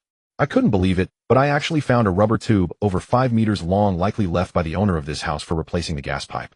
With the tube in hand, I rushed downstairs, found another vehicle in a different direction, and jumped inside, waiting for the gunfire to cease. A few minutes later, the gunfire stopped. I knew this must be a sign that that group had been wiped out. Humming a little tune, I reached the entrance of the yard and pressed the car horn vigorously. Seeing the zombies turn their heads to follow, I smiled and drove the car out 30 meters before shifting into third gear, then opened the door and jumped out. Holding my breath, I hurriedly ran to the wall and jumped over it. Standing inside the yard, watching the thousands of zombies following the car, I couldn't help but shiver. With this many zombies, let alone ordinary people, even someone like me with mutations wouldn't survive without some clever tactics. In the yard, only a few dozen zombies were meandering around the several cars. I made no sound, taking a few deep breaths, and yet these zombies discovered my presence. Using the same trick again, I held my breath and quickly ran towards a pickup truck. I clearly remembered that all those black bags were placed in the back of the pickup. Seeing 7 or 8 large black bags inside the pickup, I didn't rush to check the contents. There was no time. I hurriedly circled to the front of the car to check the people inside, afraid that one of them might turn into a zombie without my knowledge and backstab me. To my surprise, the car windows were shattered. There was blood everywhere, but the people inside were nowhere to be seen. Filled with confusion, I turned to look at the severed limbs scattered on the ground nearby, and thought those must have been the people from the car just now. Oh, it was too tragic. Jumping into the car, I used the rubber tube outside for breathing, carefully checking the black bags on the back seat. When I opened the first one, my eyes were filled with little stars. Guns. There were all kinds. Long, short, thick, and thin. Even a few special police bulletproof vests were placed beside them. Glancing at the zombies in the distance, I smiled, thinking it would be simple and straightforward to start the car and drive away. However, after a few sputters, the car fell silent. The zombies, drawn back by the engine's roar, surrounded the vehicle, but couldn't find the target they wanted to attack. I took several deep breaths from the rubber tube, causing the zombies to turn and rush toward the other end of the tube. But they were merely rushing over. There they clawed at the air. Looking at these foolish zombies, I smiled disdainfully. I tried starting the car a few more times, but it still wouldn't start normally. This put me in a bind. I didn't even have a driver's license. How could I possibly fix a car? With so many zombies surrounding the car, I was at a complete loss for a moment. After pondering for a while, I cursed inwardly, and then stabbed at a zombie outside the car. Breath, start the car, kill the zombies, and repeat this process nearly 20 times before I finally cleared all the zombies surrounding the car. I knew well that I couldn't stay here for long, but this damned car seemed to be against me. It just wouldn't start. I hurriedly jumped out searching for a vehicle that could hold weapons and still run. Efforts do not betray the diligent. Finally, an old dilapidated pickup truck sputtered twice before the body began to shake. Seeing this, I was so excited, I almost jumped up, quickly drove the car over, and began transferring my belongings. By the time I lifted the last black bag, I was already drenched in sweat, but that didn't matter, for at that moment, I was happy, joyful, and exhilarated. This feeling was akin to waiting for a technician while bathing. The process isn't important. What matters is the anticipation when the technician hasn't arrived. At this moment, those black bags gave me that kind of feeling, a mysterious sense of urgency that made me eager to open them. Just as I was grinning with my mouth wide open, putting down the last bag of guns, my ears perked up.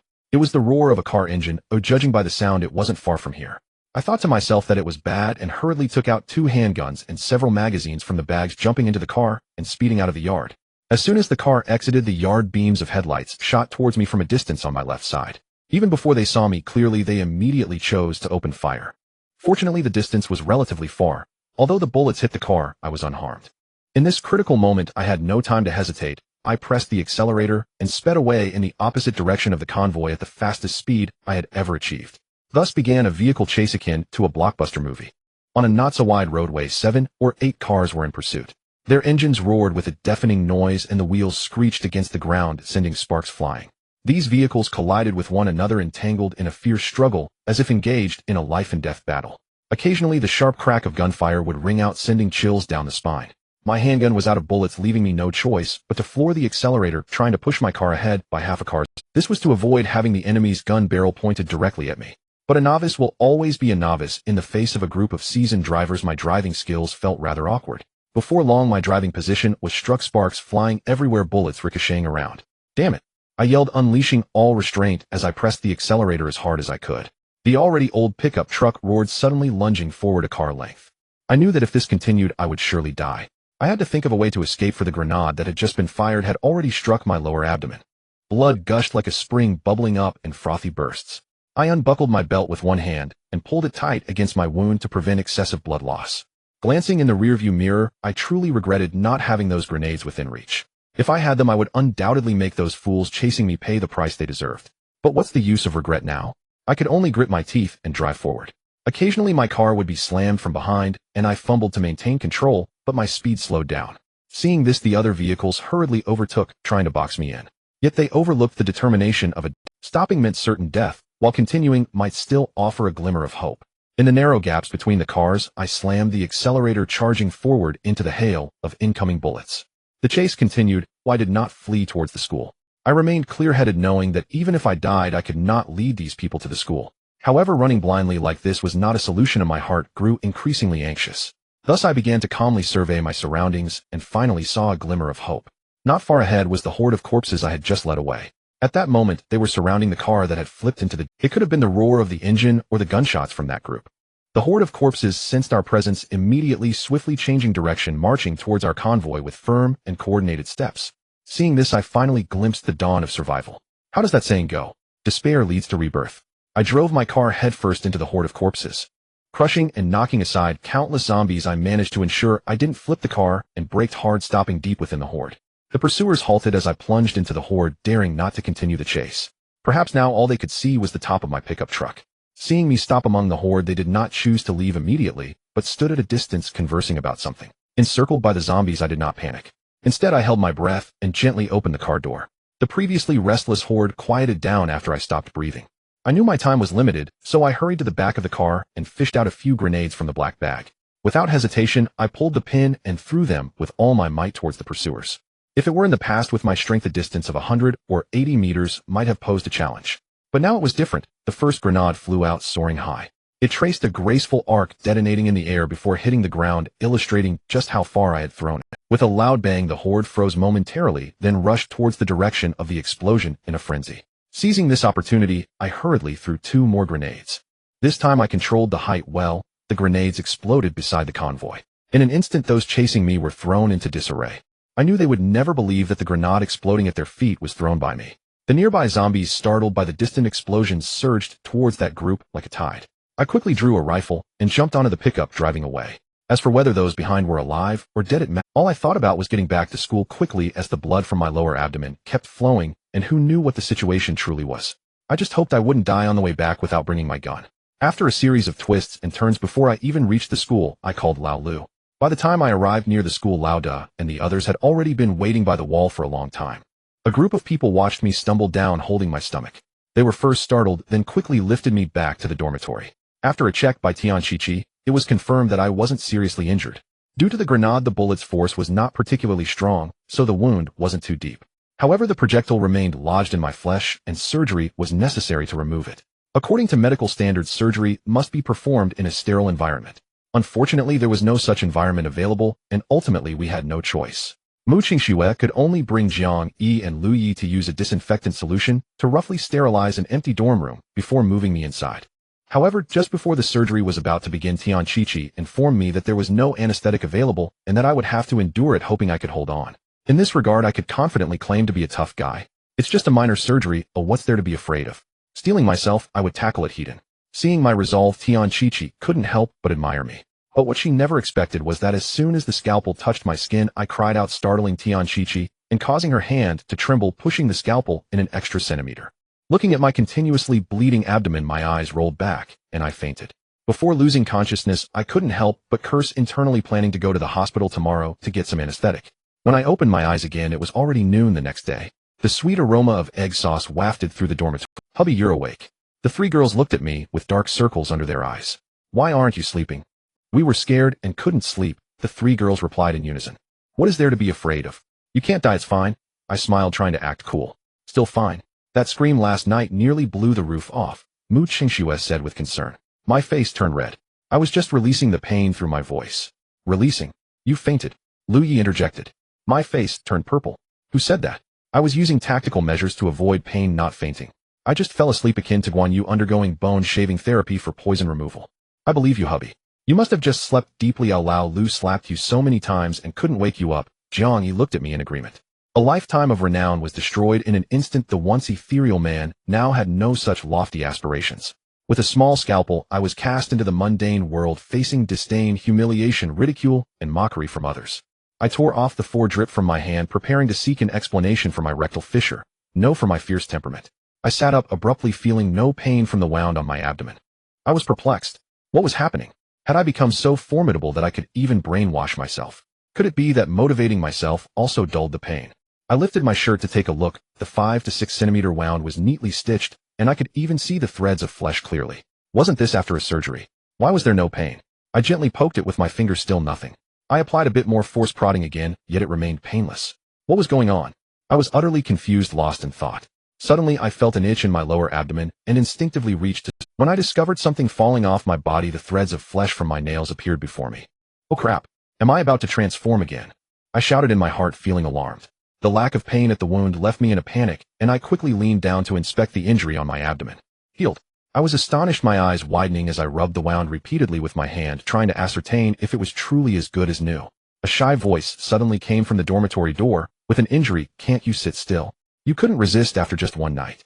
I looked up to see Lu Yimei at the door, her face flushed as if I had done something to her. I did not cease my actions, one hand vigorously rubbing the wound beneath the covers. "What are you talking about? What's so baffling about it?" Seeing that I didn't stop, Lu Yimei quickly turned her face away, no longer looking at me. "3 girlfriends are waiting, and that right-handed girl should be used less." After saying this, Lu Yimei left with a blush, and I stood there dumbfounded, staring at the door with a face full of questions. But in the next second I realized, damn it, don't think too much, I'm just checking my wound, not what you think. As I jumped off the bed to explain, I was the first to see Jiang Yi returning with a bowl of noodles. After telling Jiang Yi about my wound, she hurriedly pushed me back into the dormitory. Jiang Yi quietly admonished me that the matter of my wound must not be made public, even if it meant feigning an illness for 15 days. At first I didn't understand what the girl meant, but later I nodded in agreement. Even if I wasn't afraid of being captured as a lab rat, now who knows what could happen in the future? It's better not to let outsiders know, yet it felt particularly awkward to think about. Based on Lu Yimei's earlier reaction, she definitely thought I was dealing with something indescribable. If I didn't explain myself, wouldn't that be tantamount to affirming the accusations? I shared my concerns with Jiang Yi. She just laughed and turned to leave, covering her mouth while giggling. What's the big deal? The boss aims every day, he's already used to it. Upon hearing this I naturally nodded, but then I tilted my head and immediately realized something was off. Damn, I don't want to be equated with that idiot. That afternoon Lu Yimei began firearms training for everyone in the dormitory, including the girls. The training included disassembling and assembling firearms, aiming and shooting techniques. Perhaps shooting is related to archery, as the first to grasp the shooting techniques in our dormitory were actually Jiang Yi and her Boundero friends. In the evening, because I had brought back ample firearms and ammunition the previous day, everyone conducted a round of live fire shooting training. A fool had brought back a few bewildered zombies from the sports field, tying them to chairs in front of the dormitory building. At a distance of 50 to 60 meters, everyone in the dormitory had 5 rounds each. The boys hit their targets, but all their shots landed on the body. The others fared even worse. Especially the boss, whose performance made me suspect he was doing it on purpose, as every shot landed below the waist. Only Jiang Yi, that little girl, managed to blow the heads off 3 zombies with her 5 shots. I was both surprised and amazed by the result.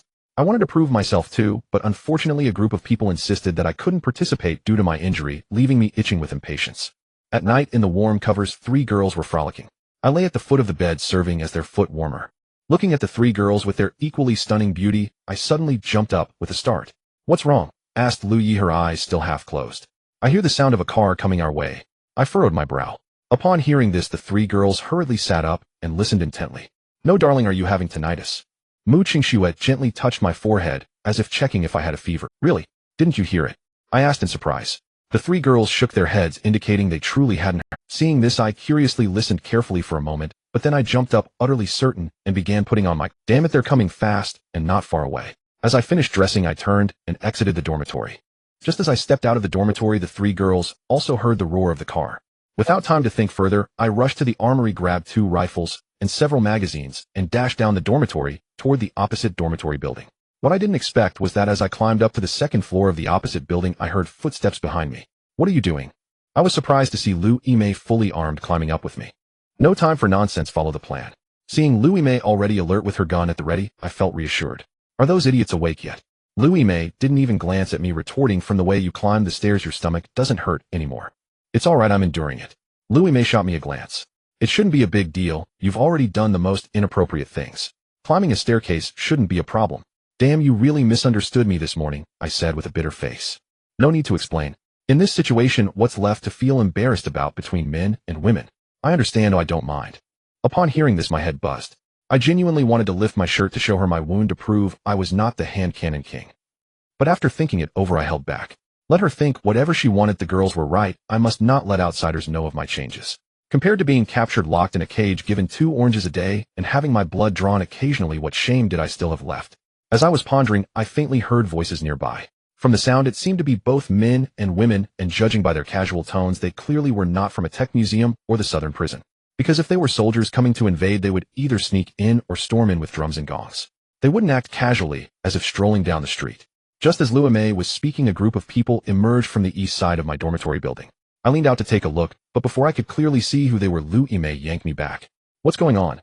I asked curiously. Lu Yimei rolled her eyes. "A major rule in warfare, the first one to show their head is the first one to die. But you still need to know yourself and your enemy," I retorted. "Wait for the opportunity," Lu Yimei replied without looking at me. Actually, there was no need to wait for an opportunity. Just from that simple glance I had taken earlier, I could tell their formation, their configuration, and also Lu Yimei's curves. I already understood completely. There appeared to be around 15 to 16 people, both men and women, and there seemed to be more women than men. What surprised me even more was that the female members of this team, judging by their attire, were clearly seasoned veterans. They were fully equipped with tactical vests, tactical pants, and tactical boots, resembling a group of well-trained female warriors. "Is this the place?" one woman from the group asked.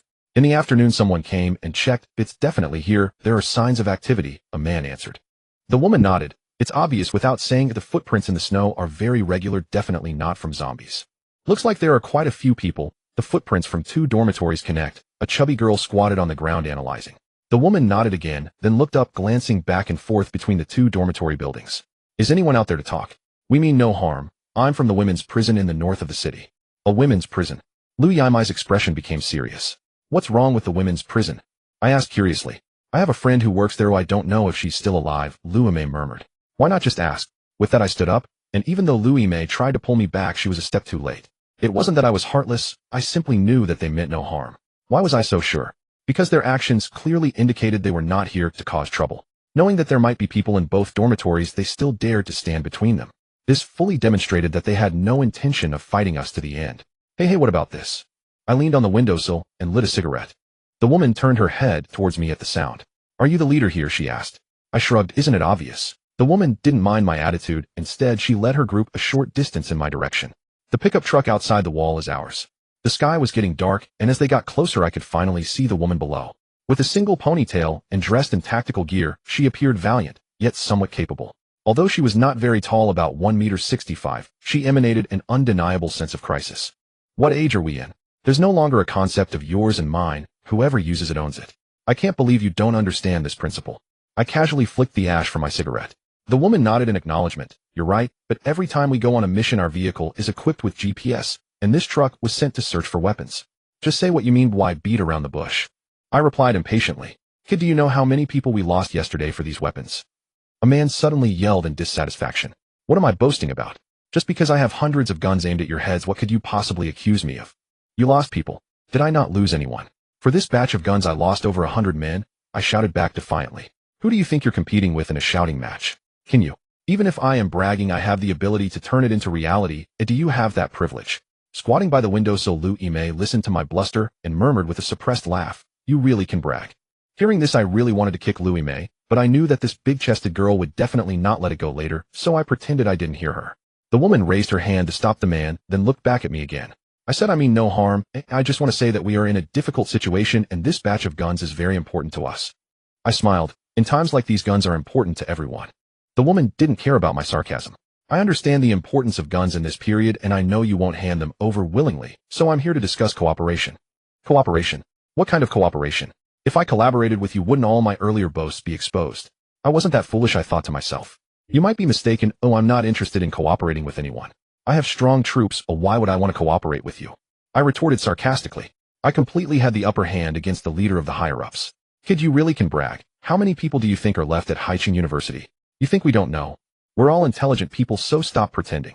The man spoke again, his tone condescending and his expression disdainful, and that damned attitude made my teeth itch with anger. You've exposed yourself. Lu Yimei covered her mouth and giggled. I glared down at Lu Yimei. How could this silly girl suddenly be equated with those four clueless ones from the dormitory? Can't tell the big shots from the small fries. Is there still time to mock me now? Have you learned nothing? I lit another cigarette, forcing myself to appear calm. Sorry, you don't have the right to know how many people I have, but I can only remind you to find a good person when investigating news.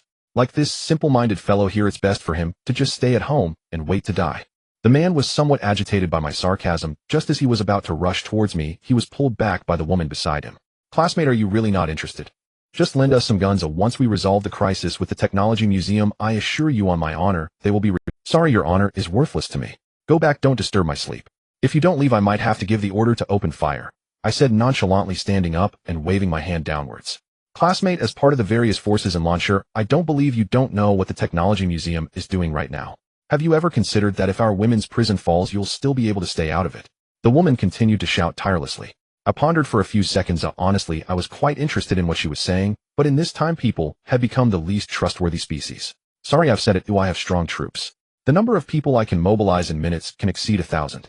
Don't say it's just the Technology Museum. Even if a regiment came, I could handle it in no time. After hearing my words, the woman below did not react excessively. However, Lu Yimei, who was by the windowsill, suddenly snorted and stood up, covering her mouth. Hua, long time no see. Seeing Lu Yimei beam with such delight, I froze for a moment, thinking, what is wrong with this foolish woman? She did not even spare me a glance before standing up to call someone. You're still alive. I went to your SWAT unit, but couldn't find you, I thought. The woman leading the group below widened her lovely eyes in astonished joy. At that I suddenly understood. She really did know them. Thankfully, I had not blurted out a retort. Good that my tongue was slow. Otherwise, I would have earned at least an eye roll, and at worst a beating. Strangely, whenever Lu Yimei chased me around the house, the others would stand to the side with ambiguous smiles and say nothing, refusing to help their husbands out of trouble. It baffled me. I, a grown man, could not even strike back. Why did they not intervene? Who was they so close to that they could not tell friend from foe? Almost died by chance, he saved me, Lu Yimei said, pointing at me. Even bound by tactical vests, certain peaks beneath them still trembled. I sniffed and asked, you know them? Lu Yimei nodded excitedly. Hua, the friend I was just telling you about. I squinted down the stair and felt a wave of helplessness wash over me. Is this silly woman trying to stir trouble? Must you insist on making introductions? Well, now with a favor owed, how could they refuse? Hua, come up, it's too cold down there. Before I could devise a plan, Lu Yimei, that fool, followed with an open invitation that made me want to crawl into the earth. All I could hope was that they would have the sense not to accept. Alas, I had overestimated. A single okay from below, and Hua climbed onto the first floor railing. Seeing the others about to follow, I cleared my throat and called, "Hey, don't come up. Can't you tell when a big shot is speaking and little people are on guard?" No sooner had I finished than a man below glared up and opened his mouth to curse.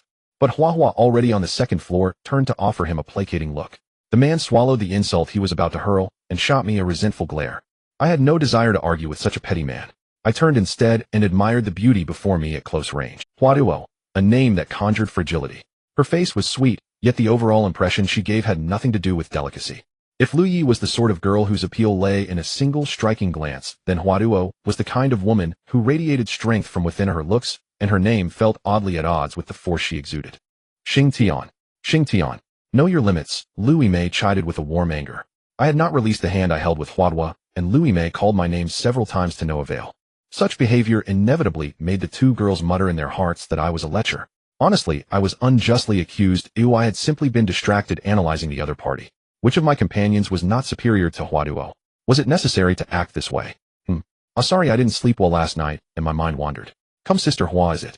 Please sit inside, I said, scratching my head awkwardly. No sooner had the three of us sat than I pulled out my phone and called Lao Lu. I decided to put on a show to buy some leverage for the negotiations to come. Lao Lu, get the men downstairs to build a fire. Don't let the guests freeze. Sangu Yimei says we should avoid using lights tonight. It might expose us. Lao Lu rasped, sounding troubled. I am your Sangu. You listen to me, not her. I barked, feeling my pride wounded. Lao Lu did not answer at once, but fell silent for a moment. I smiled in satisfaction, certain that my pressure had forced Lao Lu to comply. But in the next instant, Lu Yimei's phone began to ring. I was right beside her, so I saw clearly the caller ID read Lao Lu. Curious, I leaned in to listen.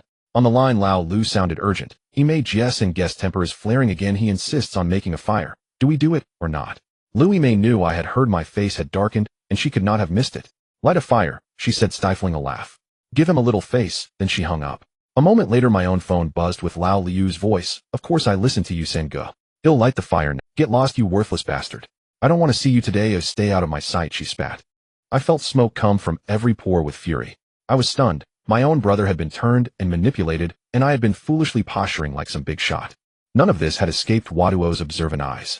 She stifled her laughter as she watched me fume. If Lu Yimei had not been pressing on her knee, she would likely have collapsed in laughter. The more Huaduo suppressed her laughter, the angrier I grew.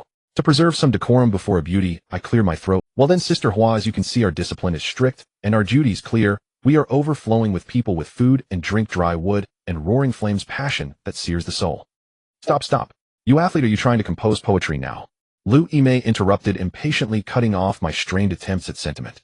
Huaduo continued to smile at me with an admiring look that sent a pleasant thrill through me, as if had Lu Yimei not been present, she might have thrown herself at me.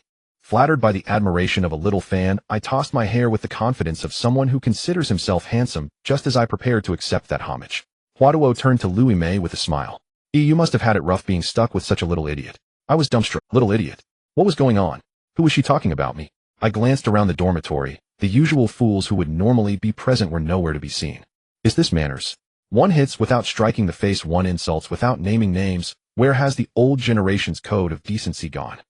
I stared at the sweet yet formidable woman before me in astonishment. Huaduo shot me a glance. If this had been earlier, I might have believed your story, but now our investigation's results leave no doubt. Before I could erupt, Lu Yimei beat me to it, and asked, what results?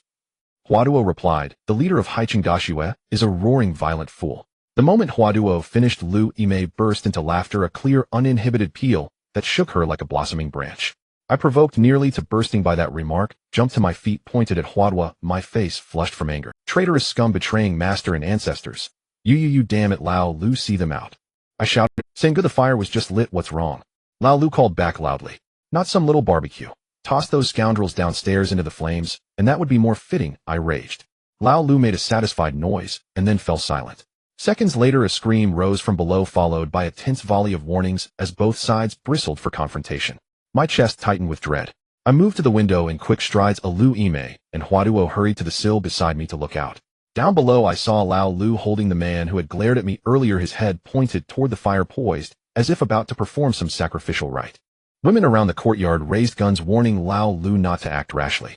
Across the way, on the third floor of the opposite dorm, every window framed someone aiming a rifle at the scene. Most remarkably, Lauda stood on the windowsill in faded briefs, gyrating his hips, while brandishing 2 Molotovs, shouting, "Whoever harms my 6th brother, he'll make them pay regardless of gender." Such a harmonious scene left me and the 2 other women utterly astonished.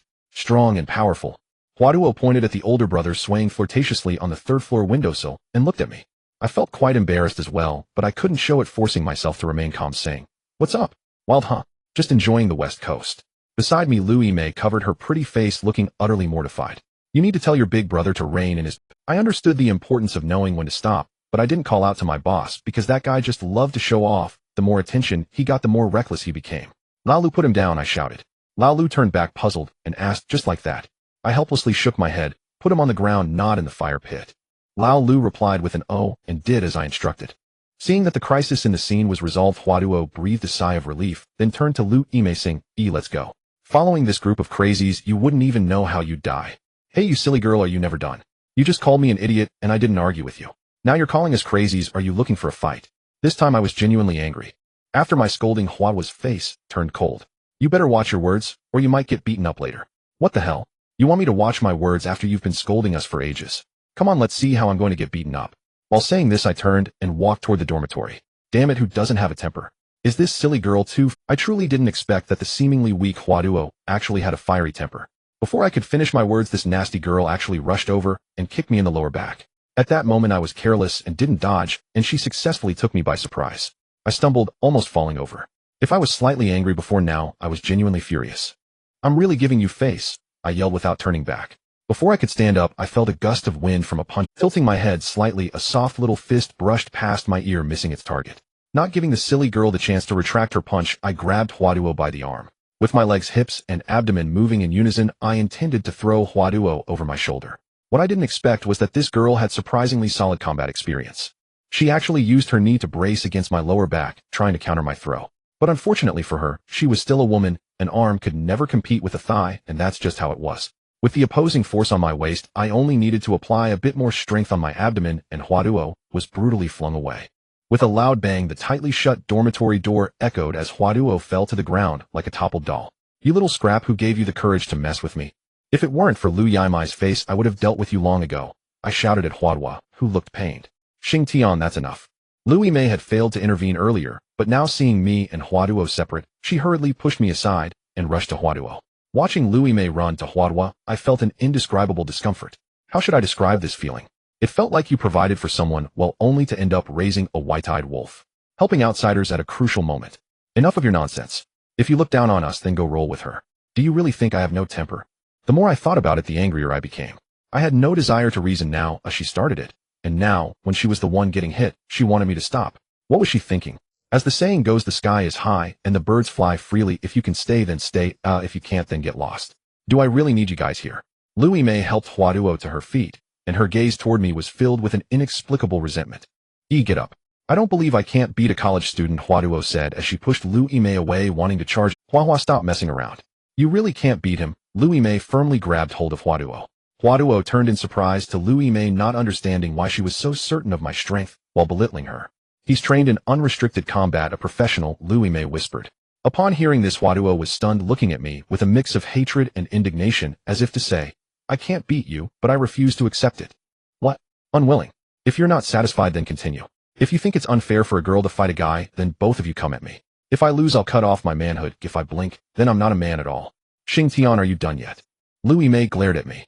Seeing the reproach in her eyes, I felt a surge of anger boiling inside me. Am I not done? She started at first. She threw the first punch. If I don't take her down, that's already showing you respect. It's still the same. If you can stay, then stay. If you can't, then roll with her. No farewell. After saying that, I didn't bother with the two girls any longer and flipped out of the window. Passing by the campfire, I glanced at the dozen or so people sitting around it, not giving them a hint of a good expression. Lao Lu, let's go. In the opposite dormitory, Lu Yimai helped Huaduo sit up, checking if she was hurt, while complaining. Hua, can you change that temper of yours? Use your brain when you speak. If he really is an idiot, could he possibly feed those dozens of people well? Just him. Eating well. Huaduo murmured disdainfully, gently rubbing her lower back. Lu Yimai sighed heavily. Can you eat fried rice and noodles every day? We can't. Hearing this, Huaduo turned to Lu Yimai in disbelief. Really? Lu Yimai didn't respond, but nodded emphatically.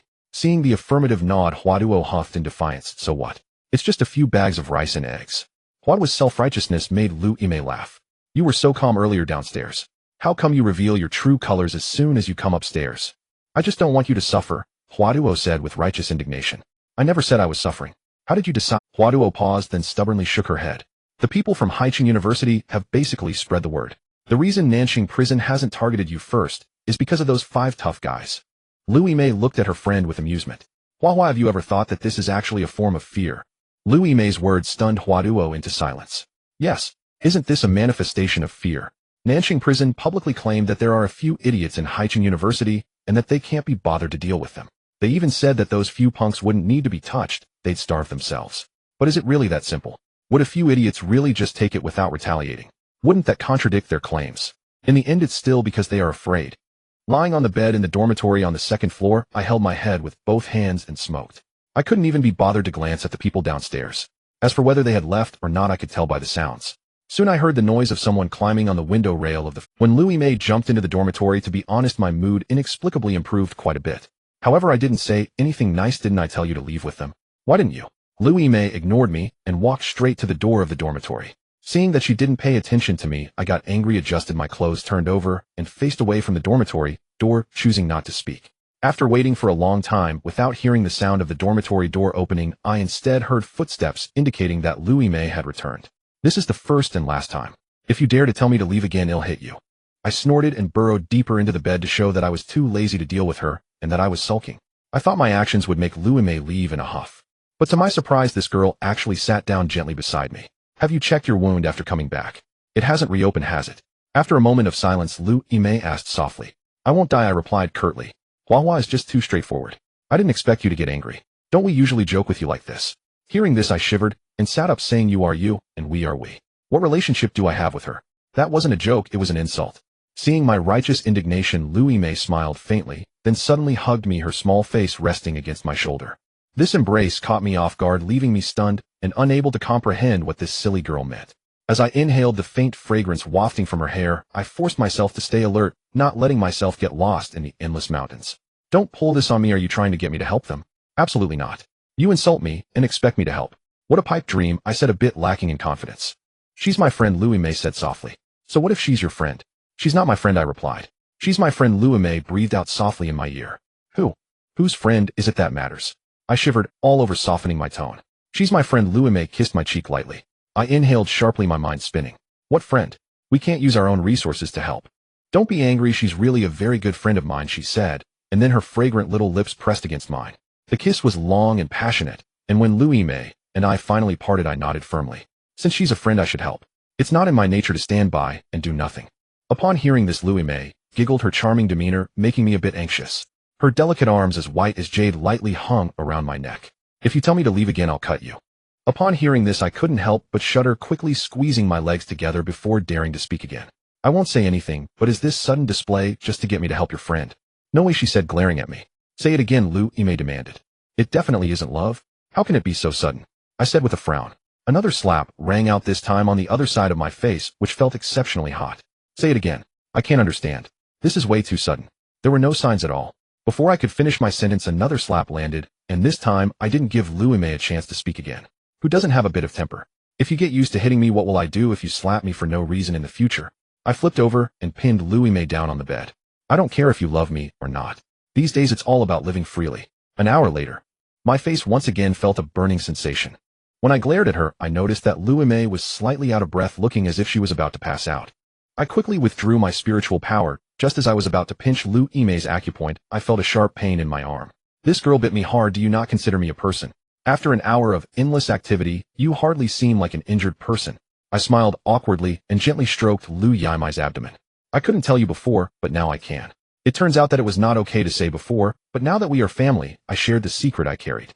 After hearing my explanation, Lu Yimei struggled to sit up, insisting on checking my wound to see if it was really. When this girl discovered that everything was true, she was completely taken aback. After a long silence, she accepted the reality, and like Lu Yi and the others, she earnestly warned me not to tell anyone. I had heard almost the same thing 4 times, and I nodded and went along with it. You're not really going to sacrifice yourself? Holding Lu Yimei's smooth, delicate body, I asked. My words earned me another light slap. Then Lu Yimei hurriedly helped me wipe away the flowing nosebleed while recounting her feelings. It turns out that from the moment I saved Lu Ime, she began to secretly harbor feelings for me. However, due to her pride, she didn't want to share a man with others, so she kept suppressing her feelings. But today when I scolded her and told her to leave, she suddenly felt a bit afraid. She said she realized that she was an expendable person in my heart, and that feeling made her very anxious and scared. She was afraid that I would really drive her away and that she would have no life without me, so she finally gathered the courage to act on what happened afterward. Listening to the special police girl's confession, how can I describe that feeling? If I said I had no feelings for the special police girl, that would be nonsense. But I felt that I wasn't as desperate as those guys. Because of the 3 top-notch beauties at home, my life was relatively fulfilling. But now that she has come to me sincerely, what else is there to say? Just take her home, no need for any nonsense. At night, when I brought the shy Lu Ime back to the dormitory, I found that I didn't have any opportunity to deliver the passionate speech I had prepared. Because I discovered that the 3 girls at home seemed to have known about this matter beforehand, very naturally, pulling Lu. Is that it? Is it over so soon? Don't you want to hear the speech I prepared? I stood at the foot of the bed dumbfounded. Oh, come on, what time is it? Honey, are you going to sleep or not? If you're not going to sleep, we will moo. Chingshua muttered impatiently. It's just a matter of time. Do you really need to prepare some speech? Jiang Yi rolled her eyes at me. Even a fool can see that Ime has feelings for you, yet you're still oblivious to it. Lu Yi popped his head out, giving me a... I was bewildered. Really? Why do I suddenly feel that the world I live in is vastly different from theirs? How did I not notice anything about this? Filled with confusion, I looked at Lu Ime, who had just removed her clothes and slipped under the covers. This girl seemed unfazed by the attitudes of the 3 girls, and aside from her slightly flushed face, she didn't seem uncomfortable at all. The dormitory had 2 beds pushed together, which was already a bit cramped for 4 people to sleep on. Now that another person had joined, I once again became the foot warmer for several girls. Early the next morning, I pulled out a small foot that had been tucked into my t-shirt. The foot underneath my neck retreated back into its own blanket. I scratched the little foot nestled in my lap, and the little one reluctantly withdrew. I counted and realized something was off, but where was one of them? Still half asleep, I sat up and glanced towards Lu Yimai's direction, only to find that the girl had already vanished. She wouldn't have left right after sleeping, would she? I thought, utterly shocked. Just as this thought crossed my mind, I heard the sound of flushing from the bathroom. It's so cold. Lu Ime came out from the bathroom, wearing a thin nightgown.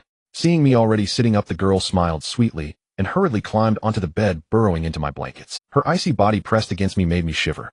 Go to the bathroom, don't you want to wear something warmer? I said. There's air conditioning in the room. I thought the temperature in the bathroom would be similar. Lu Ime mumbled softly as she nestled closer. Silly girl, I replied with a smile. Come with me to the women's prison during the day, Lu Ime said, glancing at me nervously. I nodded sure, but if that silly girl starts complaining, I won't hesitate to deal with her. I promise. She definitely won't, the little police officer said sweetly. I suppressed the impulses bubbling inside me and steadied my mind. How do you know? Because yesterday you were the leader, and today you are my husband. After saying this, Lu Ime buried herself in the blankets, shyly not daring to look at me. For someone who used to be so fierce, her sudden shyness made me nod in pride. What does this indicate? It shows that my efforts yesterday were quite commendable. By 10 in the morning, I took Lu Ime with me, carrying over 20 rifles as we exited the school. A few of the older ones eagerly volunteered to accompany me, but I turned them down. Sitting in the battered pickup truck, Lu Ime looked at me in confusion. Why not take them with us? Are you afraid they might be in danger? No way, Hua wouldn't lie to me. I shook my head no. Then why? Lu Ime tilted her head and looked at me. It was the first time I noticed this little girl had such a cute side. Gathering my focus, I drove with unwavering attention while disdainfully saying, if we were heading to a men's prison today, do you believe that you wouldn't see those 3 idiots before we set off? Upon hearing my words, Lu Ime instantly grasped the meaning behind them. She covered her little mouth and laughed heartily. Now that you mention it, it's quite possible. Watching the trembling mountains around me, I felt my mind wander again, but I held it back. The scenery outside the window kept changing, yet it could not alter the unspoken desolation. The coastal refuge. A battleship was docked in the harbor, and amid the temporary encampments, a rare, relaxed atmosphere prevailed. Squad leader, the streets of Lanshire have mostly cleared out the zombies, and other counties have begun to organize the survivors. Why are we still stationed here? A soldier asked, chewing on something resembling a spicy strip. Insufficient manpower. 2/3 of the national army of several million has already been deployed. We have become this country's last hope, the squad leader replied gruffly. The soldier nodded. That's true, but squad leader, do you think it has something to do with the rumored mutants? Hearing this, the squad leader turned to glare. Where did you see such things? On the internet. There are reports online that multiple countries around the world have mutants, and the common condition for mutation is being bitten by an unknown creature. Listening to the soldier's account, the squad leader frowned deeply. The cyber monitoring department had long since collapsed, and some statements that shouldn't have appeared online had inexplicably become popular. What we need to do is protect our home and country. We don't listen, believe, or think about anything else, the squad leader replied helplessly. Meanwhile, in a nation that had fallen little 8 After the outbreak, a locally well-known organization had risen led by a mutant. However, this organization was now heavily surrounded by the Chinese military and armored vehicles. Internally, the organization dispatched multiple drones to lure and control the surrounding zombies attempting to stop the Chinese army's advance, but they were shot down one by snipers above. Ultimately, under immense pressure, a significant rift emerged within the organization. After an internal battle, the organization leader, the mutant, was bound and delivered to the Chinese military. At the same time, similar events were occurring in multiple countries where mutants from 3 cities had escaped unknown. As for Lansha in China, a city that also had mutants, it was calm and uneventful. The troops remained focused on water, electricity, and communication without receiving any relevant notifications. I drove slowly, swaying along the road, while in Lu Yimei's helpless gaze I moved forward. Husband, several mutants were captured by the troops, Mu Qingxue reminded me in a low voice over the phone. I simply responded with a non-committal hum and did not answer further. However, Lu Yimei, sitting in the passenger seat, suddenly looked at me with a worried expression. According to Lu Ye's analysis, there should be 7 mutants like you. Currently, there are still 5 left in the world, and the researchers will not give up. I chuckled and shook my head. I don't care about those mutants. All I know is that I need to lead everyone to continue living. Lu Yimei felt oddly reassured seeing my confident demeanor. Given the current situation, the whole world is capturing mutants. Why hasn't the mutant at the airport made any move? Lu Yimei furrowed her brows. This isn't something we should be concerned about. The country surely has its own plans. Perhaps they are negotiating cooperation right now. Upon hearing this, Lu Yimei nodded. She did not deny my speculation. For foreigners, China never holds back, but they are much more lenient with their own citizens. That's China. The bigger the tree, the more it attracts the wind. I'm especially grateful now that I didn't recklessly expand our numbers back then. I chuckled, pleased with my own wisdom, otherwise I would definitely have a spot on that list of mutants. Lu Yimei next to me suddenly scoffed. Was that wisdom? It was because you were too lazy to expand. Being called out by this girl made my face flush, and I eased off the accelerator. What should have been a decent battered pickup truck was now moving at an excruciatingly slow pace. Watching the speed that was barely faster than walking, Lu Yimei gave me a resentful look. Husband, I admit I was wrong. Is that all right? At this rate, we'll never get there before dark. Satisfied with that title, I nodded. As long as you know your mistake, that's enough. A man from the sports department has good stamina, endurance, intellect, and core strength.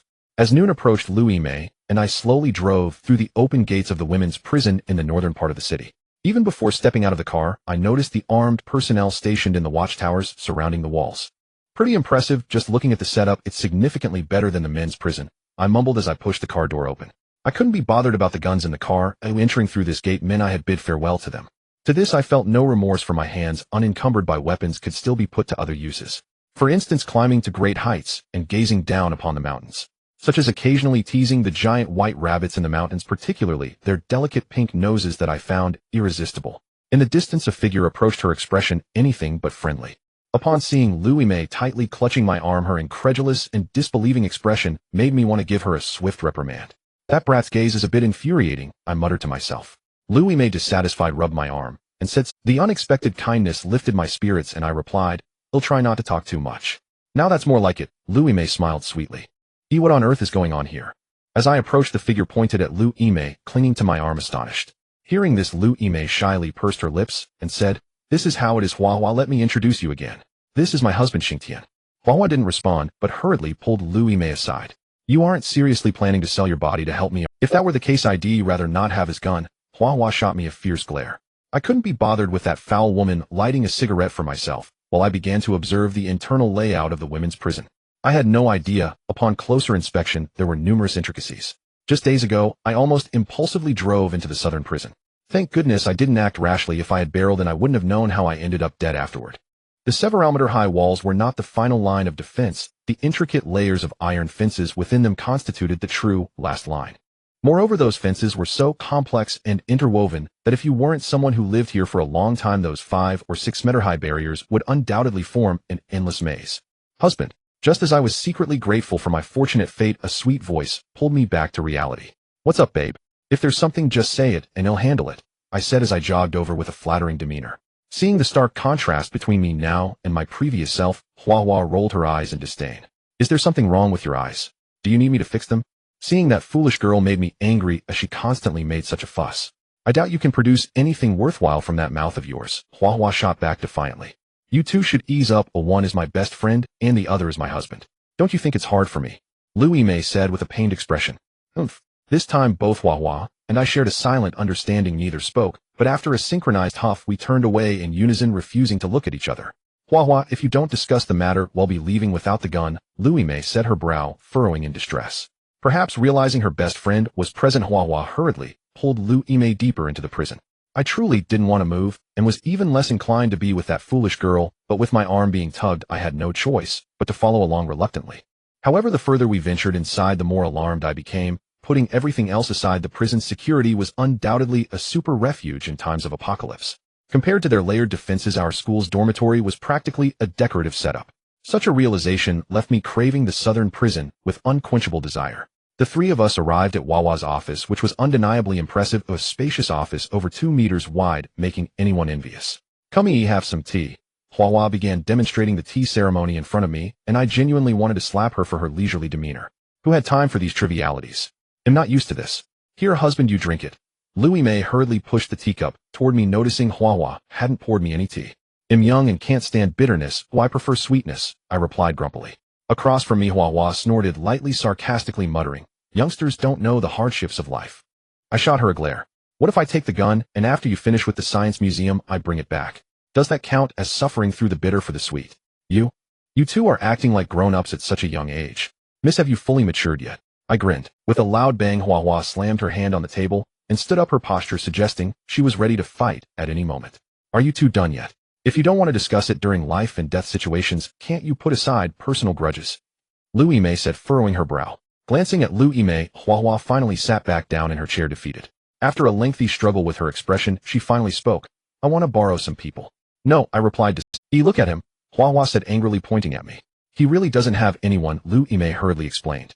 "Weren't you just saying you had a strong army?" Hua looked at Louie Mei in confusion. "Didn't you just say that a mission had cost over 100 lives? How come there are none left? Who knows if you're friend or foe? If I don't boast, and you turn on me, what should I do?" I maintained my expression, looking at the ceiling with an air of arrogance.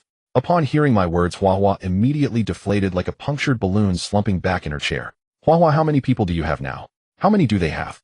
Are you aware of how they plan to retaliate?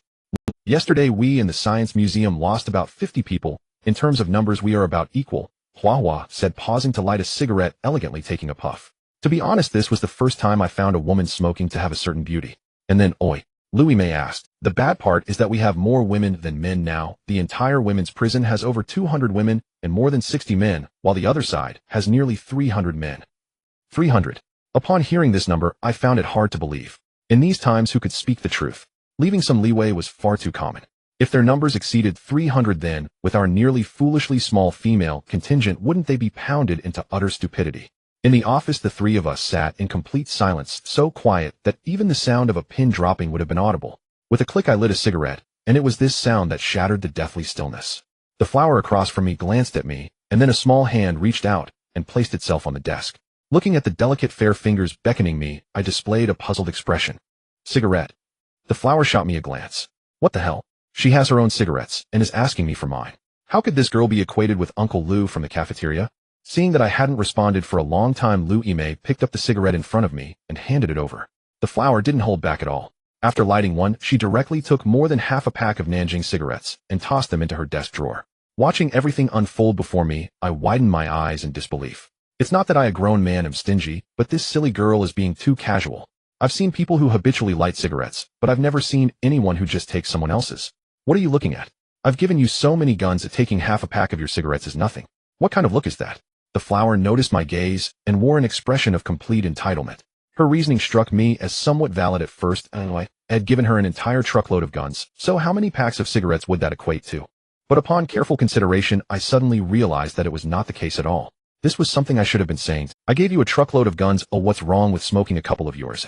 That would have been a normal conversation, right? Just as I was about to argue, Louie Mei quickly grabbed my hand and sweetly called me husband. My body went weak, and I nodded quickly, indicating that I was magnanimous and wouldn't argue with her. "Good cigarettes, I've given them all to the people below, even Hong Mei. Oh, I wouldn't dare smoke them myself." This wasn't directed at me, but rather it was the flower speaking to Louie Mei. However, even a fool could tell that this was a roundabout way of crying poor. What's that idiom again? Anyway, it just means this annoying girl is lamenting her poverty. I don't care about that pack of cigarettes, but since she took them, I had nothing to smoke, so I picked up the Bai Hong Mai in front of me and lit another.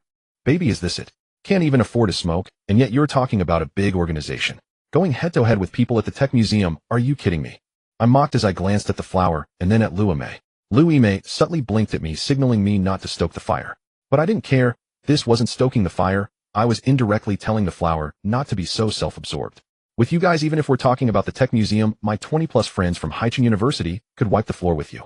And what are you resisting for? Just clean up and call the master when they come over to play. Perhaps they would be merciful and just leave after having their fun. The flower clearly didn't understand what I meant. Perhaps there were personal feelings involved. Suddenly the pack of cigarettes flew towards my face, but I caught it with one hand. You still have the nerve to talk to me. What can you give ye? The flower glared at me. My temper flared, and I threw the cigarette back and stood up. What can I give? My wife is with me, well-fed and warmly clothed, and she gets a new pair of underwear every day. Can you do that? Looking at the confrontation between us, Lu Ime helplessly pinched her fair forehead, unable to bear to watch.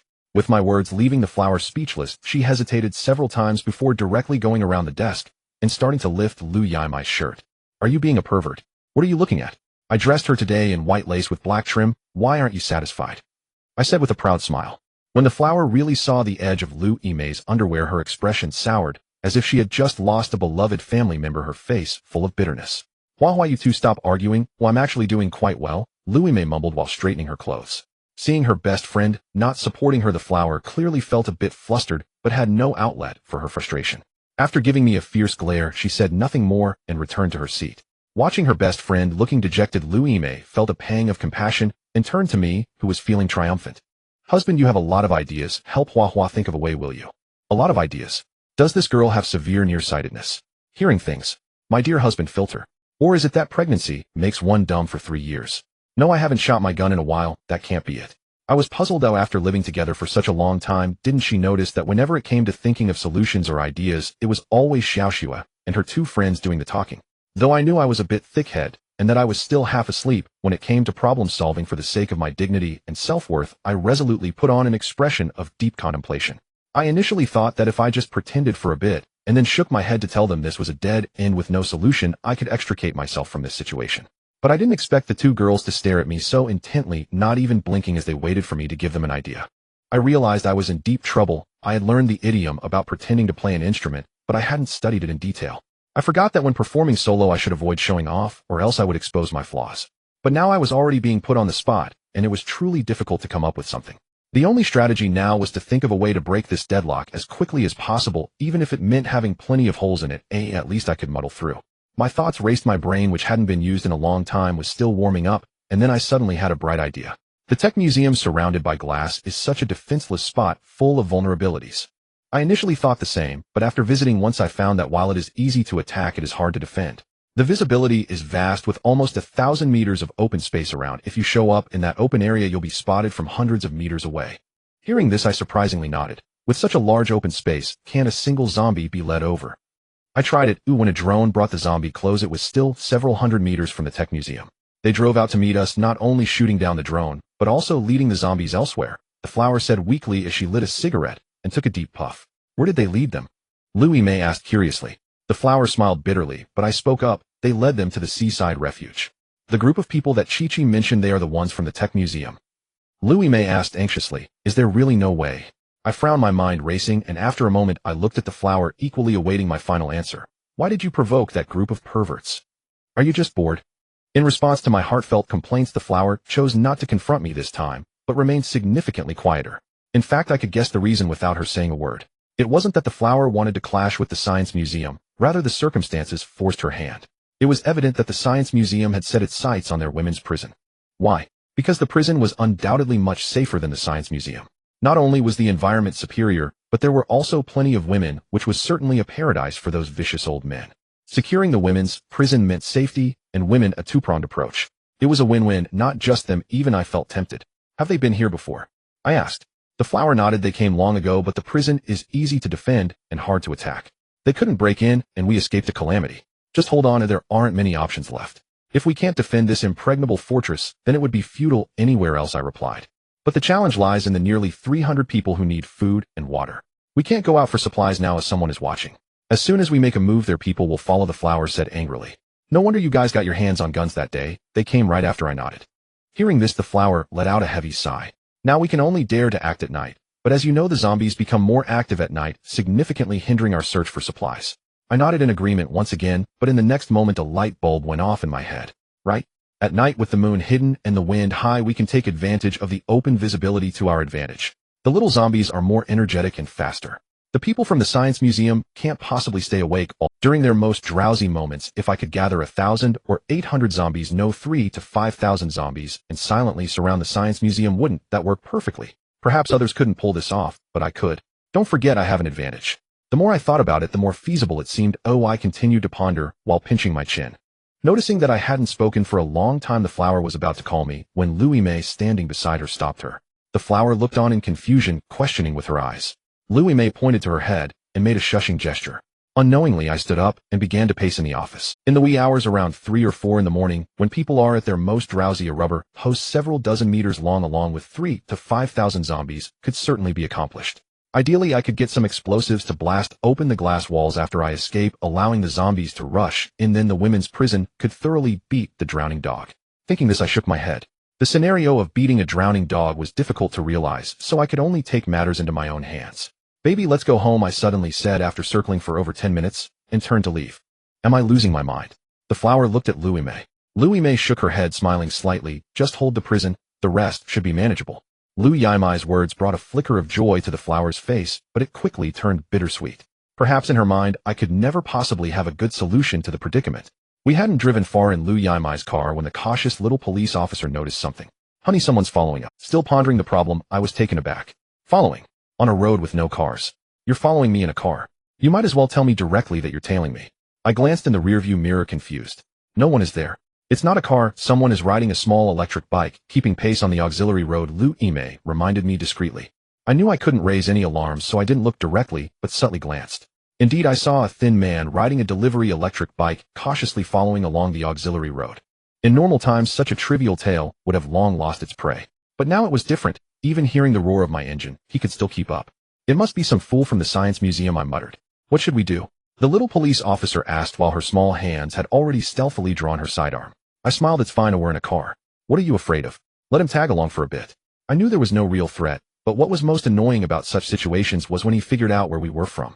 I didn't want to be discovered too early, merging the Haiching University and women's prison into one. Everyone would know eventually, but not now. Because my plans were not yet fully formed, I wouldn't engage in a stillborn endeavor. Driving the old pickup truck, I surged forward towards the shelter. During this time, there were several occasions where I deliberately slowed down to let the follower catch up, fearing he would lose track and not realize we were from the shelter. Honey, I discovered something after a long while. Louie May smiled sweetly. What is it? I asked. You are definitely the type who appears foolish, but is wise, playing the pig to eat the tiger, the little police officer chuckled, covering her mouth. Such a comment left me a bit bewildered as I looked at the little police officer in confusion. Taking him to the shelter, you intended to deceive him into thinking we were military personnel, using this information to mislead the Science Museum into believing that the women's prison had contacted the military. This way the Science Museum would dare not act rashly, and secondly, it would quickly retreat for a while, allowing you to better implement your plan. Right? I didn't mean to deceive anyone. If it weren't for the little police officer analyzing my actions, I wouldn't have realized there were so many benefits to my approach. I just wanted to scare him a bit without thinking too much. But now, with the little police officer's admiring gaze, I decided to put on a show to enhance my grand image in my wife's sight. Actually, there's a third purpose, I said, casting a mysterious glance at the little police officer. What is it? Louie May leaned in with growing curiosity, her large eyes fixed on me. I want to see the current situation of the military, and also test why they haven't taken the mutated beings from launcher. Do you think they will tell us such things? Louie May murmured. Things are achievable. How can we know without trying? I chuckled. The act was fully on. While we were talking, the two of us drove to the seaside shelter. The vehicle moved slowly, and not a single zombie was. From a distance, we saw 2 armed soldiers standing in front of the barricade, directly signaling us to stop. I didn't get out immediately, but looked in the rearview mirror at the man hanging back, then slightly curled my lips, and when the soldiers at the gate saw me approaching, their eyes widened in surprise. It's you. You're still alive. Looking at the excited soldiers, I couldn't help but frown. Is this what it means to be a soldier of the people? I strongly urged the relevant authorities to not only focus on military training, but also address the emotional intelligence issues of individual soldiers. How can they be so tactless? What do you mean by saying I'm still alive? What am I not supposed to be alive? The soldier excitedly ran up to me, and faced with me the one who had once saved their lives. It would be a miracle if he was not happy. Avoiding disaster. My life is going quite well. Do I really need to avoid disaster? I replied somewhat irritably. That's true. With your boldness and shamelessness, it would be hard for you to live poorly. The soldier chuckled. Upon hearing this, I genuinely wanted to give this fool a chokehold, but I was interrupted by a tinkling laugh from beside me, which read like a skill cooldown. Lu Yimei noticed my gaze towards her was off and quickly covered her mouth to stifle her laughter. Comrade, could you take us to meet your leader? We have important matters to report. Regardless of the time, beautiful women are always easier to talk to. The young soldier eagerly nodded. Sure, you follow me, I'll go report it right now. After the soldier finished speaking, he turned and happily ran towards the barracks shouting, as he went, squad leader, the one who saved us last time is here. As I fell to the ground, Lu Yimei beside me was laughing so hard that she had to hold her stomach. Inside the barracks, I successfully spotted the long-missed 5th squad leader. Seeing me, the squad leader burst into hearty laughter, hugging my shoulder and leading me to the roadside. I had intended to lodge a complaint about the quality of his soldiers' education. However, the first words out of the squad leader's mouth dispelled my desire to continue my complaint. Xing Tian, with your boisterous nature, to still be alive today truly broadens my horizons. The girl beside me wanted to laugh, but I shot her a fierce look that silenced her before it could begin. I say, comrade squad leader, is this how you speak to someone who saved your life? I looked at him with great exasperation. I now feel I saved you by mistake. The squad leader laughed heartily, ignoring my resentful gaze as he led me into his command center. Inside the command center, I recounted the misdeeds of the Southern City Prison and the Science Museum to the squad leader. Lu Yimei looked at me in confusion, not quite understanding what I was thinking. When we came here, we said we wanted to gather intelligence, but we never mentioned anything about sharing it. The squad leader handed me a cigarette, and noticing Lu Yimei didn't smoke, returned to his chair, sitting indifferently. So, squad leader, aren't you going to take care of this matter? I knew the answer already, but I still feigned a look of deep grievance as I looked at the squad leader. The squad leader wore a troubled expression. Xing Tian, it's not that we don't care. The soldiers below have repeatedly requested to cleanse the city, but you know that for soldiers, obeying orders is paramount. What about the mutated beings? Other countries have already taken action. The individual at Lon City Airport, I assume you can't possibly be unaware of that, right? I finally brought up the main topic. The squad leader struggled for a while, but finally seemed to make a decision, walking to the entrance of the tent to take a look around before turning back. Some things I shouldn't be telling you, they are classified. But for you it doesn't really matter. I nodded, him all ears. The country has captured Japanese mutated beings for research to control the pandemic.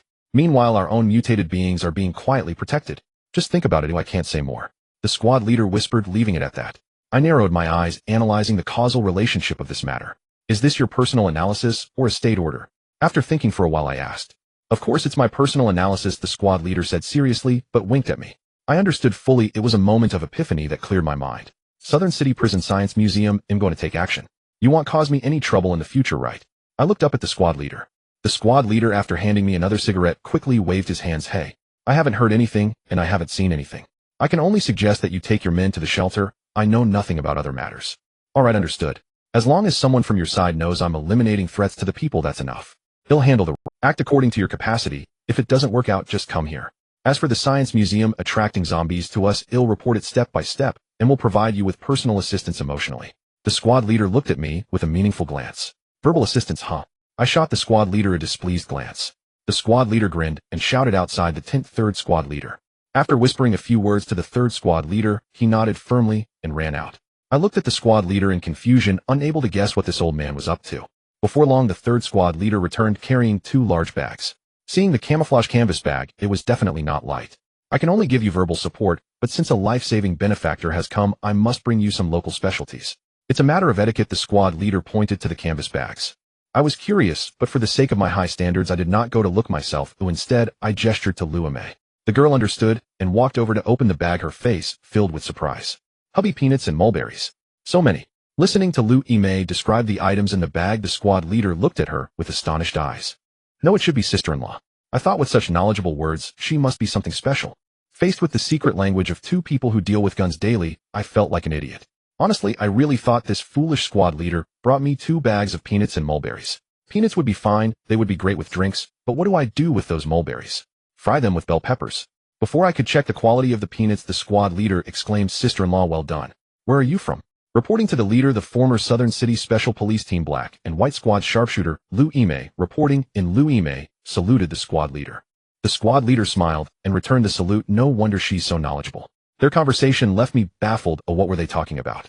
In the end, I decided to walk over myself to see what exactly they were being so secretive about. As I stepped forward, I didn't even need to crouch down. Lu Yimei opened a corner of the bag for me to take a look. After one glance, I looked at the squad leader with a flattering smile. Leader, the more the better, bring some more. On the way back, I danced with excitement. Although my subsequent attempts to gain more were unsuccessful, and I was scolded and asked to leave the military camp by the company commander. However, that did not affect my exhilarated mood. Damn it, over 1,000 bullets and hundreds of grenades. Killing and looting essential tools of the trade acquired effortlessly. How could I not be happy? Anyone in my position would have been grinning like a fool. Honey, this is like borrowing a knife to kill someone, Louis May reminded, glancing at the 2 bags in the back seat. Otherwise it would be a wasted opportunity to come out of the science museum, I replied calmly. That's true, but it still feels unpleasant to be used as a pawn, Louis May pouted. Hearing this I smiled, and said, silly girl, we pulled this wave of hatred ourselves, and honestly, I never expected them to offer us any help. I still don't understand. They know the situation in the city very well, yet they do nothing. Why is that? Louis May murmured, while checking outside the car for any followers.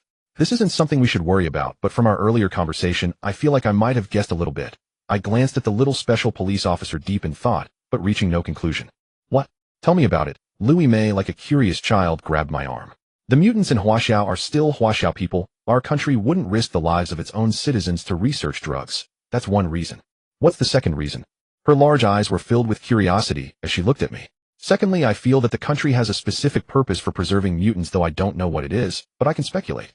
Speculate about what? I asked. For example, after assessing the abilities of the mutants, sending them to Japan, India, Vietnam, and Myanmar, those neighboring smaller countries, and then reclaiming lost territories. I gave Louis May a knowing look. Initially frowning, her expression gradually softened. Wow. Expanding territories, what a grand purpose.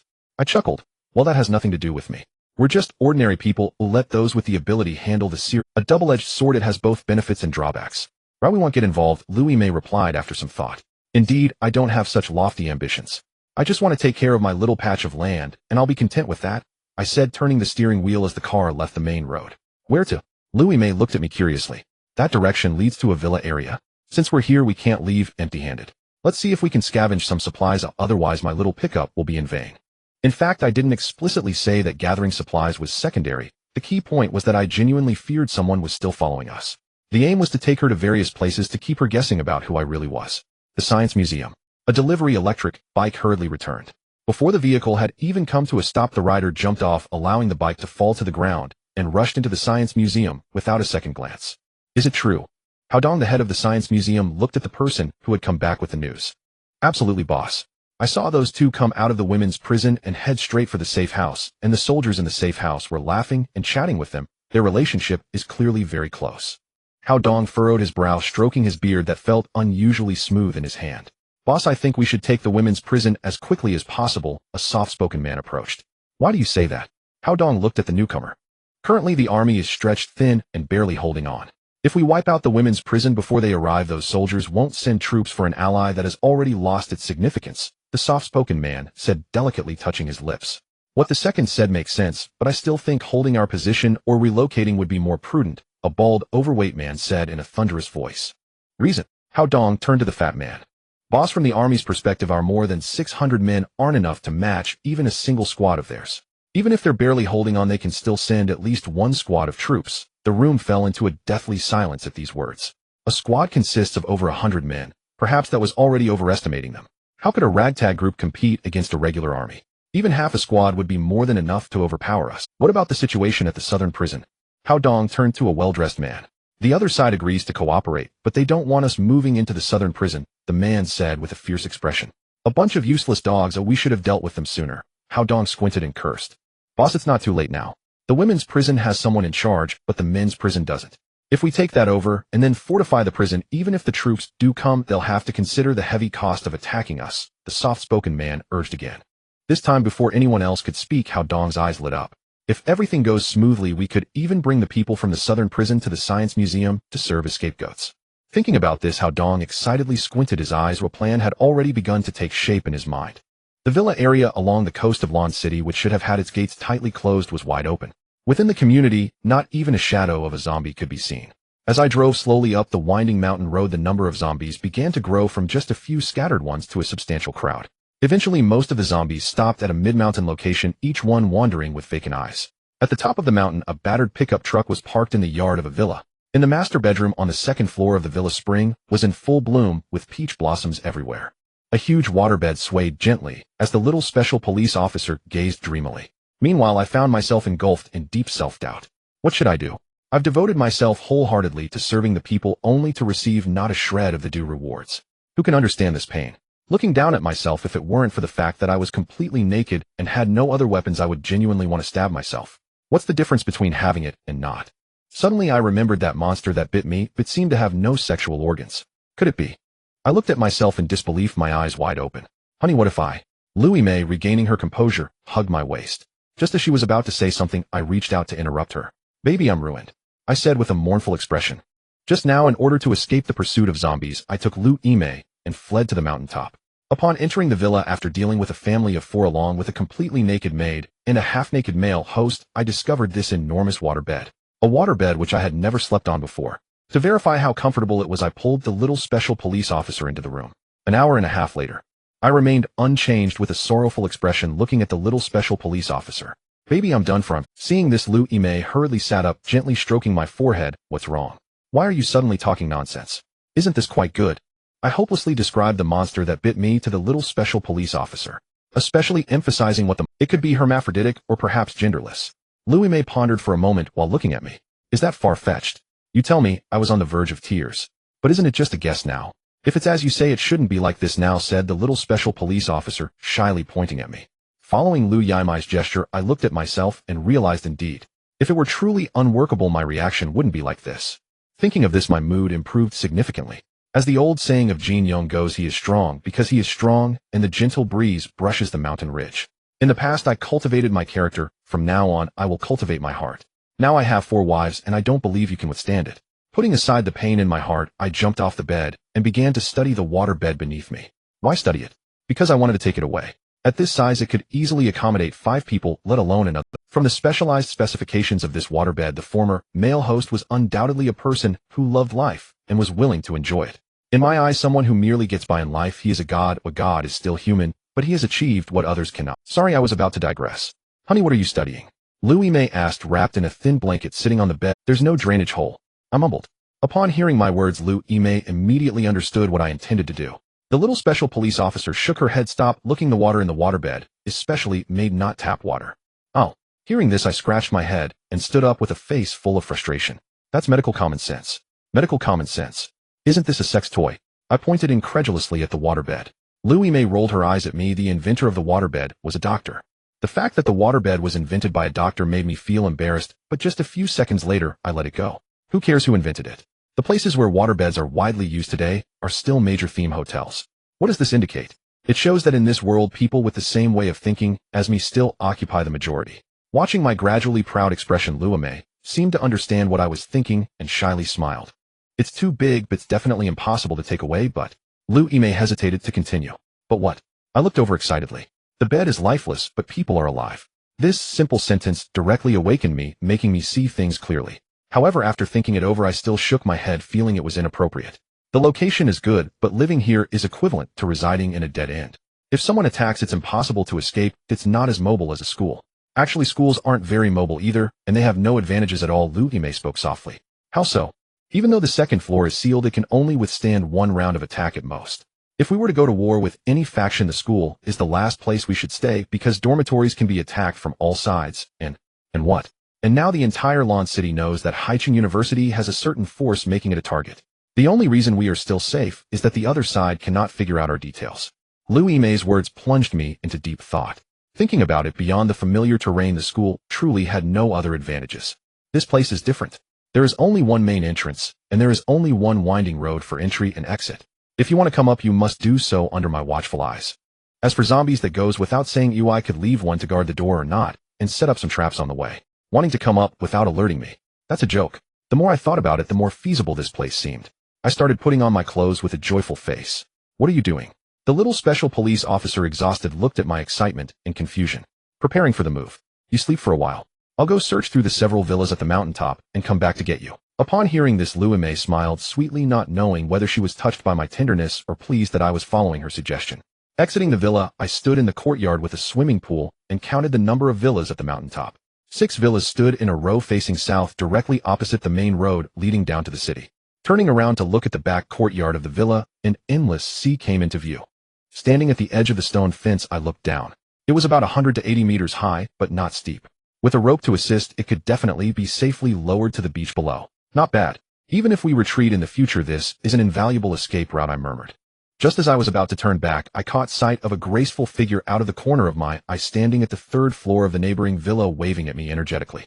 I furrowed my brows and focused my gaze. It was a woman with an alluring figure who surprisingly stood in front of the floor-to-ceiling window wearing only a lace nightgown on such a cold day. Seeing that I noticed her, the woman instantly burst into tears, bringing her hands together to bow and kneel before me. With a heavy sigh, I thought another burden, but could I choose not to save her? It was truly hard to harden my heart. I helplessly waved at her and turned to walk towards the front courtyard. Entering the yard of the neighboring villa, I didn't rush to open the door, but instead circled to the back courtyard and looked up at the balcony on the third floor. Seeing that I had really come over, the woman disregarded the biting cold wind and stepped out in a spaghetti-strapped nightgown, pulling open the floor-to-ceiling window. "Sir, please save me." Getting closer, I saw clearly. Looking at the trembling woman, I couldn't help but be taken aback. Why wasn't that a big... What was her name again? She has acted in numerous TV dramas. Yes, Li Weixiao. In the past, encountering a celebrity on the street would have stirred at least a fleeting thrill within me. But now, I'm numb. What celebrity could possibly matter at a time like this? If I save you, you'll only be dead weight. If I don't, you'll either starve or become nothing more than a morsel between a zombie's jaws. Don't blame me for thinking grimly. Our reality is simply that stark. Are there zombies inside? I asked, voice calm and detached. Li Weixiao nodded vigorously, biting her lower lip as tears streamed down her cheeks. Truly, even in sorrow, a star remains radiant. How many? Though the number meant little to me now, I asked anyway, merely for show, to conceal the truth of my extraordinary abilities. Li Weixiao trembled violently from the cold, hugging herself tightly, her expression torn between fear and desperation. Noting her hesitation, I narrowed my eyes, gaze sharpening as I fixed it upon her. How many? At the intensity of my stare, she hesitated once more, then bit her lip and whispered, "Sir, I won't lie to you. There are at least 24 zombies inside." That number stunned me. A villa, even a 3-story one, shouldn't house 24 people. What on earth had... A nude party? Yet I quickly dismissed the thought. After all, rumors of celebrities' private indulgences were rampant, and 24 frankly wasn't even excessive. When I remained silent for too long, Li Weixiao likely assumed I intended to abandon her. Without a word, she dropped to her knees again, bowing her head low, striking the ground with sharp, resounding thuds. Enough. I never said I wouldn't save you. And honestly, young lady, in this freezing weather, couldn't you at least wear something? I snapped, irritation edging my voice. There's no clothing in this room. All of it's in the walk-in closet, she replied, voice trembling, clearly near hypothermia. Fine. Let's go in. With that, I waved dismissively and strode toward the patio's floor-to-ceiling glass door, where, drawn by my earlier voice, 3 or 4 zombies now pounded frantically against the pane. I couldn't let them break it. Not when this villa would soon be my property. Every shattered pane would mean extra work for me to repair. Reaching the door, I glanced at the handle, locked from the inside. Drawing on past experience, when I'd smashed through a dormitory door, I began instructing the zombies face-to-face on how to open it. Whether their evolution had sharpened their cognition, or my teaching had deteriorated, I couldn't say. This lesson, however, proved disastrous. The fool inside didn't grasp my intent at all. Instead, he extended his tongue, licking hungrily at the glass where my finger pressed. "Damn it, you imbecile. Step aside," I barked, shifting to another zombie, the one wearing glasses, and resumed my futile tutorial. Alas, appearances deceived. The bespectacled one proved even less capable. Not only did he refuse to open the door, he slammed his skull against it, sending thunderous cracks reverberating through the glass. The noise drew reinforcements. 7 or 8 more zombies emerged from the stairwell and charged straight for the glass. "Oh, for heaven's sake," I cursed under my breath and hastily stepped back, bracing myself to hold my breath. Logically, given their speed and mass, they'd surely shatter the glass and burst through. Yet what followed left me dumbfounded, a cacophony of heavy thuds as they collided with the door, almost in unison. One zombie even shattered his own forehead, collapsing to the floor with an expression of raw disbelief. Yet the glass remained flawless, unbroken. What the hell? Is this thing bulletproof? Now what do I do? I muttered, retreating further to scan the villa for any alternate entry point. "Sir, the entire villa's windows are bulletproof," Li Weixiao called out from the third-floor balcony, wrapped tightly in a quilt. Bulletproof? No wonder his skull cracked while the glass held. I grumbled, staring up at the imposing structure. "Do you remember which window was left open?" I tilted my head upward to ask. She shook her head. How could she remember? She couldn't even recall how long she'd been trapped alone in this zombie-infested villa. I rolled my eyes in exasperation. "Well, you are going to let me in, aren't you?" "The front door's passcode is 9217059, she replied. I gaped, utterly incredulous. Not at the zombies, but at my own absurdity. Instead of asking a living person, I'd spent minutes futilely coaching the undead. Seeing me stand there, mouth agape and speechlessly, Wei Xiao flushed faintly, perhaps embarrassed too by my ridiculous display, though too polite to voice it. Head bowed in quiet mortification, I circled back to the villa's front courtyard, took a deep breath, and swung open the double doors. 8 or 9 zombies surged forward, but halted abruptly at the threshold disoriented. Fueled by humiliation, I struck without mercy. Each blade aimed precisely at the brow, refusing to settle for anything less. One zombie, swaying erratically, evaded my thrust, so before he fell I slapped him twice hard. Mischievous, I spat, then strode inside. As I advanced, I tapped nearby furniture with my claws, deliberately creating noise, to lure the remaining zombies down from upstairs. Once every last zombie lay still, I settled into the first-floor living room, lit a cigarette, and said calmly, "All right, you can come down now." It took a long while before Li Weixiao cautiously peeked out from the staircase, then descended step by step. Rather than thanking me, she rushed straight to the kitchen fridge and began rummaging for food, clearly famished. "How long have you been trapped here?" I asked, puzzled. According to her, even clothes were absent from that room. How then could food possibly remain?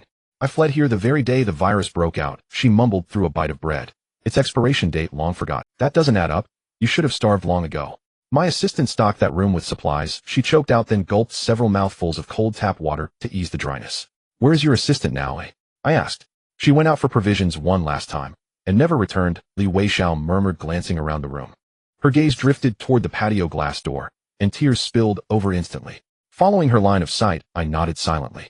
The answer was unmistakable. The zombie whose forehead had splintered upon impact was almost certainly her assistant. Enough crying. It was inevitable. "You're alive. That means fortune favors you." With that I rose. "Sir, where are you going?" she cried, abandoning her bread and dashing forward to grab my arm. Watching this former superstar, once untouchable, now clinging to me with such timid reverence, I felt an unexpected quiet surge of satisfaction. "I'm clearing the neighboring villas," I declared, tossing my hair with effortless cool. After I painstakingly finished cleaning all 6 villas, it was already past 5 in the evening. In fact, clearing out the zombies wasn't difficult, figuring out how to enter the villas was a bit challenging. As I turned back to the villa where Lu Yimei was, Li Weixiao was already dressed and had come along with a bunch of bags. I didn't say much about Li Weixiao following me, but when I saw the various bags I stopped in my tracks. "What's in there?" I asked. Li Weixiao began listing a bunch of names I had never heard of, saying clothes, cosmetics. "Which bag is the clothes?" I inquired. Li Weixiao pointed to a large backpack behind her, saying, "This one. Throw away the rest," I replied nonchalantly. I thought Li Weixiao would be very reluctant, but to my surprise, she didn't even hesitate, and directly tossed every— Seeing this, I nodded in satisfaction, saying, "All right, decisive enough. Just for this your chances of survival have increased." Li Weixiao said nothing, but looked firmly at me, then followed me like a little tail. When we returned to the first villa's room, Lu Yimei was still asleep. It seemed the little girl was truly exhausted. After an hour and a half of continuous push-ups, it appeared that even a little special police officer was quite worn out. When the bleary-eyed Lu Yimei saw an extra person, she jolted awake. Li Weixiao. After recognizing the person in front of her, the little special police officer's eyes widened in disbelief. On the way back, she continued to question life. She couldn't figure out how I had just gone out for a stroll and came back with a big celebrity. When we returned to the dormitory, as Li Weixiao climbed up to the 2nd floor, I hadn't even had the chance to go up when I heard the howls of the few girls in the dormitory. Amidst the crowd's excitement, Lu Yimei and Li Weixiao sat in the dormitory for dinner, having egg dumpling soup. Watching Li Weixiao eat, while shedding tears, I irritably picked up my bowl and walked to the window. "Don't cry, Xiao Xiao.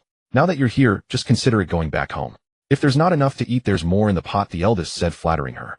The second one dragged the eldest aside, saying, "What nonsense. What do you mean just consider it going back home? This is home, isn't it, Xiao Xiao? These two are a nuisance. It's just a celebrity. They're not worth their boasting, right, third brother?" The fourth one whispered beside me. I shot an astonished glance at the fourth one, saying, "Don't call me third brother, just call me old 3. If you call me third brother, you must have some ulterior motive." "That's incorrect. Third brother, how can you think of your fourth brother like that?" The fourth one looked serious. "Speak plainly," I said, looking at him while finishing the last bit of dumpling soup.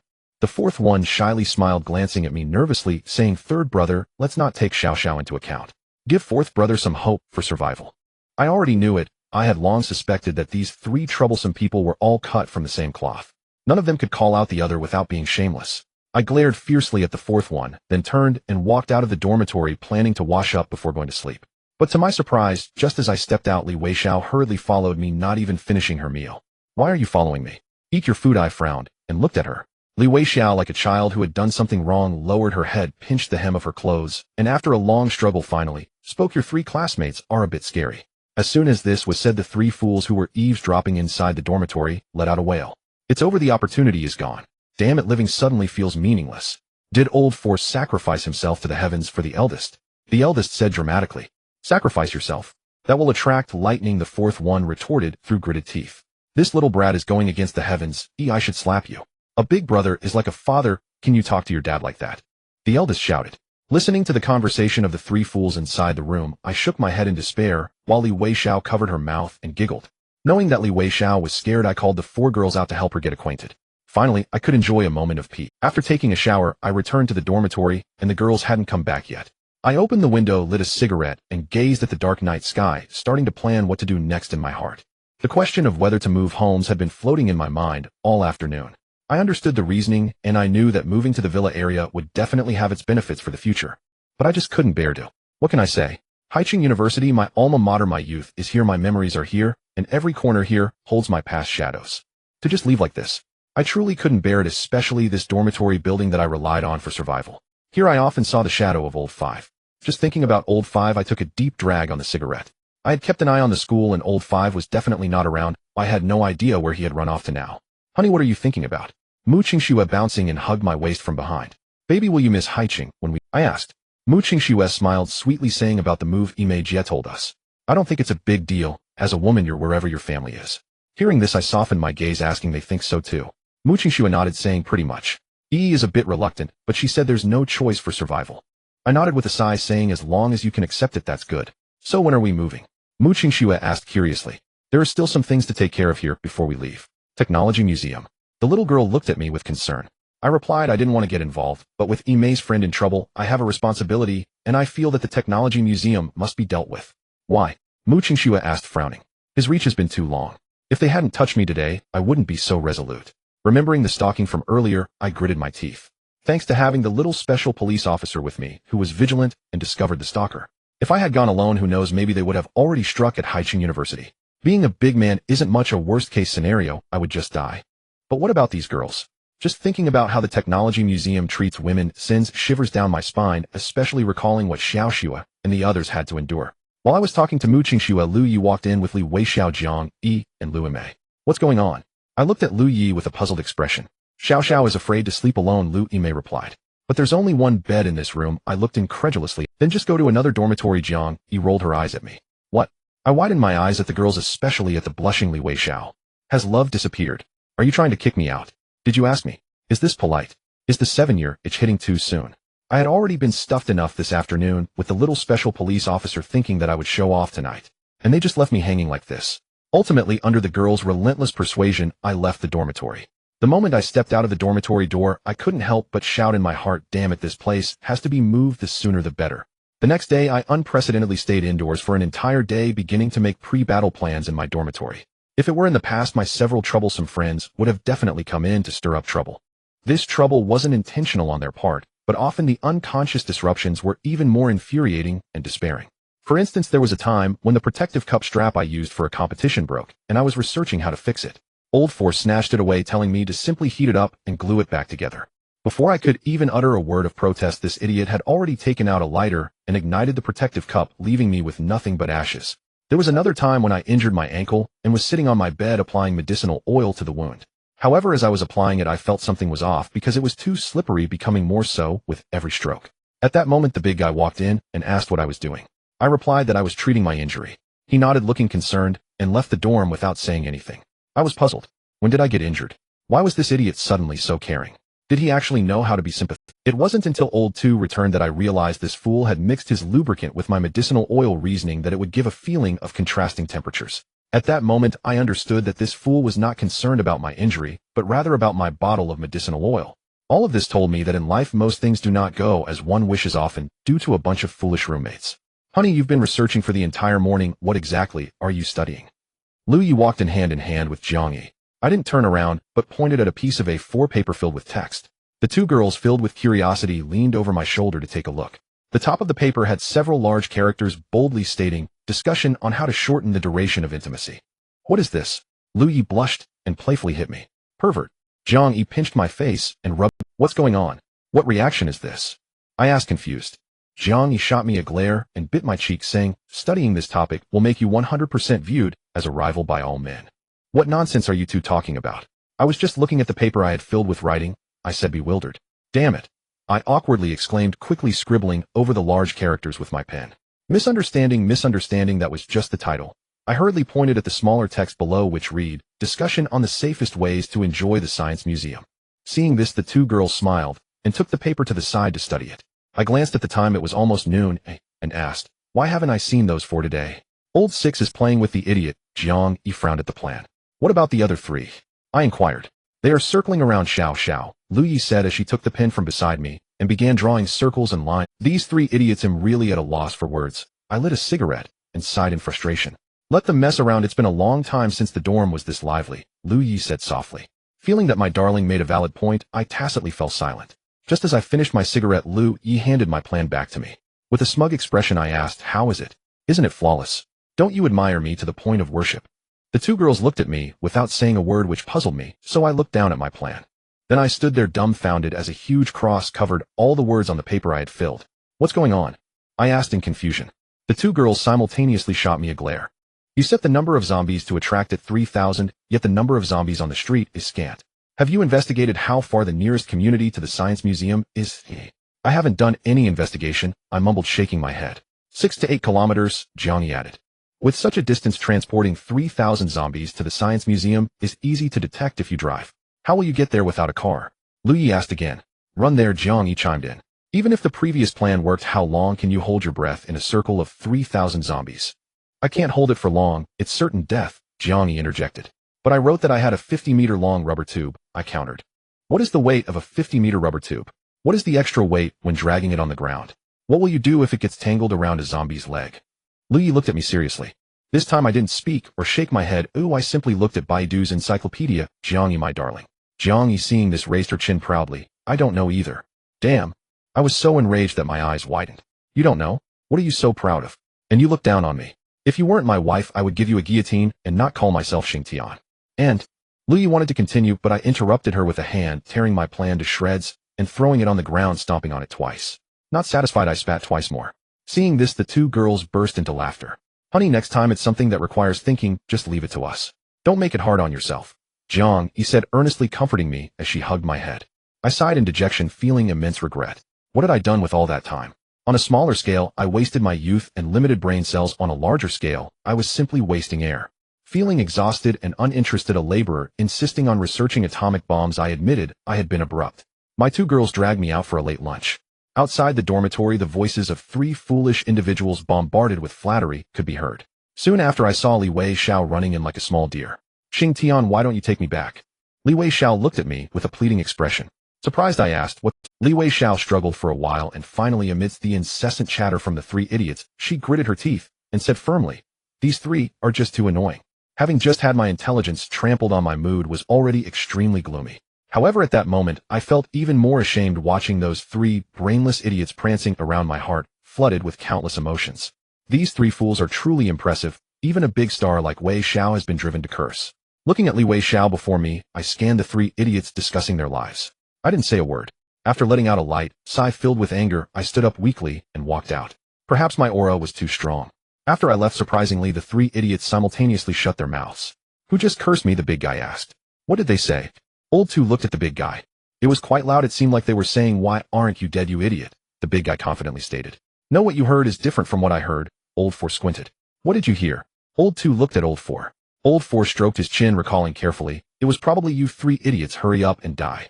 My plans were ruthlessly rejected, leaving me at a loss as to where to go. However, the outside world would not pause its steps for my hesitation. On this day, the Science Museum and the South City Prison reached a verbal alliance agreement. The precondition for this alliance was that the Science Museum must help the South City Prison eliminate our group from Haicheng University first. Surprisingly, the Science Museum did not impose various conditions as they had in the past. Instead, they gladly accepted and even sent a large quantity of weapons to the South City Prison. This action delighted the people at South City Prison, causing them to break into joyous laughter. With such a significant temptation, their vigilance naturally relaxed. Not only did the Science Museum send a large number of personnel to escort the weapons into the prison, but they even provided a substantial amount of supplies to entertain the escorting staff. The second-in-command from the Science Museum, Ian Lao Jiao, was drinking with the leader of South City Prison while secretly signaling to his subordinates. That night, the personnel from the Science Museum, unable to leave due to intoxication, stayed overnight. Although the leader of South City Prison was on guard, having placed 2 guards at each cell door. However, in the latter half of the night, the guards were silently dealt with. At Haicheng University dormitory, after dinner, everyone began to play online games. In the classic online game League of Legends, it might take a whole day just to queue for a ranked match. However, this dormitory's elite managed to achieve a nationwide final momentum in a bot match. I sat in my dormitory listening to those carefree individuals shouting. I shook my head helplessly and quietly. Here, hubby. Shortly after, a piece of paper was handed to me. Looking at the brief and concise lines, I was shocked and lifted my head. Isn't this a bit hasty? I wrote such a lengthy piece, and you give me just a few lines. Mu Qingxue rolled her beautiful eyes. Your lengthy piece is all nonsense. What kind of talk is that? I looked at the girl unhappily. Xiao Xue is right. There are hardly any useful sentences. The rest is just self-indulgence. Lu Yi nodded in agreement. Is there a? I looked at Lu Yi in confusion. Lu Yimei beside him nodded. Remove that word there. This is the first time I've seen someone write a pre-war plan while boasting as if they were going to soar into the sky. Nonsense, that's impossible. I stared wide-eyed. Actually, I could accept that, but what I can't accept is that someone included the celebratory actions after the mission was completed in the pre-war plan. That's quite peculiar. Jiang Yi, who had been silent, crossed her arms, her face filled with confusion. What kind of tiger wolf words are these? That was just the excitement lingering, going with the flow, I insisted. At that moment, I felt extremely awkward. I spoke nervously as the celebratory action segment was something I had spent an hour finalizing. Really? Excitement? You must have sketched out Connor's swaggering move right. Mu Qingxue called out to me with a smile. And Ronaldo's celebratory action was also sketched out. Lu Yi nodded affirmatively. Messi's ear-cupping gesture was crossed out heavily in red pen, Lu Yimei added. After they finished speaking, all three turned their attention to Jiang Yi, and even I looked over. I saw Jiang Yi looking troubled, murmuring in confusion. The key point is that I still can't understand what it means to shout Pikachu after sliding and kneeling. Hearing this, the four girls turned to me in unison. Ya hubby, what does it mean to shout Pikachu after sliding and kneeling? My face flushed as I stammered for a long time. It doesn't mean much. I just got excited while writing, and my emotions flowed out. After hearing my explanation, the four girls stood there staring at me for a long time, and then they all turned in unison and began to climb onto their beds. Watching the four girls tremble with suppressed laughter, I quietly stood up. I'll take a round of patrol. Feel free to laugh when I'm gone. As expected, shortly after I left the dormitory, a pleasant sound of laughter came from behind. I felt no disturbance inside. Oh, what's wrong with being teased by my wife? This indicates that in bringing joy to my family, I was quite successful, wasn't I? I quietly arrived at our entrance and sat on the bench where the old fifth used to sit.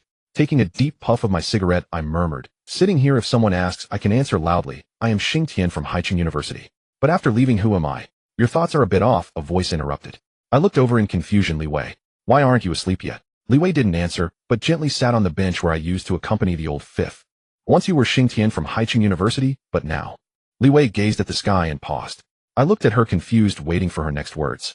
But now you Xingtian are Haicheng University. This statement was too profound to be honest. I was a bit dazed. A feeling of being almost comprehensible, but not quite, made it frustrating and ungraspable. I looked intently at that face which I had only seen on television from the side. If only you were the old sixth, I sighed. This time it was Li Wei who was perplexed. She turned her head, tilting it to look at me, her big eyes filled with a thirst. If the old sixth dared to play deep like this with me, I would have slapped him hard already. I gazed calmly at the stars. Li Wei smiled. Her smile was much more beautiful than those on television. She gently punched my shoulder and turned to leave. Before she left, she reminded me that she would sleep with Xiao Xue and the others. I had no strength to refute this request. Who wouldn't feel a sense of overwhelming helplessness after being entangled by the old first, second, and fourth all day? It's understandable for them to be scared. This night was destined to be restless and uneasy.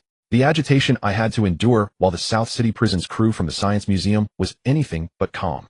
As the ancients said, guarding against thieves by day and night is difficult, and as the saying goes in the village, the ghost is not outside but within. I couldn't help but wonder if the people in South City Prison had lost their wits. A truth even a 5-year-old understands. How could they not know? Now a vivid social practice class was being vividly and thoroughly illustrated by the people from the Science Museum. When the 6 guards at the high points of South City Prison were silently dealt with, the prison's gates slowly opened. In the blink of an eye, a large group of 500 to 600 people silently entered the prison. The personnel from the Science Museum have entered the prison just like familiar regulars who frequent this place. Each went to their designated area without disturbing one another. Their roles were clearly defined with a strong sense of purpose, taking less than 20 minutes. The over 100 people from Nanjing Prison were pushed one by one to the square in front of the prison. Zhou Haiying, a bald man among the crowd from Nanjing Prison, shouted angrily, glaring at the leader of the Science Museum on the platform. Oh, isn't this Brother Long? Long time no see. Zhou Haiying laughed heartily, clearly very pleased at that moment. You are so untrustworthy, despicable, and shameless, Brother Long roared. Zhou Haiying chuckled and lit a large cigar, savoring a puff. A life sentence. Criminal dares to call me despicable and shameless? How ridiculous. What do you think you are? A hypocritical dog? Do you really think you are a moral example, a gardener of the homeland? If it weren't for me backing you up for that crime of molesting a minor, you would be just like us. As Brother Long's words fell, Zhou Haiying's expression stiffened momentarily. But soon that flicker of emotion was taking another puff on his cigar. Zhou Haiying raised his hand towards his subordinates below. Seeing this, those holding the prisoners revealed cruel smiles. They held steel needles used for sewing and cotton threads in their hands. Moments later, the scene changed from initial wails and roars to muffled sounds of unwillingness. Aren't you all fond of cursing? Now can you curse? Watching the people below with their sewn mouths, Zhou Haiying laughed maniacally, even squatting down as tears streamed from his eyes. Don't say I didn't give you a chance. This place belongs to me. I have brought you out of the science museum. I am too kind-hearted to completely eradicate you, Zhou Haiying said as he stood up with a laugh.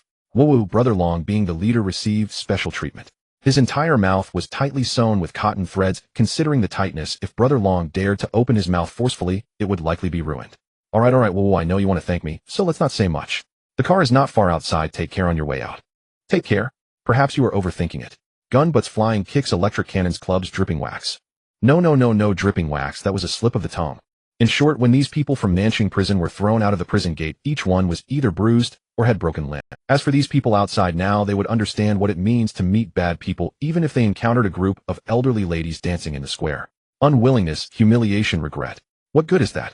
Brother Long, beaten to a pulp, had a face swollen like a, but can you discuss unwillingness with a but? Humiliation, regret. Those thoughts only arise during surgery for mixed internal and external hemorrhoids. Standing in the watchtower, Yin Lao Jiao turned around with a shy smile.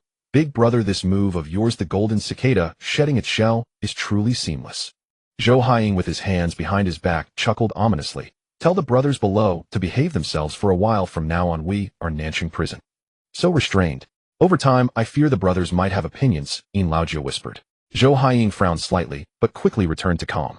It won't be long. Well, wait for this storm to pass, and see what happens. Upon hearing this, Yin Lao Jiao grinned slyly. The leader of the women's prison, you are bound to take it. Zhou Haiying laughed heartily. That woman from Huadua, is she even qualified to have my children? After pondering, Yin Lao Jiao walked up to Zhou Haiying and discreetly whispered, Boss, I heard there are beauties among those who remain at Haicheng University. Should we take a look? Oh, is that so? Zhou Haiying knew that every time Yin Lao Jiao spoke to him in such a tone, there must be a surprise. Of course, that's what the people from Nanjing prison said. Yin Lao Jiao flattered with a smile. Zhou Haiying's eyes flickered, his internal struggle lasting just a few seconds before a lascivious smile appeared. If that's the case, the women's prison cannot be touched now. As for Haicheng University, no one should be watching it, right? Zhou Haiying seemed to be inquiring, but was actually just talking to himself with a half-smile. Wise as always, boss, Yin Lao Jiao said with a charming smile. Then it's settled, but for today, send a few young ones from the prison to my room first. Understood, boss. The next morning, I rode my beloved pink electric scooter with the fool, singing all the way as we faced the rising sun. Halfway through the ride, I noticed something was off. There were unusually many zombies on the road today. Why do I say this? Because I have covered this road no less than 10 times. Ever since the military used drones for road cleaning, I really hadn't seen so many zombies on the road. I paid no mind to it, thinking it was just a shortage of supplies, and someone had started raiding indoors. When I passed the largest supermarket in Lansha, I stopped the scooter. Watching two zombies catch up from behind, I handed my dagger to the fool at my waist. The fool took the dagger, struggling and hesitating, but under my undeniable gaze, he still approached the zombies. Without actively attacking the fool, one of the two zombies broke free from his grasp and rushed toward me. I shook my head in disappointment, raising my claw and striking down, separating the zombie's head from its body. Looking back at the fool, this guy was actually holding onto the zombie's waist, tightly preventing it from charging at me. Perhaps at this moment the fool had completely forgotten that he was still holding a dagger and had forgotten how we taught him the key to a quick kill using inflatable dolls. Standing at a distance, I couldn't say I was angry, but seeing the fool's performance, my disappointment was undeniable. I walked over a few steps and kicked one of the zombie's legs off. Before the fool could react, I took the zombie's arms and twisted them in a reverse joint. Looking at the zombie on the ground, I stared sternly at the fool. Get to it, just like I taught you before. The fool did not move and even hurriedly hid the dagger behind him. Seeing this, I pressed my lips together and frowned. Fool, I'm telling you, if you can't do it today, don't come home. After saying this, the fool looked at me without answering, but that look allowed me to understand a lot. Facing the fool's eyes that could speak, I smiled bitterly. Xing Sun, you are now an adult. Don't always think others will indulge you. If you don't make a move today, then when I die in the future, you'll be finished. The fool finally waved the dagger in his hand. Regardless of the angle or force of his strike, he executed it flawlessly, not wasting the meticulous guidance I had provided over the past few days. As the struggling zombie fell to the ground with a thud like a pile of mud, the fool also collapsed onto the ground. But before the fool's eyes could turn vacant, I kicked him on the shoulder. Xing Sun, today your hesitation can be forgiven, but if you continue like this afterwards, then just roll away. No one will help you. Perhaps the fool had suffered many injustices in the past, even worse than my current actions. Yet facing my sudden sternness, he still began to cry out of grievance. I reached out and grabbed the fool by the collar, pulling him up with such force that it seemed I wanted to lift him off the ground in time. This world lacks nothing but tears. Let me tell you, Xing-sun, if you don't want others to mock you as a fool, then stand up now and do what you must. After saying this, I turned and walked into the supermarket. To be honest, I felt a pang of sympathy, but I had no choice. The fool's kindness sometimes felt like a bone saw harshly scraping against my bones and heart. I didn't want to be heartless, nor did I want to treat lives as if they were worthless, but the world had changed. If you didn't adapt, you would ultimately be eliminated. This was the law. As soon as I stepped onto the second floor of the supermarket, hurried footsteps approached from behind. Without needing to turn around, I knew the fool was looking for the bell. The fool made a couple of sounds, then began searching with me. Effort does not betray the diligent. When the fool returned holding a small bag of bells, my expression softened considerably. Are you mad at me for being angry? I asked as I rode on the little pink electric scooter. The fool shook his head, saying, brother, it's for my own good. Hearing this, I couldn't help but glance sideways at the fool's unwavering gaze, and I began to regret questioning whether I had been too harsh on him. At 10 in the morning, the fool and I arrived at the entrance of the residential complex closest to the Science Museum. Looking at the collapsed gate of the complex, I felt puzzled. Had someone been here? According to the plan devised by Xiaoxue and her friends, the fool wrapped in bells was to lead the zombies to besiege the Science Museum. Meanwhile, I planned to lurk behind the back door of the Science Museum after dark. Once the zombies reached their designated spot, I would use a grenade to attract them. Ideally, I would shatter the glass walls of the Science Museum before the zombies arrived, and then escape swiftly. After that, the scene of zombies rampaging inside the museum would unfold, but something felt off this time. I felt as if today was different from the past, but I couldn't pinpoint what exactly was different. With a heart full of doubts, I rode the little electric scooter, pulling the fool into the complex. After explaining a bit to the fool, I prepared for a day of prying open doors and picking locks. However, just as I approached the entrance of a building, a sudden change occurred. Was it the noise from the electric scooter entering the complex? Or was it the volume of my conversation with the fool that I failed to control? From the nearest building entrance, an overwhelming roar erupted, one that could only be made by a multitude of zombies. The volume triggered a chain reaction as several nearby buildings echoed with frenzied roars. Faced with this sudden turn of events, I felt a bit flustered, pulling the fool while cautiously observing the surroundings as I retreated back to the electric scooter. Something's off, something's definitely off, I thought in panic, quickly hopping on the electric scooter. As I pulled the fool up with me, the windows of the second and third floors of the surrounding buildings suddenly shattered. One by one, zombies scrambled out from inside. Watching them fall freely to the ground, those from the second floor fared a bit better, but the third floor zombies had it worse. They either broke their legs or lost limbs, but then I noticed that those who had jumped from the second floor fared even worse. As soon as they landed, zombies from the third floor crashed down on them. Such a bloody scene was unbearable to watch. Soon the army of jumpers was no longer limited to the second and third floors, as zombies from higher floors also began smashing through windows, engaging in free falls. What the hell, these youngsters? I widened my eyes, gazing at the surrounding buildings that resembled hourglasses. My mind began to struggle to keep up. Seeing zombies pouring out of each building like a long snake, I cursed under my breath and twisted the throttle speed. As I burst out through the main entrance of the complex, I glanced back at the horrific sea of zombies within. Damn it, why didn't anyone tell me the zombies had mutated for the second time? Forget the plan. Just run. I couldn't afford to gamble with my life. Who knew if my tricks would still work after the zombies had mutated a second time? The little electric scooter shot off like a bolt of lightning towards the direction of retreat. However, after riding for about 100 meters, I still didn't hear the roars of zombies behind me. With my heart full of doubts, I took a glance in the rearview mirror. In the mirror, the sea of zombies was just now spilling out of the complex's main gate. As I calmed down, I finally noticed that the zombies' speed had slowed down. Watching their sluggish pace, I even doubted they were faster than when the virus first broke out. Seeing each of them running at a pace like that of a 70-year-old, I stopped the electric scooter. To verify whether the zombies had truly mutated, I picked up a Molotov cocktail from the scooter's footboard and lit two of them. One was thrown on the path directly in front of the zombies, and the other into a group of zombies about 30 meters away. With the sound of shattering glass, flames erupted. The zombies had really evolved. They no longer disintegrated upon encountering fire, and they also did not evade flames like before. But this troubled me. Wasn't evolution supposed to lead to improvement? Why were they now even worse than before? Old and powerless. The horde was getting closer. No longer hesitating, I hopped on the electric scooter and turned to leave. As I rode back, I kept replaying everything I had just witnessed in my mind, hoping to discover some other abilities that the zombies had acquired after their evolution. Thinking about it, my face grew increasingly shocked as I recalled that the zombies could now jump out of windows, and those that broke their legs could quickly stand back up. What the hell, has their self-healing ability improved? Although their speed has decreased, they can quickly recover as long as they aren't hit in the head. This is a bit excessive. Also, the fact that they can jump out of windows. Could they also climb buildings? With this thought in mind, I hurriedly pulled out my phone to call Mu Qingxue, but the phone rang for a long time without anyone answering. I felt a sudden alarm as something was wrong. Something happened at home.